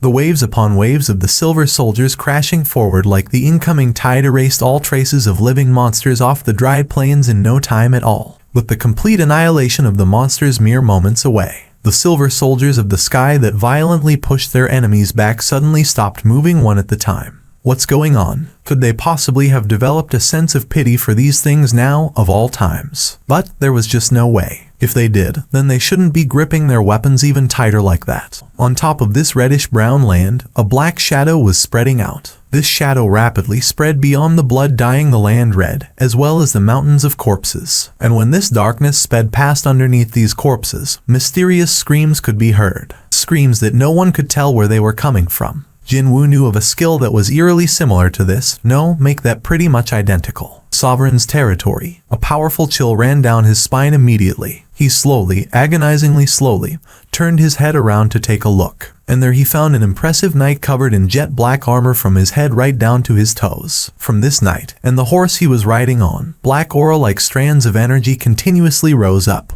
Why did this happen? No one told him, yet Jinwoo could think of only one title when looking at that black knight. The Shadow Sovereign. The intolerable stillness that stifled one's breaths pressed down on the shoulders of every single being under the heavens. And soon, the Sovereign's solemn voice shattered that stillness. His heart beat louder just then. Rise up. The ripple generated from those two words spread out at a frightening speed and roused up the shadows. The battlefield dyed in the colors of monsters' blood roiled and tumbled in black waves. The shadow soldiers leaping out of the ground roared out in what could have been either loud cheers or screams of horror. They then shifted their blackened eyes towards their enemies. Those eyes carried not one trace of fear towards their enemies now. From this corner of the land, all the way to the other side, the dead monsters were instantly reorganized into shadow soldiers. If this scene was supposed to demonstrate the true pinnacle of the Shadow Sovereign class, then it certainly succeeded in letting him know just how much further he still had to walk to get there. Eventually, the soldiers of the sky stopped hesitating and began moving again. They gathered into one large mass, and like a gigantic swarm of bees, descended on the black soldiers below. However, the monsters that were reborn as shadow soldiers didn't fall as easily as before. Weapons clashed against weapons. Soldiers collided against soldiers. The Silver Army and the Black Army got tangled up on top of this expansive land. Explosions rang out constantly, and the ground quaked over and over again. The battle that should have ended as a one-sided massacre reverted back to full-on warfare. Just the entrance of a single individual had changed everything. Now that was the display of truly shocking power. Jinwoo didn't know why this scene was being shown to him, but nevertheless, he found himself unable to tear his eyes away from it. The violent, fierce clash continued on. A desperate and bloody engagement, incomparably fiercer and more violent than the first battle that took place, unfolded before his eyes. Monsters were unable to contend with a single soldier of the sky while they were still alive, but after becoming shadow soldiers, they were now able to stand their ground and not get pushed back. The flow of the war shifted very quickly when the Shadow Sovereign stopped issuing commands to his troops from far back and personally stepped forward to enter the fray. The black horse carrying the Sovereign dashed into the battlefield. Whenever he swung his sword, thousands of enemy troops fell to create a pathway, and the dead enemies, without an exception, became shadow soldiers and stood back up. Just one flick of the Sovereign's hand and all those enemy soldiers flying away to safety had their wings broken, and they all crashed back down to earth. Ruler's authority. The areas the Sovereign dashed through got utterly swept away as if a storm rampaged past there. For the first time ever since the two opposing camps started clashing their weapons, the soldiers of the sky were being forced back. Hundreds of thousands, no, millions of silver-clad soldiers couldn't deal with a single enemy, and were constantly pushed back. Jinwoo could only gasp out in admiration at this sheer marvelous spectacle. He thought that the war would come to an end like this. However, just as the shadow soldiers began pushing back the tides of the silver soldiers of the sky, an ominous, eerie wind that was hard to describe in words blew in from somewhere behind him, or is powerful enough to send a shudder down his spine rushed in. The Sovereign temporarily disregarded the enemies to his front and looked behind him. Two ginormous gates had been generated in some place far behind the Shadow Army. Their sizes didn't lose out to the ones floating up in the air, and from these two gates, two disparate groups of monsters poured out in droves. On one side, beast-type creatures being led by a wolf the size of a mountain, and from the other one, knights and soldiers rushed out with countless banners proudly announcing their clans being waved about in their midst. Jinwoo's eyes grew wider and wider. The clan crests embroidered on those banners were all familiar to him. From Ricardo's, Fistos's, Rockin's, Ingraeus's, and even Raiderus.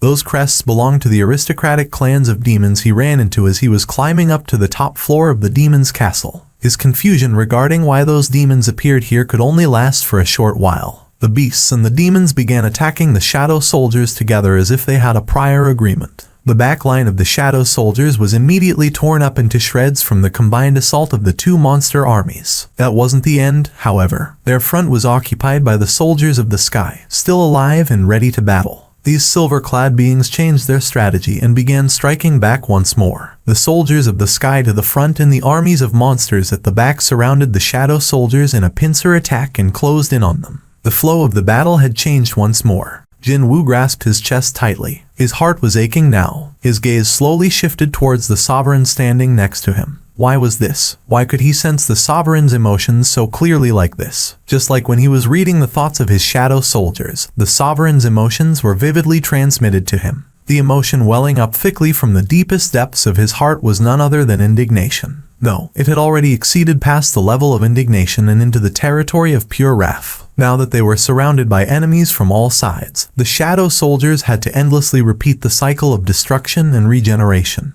Although they seemed to have possessed a never-ending power of recovery, Jinwoo too possessed the same ability, and he knew its fatal weakness very well. It can hold up as long as there's MP. When MP ran out, the soldiers would not be revived again, meaning the Sovereign wouldn't be able to use his army again. He sensed the Sovereign's magical energy that felt bottomless and vast in the beginning, slowly reaching its limit. The Sovereign changed the direction of his mount away from the army of the sky and towards his rear. His black horse kicked the ground and rushed forward. The ensuing battle was truly intense. Corpses formed mountains. Blood formed oceans. This conflagration called war created by countless soldiers swallowed up every single life form still standing on this land and continued on its horrific path of destruction. But even then, this stubbornly persistent battle that didn't seem to end was slowly marching towards its inevitable conclusion. Not too many remained standing on the battlefield now. The sovereign lost his mount during the battle. He wasn't hindered in the least, however. He cut down 2 demon knights blocking his path and stood before a certain demon breathlessly panting away as it leaned against a bizarre rock formation. The demon's face was hidden behind its helm, but the sovereign seemed to know its identity as he glared down at his feeble prey. The demon weakly faltered its head, but it forced himself to look up. It had already suffered grievous wounds, and it seemed unlikely it'd be able to survive its injuries. The voice coming out from beneath the helm sounded precariously close to being cut off. So, regrettable, we could have ended you for good today, but... The sovereign's voice became even icier as he asked again. The demon's shoulders trembled as it painfully cackled, before it raised its head up again. And then it replied. For some reason, Jinwoo couldn't properly hear that answer. Did he lose his concentration and miss it somehow? No, that wasn't it.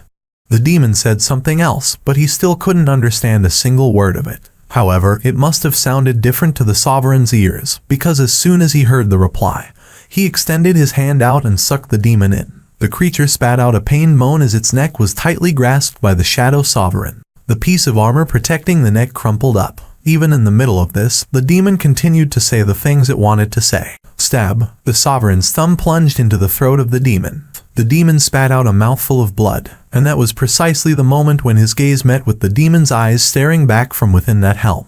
But how could this be? Jinwoo freaked out and let go of the dying demon's neck. Its life had ended by then and its body limply crumpled to the ground. But that doesn't make any sense. Those eyes and hidden in the helm, he had seen those eyes before. But such a thing could not have happened. His heart began pounding madly now. Jinwoo shook his head hard and cautiously approached the dead demon to take its helm off. Even in death, the creature was maintaining the same glare it shot him back when it was still alive. How could he ever forget that glare? The removed helm fell out of Jinwoo's hands and clattered to the ground. Clang. The wide-open eyes of the demon were still filled with the light of pure rage. It was the exact same light he saw back on the top floor of the demon's castle. The Demon King. Darren. The moment he realized this fact, he also discovered one more strange thing. He saw his hands decked out in black armor. He then saw his feet, his legs, and his own chest. From a certain point in time, he had been using the Shadow Sovereign's body as his own. The pounding beats of his heart grew even heavier and louder, assaulting his eardrums. Jinwoo placed his hand where his heart was. Ba-thump, ba-thump, ba-thump.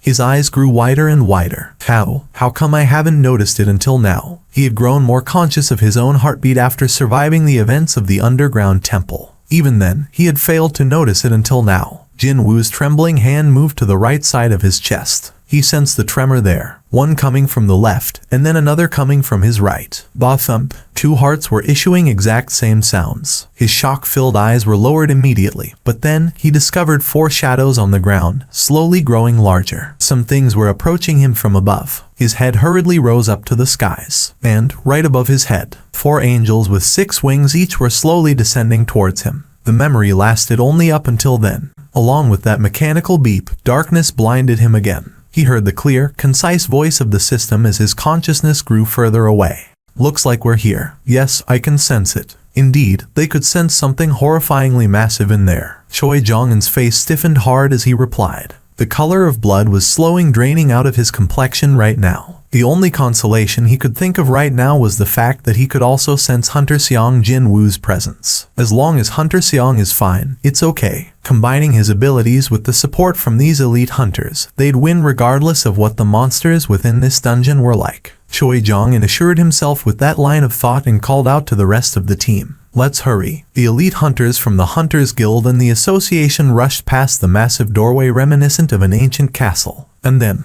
the sight waiting for them beyond was a spectacle none of them had ever seen before during their lengthy and illustrious careers as hunters. What on earth is this? What the hell is this place? First, they found innumerable destroyed stone statues strewn about the floor. Their debris was piling up into small hills all over the place. Look. One of the hunters raised his finger high up, and in the direction his finger was pointing at, everyone could see a truly gigantic statue of an unknown god standing frozen still, its hands interlocked in the gesture of slamming down. Its head, with half of its face blown away, especially caught their attention. Wu Jinqiao's heart began racing like crazy as he remembered the testimonies of the survivors from the previous dual dungeon incident. It was all real. The god statue and the stone statues were all real. The survivors all said the same thing, that this place was filled with a monstrous god statue that could melt down a rank sea hunter with nothing but a glare from its eyes, as well as countless stone statues whose movements couldn't be picked up by the naked eye. It was then, a certain stone statue kneeling next to Jin Woo slowly stood up. The wings on its back were all torn up, and it only had one remaining arm. I don't remember inviting you humans in here. The angel statue stood up completely and swept its gaze over at the hunters intruding into the temple. The corner of its lips suddenly arched up. That thing, did that thing just speak? Wait, I didn't hear incorrectly just now, did I? A monster can speak our language. Hunters exchanged glances with one another, their faces filled with incredulity. Something like this seemed impossible. Oh, strong humans. The statue spoke up as it began looking at the hunters with the eyes of someone finding a delicious snack. It seems that there are no shortages for the first sacrifices prepared for the king. If a snake could smile, would that be as disgusting as the one on this creature? The movements of the hunters froze stiff from the smile forming on the angel statue's face. It was then. The statue suddenly appeared before the hunters. They didn't even have any time to respond. The angel statue took a swing with its right arm. The face of the hunter standing in front of the group was crushed inward. The hunter and his crushed face flew backwards and slammed into the wall. Other hunters nearby threw out urgent counterattacks, but by then, the angel statue was already gone. He was killed instantly. A tanker working for South Korea's best guild had died in a single hit. For some reason, the monster had stopped attacking the group, and Jin Woo looked unhurt as he continued to breathe normally. His expression was peaceful, as if he was simply asleep right now. For now, she and others had to buy as much time as possible until Jin Woo woke up. That was the best they could do. It was then. The angel statue moved its body this way and that before laughter abruptly broke out from its lips. Haha. The empty interior of the underground temple was suddenly filled up with the echoes of the angel statue's voice. It kept its laughter short and shifted its gaze over to the hunters. Suddenly, an earthquake broke out inside this huge, open chamber. The dark shadow of despair drew upon the faces of the hunters. The broken stone statues were beginning to stand up one by one. That was why. The beastards without heads, beastards with holes in their chests, and even beastards with limbs missing all began standing up. But the absolute worst among them all was the statue of the unknown god that could only be described as truly gigantic. Oh my god. The god statue and the stone statues were standing upright and glaring at the hunters as if they had never been destroyed in the first place. The angel statue spoke to them. Those who manage to survive until all of my dolls have fallen will be given the opportunity to witness the glorious rebirth of the king. Everyone, get down. Hunters hurriedly bent down to the ground. A red laser beam sliced right past just above their heads with almost no gap to spare. The casualty was 0 this time. It was almost a miracle in and of itself. The red energy beam shooting out from the eyes of the god statue slowly dissipated. The angel statue stared at the hunters with eyes of some interest as it took a step back. It seemed that these humans might be able to provide some fun distraction before the king awakens. Wu Jinqiao raised his head. The stone statues were rushing towards them now. They were so quick that only the high-ranked melee-type hunters would be capable of following their movements. Fortunately, Wu Jinqiao was one of the very best within the rank of hunters. He rose up from his spot in an instant and while rotating his waist, sent out a powerful punch. The specially constructed glove slammed hard into the face of a stone statue. Boom. Wu Jinqiao's eyes nearly popped out of their sockets. He genuinely believed that one punch would be enough. However, the stone statue was unscathed, because he saw that one of this statue's shoulders was completely destroyed from an unknown attack. He ended up making a mistake on his enemy's durability. It was a gaffe he shouldn't have made when thinking back to just who it was that destroyed all these statues in the first place. A powerful explosion wrapped the statue up and it flew away. Wu Jinqiao frowned and shook his head hard to recover from the buzzing sensation in his ears. Only then did he get to hear the voice coming from his side. Are you all right? It was none other than the ultimate weapon, Choi Jong-in. Wu Jinqiao nodded once to express his gratitude. They simply didn't have enough time to leisurely share a conversation. Chairman Choi, aggro skills don't work against these things. Tankers loudly cried out. What was that? Choi Jong-in's expression hardened considerably. If the aggro skills didn't work on them, then these creatures would instinctively start targeting the physically weakest hunters present. If the healers were killed off first, then their line of defense would collapse in no time at all. It was nigh impossible for them to fight against powerful enemies without some sort of a defensive line to back them up. Not only that, right behind these diamond stone statues, the massive god statue was now raising its equally massive fist as well. Can we really get out of this place alive? Their situation was despairingly critical. However, he still could think of one final method, and that would be waking up the unconscious Hunter Seong. The angel sculpture Beastard said it, didn't it? That thing said that Hunter Seong was able to destroy them all by himself. In less than 5 minutes, too. Their situation could change greatly if his guess was correct, and the only reason why Hunter Seong lost to the angel statue was that he became too fatigued from destroying all these stone statues. Indeed, weren't there dozens of first-class hunters present here that could aid Hunter Seong right now? That is why I need to wake up Hunter Seong Jinwoo. Flames alighted on Choi Jong-un's hands. It was not for nothing that he was called the ultimate weapon. Not only his firepower, but even his accuracy didn't lose out to any of the modern firearms. It was now sink or swim time. Choi Jong-un fired the magic he cast in Jinwoo's direction. Hunter Seong might experience some discomfort, but he wasn't weak enough to get injured greatly by this level of magic. The flames flew towards their target while leaving behind a long trail. However, boom, the flames simply exploded on the torso of the angel statue that stepped into the trajectory in the blink of an eye. Choi Jong-un was greatly taken by surprise from the unexpected interference from the angel statue, and hurriedly raised his head. Every muscle on the face of the angel was distorted unsightly until they couldn't be twisted any further to form a truly terrifying expression. How dare! For the first time ever, the angel statue stopped smiling and bared its fangs. How dare you try to interrupt the slumber of the king? The king? Choi Jong-un couldn't even begin to figure out heads or tails of what the angel statue was saying and asked back in a daze. What did you just say? However, the angel statue didn't reply. Would a human bother to converse with insects? The same principle applied to the angel statue, too. Choi Jong-un's heart tumbled down to the pit of his stomach. However, he didn't turn his head away. Do not give up, right up until the very last moment. That was what he always told his teammates, after all. Hunter Cha Hyun was standing there, blocking the angel statue's fist with the skill blade of light. If she was late even by a millisecond, Choi Jong-un's head would have been splattered into a gooey mess. While he inwardly breathed a sigh of relief, she spoke to him in no uncertain terms. I'll take over from here, so please go help out other hunters, Chairman. Got it. Meanwhile, the angel statue stared down at Cha Hyun's sword, now glowing with light, and its eyes quickly filled up with curiosity. Haha, to think there was yet another human besides Jinwoo that could block its attack. You are very amusing indeed. The angel statue put more strength into its fist. Cha Hyun's knees bent down slightly. She had managed to stop its attacks, but still, she was losing out in terms of raw strength. A thin, weak moan leaked out of her finely shaped lips. Her wrists began trembling imperceptibly as well. The angel statue smirked derisively and applied more and more power as if it was turning up the heat on the stove.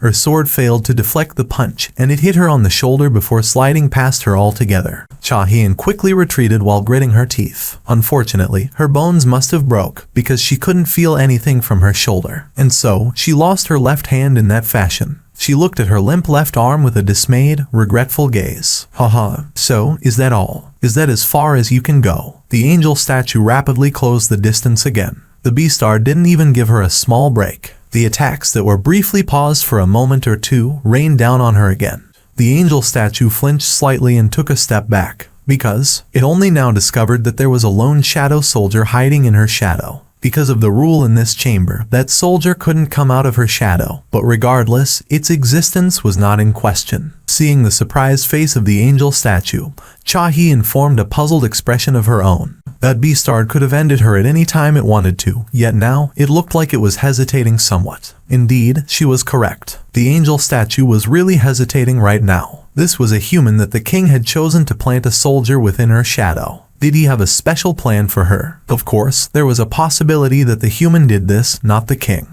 However, without a doubt, the king and the human are currently mixed as one, although it is only by a small amount. In that case, how was the statue to know whether this action was from the will of the king or from the will of the human? If the king had a plan and planted the shadow soldier in her, then the statue knew it couldn't carelessly touch her. That was why the angel statue asked the human female, "Why did you come here? What is your relationship with Seong Jinwoo? A friend? And why did you come here?" She thought for a little while before making her answer. To save Hunter Seong Jinwoo. After hearing that answer, a deep smile formed on the face of the angel statue. Just who was saving who now? I shall bless you with an opportunity. What opportunity? Today, in this place, one of the noble sovereigns shall descend upon this world. I shall bless you with an opportunity to witness this glorious moment in history. Until the angel statue could confirm the intention of the king, it couldn't do anything to Cha Hien. So, it had to keep her alive. However, she was the sole exception and it didn't plan on letting other humans live. But every other human beside you. The smile was gone from the face of the angel statue, and its expression became incredibly murderous. We'll die here today. Indeed, it wouldn't do for all these uninvited pests to be present in this glorious moment, would it? However, the reply didn't come from the front but from the back, instead. Says who? Before the angel statue could even turn around, a fist flew in and punched its face hard. The statue flew away and crashed into the far wall. Cracks ran against the surface of the wall from the sheer impact force and rubble tumbled down to the floor. Just before the angel statue could slide down to the ground, Jin Woo stood before the creature. He tightly grasped its neck and growled at it.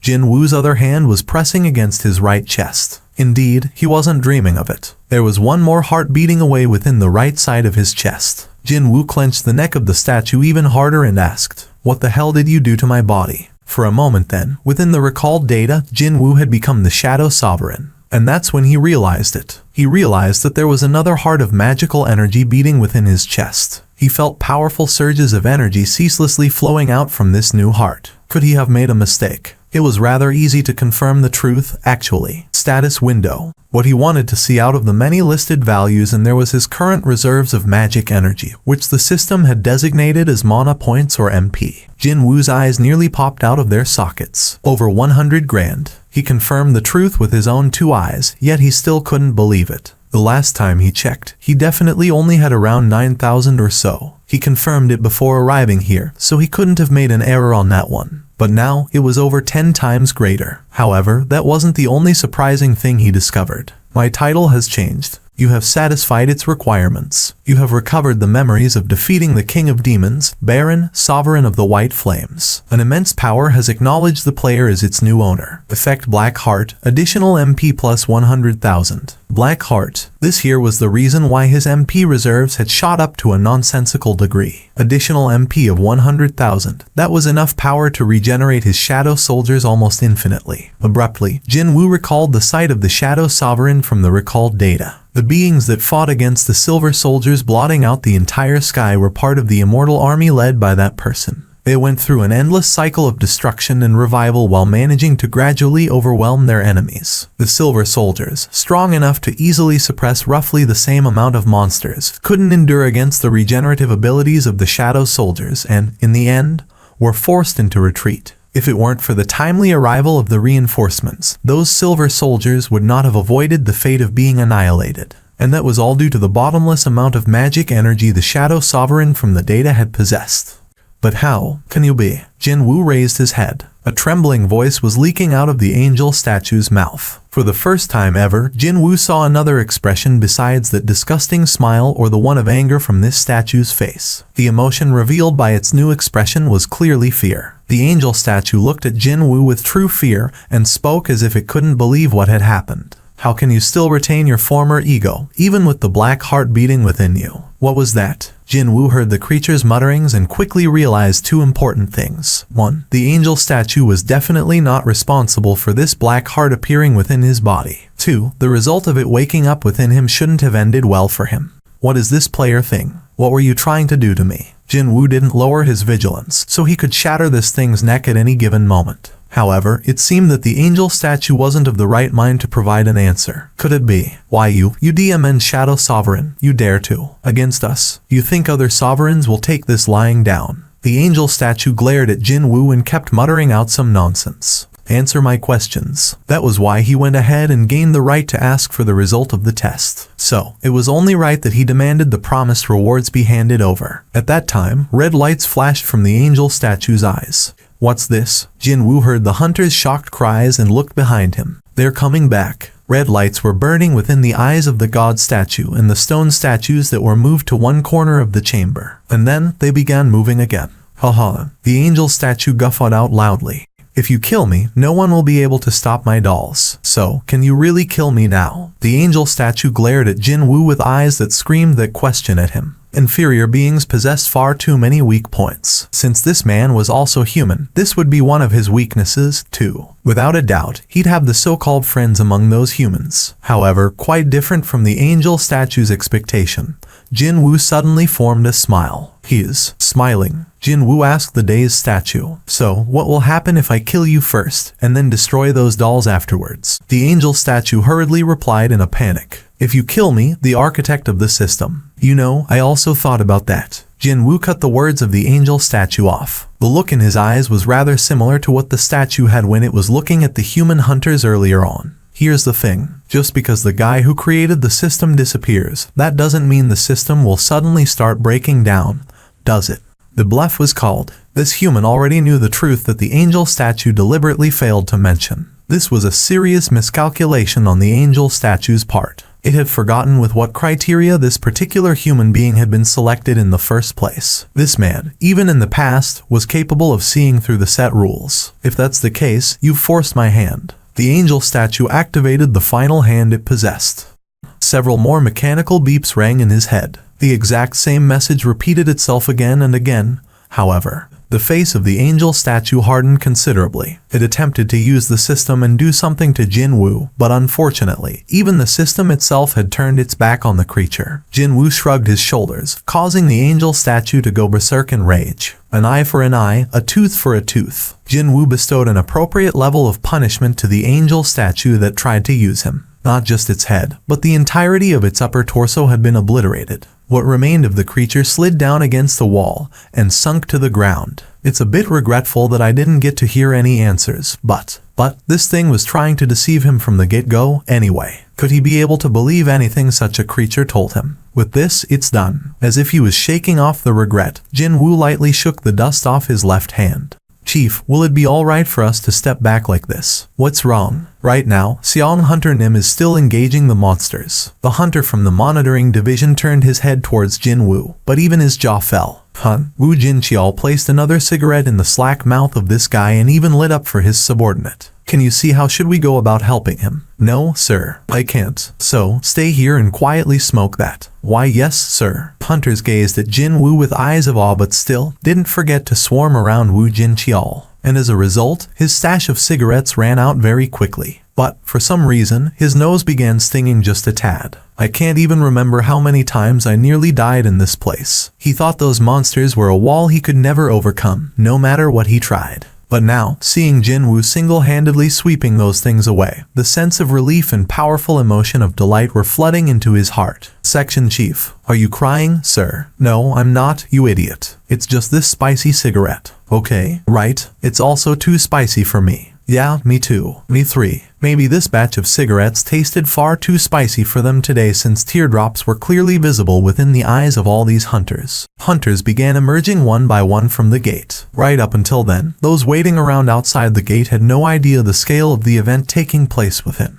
However, they all realized that something really bad had happened after seeing the deceased hunters being carried out by the shadow soldiers. Oh my god, are those all? The members of the Bravery Guild who had reported this matter and the female association employee standing by all saw this procession, and their complexions turned ashen in an instant. The number of casualties was just far too great. Weren't these people the elite hunters of the country? The hunters belonging to the Hunters Guild and the monitoring division were called some of the very best yet. What brought you guys over here, anyway? Actually, we came here first after receiving a report from this location. But then, we learned that you had entered the gate, and the magic energy leaking out from the dungeon itself was so great that Jin Woo shifted his gaze over to the chief of the monitoring division. Perhaps the number of casualties had been far too great. Wu Jinqiao's expression was really stiff right now. "We thought that our strengths would not be adequate enough, so I requested for assistance from the Hunters Guild that had been getting ready for a raid nearby. The right to request assistance in emergencies. It was the highest form of authority the association possessed over the guilds. Even the Hunters Guild wouldn't have been able to reject the request. Many had come to aid him, and in the process, many unfortunate sacrifices had to be made." Jin Woo felt his heart begin to ache. As the youth grew quieter in contemplation, Wu Jinqiao cautiously raised a question. "May I ask you a question?" "Yes." "How did you know that you'd find the dual dungeon in this particular gate?" Seong Jin Woo Hunter Nim. That was a very pertinent question to ask. As the chairperson of the Hunters Guild, which had suffered huge losses today, Choi Jong-in was deeply curious about this as well. It summoned me here. Wait, it summoned you here? Wu Jinqiao asked back, his expression showing his disbelief. Yes, I received a message telling me to come here. Can we view that message as well? Jin Wu shook his head. Then, he pointed to his temple with his finger. I'm sorry, it was a message that appeared in my head. The answer nobody expected to hear rendered everyone utterly speechless. Jin Wu didn't lie here, though. It was just that he chose to omit a few other unnecessary details and simply delivered the core of the truth. That was all. His straightforward expression of hiding nothing managed to overpower other hunters. Wu Jinqiao could legitimately claim that he knew Jin Wu the longest out of this group. Even then, he had no choice but throw up the white flag with a shake of his head. He is not someone I can read with my common sense. The American Hunter Bureau mobilized its agents from the Asian branch office in order to assess the current situation in Japan. A helicopter set off from the safe zone and eventually entered Tokyo's airspace. A senior agent from the Hunter Bureau, who had risked his life and volunteered for this trip, looked out of the vehicle's window and clicked his tongue. How tragic. The current status of Tokyo was far worse than he had imagined. The city itself was completely destroyed after the dungeon break occurred. Buildings no longer possessed their former appearances. Cars folded and crumpled like bits of paper. Street lamps bent at their waists. Burning flames, rising smoke, scorched remains, and unidentifiable structures turning into ash. Surely, the word tragic was invented just for a sight as wretched as this one. The agent's forehead unconsciously creased up. If someone were to ask him in the future if he had seen hell, then yes, he could now say that he indeed have seen one. The giants have been eating humans, you see. Those beastards are acting as if to erase all traces of Japanese people from Japan itself. They destroy all the buildings, eat humans, and they even pull out trees from the streets, too. These giant-type monsters that came out of the Rank S gate displayed a certain difference in behavior from other monsters. While other monsters concentrated on killing humans, this batch of monsters was actively trying to destroy everything they could see. Only the destroyed remains of the civilization were left behind in these creatures' wake. That thing over there. Cold sweat poured out of the American agent as he began calling out to Jesus. The Japanese Association employee helped him to stand back up. So, you saw it. Oh, over there. There's a giant over there. Yes, there is one giant still remaining here. No, rather than calling it remaining, should I say that it's not budging from the spot, instead.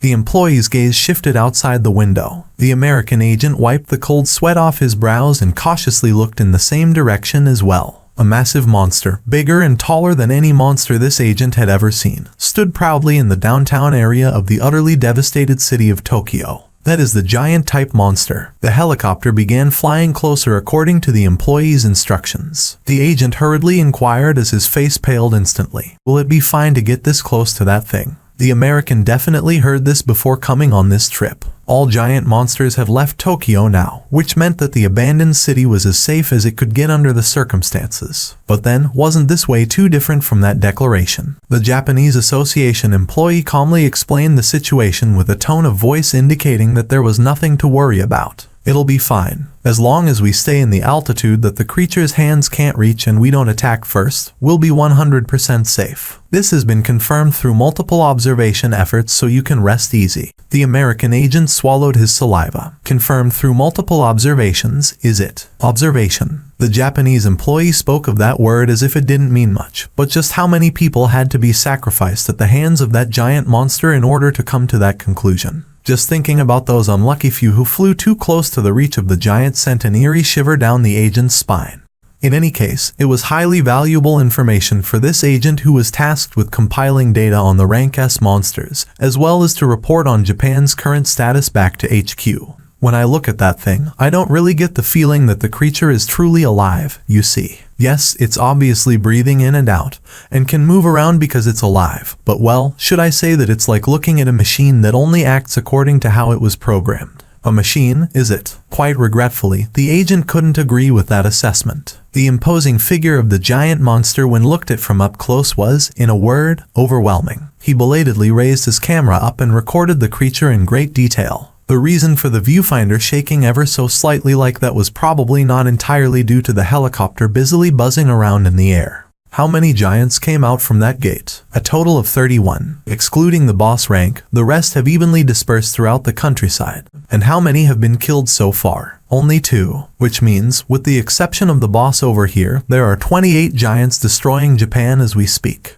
Well, there aren't any hunters left to fight against the giants, you see. Everyone's been preoccupied with escaping at the moment. On the day the dungeon break happened, hunters participating in the crucial battle to buy the residents of Tokyo enough time to evacuate were all killed. They were able to kill 2 monsters in the process, but they had no other methods left to stop the remaining 28 from spreading out to the rest of the country. This here was the reason why the Japanese Association employee said yes without resistance to the request for assistance from the Hunter Bureau when he should have been far too busy trying to put out the fire burning on his foot, no, make that on his entire body.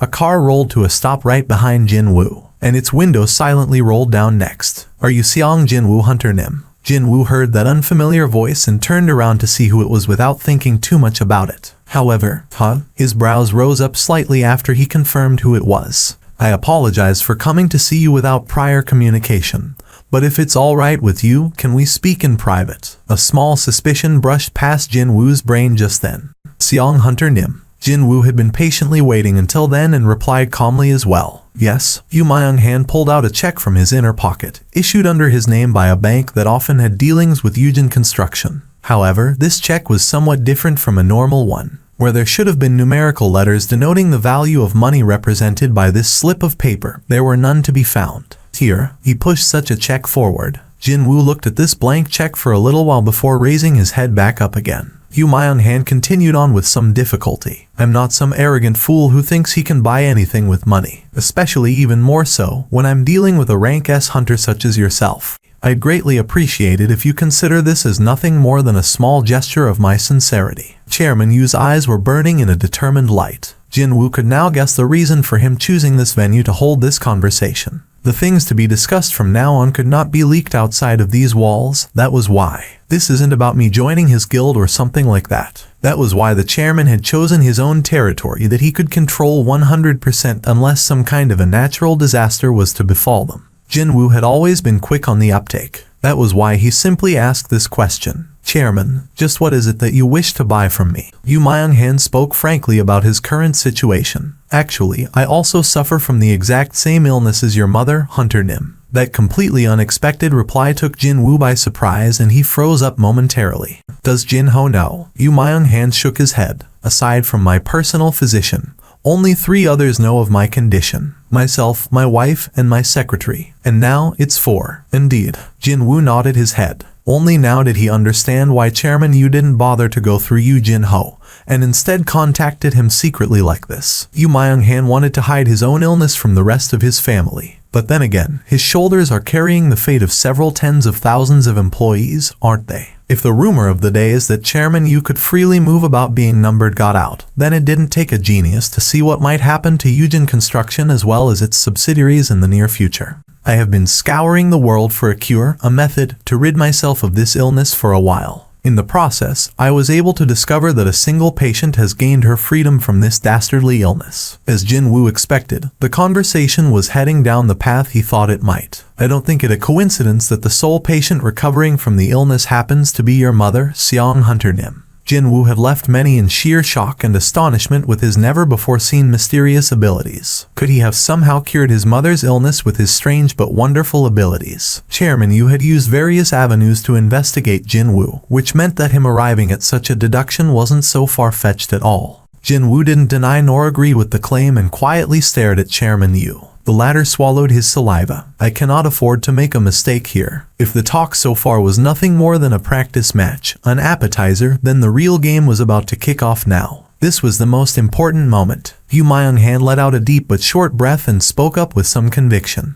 What I'd like to earn from you is the truth, Hunter Nim. He then pushed the check forward a little bit more with his hand. And as your compensation, this is just merely a small part of what I'm willing to provide you with, Seong Hunter Nim. Not everything, but merely a part, he said, meaning he was prepared to hand over something else besides money if that's what Jinwoo wanted. If you help me out on this matter, Hunter Nim, I shall never forget this favor for the rest of my life. The tiger of the financial world lowered his head and asked for help. If those people who knew Chairman Yu saw this spectacle, they would have cried out in sheer shock just then.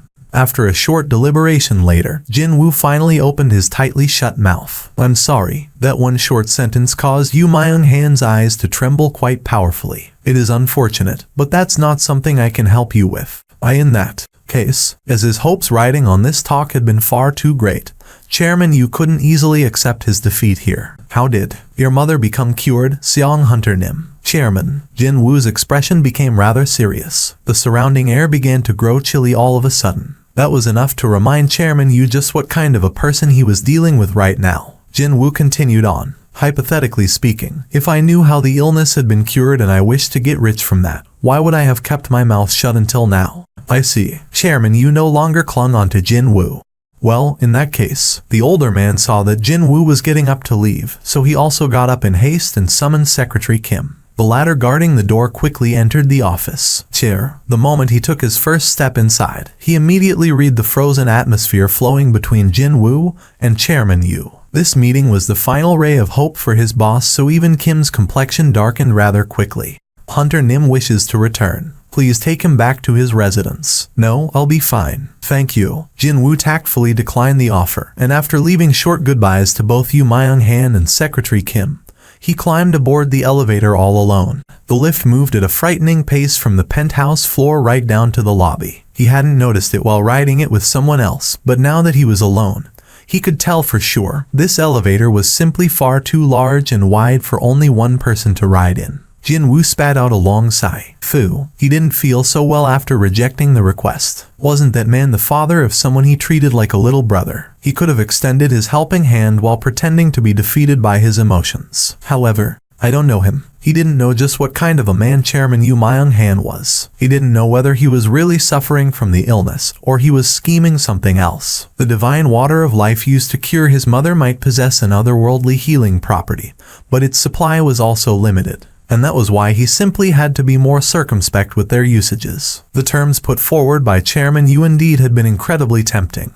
but in the end, they failed to change Jin Woo's mind. This was the end result. Jin Woo continued on and crossed the lobby, but then his steps came to a halt after he heard a voice coming from somewhere. Jin Woo's head shifted in the direction of that sound. The giant TV in the lobby that had been switched off earlier was now showing the real-time footage of the situation in Japan. It was the breaking news regarding the dungeon break and the massive calamity spreading at an alarming rate. Jin Woo walked to the front of the TV. The sight of the ruined city captured from the TV station's helicopter was truly gut-wrenching. The giant monsters were demolishing the buildings. Those unfortunate citizens failing to evacuate in time were captured and immediately thrown into the mouths of these giants. What little remained of armed forces poured out all their firepower, but that proved to be a useless endeavor. It was still impossible to kill monsters without the powers of hunters, after all. Although it was impossible to accurately calculate the death toll, the rough estimate had come out to well over 1 million. In a word, it was an unspeakable tragedy. Jin Woo's expression hardened.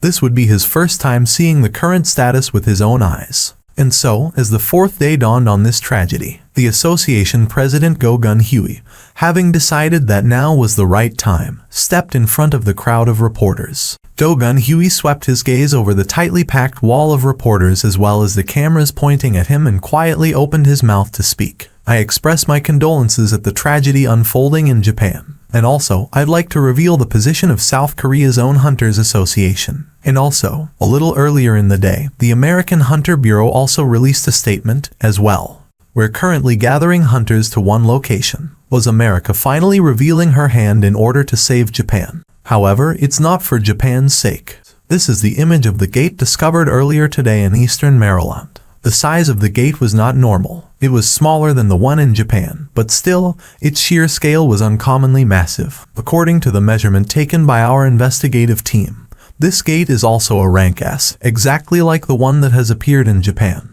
This nation's top hunters will focus all their efforts in closing this gate instead. When this horrifying piece of news finally made its way over to Japan, the Japanese people desperately praying for the Americans' aid all cried out in despair. Japan was finished.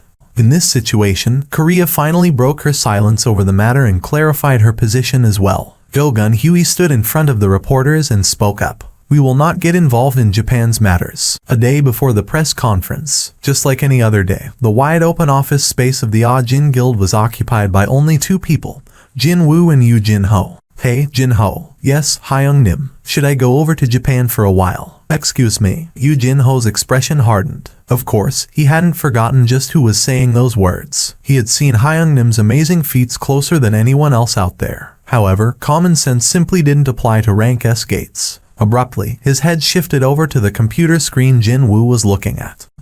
It was filled with the breaking news regarding Japan. Hyung-nim was worried about them. Unlike Yu Jin-ho, Hyung-nim possessed incredible powers. It was quite obvious that he'd also suffer from the distress that the responsibility of his power level brought along. Yu Jin-ho vacated his spot and hurriedly extracted a photo album from the file cabinet before bringing it over. When he flipped that thick book open, all sorts of newspaper articles were clipped onto its pages. What's this? All of them were articles related to Jin-woo. From the incident of the Red Gate, which the media still didn't know that Jin-woo was a part of, to the raid of Jeju Island, when he solved the issue of the traffic jam, and even when he took care of the strange, unidentifiable stone statues alongside the Hunters Guild recently, too.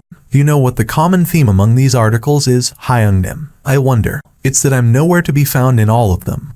Hyung-nim.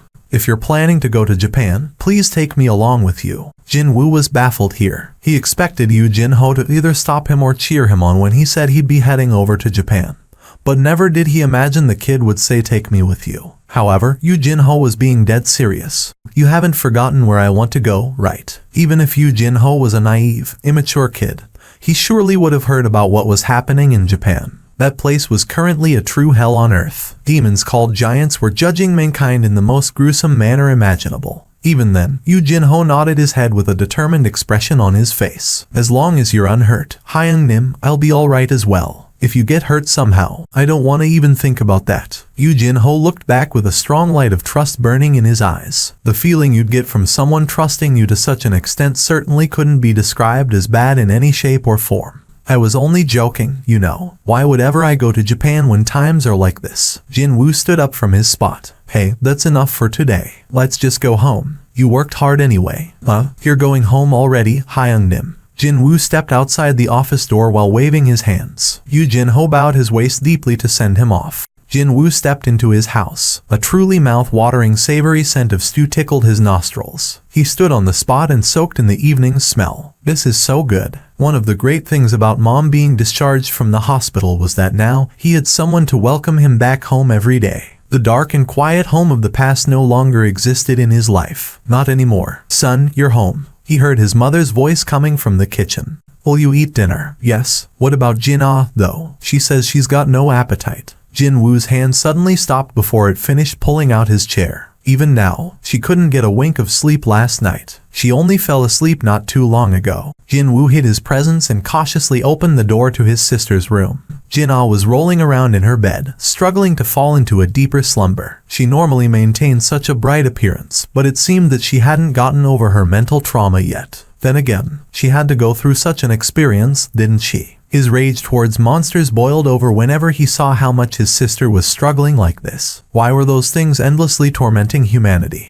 This is the decision of the Hunters Association, and ours alone. We won't stop any individual hunters from doing what they wish to do. What was he even talking about now? Like animals lazily waking up from their winter hibernation, the reporters, still frozen in shock, began slowly exchanging glances with each other again. There is one such person. There is one hunter who wishes to go to Japan and get rid of the giant monsters. Who could that be? Who wanted to head to Japan under the current situation all by himself? The bottomed-out atmosphere of the press conference venue suddenly began boiling over. Just who is this hunter? The attention of everyone present in the venue was directed to Go-gun Huey. He took his time for a moment or two, before pressing his lips as close to the mic as possible. It's Seong Jin-woo Hunter Nim. That one sentence caused hundreds of cameras to explode in a wall of blinding flashes. Rank S hunters possessing American citizenship had begun gathering in the most luxurious hotel in the state of Maryland by the time news broke from South Korea, and indeed,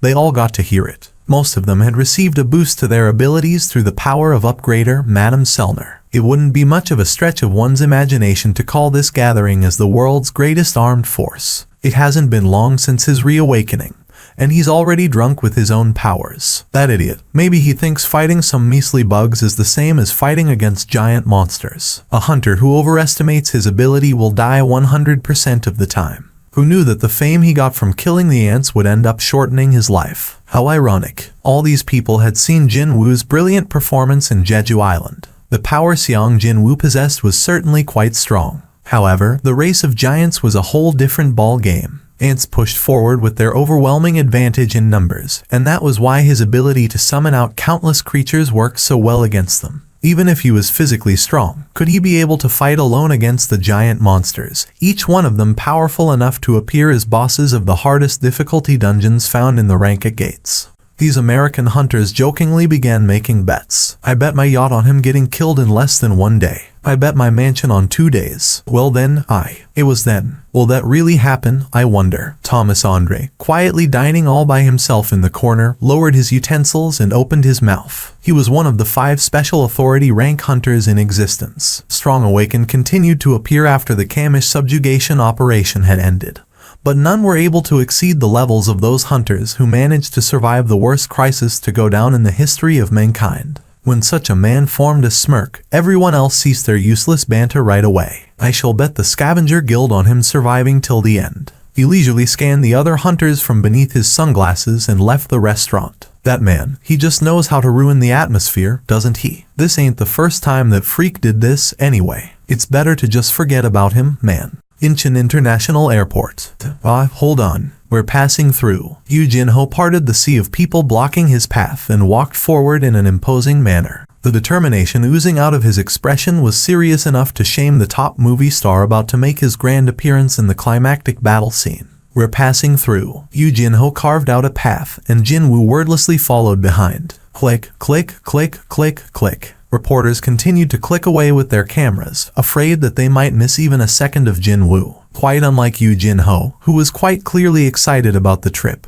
He remained calm and collected, though. Japan had sent a private plane once they heard the news of Jin-woo wanting to go there. And of course, all entry procedures had been wavered away as well. The soldiers shook their heads helplessly. We simply don't have the space to carry every patient you have. At a push, we can only accommodate 3-4 more. The old lady addressed the soldiers. But that can't be. We have over 10 patients who suffer from mobility issues. The old doctor nodded his head in agreement. Regardless, the young soldiers from the JSDF stomped their feet in anxiety. Now isn't the time to worry about those people who might die any second anyway. Giants are heading this way as we speak. The young JSDF soldier, his face caked with sweat, got angry and shouted out. The old doctor looked down at the floor for a moment or two before raising his head up. I can't abandon my patients. My wife and I have promised that we'll stay by the sides of our patients until the end. The doctor's voice carried his strong determination. The young soldier of the JSDF slung the rifle over his shoulder. I am a soldier, sir. I can't run away by myself knowing that there are citizens remaining here.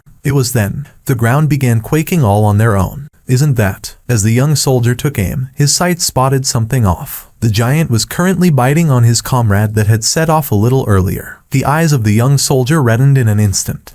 The soldier fired his rifle at the approaching giant. Unfortunately, the weapons of modern civilization couldn't harm these monsters. The giant easily brushed off the hail of bullets and arrived before the young soldier in the blink of an eye. The ammo-less rifle could only spit out empty coughs and nothing else. More tears formed in the eyes of the young soldier. Oh, dear God, please. The giant monster raised its head to swallow the human it was gnawing on, before leaping towards the young soldier. It was right at that moment. A massive naga slammed into the side of the giant monster without warning. The giant naga responsible for flinging it away stood before the growling monster. It was none other than Jima, previously the boss-level monster of the naga species that were inducted into the Shadow Army not too long ago. Jima reached his right hand out next to him. When he did, a black spear slowly rose up from the shadow on the ground. Jima powerfully grasped the spear and aimed the weapon at his front. One could sense his unbreakable will to not let anything pass by him. The young soldier from the JSDF couldn't quite figure out whether the spectacle unfolding before his eyes was a dream or reality. To think, a monster was protecting him from another monster right now. He thought he'd end up inside the giant monster's mouth for sure. But, having taken a look at the wide, imposing back of the other monster, he felt several powerful emotions welling up from deep within his heart. Jin-woo looked at the young soldier next and saw his scared eyes. He walked past the soldier and lightly patted the scared, tearful Japanese man on the shoulder. The gesture meant to say that the soldier had done excellent work. What he did, standing off against a monster all by himself with just a single rifle, was not something any regular person could even try to imitate. Jinwoo had entered many dungeons as a Ranky himself, so he knew better than anyone just how courageous this soldier had been.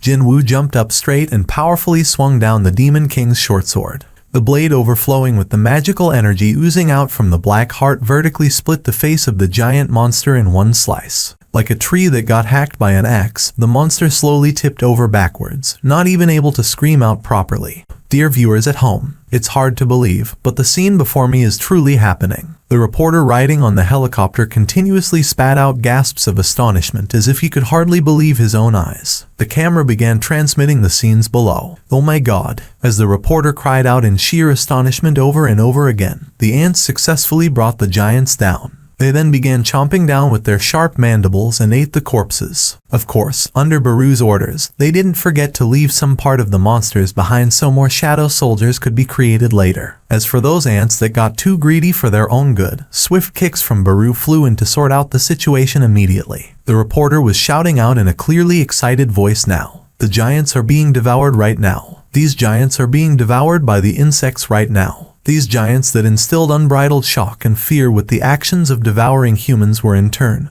getting devoured by the ants. The Japanese people watching this scene felt a certain sense of inexplicable gratification. That was perhaps the reason why the most amount of interest was focused on the ant army, since Jinwoo himself refused to be filmed from the get-go. She must have graduated from elementary school not too long ago. This young girl was running away screaming with a tear-strewn face. Right behind her, a giant gave chase with a disgusting smile on its face. How far could she go when running on her still short legs? The distance between them closed up in an instant. The giant must have found this game of tag with a certain winner set in stone rather amusing to play, because it continued to form a toothy grin. It reached out with its arm that was at least 1.5 times longer than other giants. And, just before such a rough hand got to snatch the young girl up, a cold flash streaked past the monster's wrist, and the blue-colored lightning that exploded out afterwards began burning up the cut surface of the now missing wrist with extreme heat. The giant shot up to its feet and screamed out in pain as it held its wrist. The owner of the blue-colored blade was none other than Ygritte. He spun around and lifted up the pale-faced girl that was on her knees shivering, before quickly evacuating from that place. The giant angrily glared below. The creature that had cleanly severed its wrist was busy escaping with its prey. The eyes of the enraged giant were quickly dyed and red.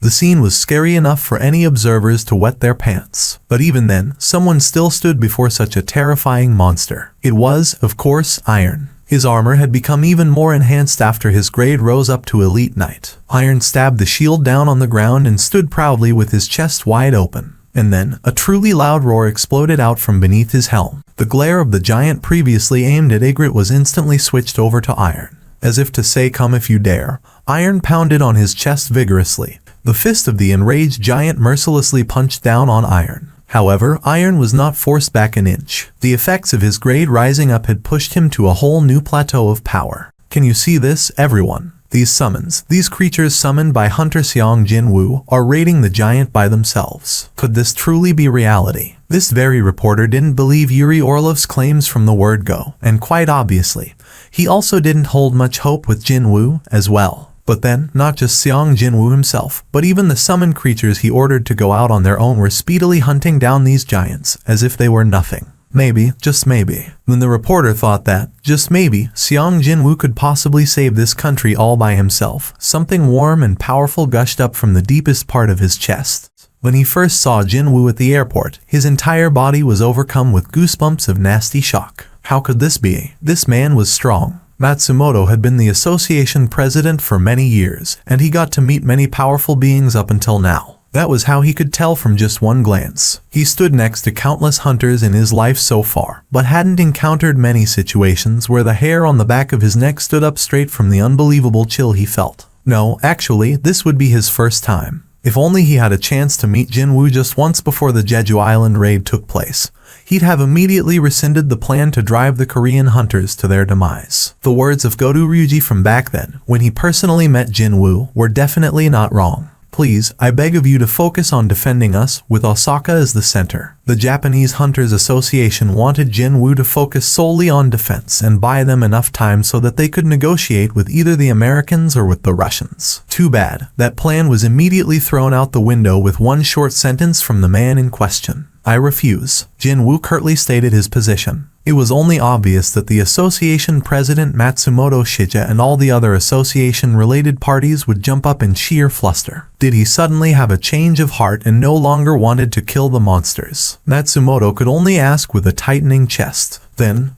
what will you do instead? Instead of a verbal reply, Jinwoo answered with his actions. He separated his summons into 3 parties and had them operate on their own, while he too began moving by himself as well. But even then, Matsumoto Shija was swallowing his worried gasps over something else entirely. Is he really trying to fight against all of the giants? Every hunter in the world had all said in one voice that such a feat was impossible. But was he trying to do precisely that?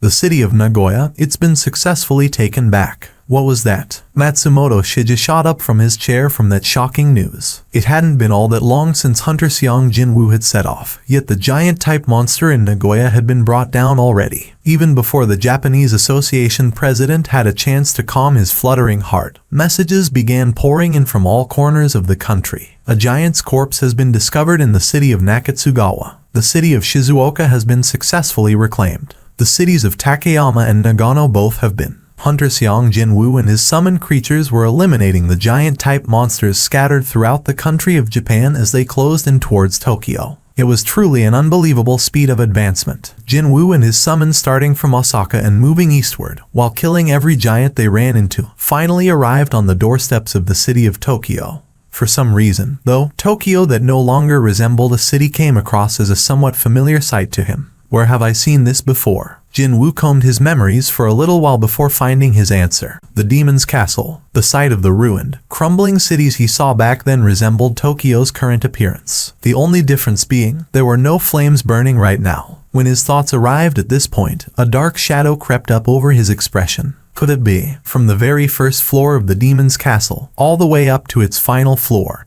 every city found within the dungeon was destroyed almost beyond recognition. If that was the system's way of giving away hints, then what was the so-called architect trying to tell him? Jinwoo smirked to himself. Does it really matter now? The so-called architect, the manager of the system, was dead and gone inside a dungeon. Seeing that there was no further contact after that, the chances of that guy still being alive were slim, to say the least. And, even if what I saw back then was the prediction of the coming events, I shall stop them. That was why he continued to grow stronger. He chased after greater strength, because he didn't want to be toyed around with by powers he couldn't fight against. Raise his level, get his hands on new skills, and raise his level up even higher. And eventually, he had arrived at this point in time. Ygritte's elite soldier army was the first to arrive in Tokyo. Fang's High Orc army was the next to arrive. Ygritte discovered the approaching High Orc army and lightly nodded his head as his greeting to their chieftain. The corners of Fang's lips, hidden under his black hood, arched up as he too nodded his head. The elite soldiers' army, the division of ice bears that acted alongside them, and the High Orc army had now gathered in one spot. And a short while later,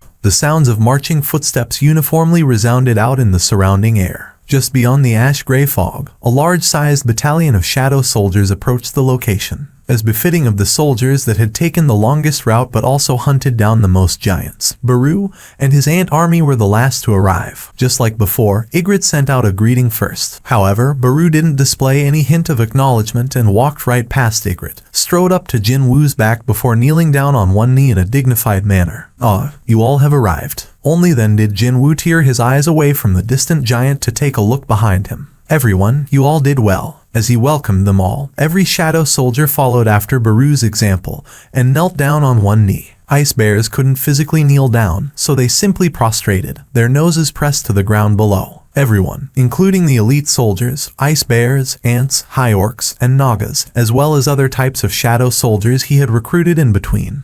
Nearly 1,000 of his shadow soldiers had gathered in one spot. Yu Jinho just barely managed to swallow his dry saliva and cautiously took a look behind him. There was a lone giant standing over yonder. The size of this giant-type monster was on another scale altogether compared to the others he saw during his trip to this place. Simply by staring at the head of a giant so far up in the sky, He couldn't tell whether he was looking at an actual monster or a high-rise building. Instead, wowzers, a gasp of shock leaked out from his mouth. There was just too great a difference between seeing it from a video clip and with his own two eyes like this. Get to a safe distance. Yes, Hyung-nim. Yu Jin-ho nodded his head with a determined face and quickly ran in between the shadow soldiers to get away from there. Good. Jin-woo patiently waited for the kid to get to a safe enough distance away, and then summoned up his newly added family members. Come out. Although not as huge as the boss-level giant, several massive shadow soldiers rose up from the ground. From number 1 up to number 13. Jin-woo named his giant shadow soldiers number 1 to number 13, according to the order of who got extracted first. He felt rather pleased from the sight of these massive figures standing in front of his shadow army, which made his entire troop seem even more dependable than before. This should be enough. Jin-woo figured that this was enough preparation and raised his hand. As his fingertips pointed to the heavens above, all of the shadow soldiers got ready to attack.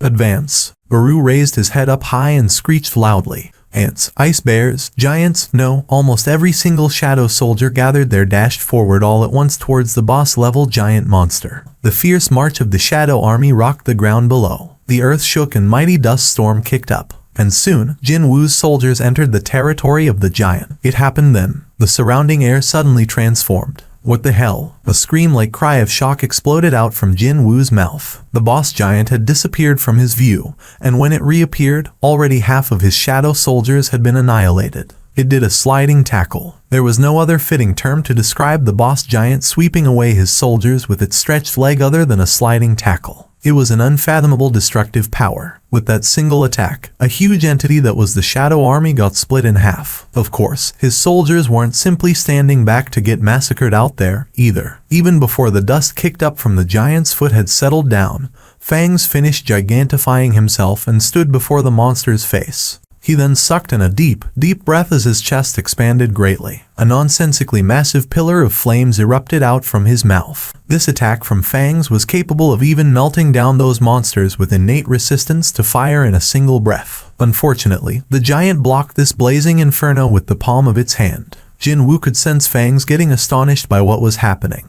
While still in the lowered position, the giant snatched up the ankle of a giant shadow soldier in the vicinity. His giant soldier, as big as a regular building, resembled a small child after it got caught by the hand of the boss-level monster, and this creature threw the giant soldier straight at Fangs. 1,000 against 1. The proper battle between his shadow soldiers and the boss-level giant truly began. No, this was a far too one-sided display of violence to be called a battle. Shadow soldiers were crushed constantly and endlessly by the giant's attacks. A punch, a slap, an elbow drop, a knee, the back of the foot, and the bottom of it.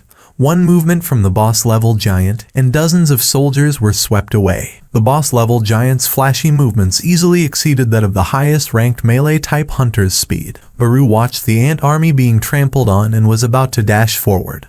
But Jin-woo raised his arm and stopped him. Not yet. Baru took a step back. Both Baru and Ygritte standing next to Jin-woo and waiting for his orders displayed visible hints of wanting to join the battle. However, now isn't the time yet. Jin-woo's lips were shut tight in a straight line. The soldiers repeatedly went through destruction and revival, resulting in his MP decreasing at an alarming rate. In fact, the rate was so severe that even the massive reserve of MP he possessed now thanks to the Black Heart wouldn't be able to keep up. However, Jin-woo remained patient and didn't move. He calmly observed the giant from the distance. He sent out his immortal army as bait and searched for the creature's weaknesses. That was his plan for this raid. Within this desolate wasteland that once used to be the center of Tokyo, Jin-woo's irises were gleaming brightly from his frightening level of concentration. As I thought, as expected, no attacks could damage the hardy skin of the giant as it had worn its enormous magic energy around itself like an impregnable carapace. The creature must have been aware of its own defensive capability, because it didn't even bother to defend itself and continued to pour out one attack after another. However, there was one single exception. There was one moment that the giant chose defense instead of offense. That would be when Fangs spat out the fire dragon's breath in the face of the giant before. Only then did it raise its arm to protect its face. If, by chance, that was not a simple coincidence, then Kaizel. Jin-woo summoned out his sky dragon. Kaizel emerged out from the shadow at once and spread out its massive wings in a spectacular fashion. Jin-woo quickly climbed aboard Kaizel's back. Baru, Ygritte. Baru's wings extended out from Jin-woo's call, while Ygritte climbed up behind his sovereign. Soon, Kaizel flapped its wings and took off while carrying his 2 new passengers. The ground quickly grew further away. Let's go. The 4 of them flew up high in the air and flew in a straight line towards the giant monster's head. It was then the eyes of the giant shifted to its side. Even though it was in the middle of a violent tangle with nearly 1,000 shadow soldiers, it still had time to discover Kaizel and Baru approaching it at an ultra-high speed.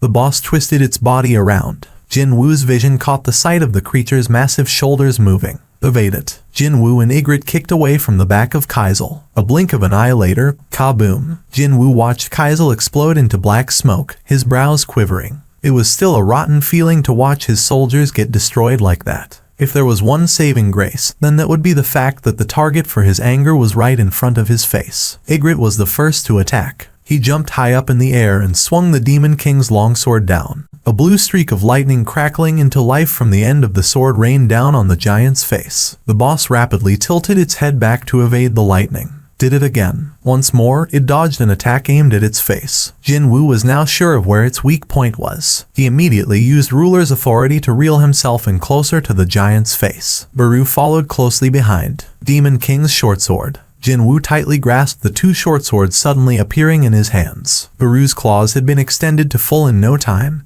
as well. The combined assault of Jin Woo and Baru unfolded in the sky high up above. The shadow soldiers on the ground succeeded in fully reviving themselves, took aim at the giant's ankles, and pounced on their targets. Bolts of lightning crackled and stormed down, pillars of flames erupted forth, and giants continued to bite and tear. Yu Jin-ho watched this hallucination-like battle from beginning till end without missing a beat. He was completely at a loss for words. This was no longer a battle between a hunter and a monster. No, it was a fight between a monster and another monster. The monster the size of a high-rise building, and Hyung Nim commanding nearly 1,000 summons all at once. If someone asked Yu Jin-ho who was even more monster-like in this picture, he thought that he wouldn't be able to answer right away. Truly, it was truly a lamentable thing that he was the only one witnessing this battle. Yu Jin-ho did his absolute best to calm his heart, that was ready to explode in his chest, and kept his eyes firmly locked on Jin Woo's position. That was also the moment when Jin Woo's short sword stabbed deeply into the eye of the giant. The boss rocked its head violently from side to side and desperately rampaged around. However, Jin Woo wasn't flung away from his spot despite all the shaking. It's working. He grasped tight the short sword digging into the eye of the monster and activated a skill with his other hand. Violent slash. This particular eye of the giant was soon torn to shreds. The monster contorted its upper torso and resisted. But still, Jin Woo remained impossible to shake off. While he tenaciously clung onto the giant's eye, he took a look behind him. Baru, your wish is my command. Baru understood immediately what his sovereign wanted and flew in at an unbelievable speed to enter the hole in the giant's eye. On the outside, Jin Woo, while from the inside, Baru. The combined attacks from the two began ripping apart the giant face from inside and outside simultaneously. The giant monster's mouth shot wide open as it issued a soundless scream. Just as the huge monster stopped attacking for a moment, ants focused their efforts on the creature's ankle and finally succeeded in their goal. After losing a tendon in one of the legs, the giant powerlessly crashed down on one knee. The ground couldn't deal with the massive collapsing weight and quaked quite viciously. Even then, Jin Woo and Baru's combined assault continued on. Its humongous body slowly began tipping to the side. And finally, the giant's truly huge body came crashing to the ground. It was then, Jin Woo heard the familiar mechanical beeps going off in his head. Jin Woo's clenched fist gripped even harder. I did it. Jin Woo lightly landed back on the ground and was about to sigh out in relief, but then, he realized something was amiss and stopped his movements altogether. Hold up. Jin Woo hurriedly brought the message windows back up. He didn't even have time to enjoy the notices of his level going up 4 times in a row, as his eyes were currently fixed to the very first message. Oh my god. Jin Woo's eyes nearly popped out of their sockets. This wasn't the boss monster. His shocked gaze shifted over to the giant sagged on the ground, with no focus to be found within its dull eyes. The incredible power that was on another realm compared to other giants, and the overwhelming aura that even left Jin Woo surprised. No matter what, this creature looked, sounded, and smelled like a boss, yet it was apparently not. The system's message clearly said that this thing was a regular monster. It was then he heard the overexcited voice of Yu Jin-ho coming from a distance. Jin Woo raised his hand quickly to signal the sparkly-eyed Yu Jin-ho running over here that he should stop right there. It was unknown whether he was a good listener, Or maybe he was just scared easily. But regardless, the kid froze up right in his tracks. Meanwhile, Jinwoo's glare became even more serious than before. The message of hadn't appeared yet, which could only mean that this raid was far from over. That wasn't the only suspicious thing here. Either it was impossible to perform shadow extraction on this massive monster as well. He couldn't see any black smoke rising up from the corpse, a telltale sign of it being a candidate for the extraction. The jaw of the giant was suddenly moving again. Jinwoo reflexively got into a battle stance. Fortunately, the voice coming from the giant's mouth turned out to be a familiar one. "Oh, my king. It is I, Baru." The former Ant King managed to extricate itself and stepped out, before displaying the appropriate courtesy towards Jinwoo. "It's only you." Jinwoo lowered his vigilance. After Baru entered the giant's body, his presence got hidden by the huge monster's near bottomless magical energy, and as a result, it became momentarily impossible to differentiate him. After confirming that it was Baru for real, Jinwoo returned his short swords back to his storage. Jinwoo was about to heartily praise his underling with a smile, but his expression crumpled in an instant. What the hell is up with this stink? A truly disgusting odor was getting stronger as Baru got nearer. Jinwoo was about to pat his ant soldier on the shoulder as a gesture of a job well done, but discovered a yellowish liquid of unidentifiable nature there, and sneakily withdrew his hand. "You did well, Baru. I thank thee, O my king." Suddenly, the air all around him trembled. Sensing yet another change taking place, Jinwoo hurriedly raised his guard up. A powerful gust of wind assaulted them right afterwards.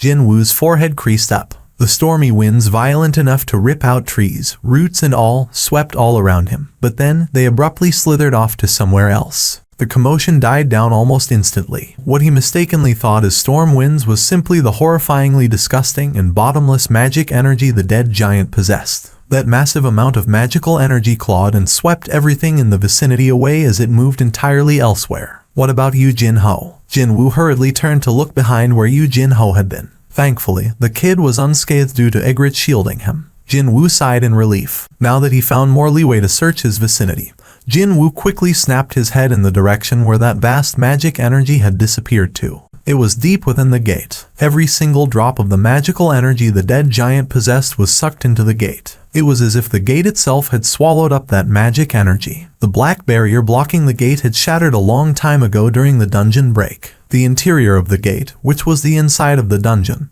could be seen clearly from the outside. Something else is in there. His perception stat was telling him as much. Jinwoo stared at the interior of the dungeon, his eyes progressively getting narrower and narrower. Whatever was waiting for him in there, the moment that he recognized its presence, the hair on the back of his neck all stood right up. This might get very dangerous. Jinwoo looked at Yu Jinho and spoke in a heavy voice. "You stay here and wait for me." "Yes, Hyung Nim." Yu Jinho nodded without raising a fuss. His desire to follow was quite strong, but at the same time, he figured that he'd be more of a hindrance than anything else. Jinwoo left the kid on standby outside, and led his shadow soldiers into the mouth of the gate, entering into the dungeon itself. This is really... While entering a few top-ranked dungeons, he thought that he got pretty used to the idea of things being massive by now. However, his thoughts had to be revised the moment he entered this particular dungeon. Way too huge. Jinwoo walked within the passage that seemed so limitlessly tall and wide. It was as if the word massive had been invented just to describe this place, and he continued to swallow back his gasps of astonishment. He still didn't make any noises inside the dungeon, though. He continued to maintain this habit formed during the time when he was a lowest-ranked hunter and lacked any means to protect himself from the monsters, even though he greatly exceeded the levels of regular rank S awakened by now. It was never a bad thing to remain cautious of one's surroundings, after all. "Can you hear it?" Baru concentrated on the ambient noises for a little bit, before nodding his head.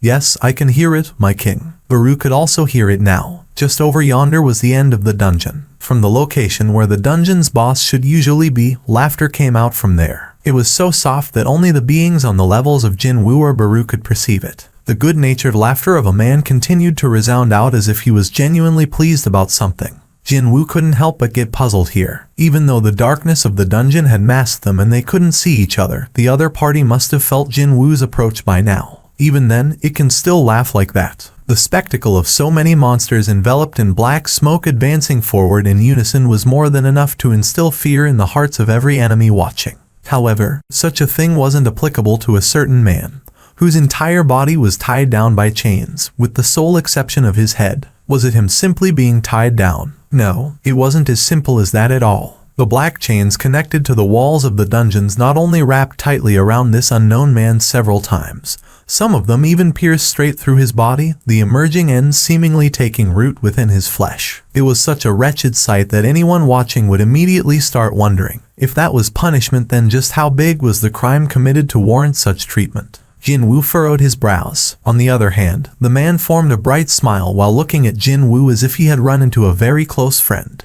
Oh, how humorous this is. So very humorous. All of you detestable ruler beastards, take a good look at who had come to see me first. Jin Woo came to a stop, not too far but not too close. The man quickly carried on. The chains. Hurry and undo these chains. I know all the plans of the rulers. I need to let the other sovereigns know of the true. The man's words suddenly came to a halt, then. His eyes, filled with joy only until a moment ago, had cooled down in an instant as if it had all been a lie. This unknown man quietly peered into Jin Woo's eyes. While that was happening, the latter also carefully studied the former, and it was in that moment he realized that this man's face and that of the supermassive giant guarding the gate were exactly the same. You are not the one that I know of. Jin Woo had no idea who this guy mistook him for, but he wasn't planning to deny that, either. Well, he also had never seen the face of this tied-up man before. Excluding the dead giant outside, of course. Jin Woo threw a question. Did those rulers or whatever make you look like this? They are trying to use me as the stepping stone for laying the foundation of the true warfare about to take place. This was the first time something like this happened.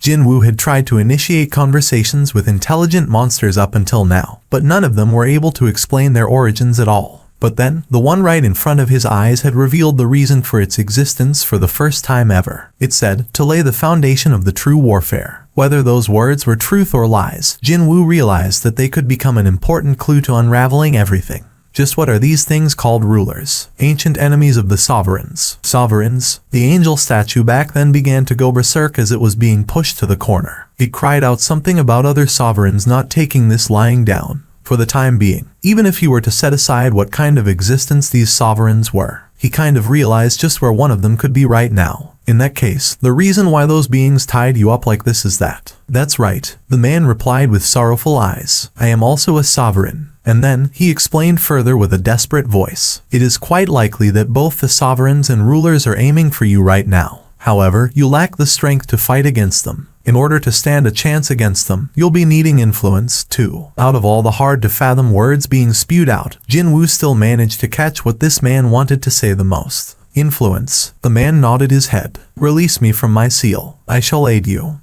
Jin Woo could only doubt his own hearing just then. Who wanted to help who now? A monster helping a human. He was so flabbergasted that he ended up blurting out what was on his mind. You seriously think I'll believe you? The unknown man formed a serious expression. Then I shall make you believe me. He began chanting some kind of a spell as his lips moved at an incredible speed that looked like a video playback sped up tens, no, hundreds of times. At that moment, Jin Woo sensed the magical energy present within this empty, open arena suddenly coagulate around this man. In the blink of an eye, he summoned his short swords out. If the gathering magic energy carried even a hint of aggression, then the blade of his weapon would have pierced into the man's forehead already. However, Jin Woo patiently waited. The amount of magic energy being utilized was very small when compared to the reserves both Jin Woo and the man possessed, and he couldn't sense any aggression or hostile intent from the gathered energy, either. Jin Woo readied the ultimate version of the skill dagger throw, dagger rush, and waited with bated breaths. The needle-like tension continued to prick him in his skin. Eventually, the strange language flowing out of the man's mouth came to an end, and a system message popped up in Jin Woo's view along with the familiar TTI ring.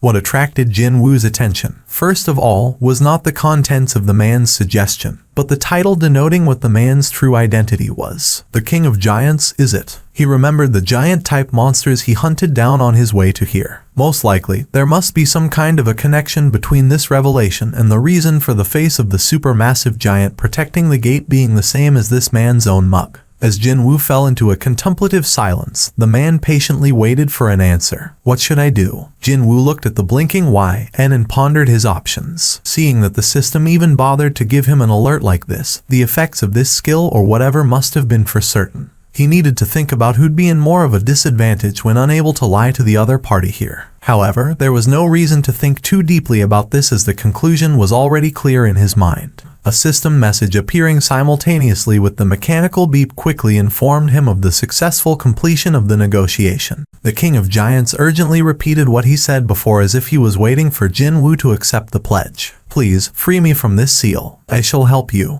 Jin Woo's eyes went extra round from surprise. His voice didn't want to come out of his mouth as if his throat had been blocked off. A smile crept up on the face of this King of Giants after seeing Jin Woo's struggles. That's right. That is the power of the Pledge of Trust. Indeed, the effect had been confirmed to be real. Half out of curiosity and the other half out of testing purposes, Jin Woo was about to answer, "I shall completely trust you. Let me undo those chains right away." But he really couldn't say any of those words at all. So, this is the Pledge of Trust at work. Jin Woo confirmed the effects of this skill and felt his heart beat faster. How come it's possible to converse freely with you, unlike how it is with other monsters? Monsters, creatures emerging out from the gates. You must be referring to the denizens of the Chaos World. The King of Giants cracked a mocking grin. "I shall ask you something in return. How could you even think of placing mere denizens of the Chaos World on the same pedestal as a sovereign who rules over them?" He then formed a dignified expression truly fitting for a king. "All the denizens of the Chaos World emerging from the so-called gates are, without exception, remnants of the defeated army. They have lost the battles against the army of the rulers and become captives. They had to remain tied to a leash for an uncountable number of years,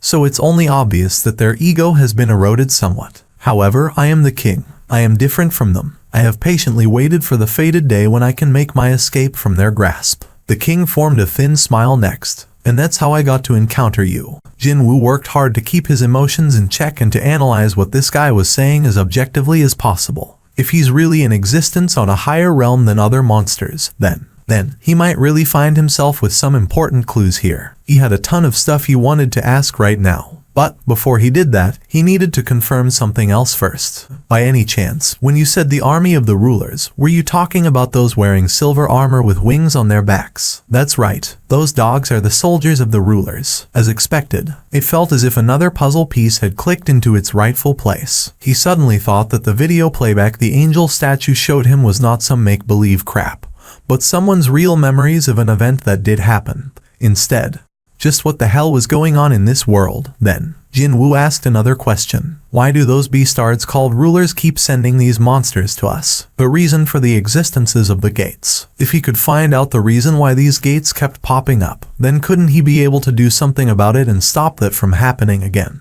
Jin Woo's biggest concern lay with that. "I have told you that already, have I not?" The King of the Giants spoke with much more emphasis in his voice. "They are preparing for war.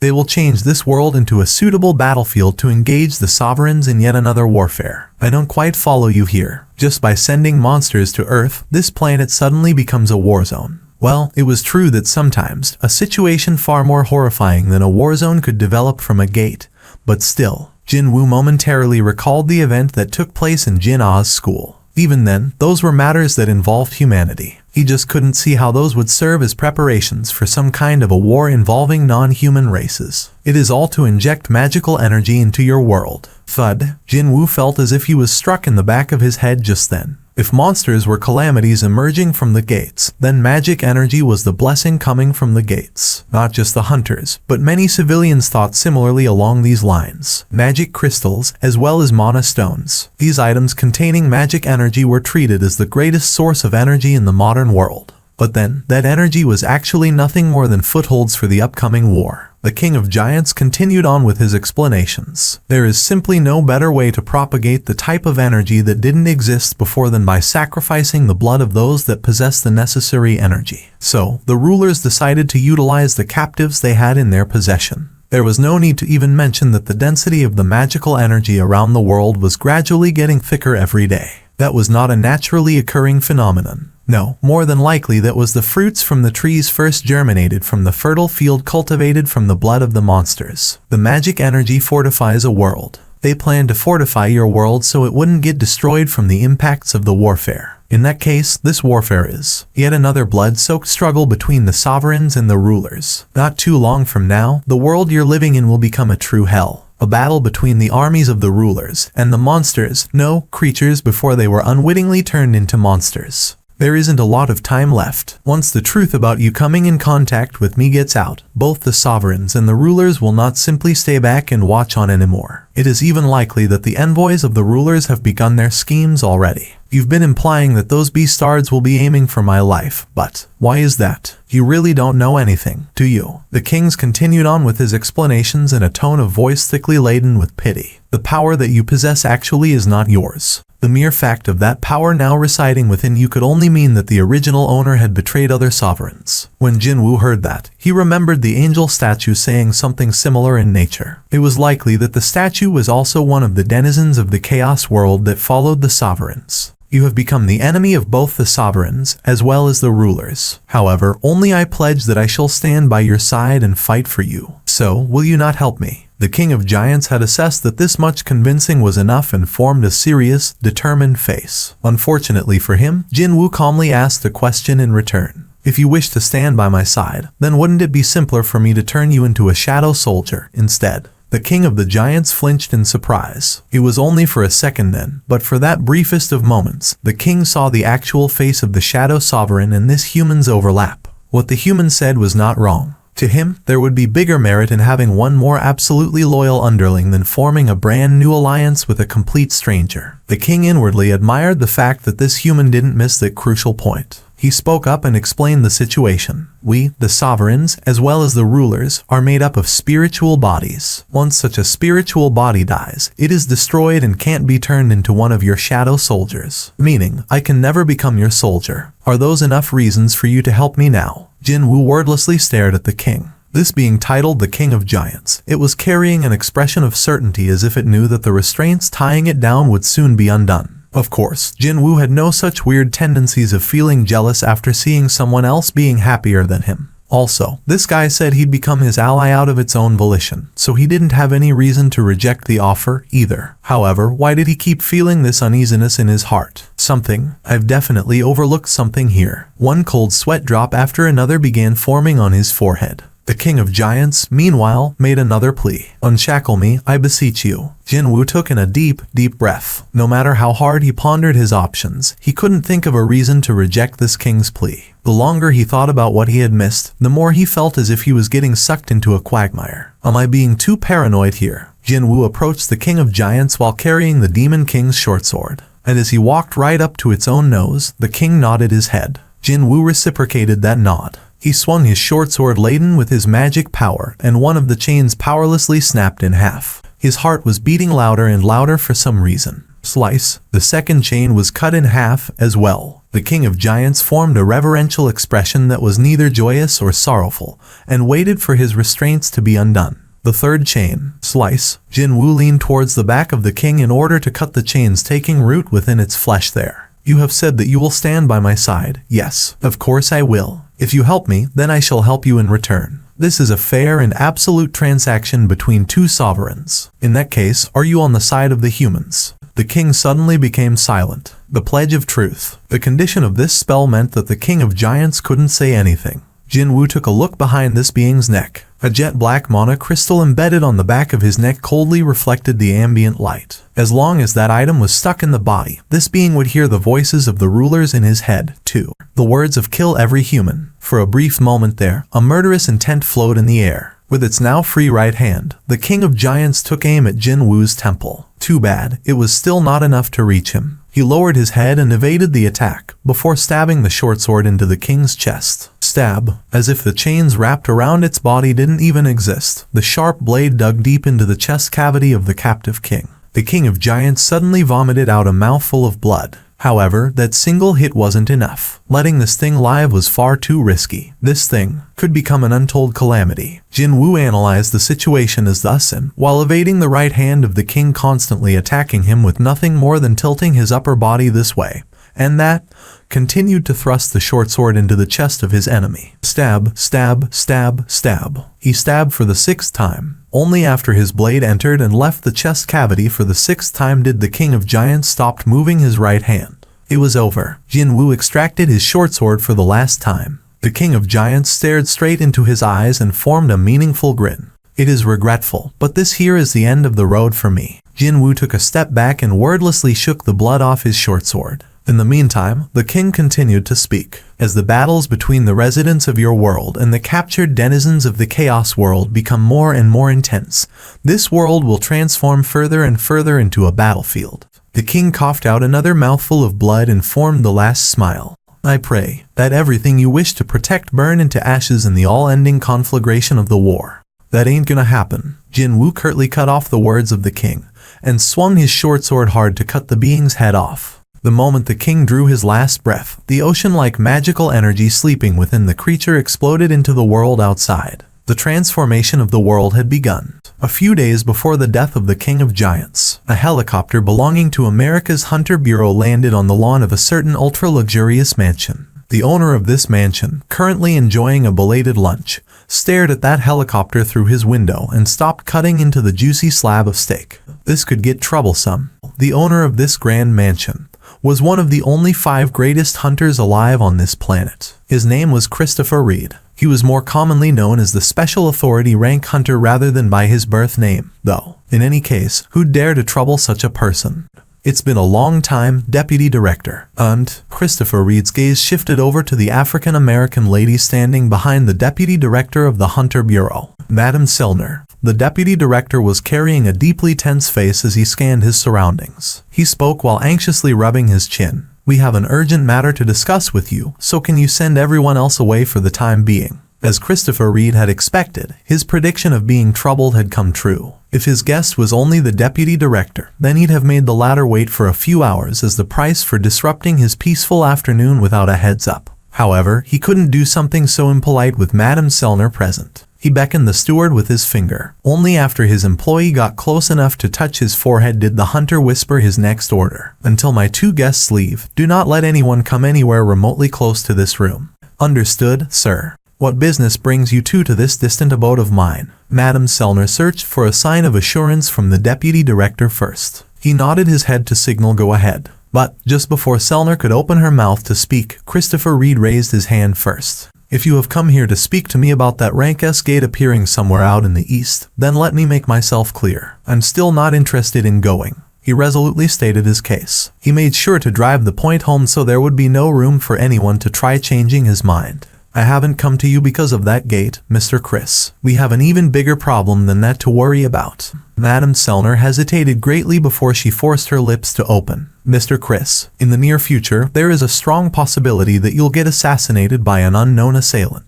At that moment, an awkward silence descended on the room. Madam Selner, his voice as he called out to her became heavy, low. I'll never forget the favor you did for me for the rest of my life. Because of her ability, his powers had become stronger than ever before. He had exceeded his limit that felt like a wall he couldn't overcome no matter what. However, that didn't mean she was allowed to look down on him like this. Just who is supposed to assassinate who here? Just who would dare to touch even a single hair on the body of a special authority rank hunter? A cat could never slay a lion. Only a lion could rip apart another lion to death. Not too long ago, I had a dream related to you. A dream? Yes, Madam nodded her head. Christopher Reed felt flabbergasted.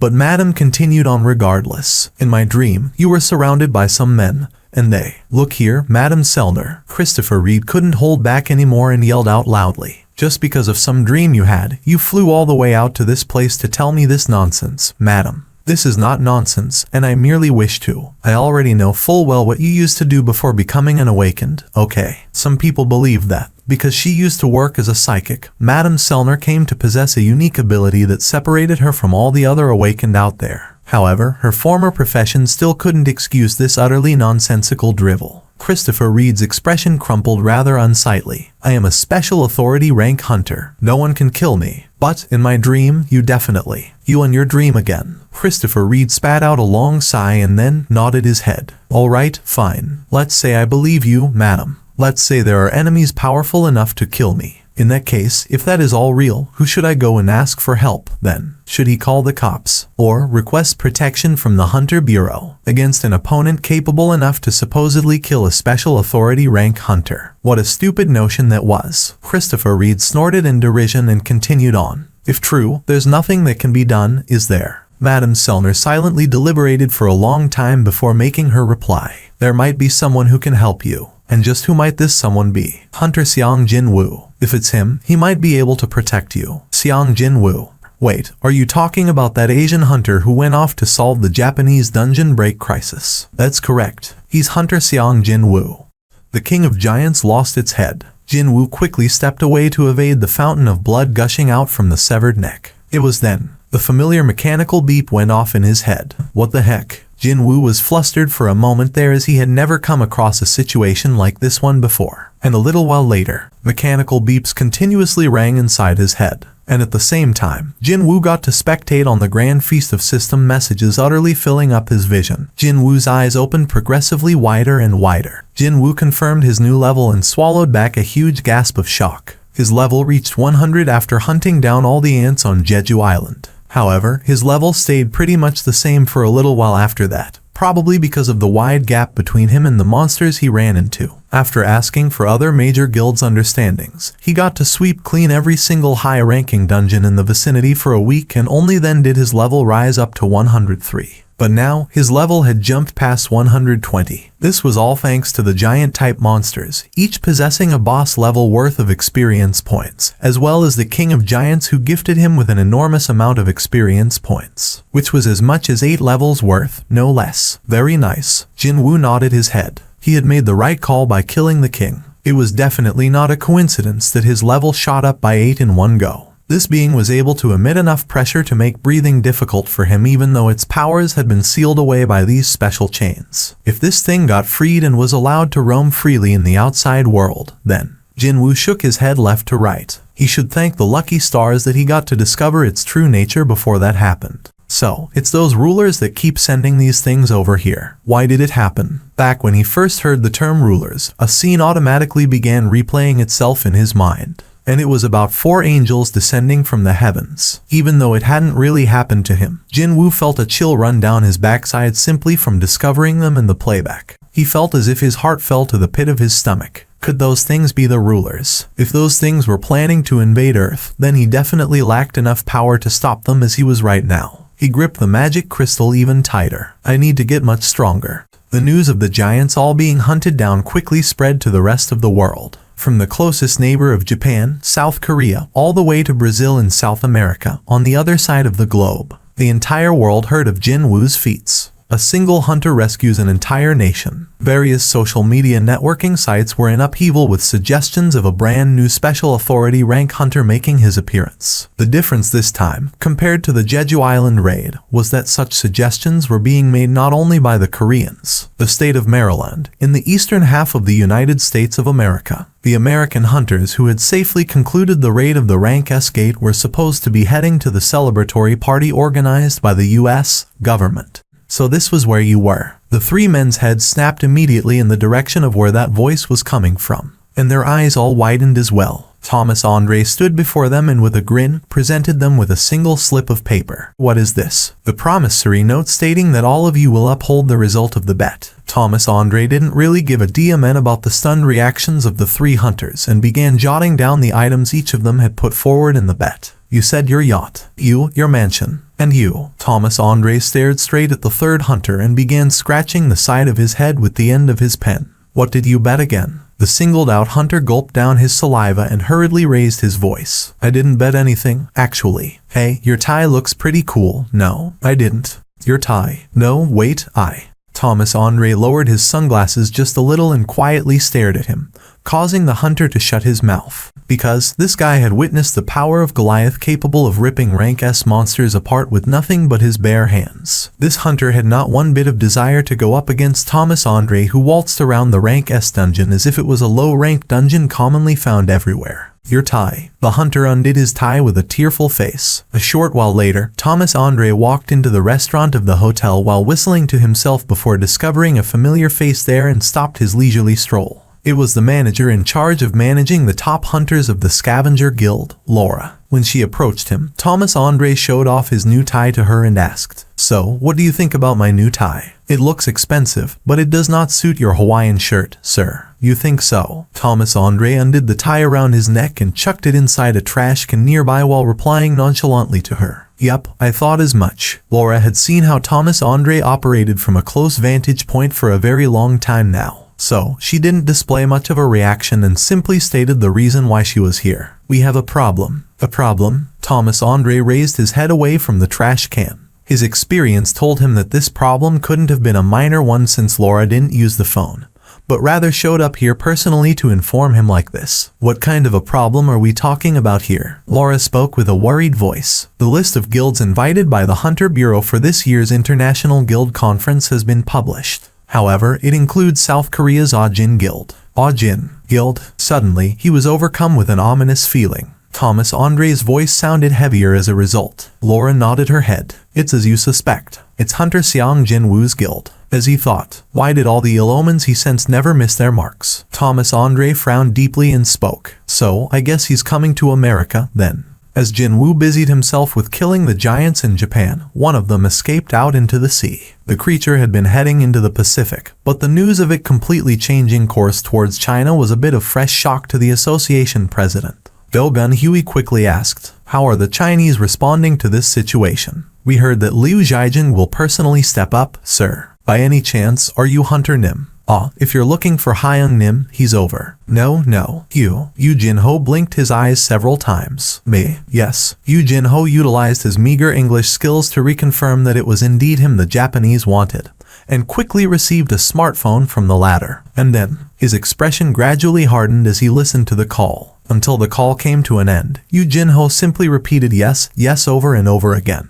I'm sorry, Hyung Nim. Looks like I'll have to go back to Korea right away. Seeing how serious Yu Jinho's expression was, Jinwoo couldn't help but ask, what happened? I'm not too sure myself. It's just that, I've been told there's been an emergency at home and I need to go back immediately. Jinwoo shut his mouth. He could think of a reason already. Chairman Yu's illness. If his suspicion proved to be correct, then it was understandable why the caller was unable to provide much clarification over the phone to Yu Jinho. How could anyone say to a son in another country that his father had fallen into a comatose state over a phone call? So, Jinwoo didn't inquire any further. Yu Jinho did his best to sound assured and relaxed in front of his Hyung Nim.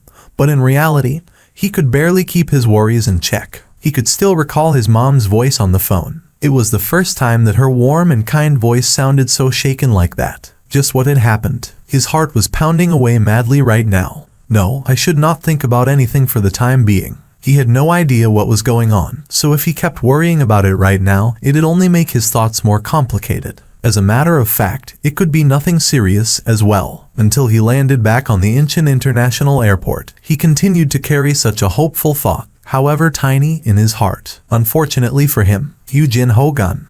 The moment he discovered the swollen eyes of Secretary Kim Ajusi coming to fetch him, he realized immediately that something really bad had happened. A car is waiting for you. For the time being, please come with me. What's going on? Yu Jinho so desperately wanted to ask that question. However, he was scared of the potential answer and couldn't mouth those 3 words. Please, hurry. Secretary Kim pointed at the outside of the airport. Jinho-gun, you need to stay strong in times like these. I shall explain everything on our way. Yu Jinho's tears welled up from those words. Secretary Kim explained Chairman Yu Myung-han's current condition to Yu Jinho as they rode on the car. But that couldn't be. Yu Jinho desperately tried to reject Secretary Kim's explanations. No, he didn't want to believe it. Unfortunately, after arriving in the hospital, he had no choice but to believe when he saw his sleeping father's face through the glass wall partition. He remained still as if he was dead. At the same time, it felt like something in his heart had shattered to pieces. Seeing his father, who looked so mighty and imposing, lying there on the hospital bed looking so wan and weak, something hard and powerful welled up from deep within. Dad, Yu Jinho tried to rush into the hospital room, but the doctors quickly blocked his way. The approach of a hunter who couldn't control his magic energy leakage would only worsen the patient's condition. Hearing that explanation from the doctors, Yu Jinho's expression became a person whose soul had abandoned him. So, that's how it was. He was a son who always disappointed his father, and now he couldn't even hold his father's hand for one last time, too. Faced with such a fitting end for himself, he couldn't even shed a tear anymore. I see. I've been a completely useless son, even till the end. Yu Jinho turned on his heels in dejection. But then, Secretary Kim approached him and handed over a black leather-bound case file. What is this? Yu Jinho weakly raised his head up after receiving this unknown file. Secretary Kim calmly explained himself. This is the item the chairman was working on before he collapsed. Actually, I've kept it with me in case he searched for it after waking up. But I thought that you might need it more than I do. Jinho-gun. This, you think so? Yoo Jin-ho alternated his gaze between Secretary Kim and the file. Eventually, he cautiously opened it. It was a scrapbook filled with newspaper clippings. Every single page was packed full of articles from various newspapers containing either his older brother Yoo Jin-seong or his older sister Yoo Jin-hui. From father to son, Yoo Jin-ho wondered just from where he got this habit of cutting out and keeping the newspaper articles he liked. But it seemed that he got it from his father. To think he had this kind of a hobby. Even when stewing in sorrow, a grin still managed to squeak out as he looked at his brother and sister when they were young kids. Both of them were the pride of his father. In all sorts of academic competitions, talent contests, and concours, they were geniuses that made their names known throughout the country in their favorite subjects. It was rather obvious that this scrapbook would be filled with articles related to the two of them. As he flipped through the pages, Yoo Jin-ho grew more and more embarrassed by the fact that not a single photo of him could be found within. However, just as he flipped to the last page, his hands came to an abrupt stop. There were articles containing his name. Even those meaningless gossip pieces didn't escape his father's attention and found themselves cut out and pasted carefully within the page. No words wanted to come out of Yoo Jin-ho's mouth. While he stood there like that, a newspaper article that hadn't been fully cropped out fell to the floor. He hurriedly bent down to the floor and picked it up, only for the tears to stream down from his eyes. It was an article containing the photo of himself beaming brightly to the camera. That was taken when, after Jin-woo killed the boss-level giant monster, he refused all filming and interview requests from the countless reporters flooding into the location, so Yoo Jin-ho stepped up as the stand-in. Instead, Secretary Kim squeezed Yoo Jin-ho's shoulder and spoke. "It's not true that Chairman Yoo never loved you, Jin-ho-gun. As great as his love for you, he also held equally great expectations of you." Yoo Jin-ho wordlessly sat there, his shoulders shuddering uncontrollably as he cried. He somehow managed to calm his aching heart and stood back up. "Dad, for the time being, let me accompany you back to your home." "All right." Yoo Jin-ho left the hospital room of his father, Chairman Yoo, with Secretary Kim a little while later. But, just before the door to this special hospital room closed shut, a portion of the shadow beneath Yoo Jin-ho's feet separated away and slipped inside the room. No one witnessed this strange phenomenon happen. The door closed shut and the light within the room automatically switched off. And time continued to tick by like this. When the hour became late and no more people came around to visit this room, a shadow sneaked out from underneath Chairman Yoo's bed. Then, an ant soldier emerged from this shadow. He quietly looked around the room and discovered the sleeping Chairman Yoo. What sort of delicious open buffet was this? The ant soldier fixed his gaze on the Chairman Yoo and began drooling avariciously. But too bad for him. He got rapidly sucked into the shadow and was replaced by Jin-woo. That was the effect of the skill shadow exchange. That kid, why did have to he go and cry like that? Making me feel all bad and stuff. Jin-woo carefully raised the upper torso of Chairman Yoo Myung-han, opened his lips, and slowly poured in the divine water of life. Very slowly, and only a small amount at a time. However, Chairman Yoo must have known that this item was the sole lifeline capable of saving him, because he gulped the water down rather commendably well. Now that he thought about it, wasn't Yoo Jin-ho's birthday at the end of this month? I know it's a bit early, but well, happy birthday, Jin-ho. Skill information. Class-specific skill. Mana required to activate, none. The summoner can switch locations with the designated shadow soldier. Once activated, you must wait 2 hours of cooldown time before being able to use the skill again. The cooldown period will change according to the skill's level. Remaining cooldown time, 1 hours, 54 minutes and 11 seconds. Still 1 hour and 54 minutes left. Even if he disregarded the 11 seconds, he still had roughly 2 hours left to kill. He hadn't finished with the task of extracting shadows yet, meaning he still needed to go back to Japan one more time if he were to seek out the remaining dead giants and turn them into shadow soldiers. He did leave a shadow on standby there, so the issue of traveling back would be resolved as soon as Shadow Exchange's cooldown time had elapsed. But his current problem would be with how he'd go about spending the next 2 hours of waiting. Going home is out of the question. Even as he stepped out of the Seoul Ilsan Hospital's front entrance, Jin-woo continued to agonize over what he should next. But then, a rather nice idea popped up in his head. Okay, should I search for an ownerless dungeon or something? Jin-woo undid stealth and greatly extended out his sensory perception. His senses picked up 4 or 5 gates near his location. He pulled out his hunter-issued smartphone and accessed the association's app to confirm the details on those gates. Found you. Jin-woo found out that 2 of those gates weren't reported to the association yet. A meaningful smile formed on Jin-woo's face right away. Miss, we've arrived. Thank you, driver. Chairman Yu Myung-han's eldest daughter, Yu Jin-hui, was returning to the hospital after escorting her nearly fainted mother back home. She stepped out from the chauffeur-driven car's back seat. She felt as if the heavens were crashing down on her the day she learned of her father slowly dying from that illness. Even then, she unreservedly believed her father's words. If someone else declared oh so proudly that he'd cure this incurable illness, Yu Jin-hui would flat out not believe that man. However, just who was her father? Was he not the one and only Chairman Yu Myung-han, the man who could legitimately be called the top dog in South Korea's financial world? That was why she held on to that slim strand of hope. But in the end, things had become like this. It was around then, as she raised her head, her eyes briefly caught the sight of a rather familiar face walking past her. This man. Hadn't she seen that face often before? As she began wondering where she had seen him, the man also must have sensed her gaze, because he pulled the hood down even further and rapidly distanced himself from her. She stared at the man's back and tilted her head just a little, before resuming her walk. The identity of that man was not an important issue to her, anyway. Her phone suddenly issued out loud ringtones. With the hour being so late already, the corridors of the hospital were mostly empty now, and the ringtone sounded especially loud to her ears. Hello? Yes, hello. I'm calling from Sololeveling Hospital, miss. I couldn't get in touch with your mother and had no choice but to contact you first. Her mother had taken a shot of sedative and had fallen asleep at home, so she wouldn't be able to wake up and answer the phone now. But why was the hospital calling her like this? Yu Jin-hui instantly became scared by this call made by the doctor in charge. That was why she was extra cautious when asking back. Did something happen?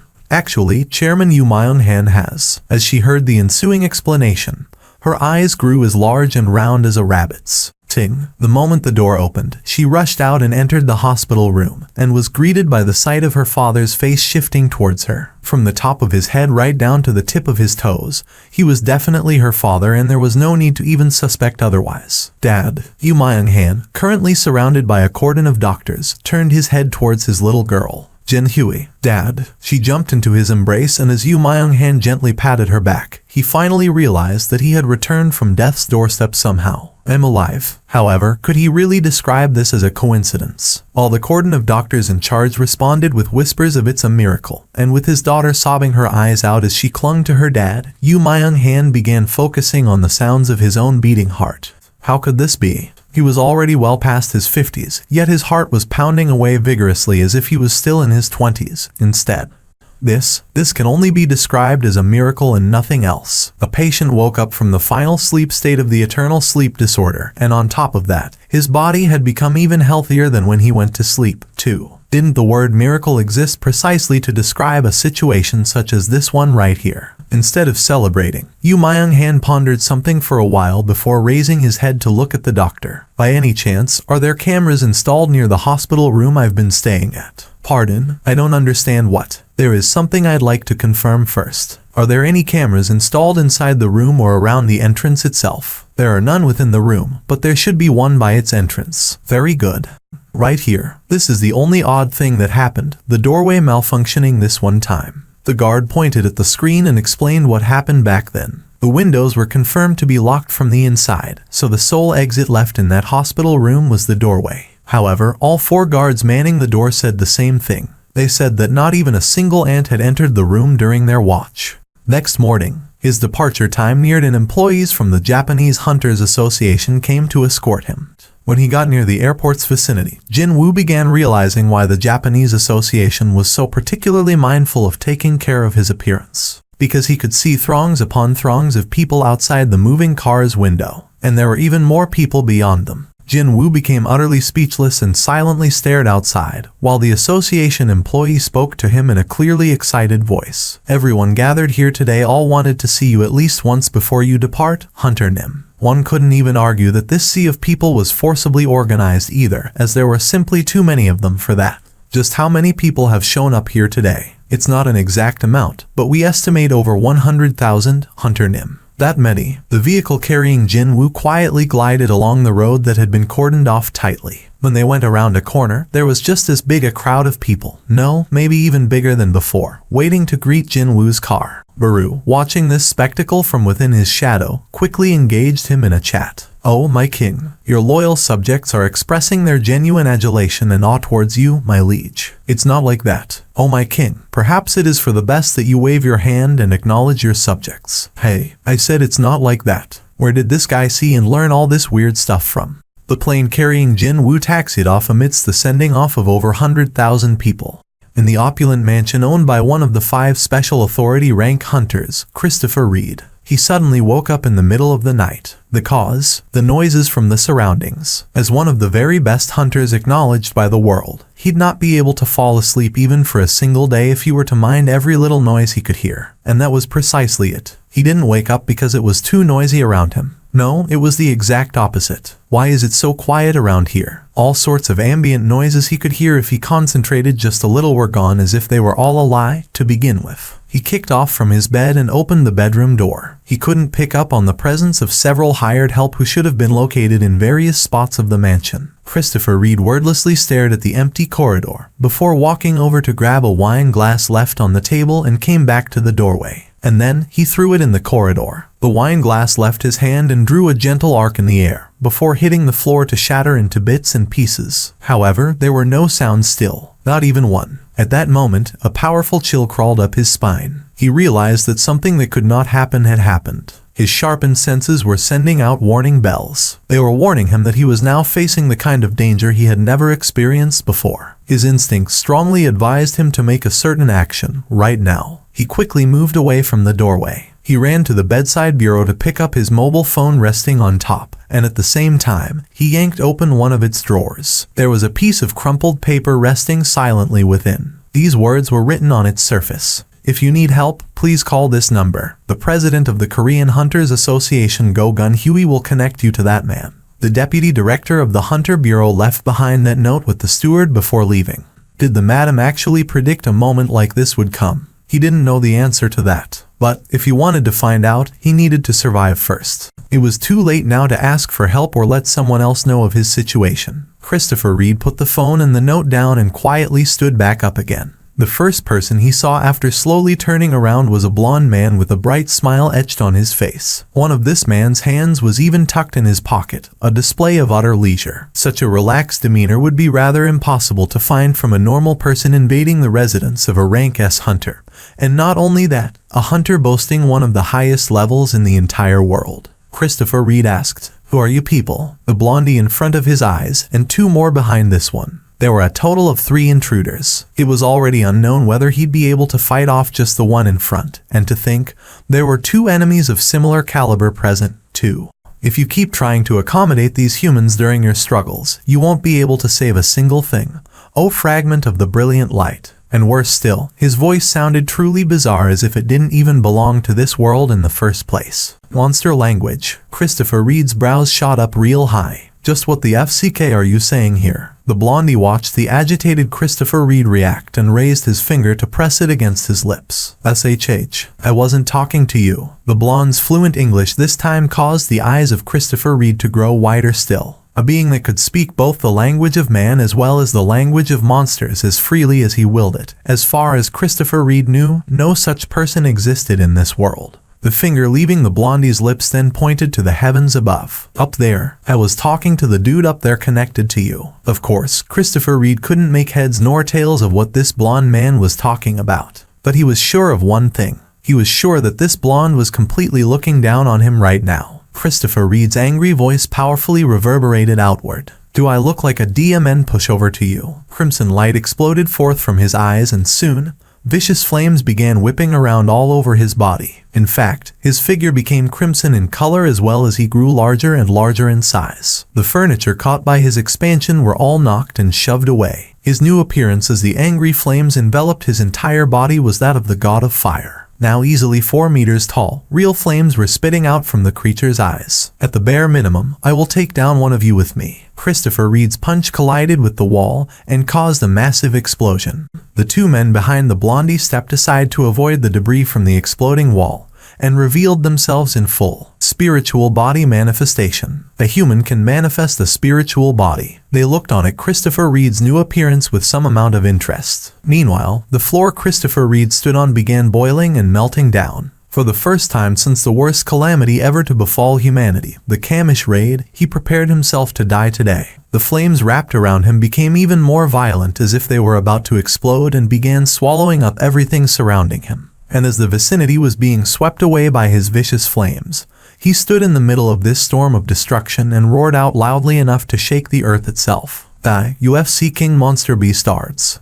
What were the odds of finding a familiar face occupying a seat next to yours after boarding a plane? Jinwoo was guided to the first-class cabin by the stewardess, but before he could take his seat, he ended up staring vacantly at his temporary neighbor. He then spoke in a rather exasperated voice. "I hope you aren't going to blame this one on coincidence. I'd be happy, very much so, if you did, but yes, it does sound like a bit of stretch, doesn't it?" Listening to a blue-eyed foreigner speak such fluent Korean still remained a rather disharmonious experience to Jinwoo. He didn't take his eyes off the man as he settled down on his seat. "We meet again, Mr. Adam White. It's an honor to speak to you again, Seong Jinwoo Hunter Nim." The senior agent from America's Hunter Bureau, Adam White, still carried that amiable smile as he bowed his head, just like the first time they met. "We've only met once briefly, yet you still remember my name. I'm honored. Well, let's just say that our first meeting had been too memorable not to remember. I thought our negotiation had broken down completely. We're aware that seeking you out like this without a prior heads up is quite rude, but an urgent situation had developed and we had no choice but to contact you." Jinwoo abruptly recalled the news of a rank S gate appearing somewhere in the eastern US. "Could it be that you guys also failed to handle that rank S gate?" "No, not that. We took care of that one, no problem. If this wasn't about the rank S gate, then what other problem could there be? Could this matter be somehow related to him killing the King of Giants?" When Jinwoo displayed his clear interest, Adam White didn't waste any more time and pulled out a notebook PC. A video clip came up on the computer's screen and it showed thick rising plumes of black smoke as if a wide-scale wildfire had broken out somewhere. Adam handed the laptop over to Jinwoo so that the latter could watch the clip. "What is up with this fire? We can't put it out. They can't be a normal blaze." The firefighters were clearly in a panicked state. They seemed to be trying all sorts of methods, but the raging inferno showed no signs of weakening at all. No, it was actually only getting stronger and began to slowly box them in instead. "Where is our backup? When are they arriving?" It was right then. A helicopter arrived in the nick of time and several mage-type hunters disembarked from the vehicle, and they proceeded to pour out water-type magic on the flames. The video clip was nearing its end. Seeing that there wasn't much time left in the video's duration, Jinwoo felt it strange and had to ask, "Why are you showing me this?" Sure, it had been an interesting viewing experience, but people coming to see him because of some wildfire in the US didn't make much sense to him at all. Adam White reached out and skipped forward to the last part of the clip. "Here, please watch the end." There must have been an incredibly powerful explosion, judging from the radius of things being swept away. And in the center of that radius, a single corpse was lying face down there. There was no need to confirm if the victim was still alive or not. There was a wide hole in his chest, and that should have been the exact spot where his heart used to be. In order to put out the fire this man caused, over 18 firefighters and 14 mage-type hunters had to be mobilized. Not only that, they were all top-ranked hunters, too. 14 high-ranking hunters had to give their all just to put out a fire lingering around after the one activating it had died already. Just from that alone, Jinwoo was able to make an educated guess at the identity of the corpse lying face down on the ground. Could it be, is he? As Jinwoo looked up at him, Adam White replied with a melancholic expression. "As I thought, you have recognized him. Indeed, it was Christopher Reed Hunter Nim. And finally, these are." Adam White pulled out several photos from his inner pocket and spoke up. "These are the photos of the being we at the Hunter Bureau strongly suspect to be the culprit in this case." The being. Jinwoo could only feel confused from the way Adam White said his words, as he didn't sound like he was talking about a man or a woman, as if he wasn't talking about a human but a thing.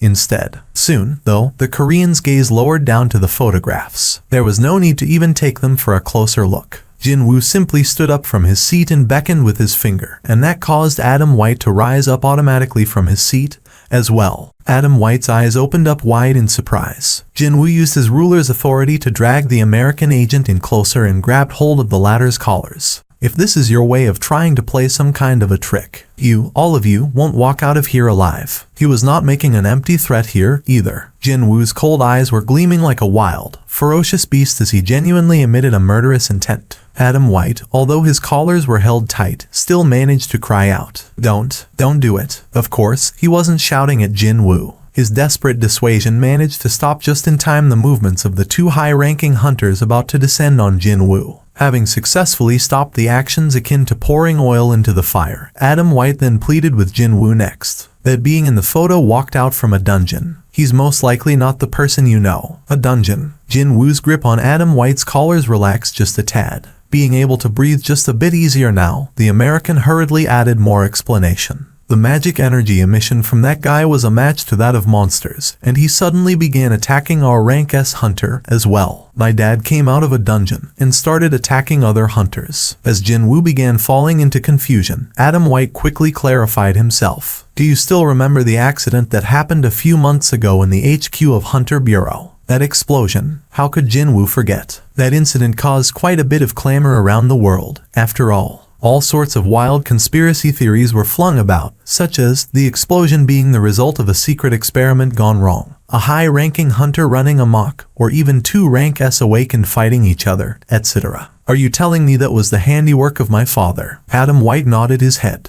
He beat down one of our hunters and vanished into thin air. We at the Hunter Bureau continued to chase him in secrecy, but as if he had disappeared from this world. We couldn't find any traces of him. I understand how you feel, Hunter Nim. However, that person fits the profile best for this particular crime. For one, he had the precedence of attacking another hunter. He was strong enough to easily exceed a rank S awakened. And finally, his whereabouts were a complete mystery. It would not be all that strange to see the Hunter Bureau designate the being claiming to be Seong-il Hwan as one of the main suspects.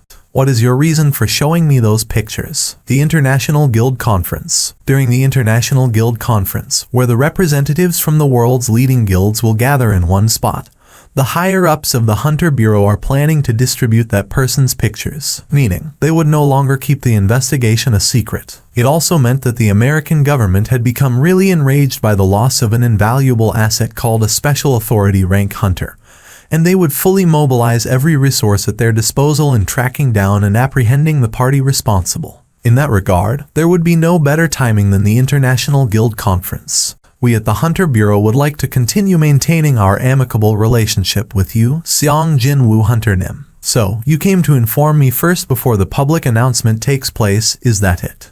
From the death of a Special Authority rank hunter to the existence of a being calling itself Seong-il Hwan.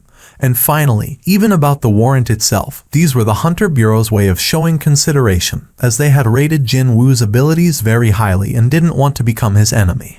Are you alright? Yeah, more or less, just that I'm a bit exhausted right now. Adam White sounded more like he was trying to console himself. Instead, Adam White asked the hunters for the confirmation. I need to confirm with you both since it happened too quickly for me. Just now, didn't Hunter Seong Jin-woo somehow move me without touching me at all, right? The two high-ranking hunters, who wouldn't lose out to anyone on the matters of excellent eyesight, nodded their heads as their reply to Adam White's question. I thought as much. Adam White felt goosebumps breaking out all over his skin. Seong Jin-woo was the first one discovered to possess the psychokinesis skill outside the 5 Special Authority rank hunters. There is no time to waste. His trembling hand picked up his phone. The ringtone went for a little while before the deputy director answered the call. Adam White did his best to calm his trembling voice. Deputy Director, I just discovered the 6th one. The American Hunter Bureau released the list of the guilds invited to the conference. The International Guild Conference. It was an important event where guilds representing their nations were invited over to discuss the current trends and future prospects of the hunter community at large. An Ajin Guild had been chosen to represent South Korea. Its participation in the conference became the hot topic of conversation for both the local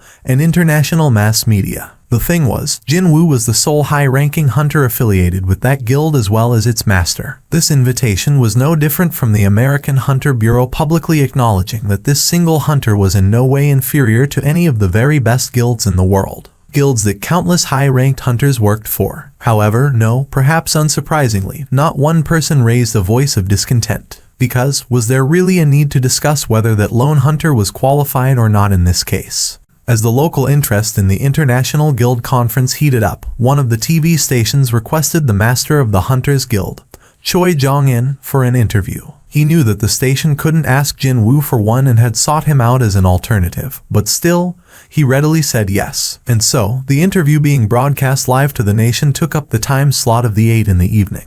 The news regarding Ajin Guild has attracted a great deal of interest from many people around the country. But what are your thoughts regarding this issue? Choi Jong-un didn't even hesitate for a second before he made his reply. I believe that the American Hunter Bureau made the right choice. It's not you understand the reason why, but you believe it was the right choice. Yes, I definitely believe that's the case. But it's not an exaggeration to say that the Ajin Guild is basically a one-man show, is it not? Let's not forget that that one-man show is currently being run by none other than Hunter Seong Jin Woo. Choi Jong-un replied with an amiable smile on his face, and the interviewer also broke out in a smile as well. If you define the guild staff members as personnel that could be mobilized in a combat situation, then you could say that Hunter Seong Jin Woo already possesses hundreds of guild staff members. Are you referring to Seong Jin Woo Hunter Nim's summons? That's correct. I believe that Ajin's overall combat potential won't lose out to anyone, even when compared to some of the very best guilds around the world. Even still, the Hunters Guild can't be too happy about this situation. After all, it was your guild that had been participating in the conference for the last several years. Yes, it indeed hurts a little that our dream American trip had to be cancelled this year. I mean, we have all renewed our passports and been waiting for the invite to arrive in the mail, you see. Choi Jong-un joked around good-heartedly, and that prompted a burst of laughter from the audience members. However, the pride I feel easily trumps any pain in my gut. Choi Jong-un had appeared in TV shows quite often and knew how to play the crowd.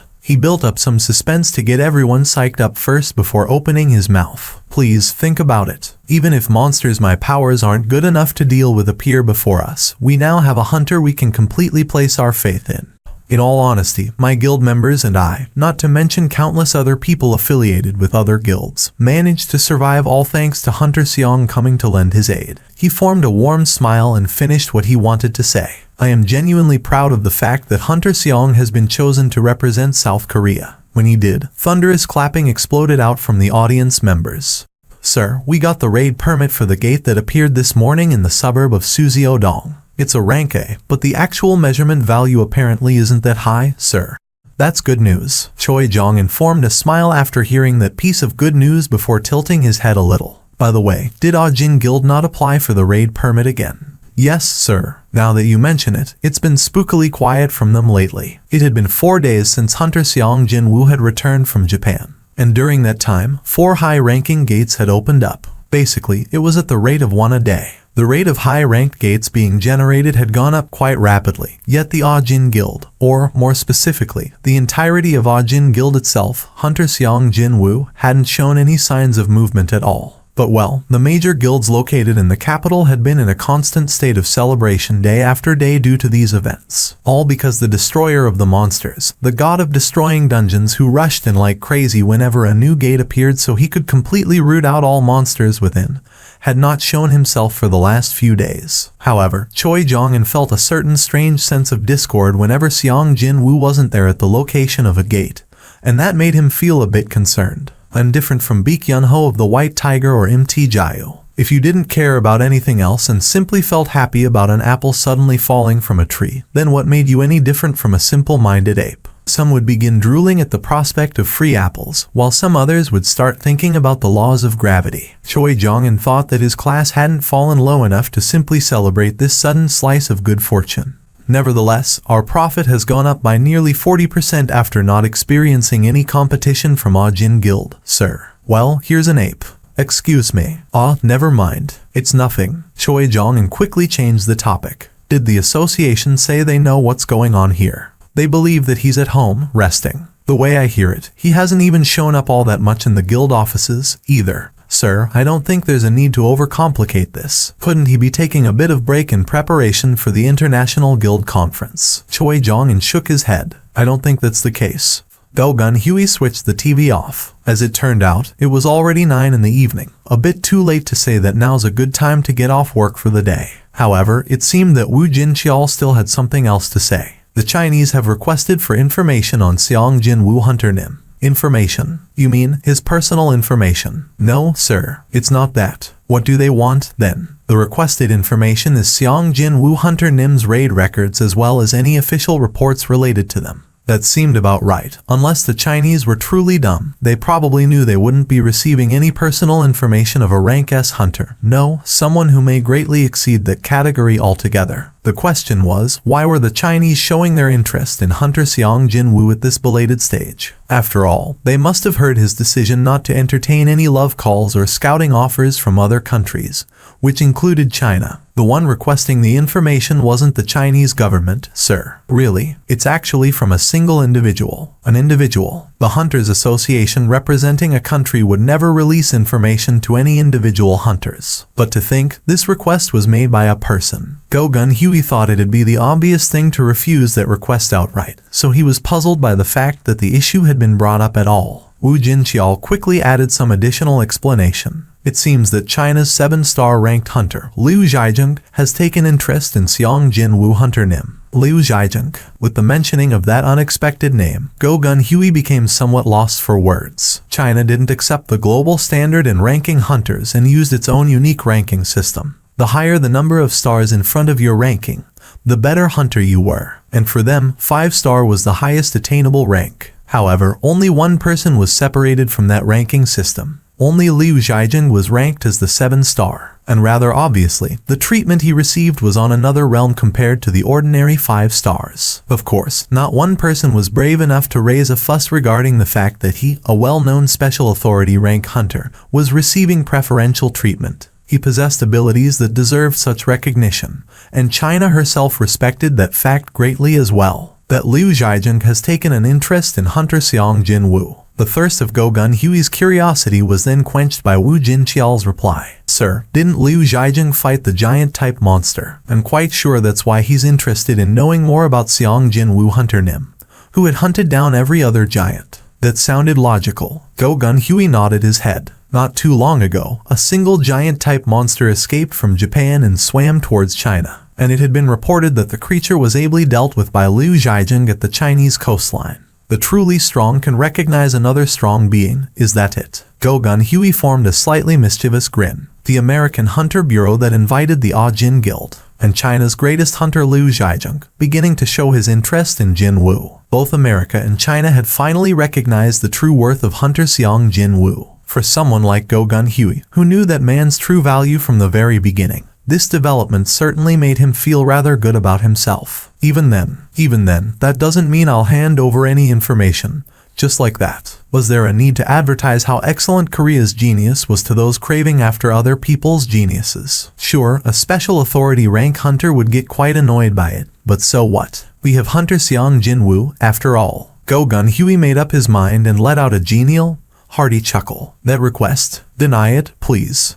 Tomorrow's the day Xiang Jinwu enters the US. He had confirmed Jinwu's arrival schedule earlier, and on the day before that fateful date, he summoned H. Wang Dong-su into his office. Did you call for me, sir? H. Wang Dong-su cautiously studied Thomas Andre's atmosphere. It had been a few years since he started working in the Scavenger Guild, but even now, he found it rather difficult to speak to its master. Mr. H. Wang. Thomas Andre went to the main topic right away. Do not ever provoke Xiang Jinwu. H. Wang Dong-su's eyes grew larger. He formed an expression that seemed to ask how did you know before his gaze drifted towards Laura, standing behind Thomas Andre. She simply responded with her eyes that said she only did what she had to do. H. Wang Dong-su let a dissatisfied grunt escape from his mouth. Meanwhile, Thomas Andre continued on. I know about your brother and Hunter Xiang Jinwu. I'm sure you feel suspicious of some things and also want to know what happened back then. H. Wang Dong-su's older brother, H. Wang Dong-seok, had entered a dungeon along with Xiang Jinwu, only to go missing and never came back out. The 8 fixed members of H. Wang Dong-seok's raid party were all dead, yet the 2 people who walked out from that dungeon alive had formed a guild together. So, quite obviously, he had plenty of things to ask Xiang Jinwu. Naturally, his dissatisfaction seeped into his expression. But, before he could properly say something, though, Thomas Andre raised his finger up and waved it around. His lips below the sunglasses arched up. He was actually smiling. I don't remember giving you permission to speak, Mr. H. Wang. Keep your mouth shut and just listen. That was the message of a clear threat. There wouldn't be all that many people capable of issuing a true warning to a top-ranked hunter in this world. One of them just so happened to be Thomas Andre. H. Wang Dong-su was well aware of the gap between himself and his boss, so he obediently kept his mouth shut. Thomas emphasized his point again. Do not ever provoke Xiang Jinwu. During the duration of the guild conference, take some time off and relax at the guild's getaway villa in the countryside. So, how about it? Are you willing to humor my earnest plea? Mr. H. Wang. H. Wang Dongsu nodded his head, unable to hold out any longer. I shall do as you say. Good to hear. You can go now. H. Wang Dongsu's expression stiffened hard as he quickly made his escape from the guild master's office. Meanwhile, Laura asked her boss in a worried voice, "Will this be enough, sir?" Thomas Andre's own expression had hardened as well as he shook his head. No, he definitely read the signs of ill intent flickering within H. Wang Dongsu's expression just now. That fool still couldn't let go of this matter, it seemed. Laura, yes, sir. Until Xiang Jinwu leaves U.S. soil, place Mr. H. Wang under strict surveillance. Will he? Take that lying down. Although he had been suppressed by the aura of Thomas Andre, H. Wang Dongsu's original personality was as stubborn as it could get, as well. However, Thomas wasn't worried. No, rather, he knew that this matter wasn't simple enough to sweat over something as minor as H. Wang Dongsu's disgruntlement. Thomas Andre scratched his chin before making a nonchalant reply. Well, being frustrated should be better than being dead, right? Why are there so many reporters here? Germany's best hunter, Lennart Nierman, set foot inside the American airport after disembarking from his plane. He immediately let a surprised gasp escape from his mouth from the view greeting him. As befitting the master of the Richter Guild representing Germany, he got to attend the International Guild Conference every single year. But even then, he had never seen this many reporters camping out in the airport before. As he stood there in shock, the vice master of the Richter Guild tried to solve the riddle for him. Well, that Korean hunter everyone's been talking about is scheduled to arrive today. Lennart understood it right away. Even if you were a rank S hunter, it was incredibly difficult to resolve a dungeon break from a rank S gate. And what if the creatures popping out from that rank S dungeon just so happened to be giant-type monsters? The hunter capable of solo clearing a dungeon break that no one else wanted any part of was about to step on the US soil for the first time in his life. So, how could the mass media remain silent on this momentous occasion? With excellent timing, the passengers of the plane inbound from South Korea began pouring out into the airport. The vice master pointed to the side over yonder. There he is. Should we go and say hi? Pardon, we've got nothing to lose by being acquaintances with a strong hunter, right? Well, yes, that's true. The vice master agreed with that idea. The personal connections built up in such a manner would prove to be rather beneficial if an event requiring international cooperation or the aid of another guild happened in the future. This was, in essence, what the whole International Guild Conference was originally conceived for, where the best hunters from the world were asked to come and exchange pointers, as it were, especially when it was quite difficult for these hunters to actually meet one another like this. Lennart tidied his attire and approached Jinwoo's traveling group. No, he tried to. However, he came to an abrupt halt after taking only a couple of steps. Even his complexion was gradually paling, too. The vice master ended up walking a step ahead because of his boss's sudden stop. He turned around and asked in confusion, "Aren't you going to speak to him?" Lennart's expression hardened instantly as he replied, Can't you see that? Excuse me." It seemed that the vice master could not see it at all. However, Lennart was one of the very best hunters in the entire world and he could clearly sense it. He muttered to himself in complete disbelief. Instead of summoning his creatures from some other dimension, he's been going around with them all this time.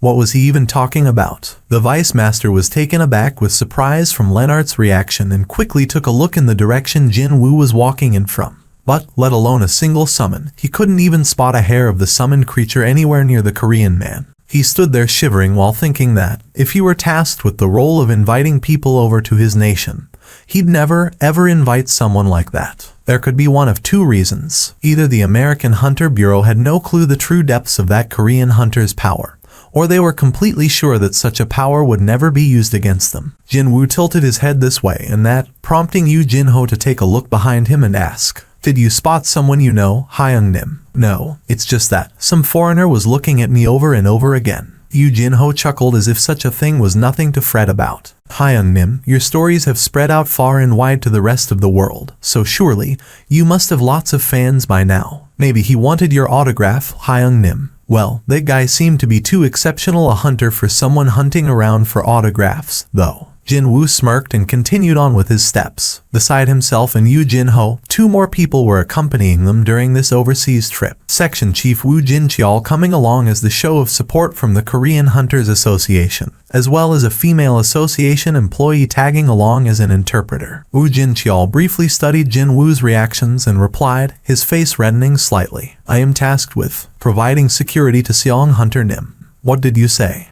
Bodyguard of him. Who did you say you're guarding now? Jin Woo could see that even Woo Jin-cheol's ears were getting red now. Over there. Looks like they are here to escort us. Adam White was standing near the entrance of the airport sporting a cool business suit with his blonde hair slicked back, his face full of a bright, welcoming smile. As if to prove that Jin Woo's guess was correct, the American agent quickly made his way over to the group. The American agent spoke with a cheery voice. We were waiting for your arrival, Seong Hunter Nim. I seem to remember hearing that you were responsible for the Asia branch of the Bureau. Was I wrong, Mr. White? Adam White scratched the back of his head and continued on. I was, until recently. Now, I'm responsible for matters involving you, Seong Hunter Nim. Excluding Seong Hunter Nim, the remainder of your group will be guided to your hotel. Adam White then shifted his gaze over to Jin Woo. And, do you mind accompanying us to a different location for a little while, Seong Jin Woo Hunter Nim? Was this about his father? Jin Woo's glare became icy cold in an instant. Adam White must have felt the temperature suddenly drop,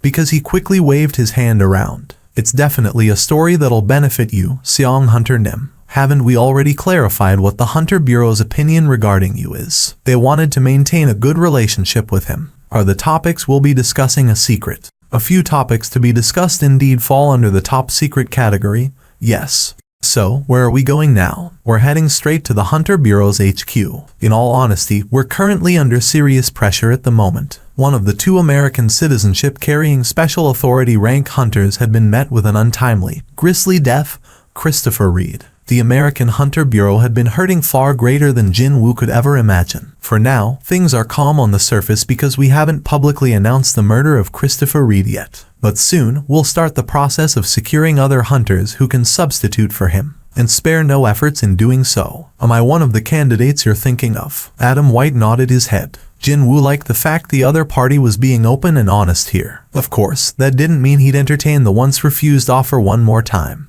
This is a completely different offer, however. In the photos, there was the worst calamity in the history of mankind. The raid that no one wished to remember in history. The dragon, Kamish. Indeed, these photos documented the process of the raid of the first and the last dragon ever to appear on this planet. The world's best hunters had gathered and fought a battle to their death, and only 5 managed to survive until the end. As you know, the value of a rune stone is proportional to the power of the monster the stone was extracted from. He tapped on his phone's screen one more time to bring up the next photo, and it showed a rune stone sleeping quietly inside a glass case surrounded by layers upon layers of walls and security. It was none other than Kamish's rune stone. Rather obviously, that was an item where its value couldn't even be imagined in monetary terms. Never mind getting one's hands on it, regardless of the price one was willing to pay. It might possess possibly the greatest skill ever to exist. We're currently searching for a new owner of this rune stone. Adam White sneaked a glance at Jin Woo's direction.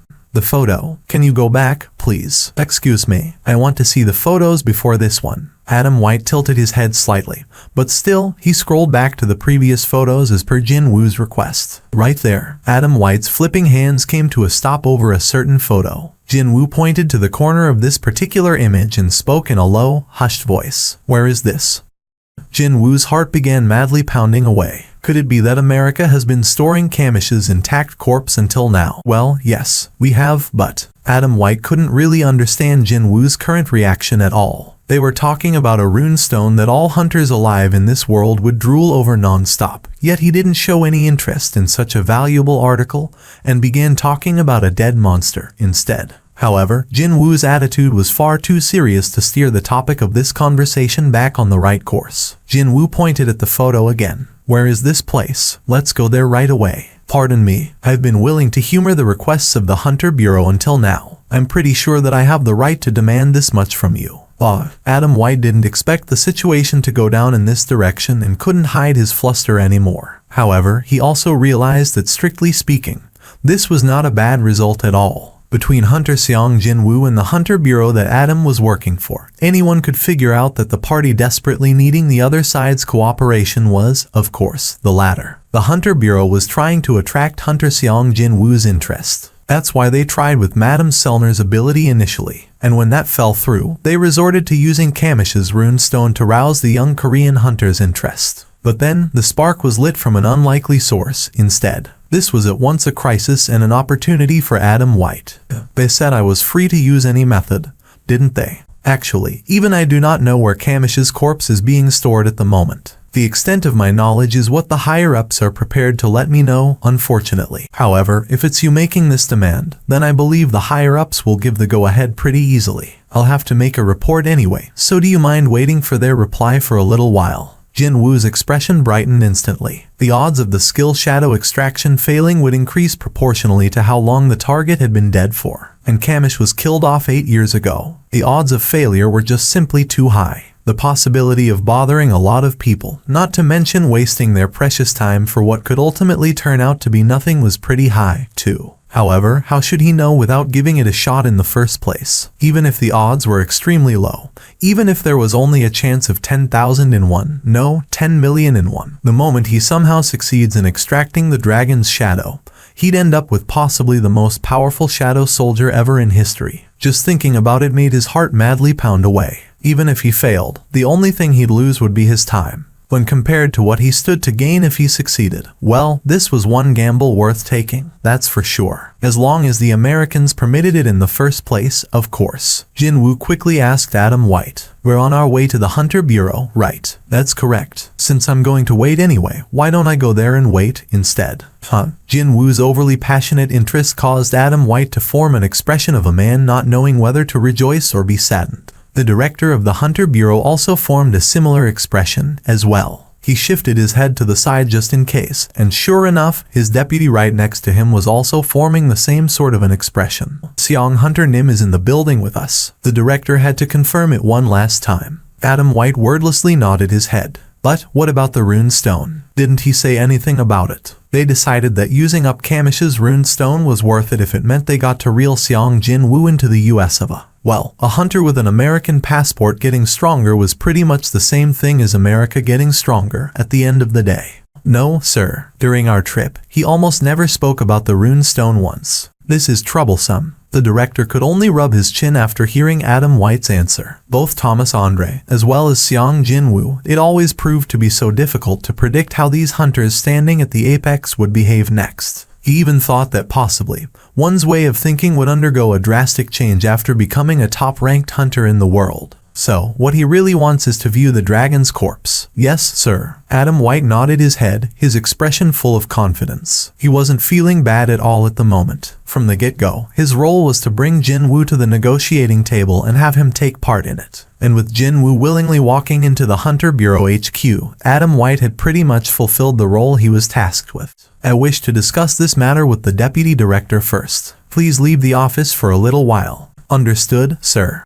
What do you think is the reason for that man wanting to see Kamish's remains? I wonder. Well, one thing we can be sure of is that he's not a tourist. It's likely that Kamish's remains possess a greater value than its rune stone to him. The value of a skill was truly unimaginable. Many hunters at the top flight would not hold back on their cash reserves in order to purchase a rune stone they needed, even if it cost tens of thousands, hundreds, even millions of dollars. No, a skill was basically the strength a hunter possessed, and that strength was directly linked to said hunter's survival. Even then, seeing that corpse once is much more beneficial than getting his hands on a rune stone, is that it? The thoughts forming inside the director's head was then articulated into words by his deputy. It seems likely that it's related somehow to Seong Hunter Nim's ability. Wasn't his ability only applicable to monsters he killed himself? After he killed ant monsters, ant soldiers were added to his arsenal. And after he hunted down the giant-type monsters, giant soldiers made their appearance next. The more battles he fought, the stronger hunter Seong Jin-woo would become. That was precisely the reason why the Hunter Bureau wished to make Jin-woo an American hunter at any cost. However, what if he could create summons out of corpses of monsters that had died a long time ago,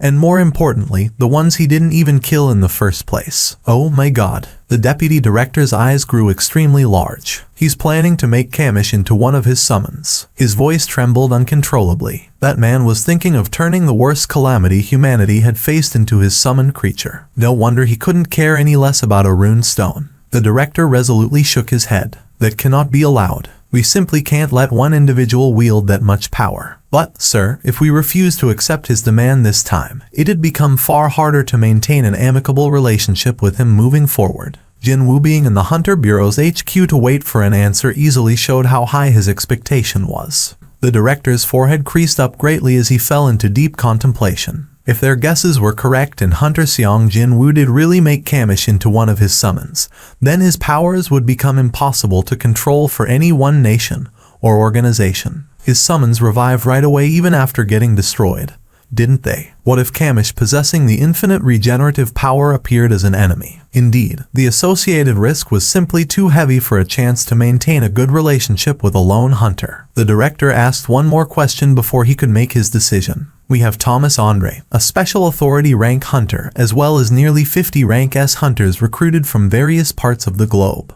Is there really a reason why we should continue pursuing Seong Jinwoo? Actually, sir, the deputy hesitated for a little bit before making up his mind. He had been delaying making a report because its content was not verified yet, but he decided to bring it up anyway. There is a good chance that Seong Jinwoo is a brand new special authority rank hunter. Sir, I shall guide him personally. This could be a very good opportunity to witness and observe his ability from up close. The deputy's expression brightened up a notch as he also stood up from his seat. Jinwoo climbed aboard the special elevator with the guidance of the bureau's director. I wish to speak to you in a more relaxing environment, but I'm sure this is what you want, yes. Adam White translated the director's words into Korean almost at the same time. Jinwoo nodded his head to say yes. The elevator carrying the director, his deputy, Adam White, and finally Jinwoo himself speedily climbed down to the basement floors. To think, they'd build the Hunter Bureau's HQ on the very spot where Kamish had been killed. Should Jinwoo chalk this one up to America being?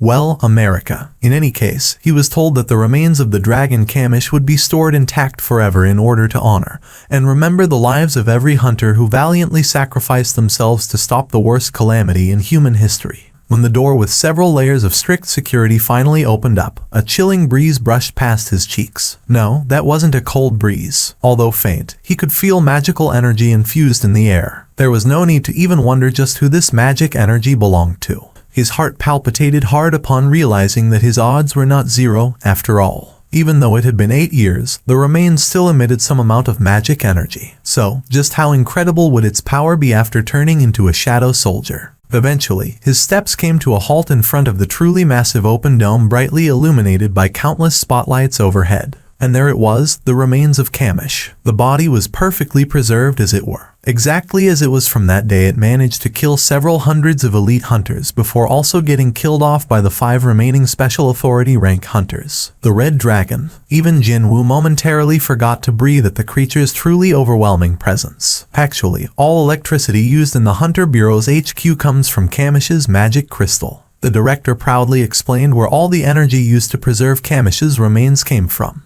However, Jinwoo's ears were not picking up on any of his words. His gaze was already firmly fixed on one spot. Seeing that fervent gaze, the director realized that the moment had come.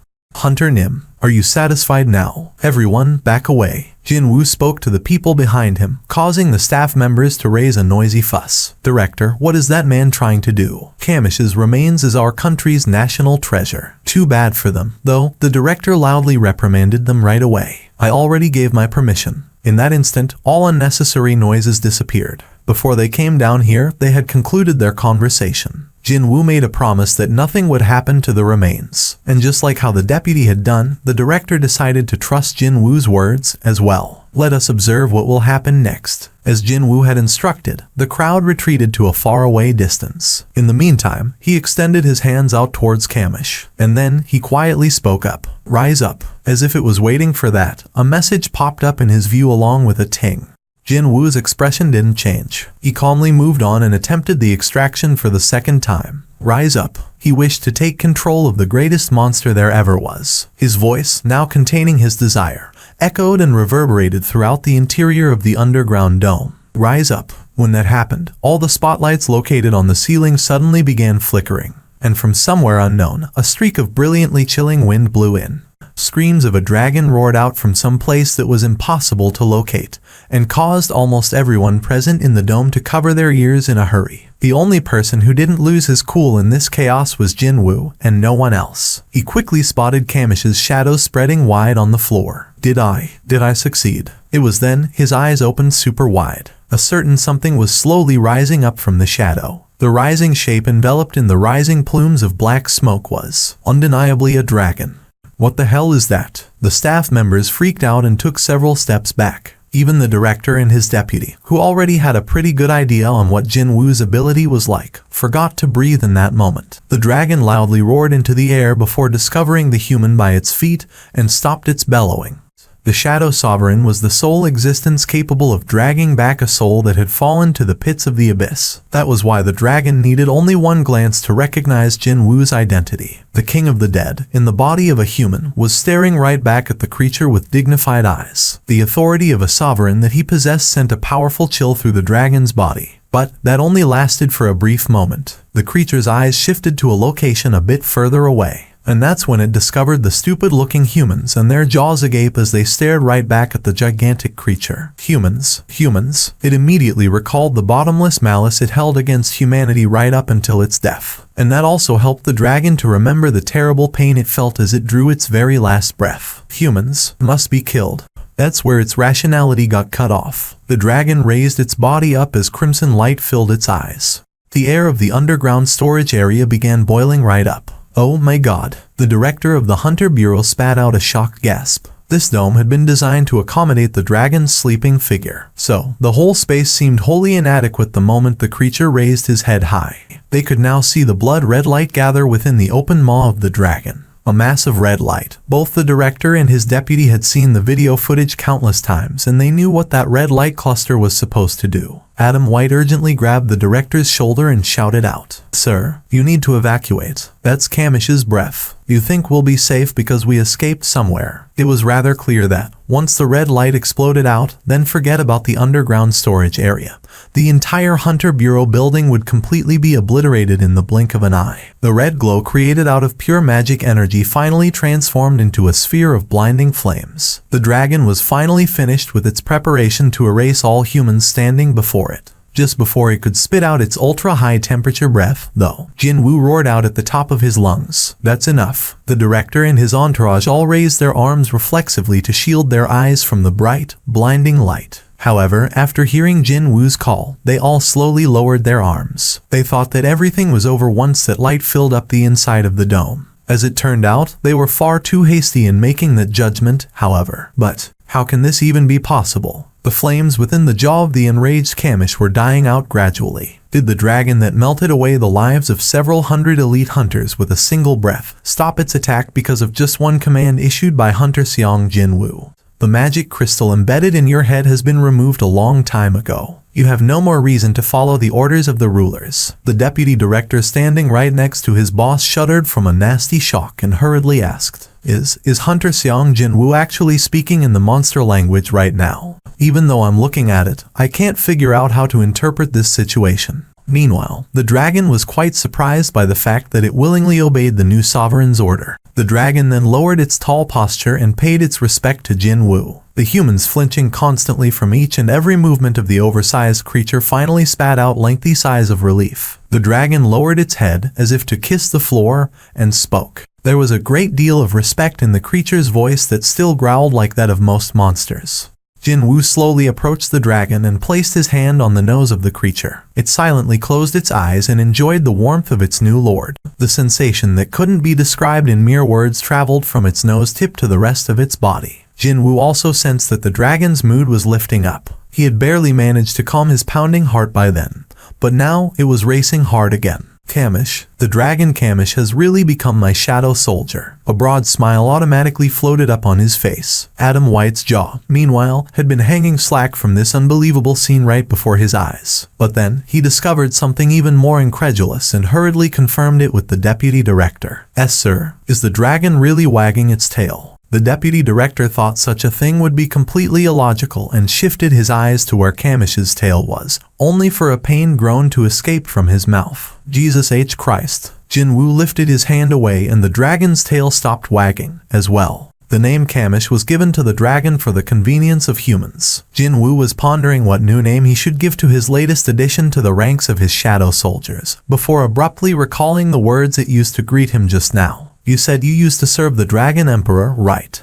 The dragon continued using a polite tone of voice. I'm the king of the dead, the shadow sovereign. And then there was the king of the giants, the sovereign of the beginning. Jinwoo realized that the former owner the dragon served had to be one of the 9 sovereigns the system mentioned before. However, that wasn't important right now. No, what he wanted to know was the creature's real name, so he could use that one, too. Alright, then. What was your original na? Jinwoo couldn't continue his words, though. His eyes looking up at the creature began quaking rather violently, like a sand castle being scattered away by a gust of wind. The dragon's body was slowly disintegrating right before him. What? Jinwoo's perception stat communicated with the dragon's current emotion, and it was one of pure sorrow, not even a hint of falsehood contained within. The dragon was truly lamenting this moment, even if it was the power of a shadow sovereign.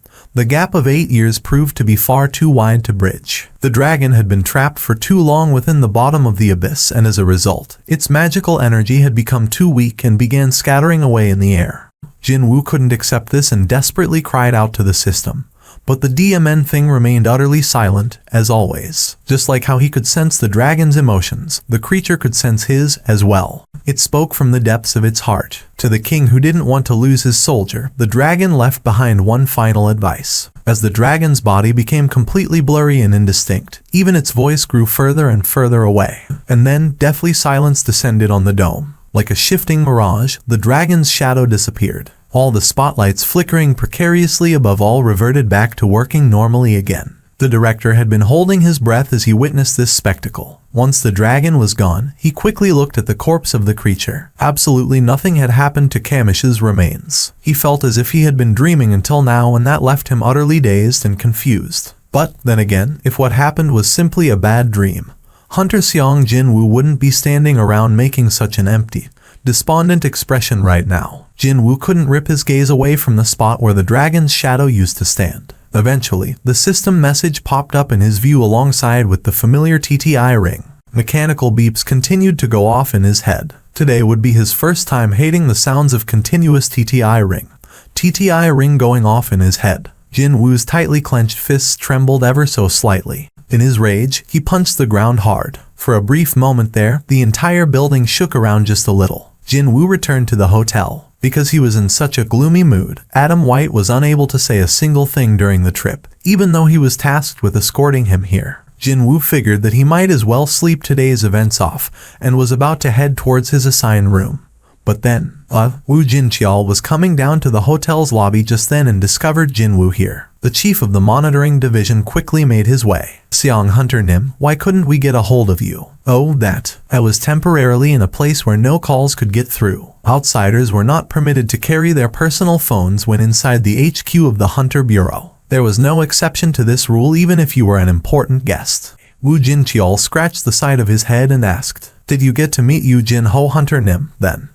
Almost right away. An expression of confusion formed on Woo Jincheol's face. But, I thought Yu Hunter Nim received a message from you and that's why he went out. The message said that you were waiting for him at the Hunter Bureau's building. That's where I'm coming from right now, so what are you even talking about here? Adam White was listening to this conversation from the side and quickly confirmed the fact for them. There was no Yu Jin Ho Hunter Nim in the visitor's log. Excuse me, but how can that be? About 2 hours ago, a rank S hunter came here to fetch him personally. Jinwoo quickly butted in there. Which rank S hunter are you talking about? It was Hunter H. Wang Dong-soo. He actually came to the hotel. Jinwoo couldn't understand why he suddenly felt this ominous sensation the moment he heard the name H. Wang Dong-soo, which was in stark contrast to the other 2 men who didn't seem to know what was going on here. Is this because of the perception stat? Seeing that the light in Jinwoo's eyes had become unusually tense, Adam White quickly pulled his phone out again. I shall call H. Wang Dong-soo Hunter Nim's guild right now. Several ringtones later, the manager in charge of Scavenger Guild's high-ranking hunters, a woman named Laura, answered Adam White's call. He briefly introduced himself and explained the current situation. Surprisingly, though, the voice coming from the phone's speaker was calm and collected, which went completely against Adam White's expectations. He thought that she might be as flustered as he'd be, but no. Has Seong Jin-woo Hunter Nim learned of this situation yet? Adam White only said that Hunter Hwang Dong-soo had taken Yoo Jin-ho away, yet Seong Jin-woo's name suddenly popped out of nowhere. In that case, we'll find out as quickly as possible. And that's where the call came to an abrupt end. Jin-woo listened to the conversation without saying a single word, and when the call ended, headed straight to the hotel's exit. Seong Hunter Nim. The scavenger guild said they will find out, so we should wait for. Adam White hurriedly chased after Jin-woo and came out of the hotel's exit. But the Korean hunter was long gone by then.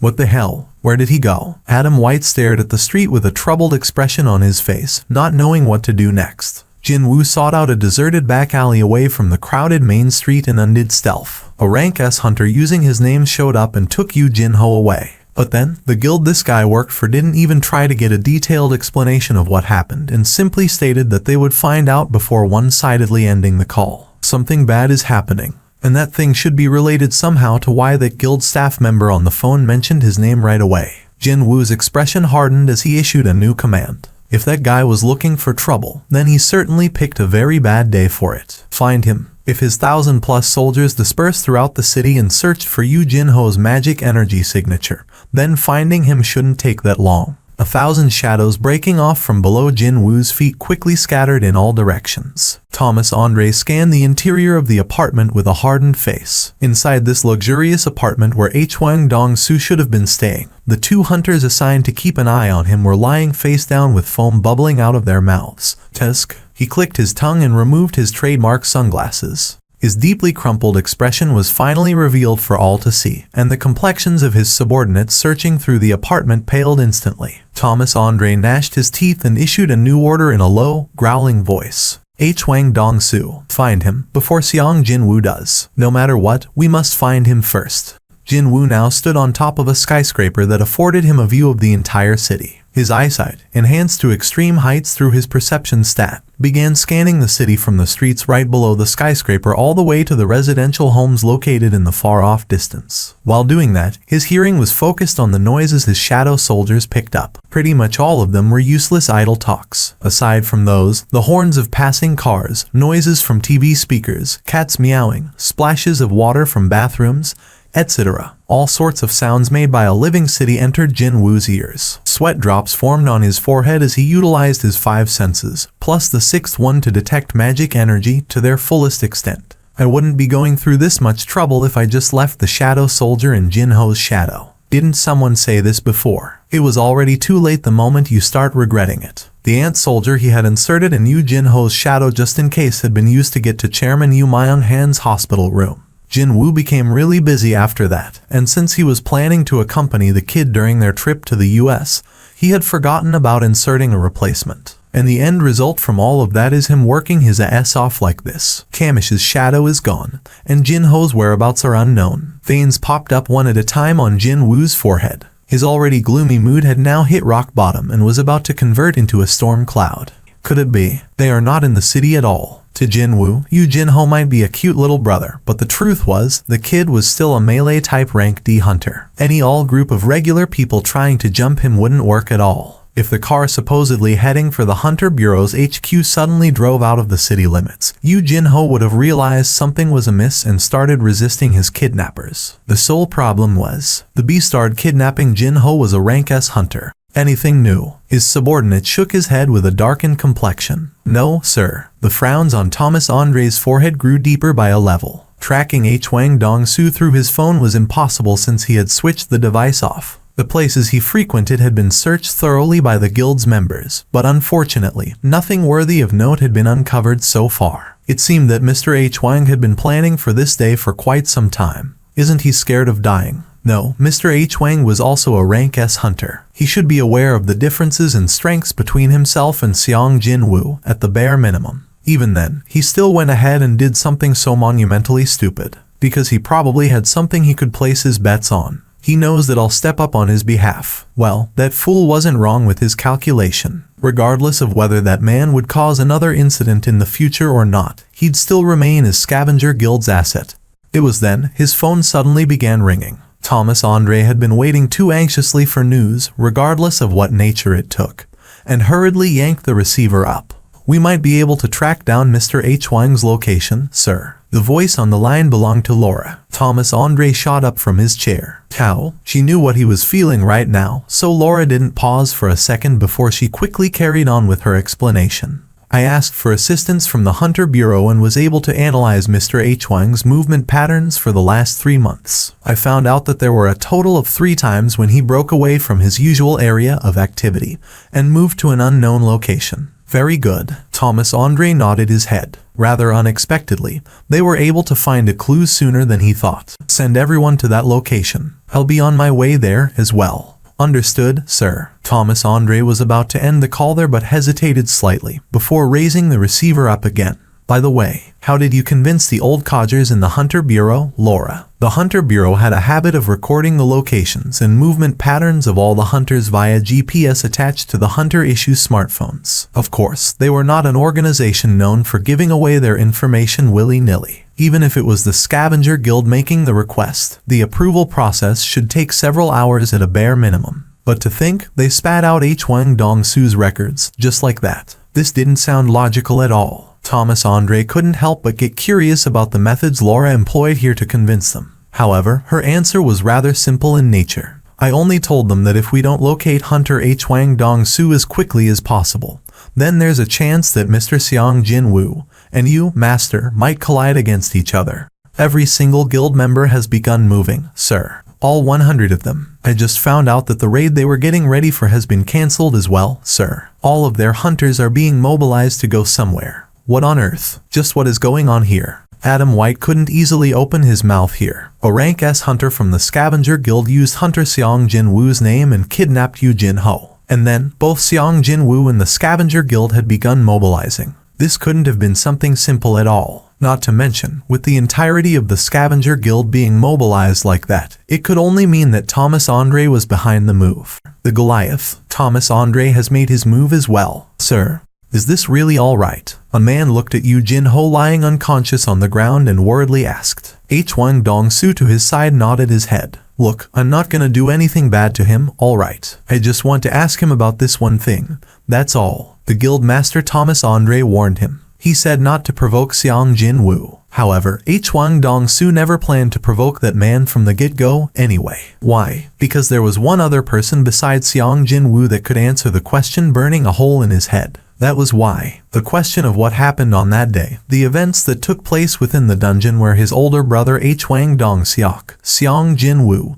and Yu Jinho entered together. H. Wang Dong-su promised Yu Jinho that he'd be freed as soon as he answered that question truthfully. Unfortunately, Yu Jinho didn't squeak a word out right until he ended up in such a pathetic, wretched state. The longer Yu Jinho kept his mouth shut, the stronger H. Wang Dong-su's convictions became, though. All he wanted to hear was one thing. If he could just hear that one sentence, he'd no longer have any business with Yu Jinho. But then, with what balls was a punk with a small physique and a naive-looking face keeping his mouth shut against a rank S hunter? His courage alone was worth praising him for. "Oi, wake up." Would this be the 4th time the kid fainted and was woken back up again? H. Wang Dong-su's irritation grew somewhat at Yu Jinho's tenacious endurance and his kick became a little more vicious than before. "I said, get the hell up." "Tao." Yu Jinho curled up on the floor as he spat out the pooled blood in his mouth. The third man of H. Wang Dong-su's group began cackling out. Still, this kid's supposed to be a tanker, wasn't he? He sure can withstand some punishment, can't he? A regular person would have died by now. H. Wang Dong-su's face now reflected no emotion whatsoever as he grabbed the back of Yu Jinho's head to yank it up. "Listen here, I don't want to kill you. You see this guy over here laughing his ass off? Let me tell you, he's a healer with some considerable skill. He'll bring you back just before you are about to die." Yu Jinho's blurry gaze was directed to the cackling man, and the hunter grinned brightly and wagged his finger around as if to greet the kid.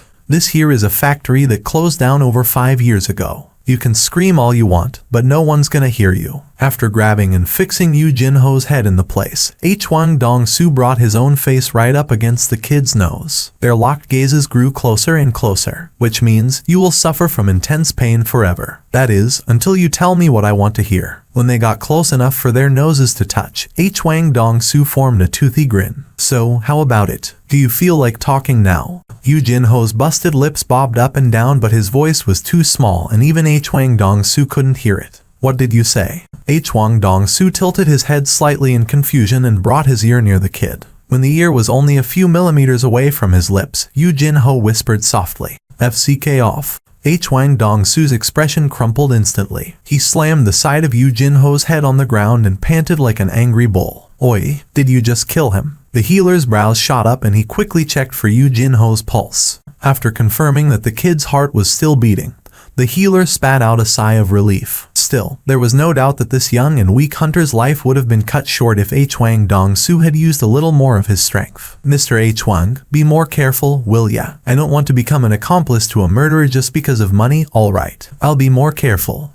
Wang Dong-su acknowledged his mistake. Was it because of the precariousness of the situation? The man who couldn't hide his worries from the get-go decided to persuade Wang Dong-su. "Let's just call it a day and move on. Haven't you found out all you can by now?" "What are you talking about? We're only getting started." The corners of Wang Dong-su's lips arched to form a sinister smile. His vicious, cruel nature was pretty much the carbon copy of his older brother. What could it be? The man's eyes narrowed to a slit, and then he became surprised by his discovery and pointed in that direction.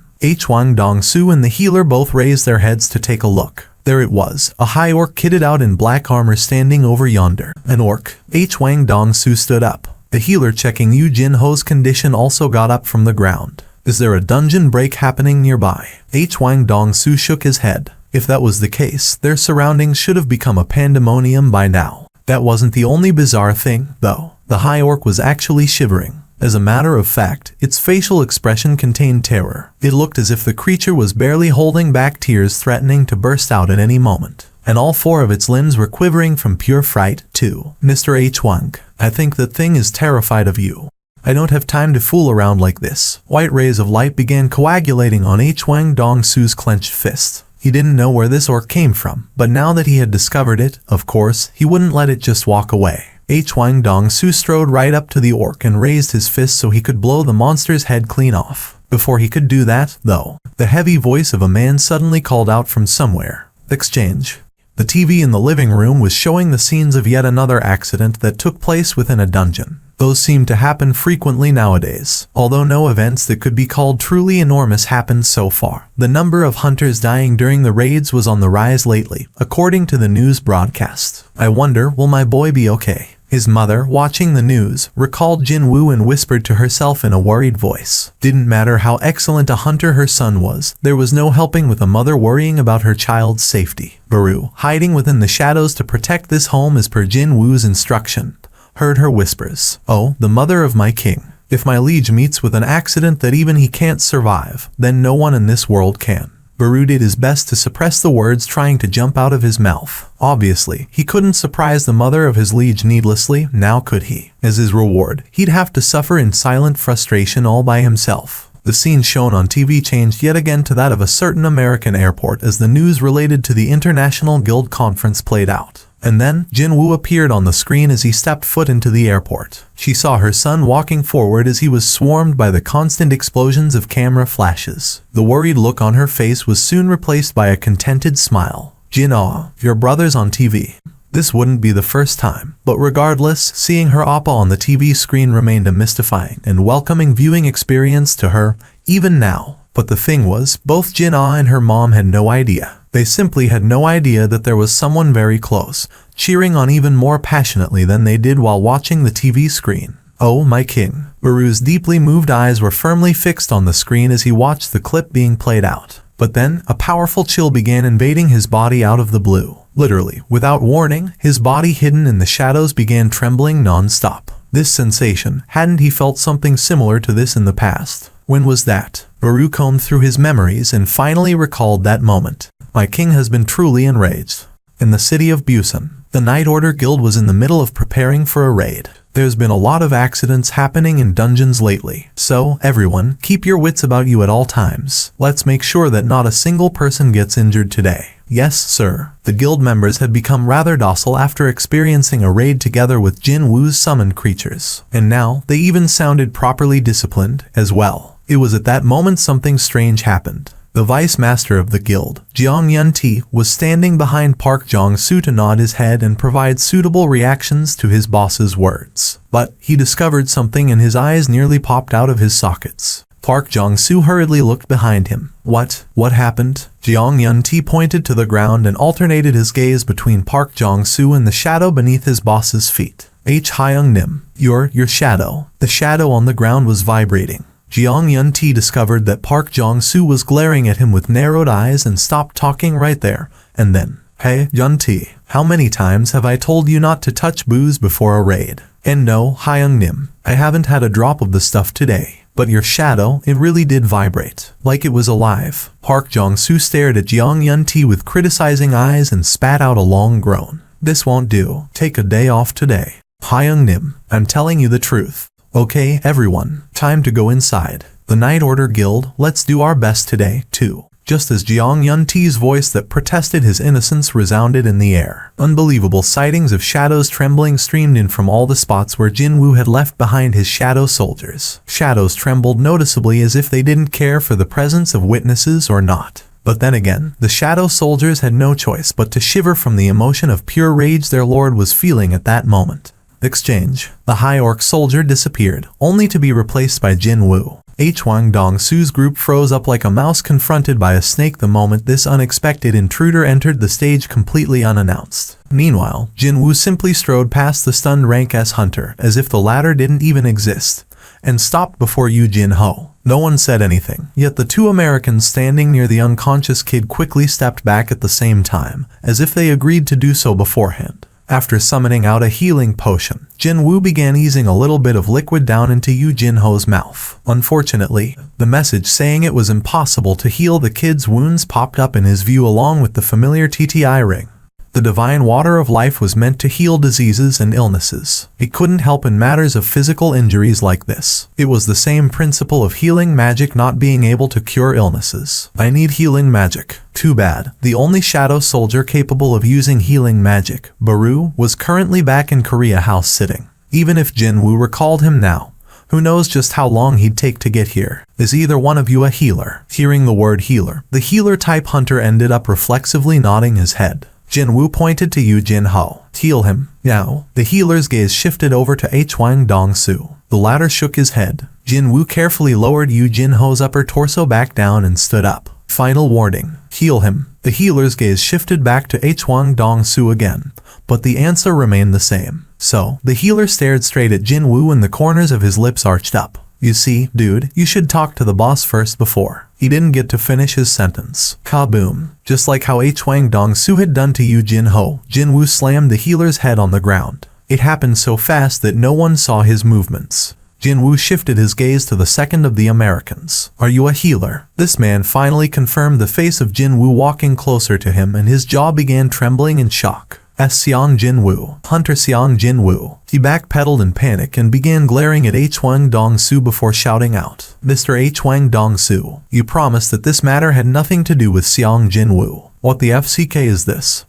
What is this SHT? I asked you if you are a healer or not. And no, I'm not. I'm just... His answer was also abruptly cut off there. Kaboom. Struck by an unseen hand, the man's head crashed to the ground like his friends before him. In the blink of an eye, two high-ranked hunters had lost their consciousness. It was then, Hyung-nim, perhaps because the ground rumbled loudly twice in a row. Yu Jin-ho had regained his consciousness somehow. Hyung-nim. Jin-woo lowered his body and listened closely to the kid's voice. Hey, Jin-ho, I'm here. Yu Jin-ho managed to crack open his swollen eyelids. Hwang Dong-soo, little brother. Hwang Dong-seok. Be careful. Jin-woo looked at Yu Jin-ho breathing weakly with a helpless expression before stopping the kid's words. It's fine. Don't speak anymore. It was you, wasn't it? You killed my older brother, Hwang Dong-seok. Am I right? Hwang Dong-soo's scared face grew closer with every step taken. And then, a certain someone's face who enjoyed being strong against the weak, but remained weak against someone stronger, overlapped with his face in Jin-woo's view. That caused his glare to become even colder. Meanwhile, Hwang Dong-soo cried out, Answer me, Seong Jin-woo, didn't you murder my brother and his team? Jin-woo stopped right in front of Hwang Dong-soo's nose and replied, Ask him after you meet him again. Hwang Dong-soo punched with his fist wrapped in bright light. He was aiming for Jin Woo's face. Unfortunately for him, the latter simply ducked lower to evade that and shoved his own fist deep into the former's stomach. Just one hit and Huang Dong-su vomited out a mouthful of blood. "Stop the car, sir," I said. "Stop the DMN car." Thomas Andre roared out, and the car he was riding in came to a sudden halt. As the vehicle in front carrying their guild master came to an abrupt halt, the chasing cars ferrying the guild members all hurriedly came to a stop as well. Loud noises resounded out from everywhere. Completely disregarding that, boom, Thomas Andre kicked the car's door away and climbed out in a hurry so he could glare in a certain direction. His expression crumpled into a vicious scowl. A minute. The elites of the Scavenger Guild, often referred to as the world's best, jumped out from all the halted vehicles. "Master, what is it? Did something happen?" Thomas Andre answered briefly to all the hurried questions from the guild members. "It has already begun. I'll go ahead, so hurry and follow after me." "Sir, what had already begun?" Before anyone could ask him for an explanation, though, Thomas Andre bent his knees. The muscles on his legs expanded powerfully and the asphalt on the ground began melting down. Thomas Andre exploded up from the ground and in an instant disappeared from their view. Something is coming, something strong, that was. Just as Thomas Andre had sensed Jin Woo's powers, the latter also sensed the former's presence. So, he stopped moving his punching hand.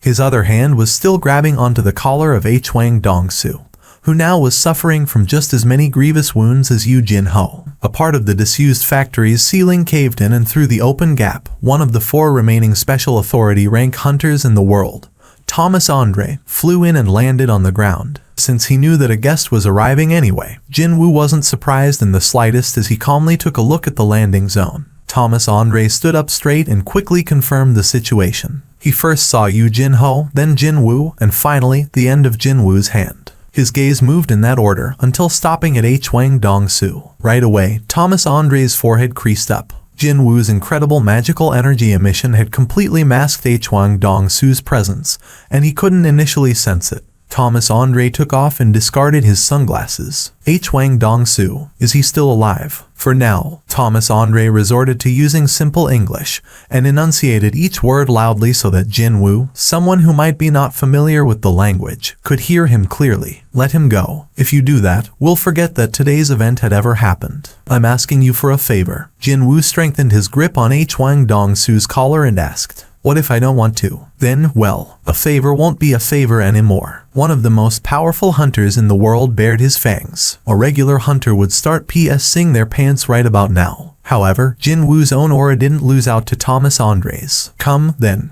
You, by any chance, don't you know who I am?" Jin Woo curtly responded. "Doesn't matter who you are." It was then Huang Dong-su somehow regained his consciousness and shouted out after discovering Thomas Andre, "Master, kill this son of a BTCH. Hurry." Boom. Jin Woo's fist struck Huang Dong-su, causing the man to black out and go limp again. Meanwhile, veins bulged on Thomas Andre's forehead. "You know who I am, yet you dare to do something like that in my presence." His expression was already crumpled into something unsightly before, but now it distorted even more to resemble a devil's face. Through personal experience, his body knew how one should deal with an opponent who didn't want to submit. White trash, a low-class white man. Thomas Andre grew up in a poor immigrant family. The school located in the poorest ghetto filled with African youths proved to be a hostile place for a lone white kid who knew no one and had no friends or acquaintances. Everywhere was filled with enemies. Just from meeting eyes did the fights break out. And often, his opponents carried around dangerous weapons, too. The moments when he had to fight off multiple enemies happened frequently as well. However, the heavens saw fit to bestow a certain gift that could only be described as unprecedented unto this white kid who seemingly possessed nothing. The overwhelming talent for physical power, the power that allowed him to trample on others. Paradoxically, the boy's surroundings became just about a perfect playground for him to confirm his own talents. Through the endless, continuous fights, the boy got to confirm the heaven-gifted talent he possessed. He clearly witnessed how his powers would change all those holding hostile feeling towards him. And so, he reigned like a king. Power, the authoritative power, financial power, and physical power. He got to learn quite early on that the many types of power existing in this world could turn a man into either a king or a slave. And when a completely different type of power manifested into this world, he grasped the opportunity and ascended to the status of a true king. If an opponent was unwilling to listen, then he'd use power to make them submit. Someone blocking his path would be destroyed without mercy, and he'd make all those looking down on him kneel on the ground, defeated. Physical power was the truth. Thomas André stayed true to what he knew, to what he was familiar with. Time seemed to freeze up. Thomas André, now full of malice and a destructive desire, pounced forward. The distance between the two men disappeared in an instant. His eyes met Jin Woo's as they closed in enough for their noses to touch. Blame your own ignorance. Thomas André reached out with his hand. He was planning to grab Jin Woo's head. His incomprehensible gripping power was one of his many hidden talents. Even if his opponent happened to be a top-ranked hunter, he'd easily shatter that person's skull. With fortunate timing, the hunters of the Scavenger Guild arrived at the location, and they all got to witness something peculiar. They got to witness something breaking past a wall of the disused factory at an alarming speed. That something destroyed the wall and crash-landed on the ground. Even then, it continued to slide away for a long, long time. And when that something finally stopped sliding right before their eyes, the hunters recognized its identity and couldn't hide their extreme astonishment from exploding out. No one could tell who cried out first. Thomas André, Master, are you all right? Just who managed to blow away the Goliath like this? They simply couldn't believe it. The force of the impact was so great that hot steam was still rising up from Thomas André's entire body. But then again, the skin on a regular person would have been torn to shreds as he slid on the ground like that. No, before that, his body would have broken into many pieces after slamming into the wall instead. However, Thomas André was perfectly fine, should one say, as befitting of a tanker who managed to survive Kamish's breath with nothing but his bare body. It was just that the expression he was making as he stood back up was not perfectly fine at all. Without saying anything else, Thomas André walked back into the abandoned factory he flew out from. A dizzying amount of killing intent erupted out from his entire body. The Vice Master, staring at that sight in a daze, hurriedly regained his wits and urged the guild's hunters. What are you all doing? Get a move on, now. 100 or so top-ranked hunters all rushed into the abandoned factory at once. Jin Woo discarded the still unconscious Hwang Dong-su to a corner of the factory, and then summoned Kaisel and Ygritte out. A black sky dragon and a black knight revealed themselves. Jin Woo carefully lifted up Yu Jinho and handed the kid over to Ygritte. Take Jinho to the nearest hospital. Make sure he gets the necessary treatment. Got it. Ygritte bowed to display his understanding and jumped on the back of Kaisel to fly out of the factory. Thomas André didn't give a damn about the escaping sky dragon. No, his glare was firmly locked on Jin Woo and Jin Woo alone. Likewise, Jin Woo's glare was redirected to the American as well, and he got to see the crumpled expression of Thomas André and top-ranked hunters rushing inside beyond his shoulders. Their number was around 100. It seemed that this guy mobilized and brought along all the elites of the Scavenger Guild, often referred to as the best guild in the world. The thing was, though, Jin Woo immediately called out his shadow soldiers hiding within his shadow and waiting for his commands. The darkness slowly spread out from beneath his feet, and one by one, the shadow soldiers rose up from the ground. Thomas André's steps came to a halt after he discovered all those soldiers. The number was somewhere near 1,000. The abandoned factory was completely filled up in an instant. But even then, the columns of soldiers extended well beyond to the back as well. Thomas André narrowed his eyes. It's not just the incredible numbers, either. He even spotted several summoned creatures that were easily on a similar level as rank S hunters, such as the knight holding a massive shield, or the mage wearing a black robe, and even those giants occupying the back line, too. Their magical energy emission didn't lose out to some of the highest ranked hunters out there. Indeed, these were truly excellent summoned creatures that even the entirety of the Scavenger Guild participating could not guarantee a victory against. A smile broke out on Thomas André's face as he licked his lips. That fool Hwang Dong-su no longer mattered in this fight. There was only one way to restore his damaged pride, and that would be to kill that impudent beastard. But before he did that, Thomas André made his final offer of mercy. If you admit to your mistakes and back off, I promise I'll spare your life. Instead of a verbal answer, Jin Woo simply flipped him a bird. Thick veins bulged all over on Thomas André's forehead. UFC Kerr right until the end. Thomas André ripped his shirt off. A shirt made out of top-class material extracted from the monsters was ripped into pieces like a sheet of cheap paper. And then, the muscles in his entire torso ballooned up and hardened like armor covering his whole body. Magic energy so vast that it raised goosebumps from the people nearby leaked out from beneath his feet. It was so vast and powerful. In fact, it looked as if gold-colored steam was slowly rising up from his shoulders. The world's greatest tanker had released his full might once more. Jinwoo wordlessly watched Thomas Andre's transformation before unleashing his own magical energy as well. The hunters of the Scavenger Guild nervously swallowed their saliva as they stared at Jinwoo. Unlike them in their heightened state of tension, though, Jinwoo was completely calm and collected. He felt that this was the perfect opportunity to test out his growth up until now. He was now facing an opponent that he could definitely go all out against. Abruptly, Jinwoo recalled what Kamish the dragon had told him. There are 4 people borrowing the ruler's powers, right? Could it be that those 4 were among the 5 survivors of the Kamish raid, the 4 of the Special Authority rank hunters? If that was true, then the odds of Thomas Andre being a human borrowing the ruler's powers were very high. Jinwoo made the first move, advance. Almost immediately after their sovereign issued that command, the shadow soldiers rushed forward with rather scary vigor. Thomas Andre also cried out loudly. They are coming. 1 man versus 1 guild. Nearly 1,000 summons and almost 100 elite hunters collided violently on this day. Thomas Andre blew away Iron standing at the front of the pack and quickly searched for Jinwoo's whereabouts as a bright glare shot out from his eyes. He spotted someone rushing towards him at an incredible pace. Over there, Thomas Andre turned around, but Jinwoo was faster. The latter dug into the former's defense in an instant and stabbed at the waist with the Demon King's short sword. Unfortunately, the blade failed to break past the hardened skin of Thomas Andre. Jinwoo's eyes widened. The American blew his opponent away with his elbow as a smirk formed on his face. This was the true power of the Special Authority rank hunter. Jinwoo might possess a pretty decent turn of speed, but there was no way he'd be able to exceed Thomas Andre's defenses. Feel my power and taste what true despair is like. Thomas Andre judged that the advantage was now with him. He didn't stop his attacks there and reached out with his hand.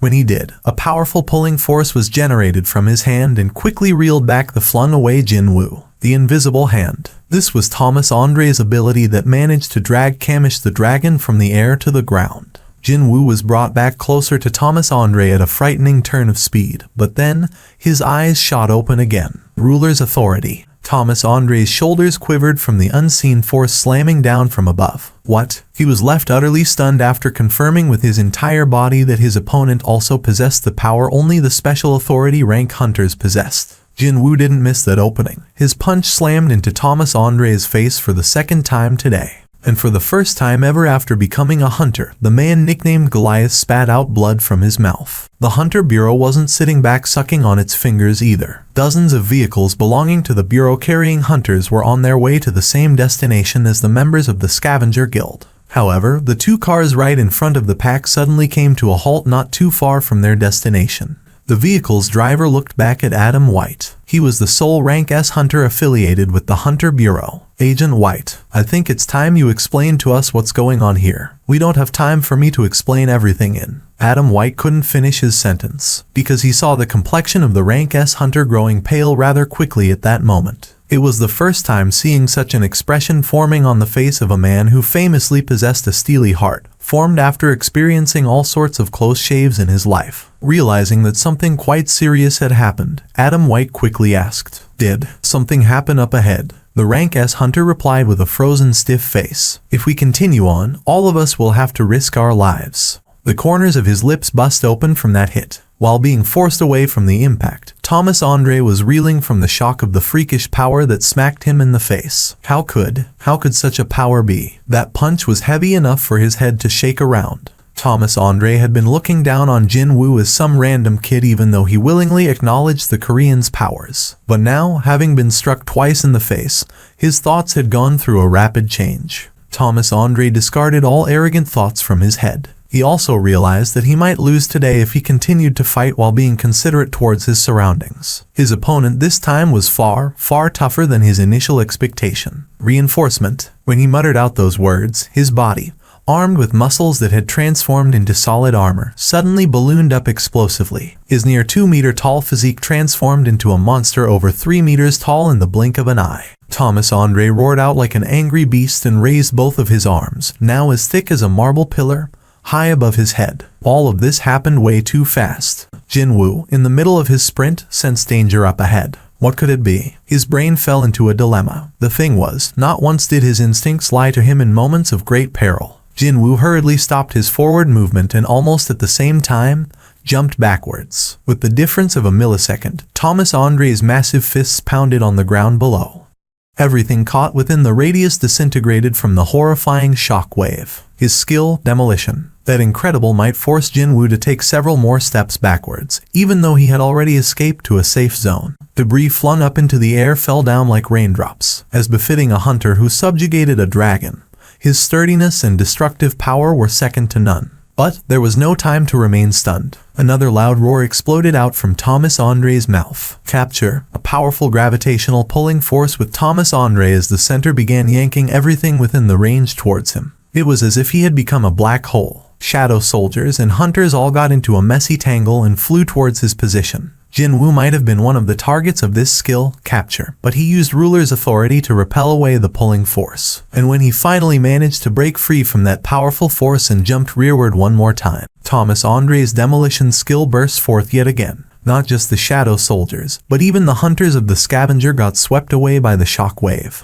Screams rose up from here and there. The Vice Master had discovered this horrifying situation rather late, and yelled out at the top of his lungs, "Get away from the Master, now!" 4 fleet-footed hunters quickly retrieved their injured colleagues and escaped to the back. Meanwhile, Thomas Andre and his emotionless face viciously dashed towards Jinwoo's location. A rank of special authority implied one was afforded the same level of rights as an independent nation. That was why he needed to demonstrate what the punishment for disobeying the king was like. Thomas Andre arrived in Jinwoo's location in no time at all and threw a powerful punch forward. His fist scythed the air. He already knew it all too well. He knew better than anyone that he was too slow to land a punch on this beastard possessing the nimbleness of a wild beast. Especially so, when he was in his reinforced state. His strength and defense would be enhanced to an unimaginable degree, but at the same time, his speed would drop proportionally. Fortunately enough for Thomas Andre, though, he possessed a skill that could easily cover for that drawback. He extended his hand out to Jinwoo, who was rapidly creating distance between them. Capture, once more, a powerful, incredibly attractive force activated between the two men. The American knew he'd not miss his prey now. With his body fortified through the reinforcement skill, his attention wouldn't be stolen away from some measly diversionary tricks. Leaving his extended left hand as it was, Thomas Andre pulled his right hand back and clenched it into a tight fist. An enormous amount of magical energy, enough to smash the torso of a top-ranked hunter apart into a gory mess, gathered into his right fist. Skill, power smash. Thomas Andre's fist, carrying a gobsmacking level of destructive power, slowly moved forward. But then it happened.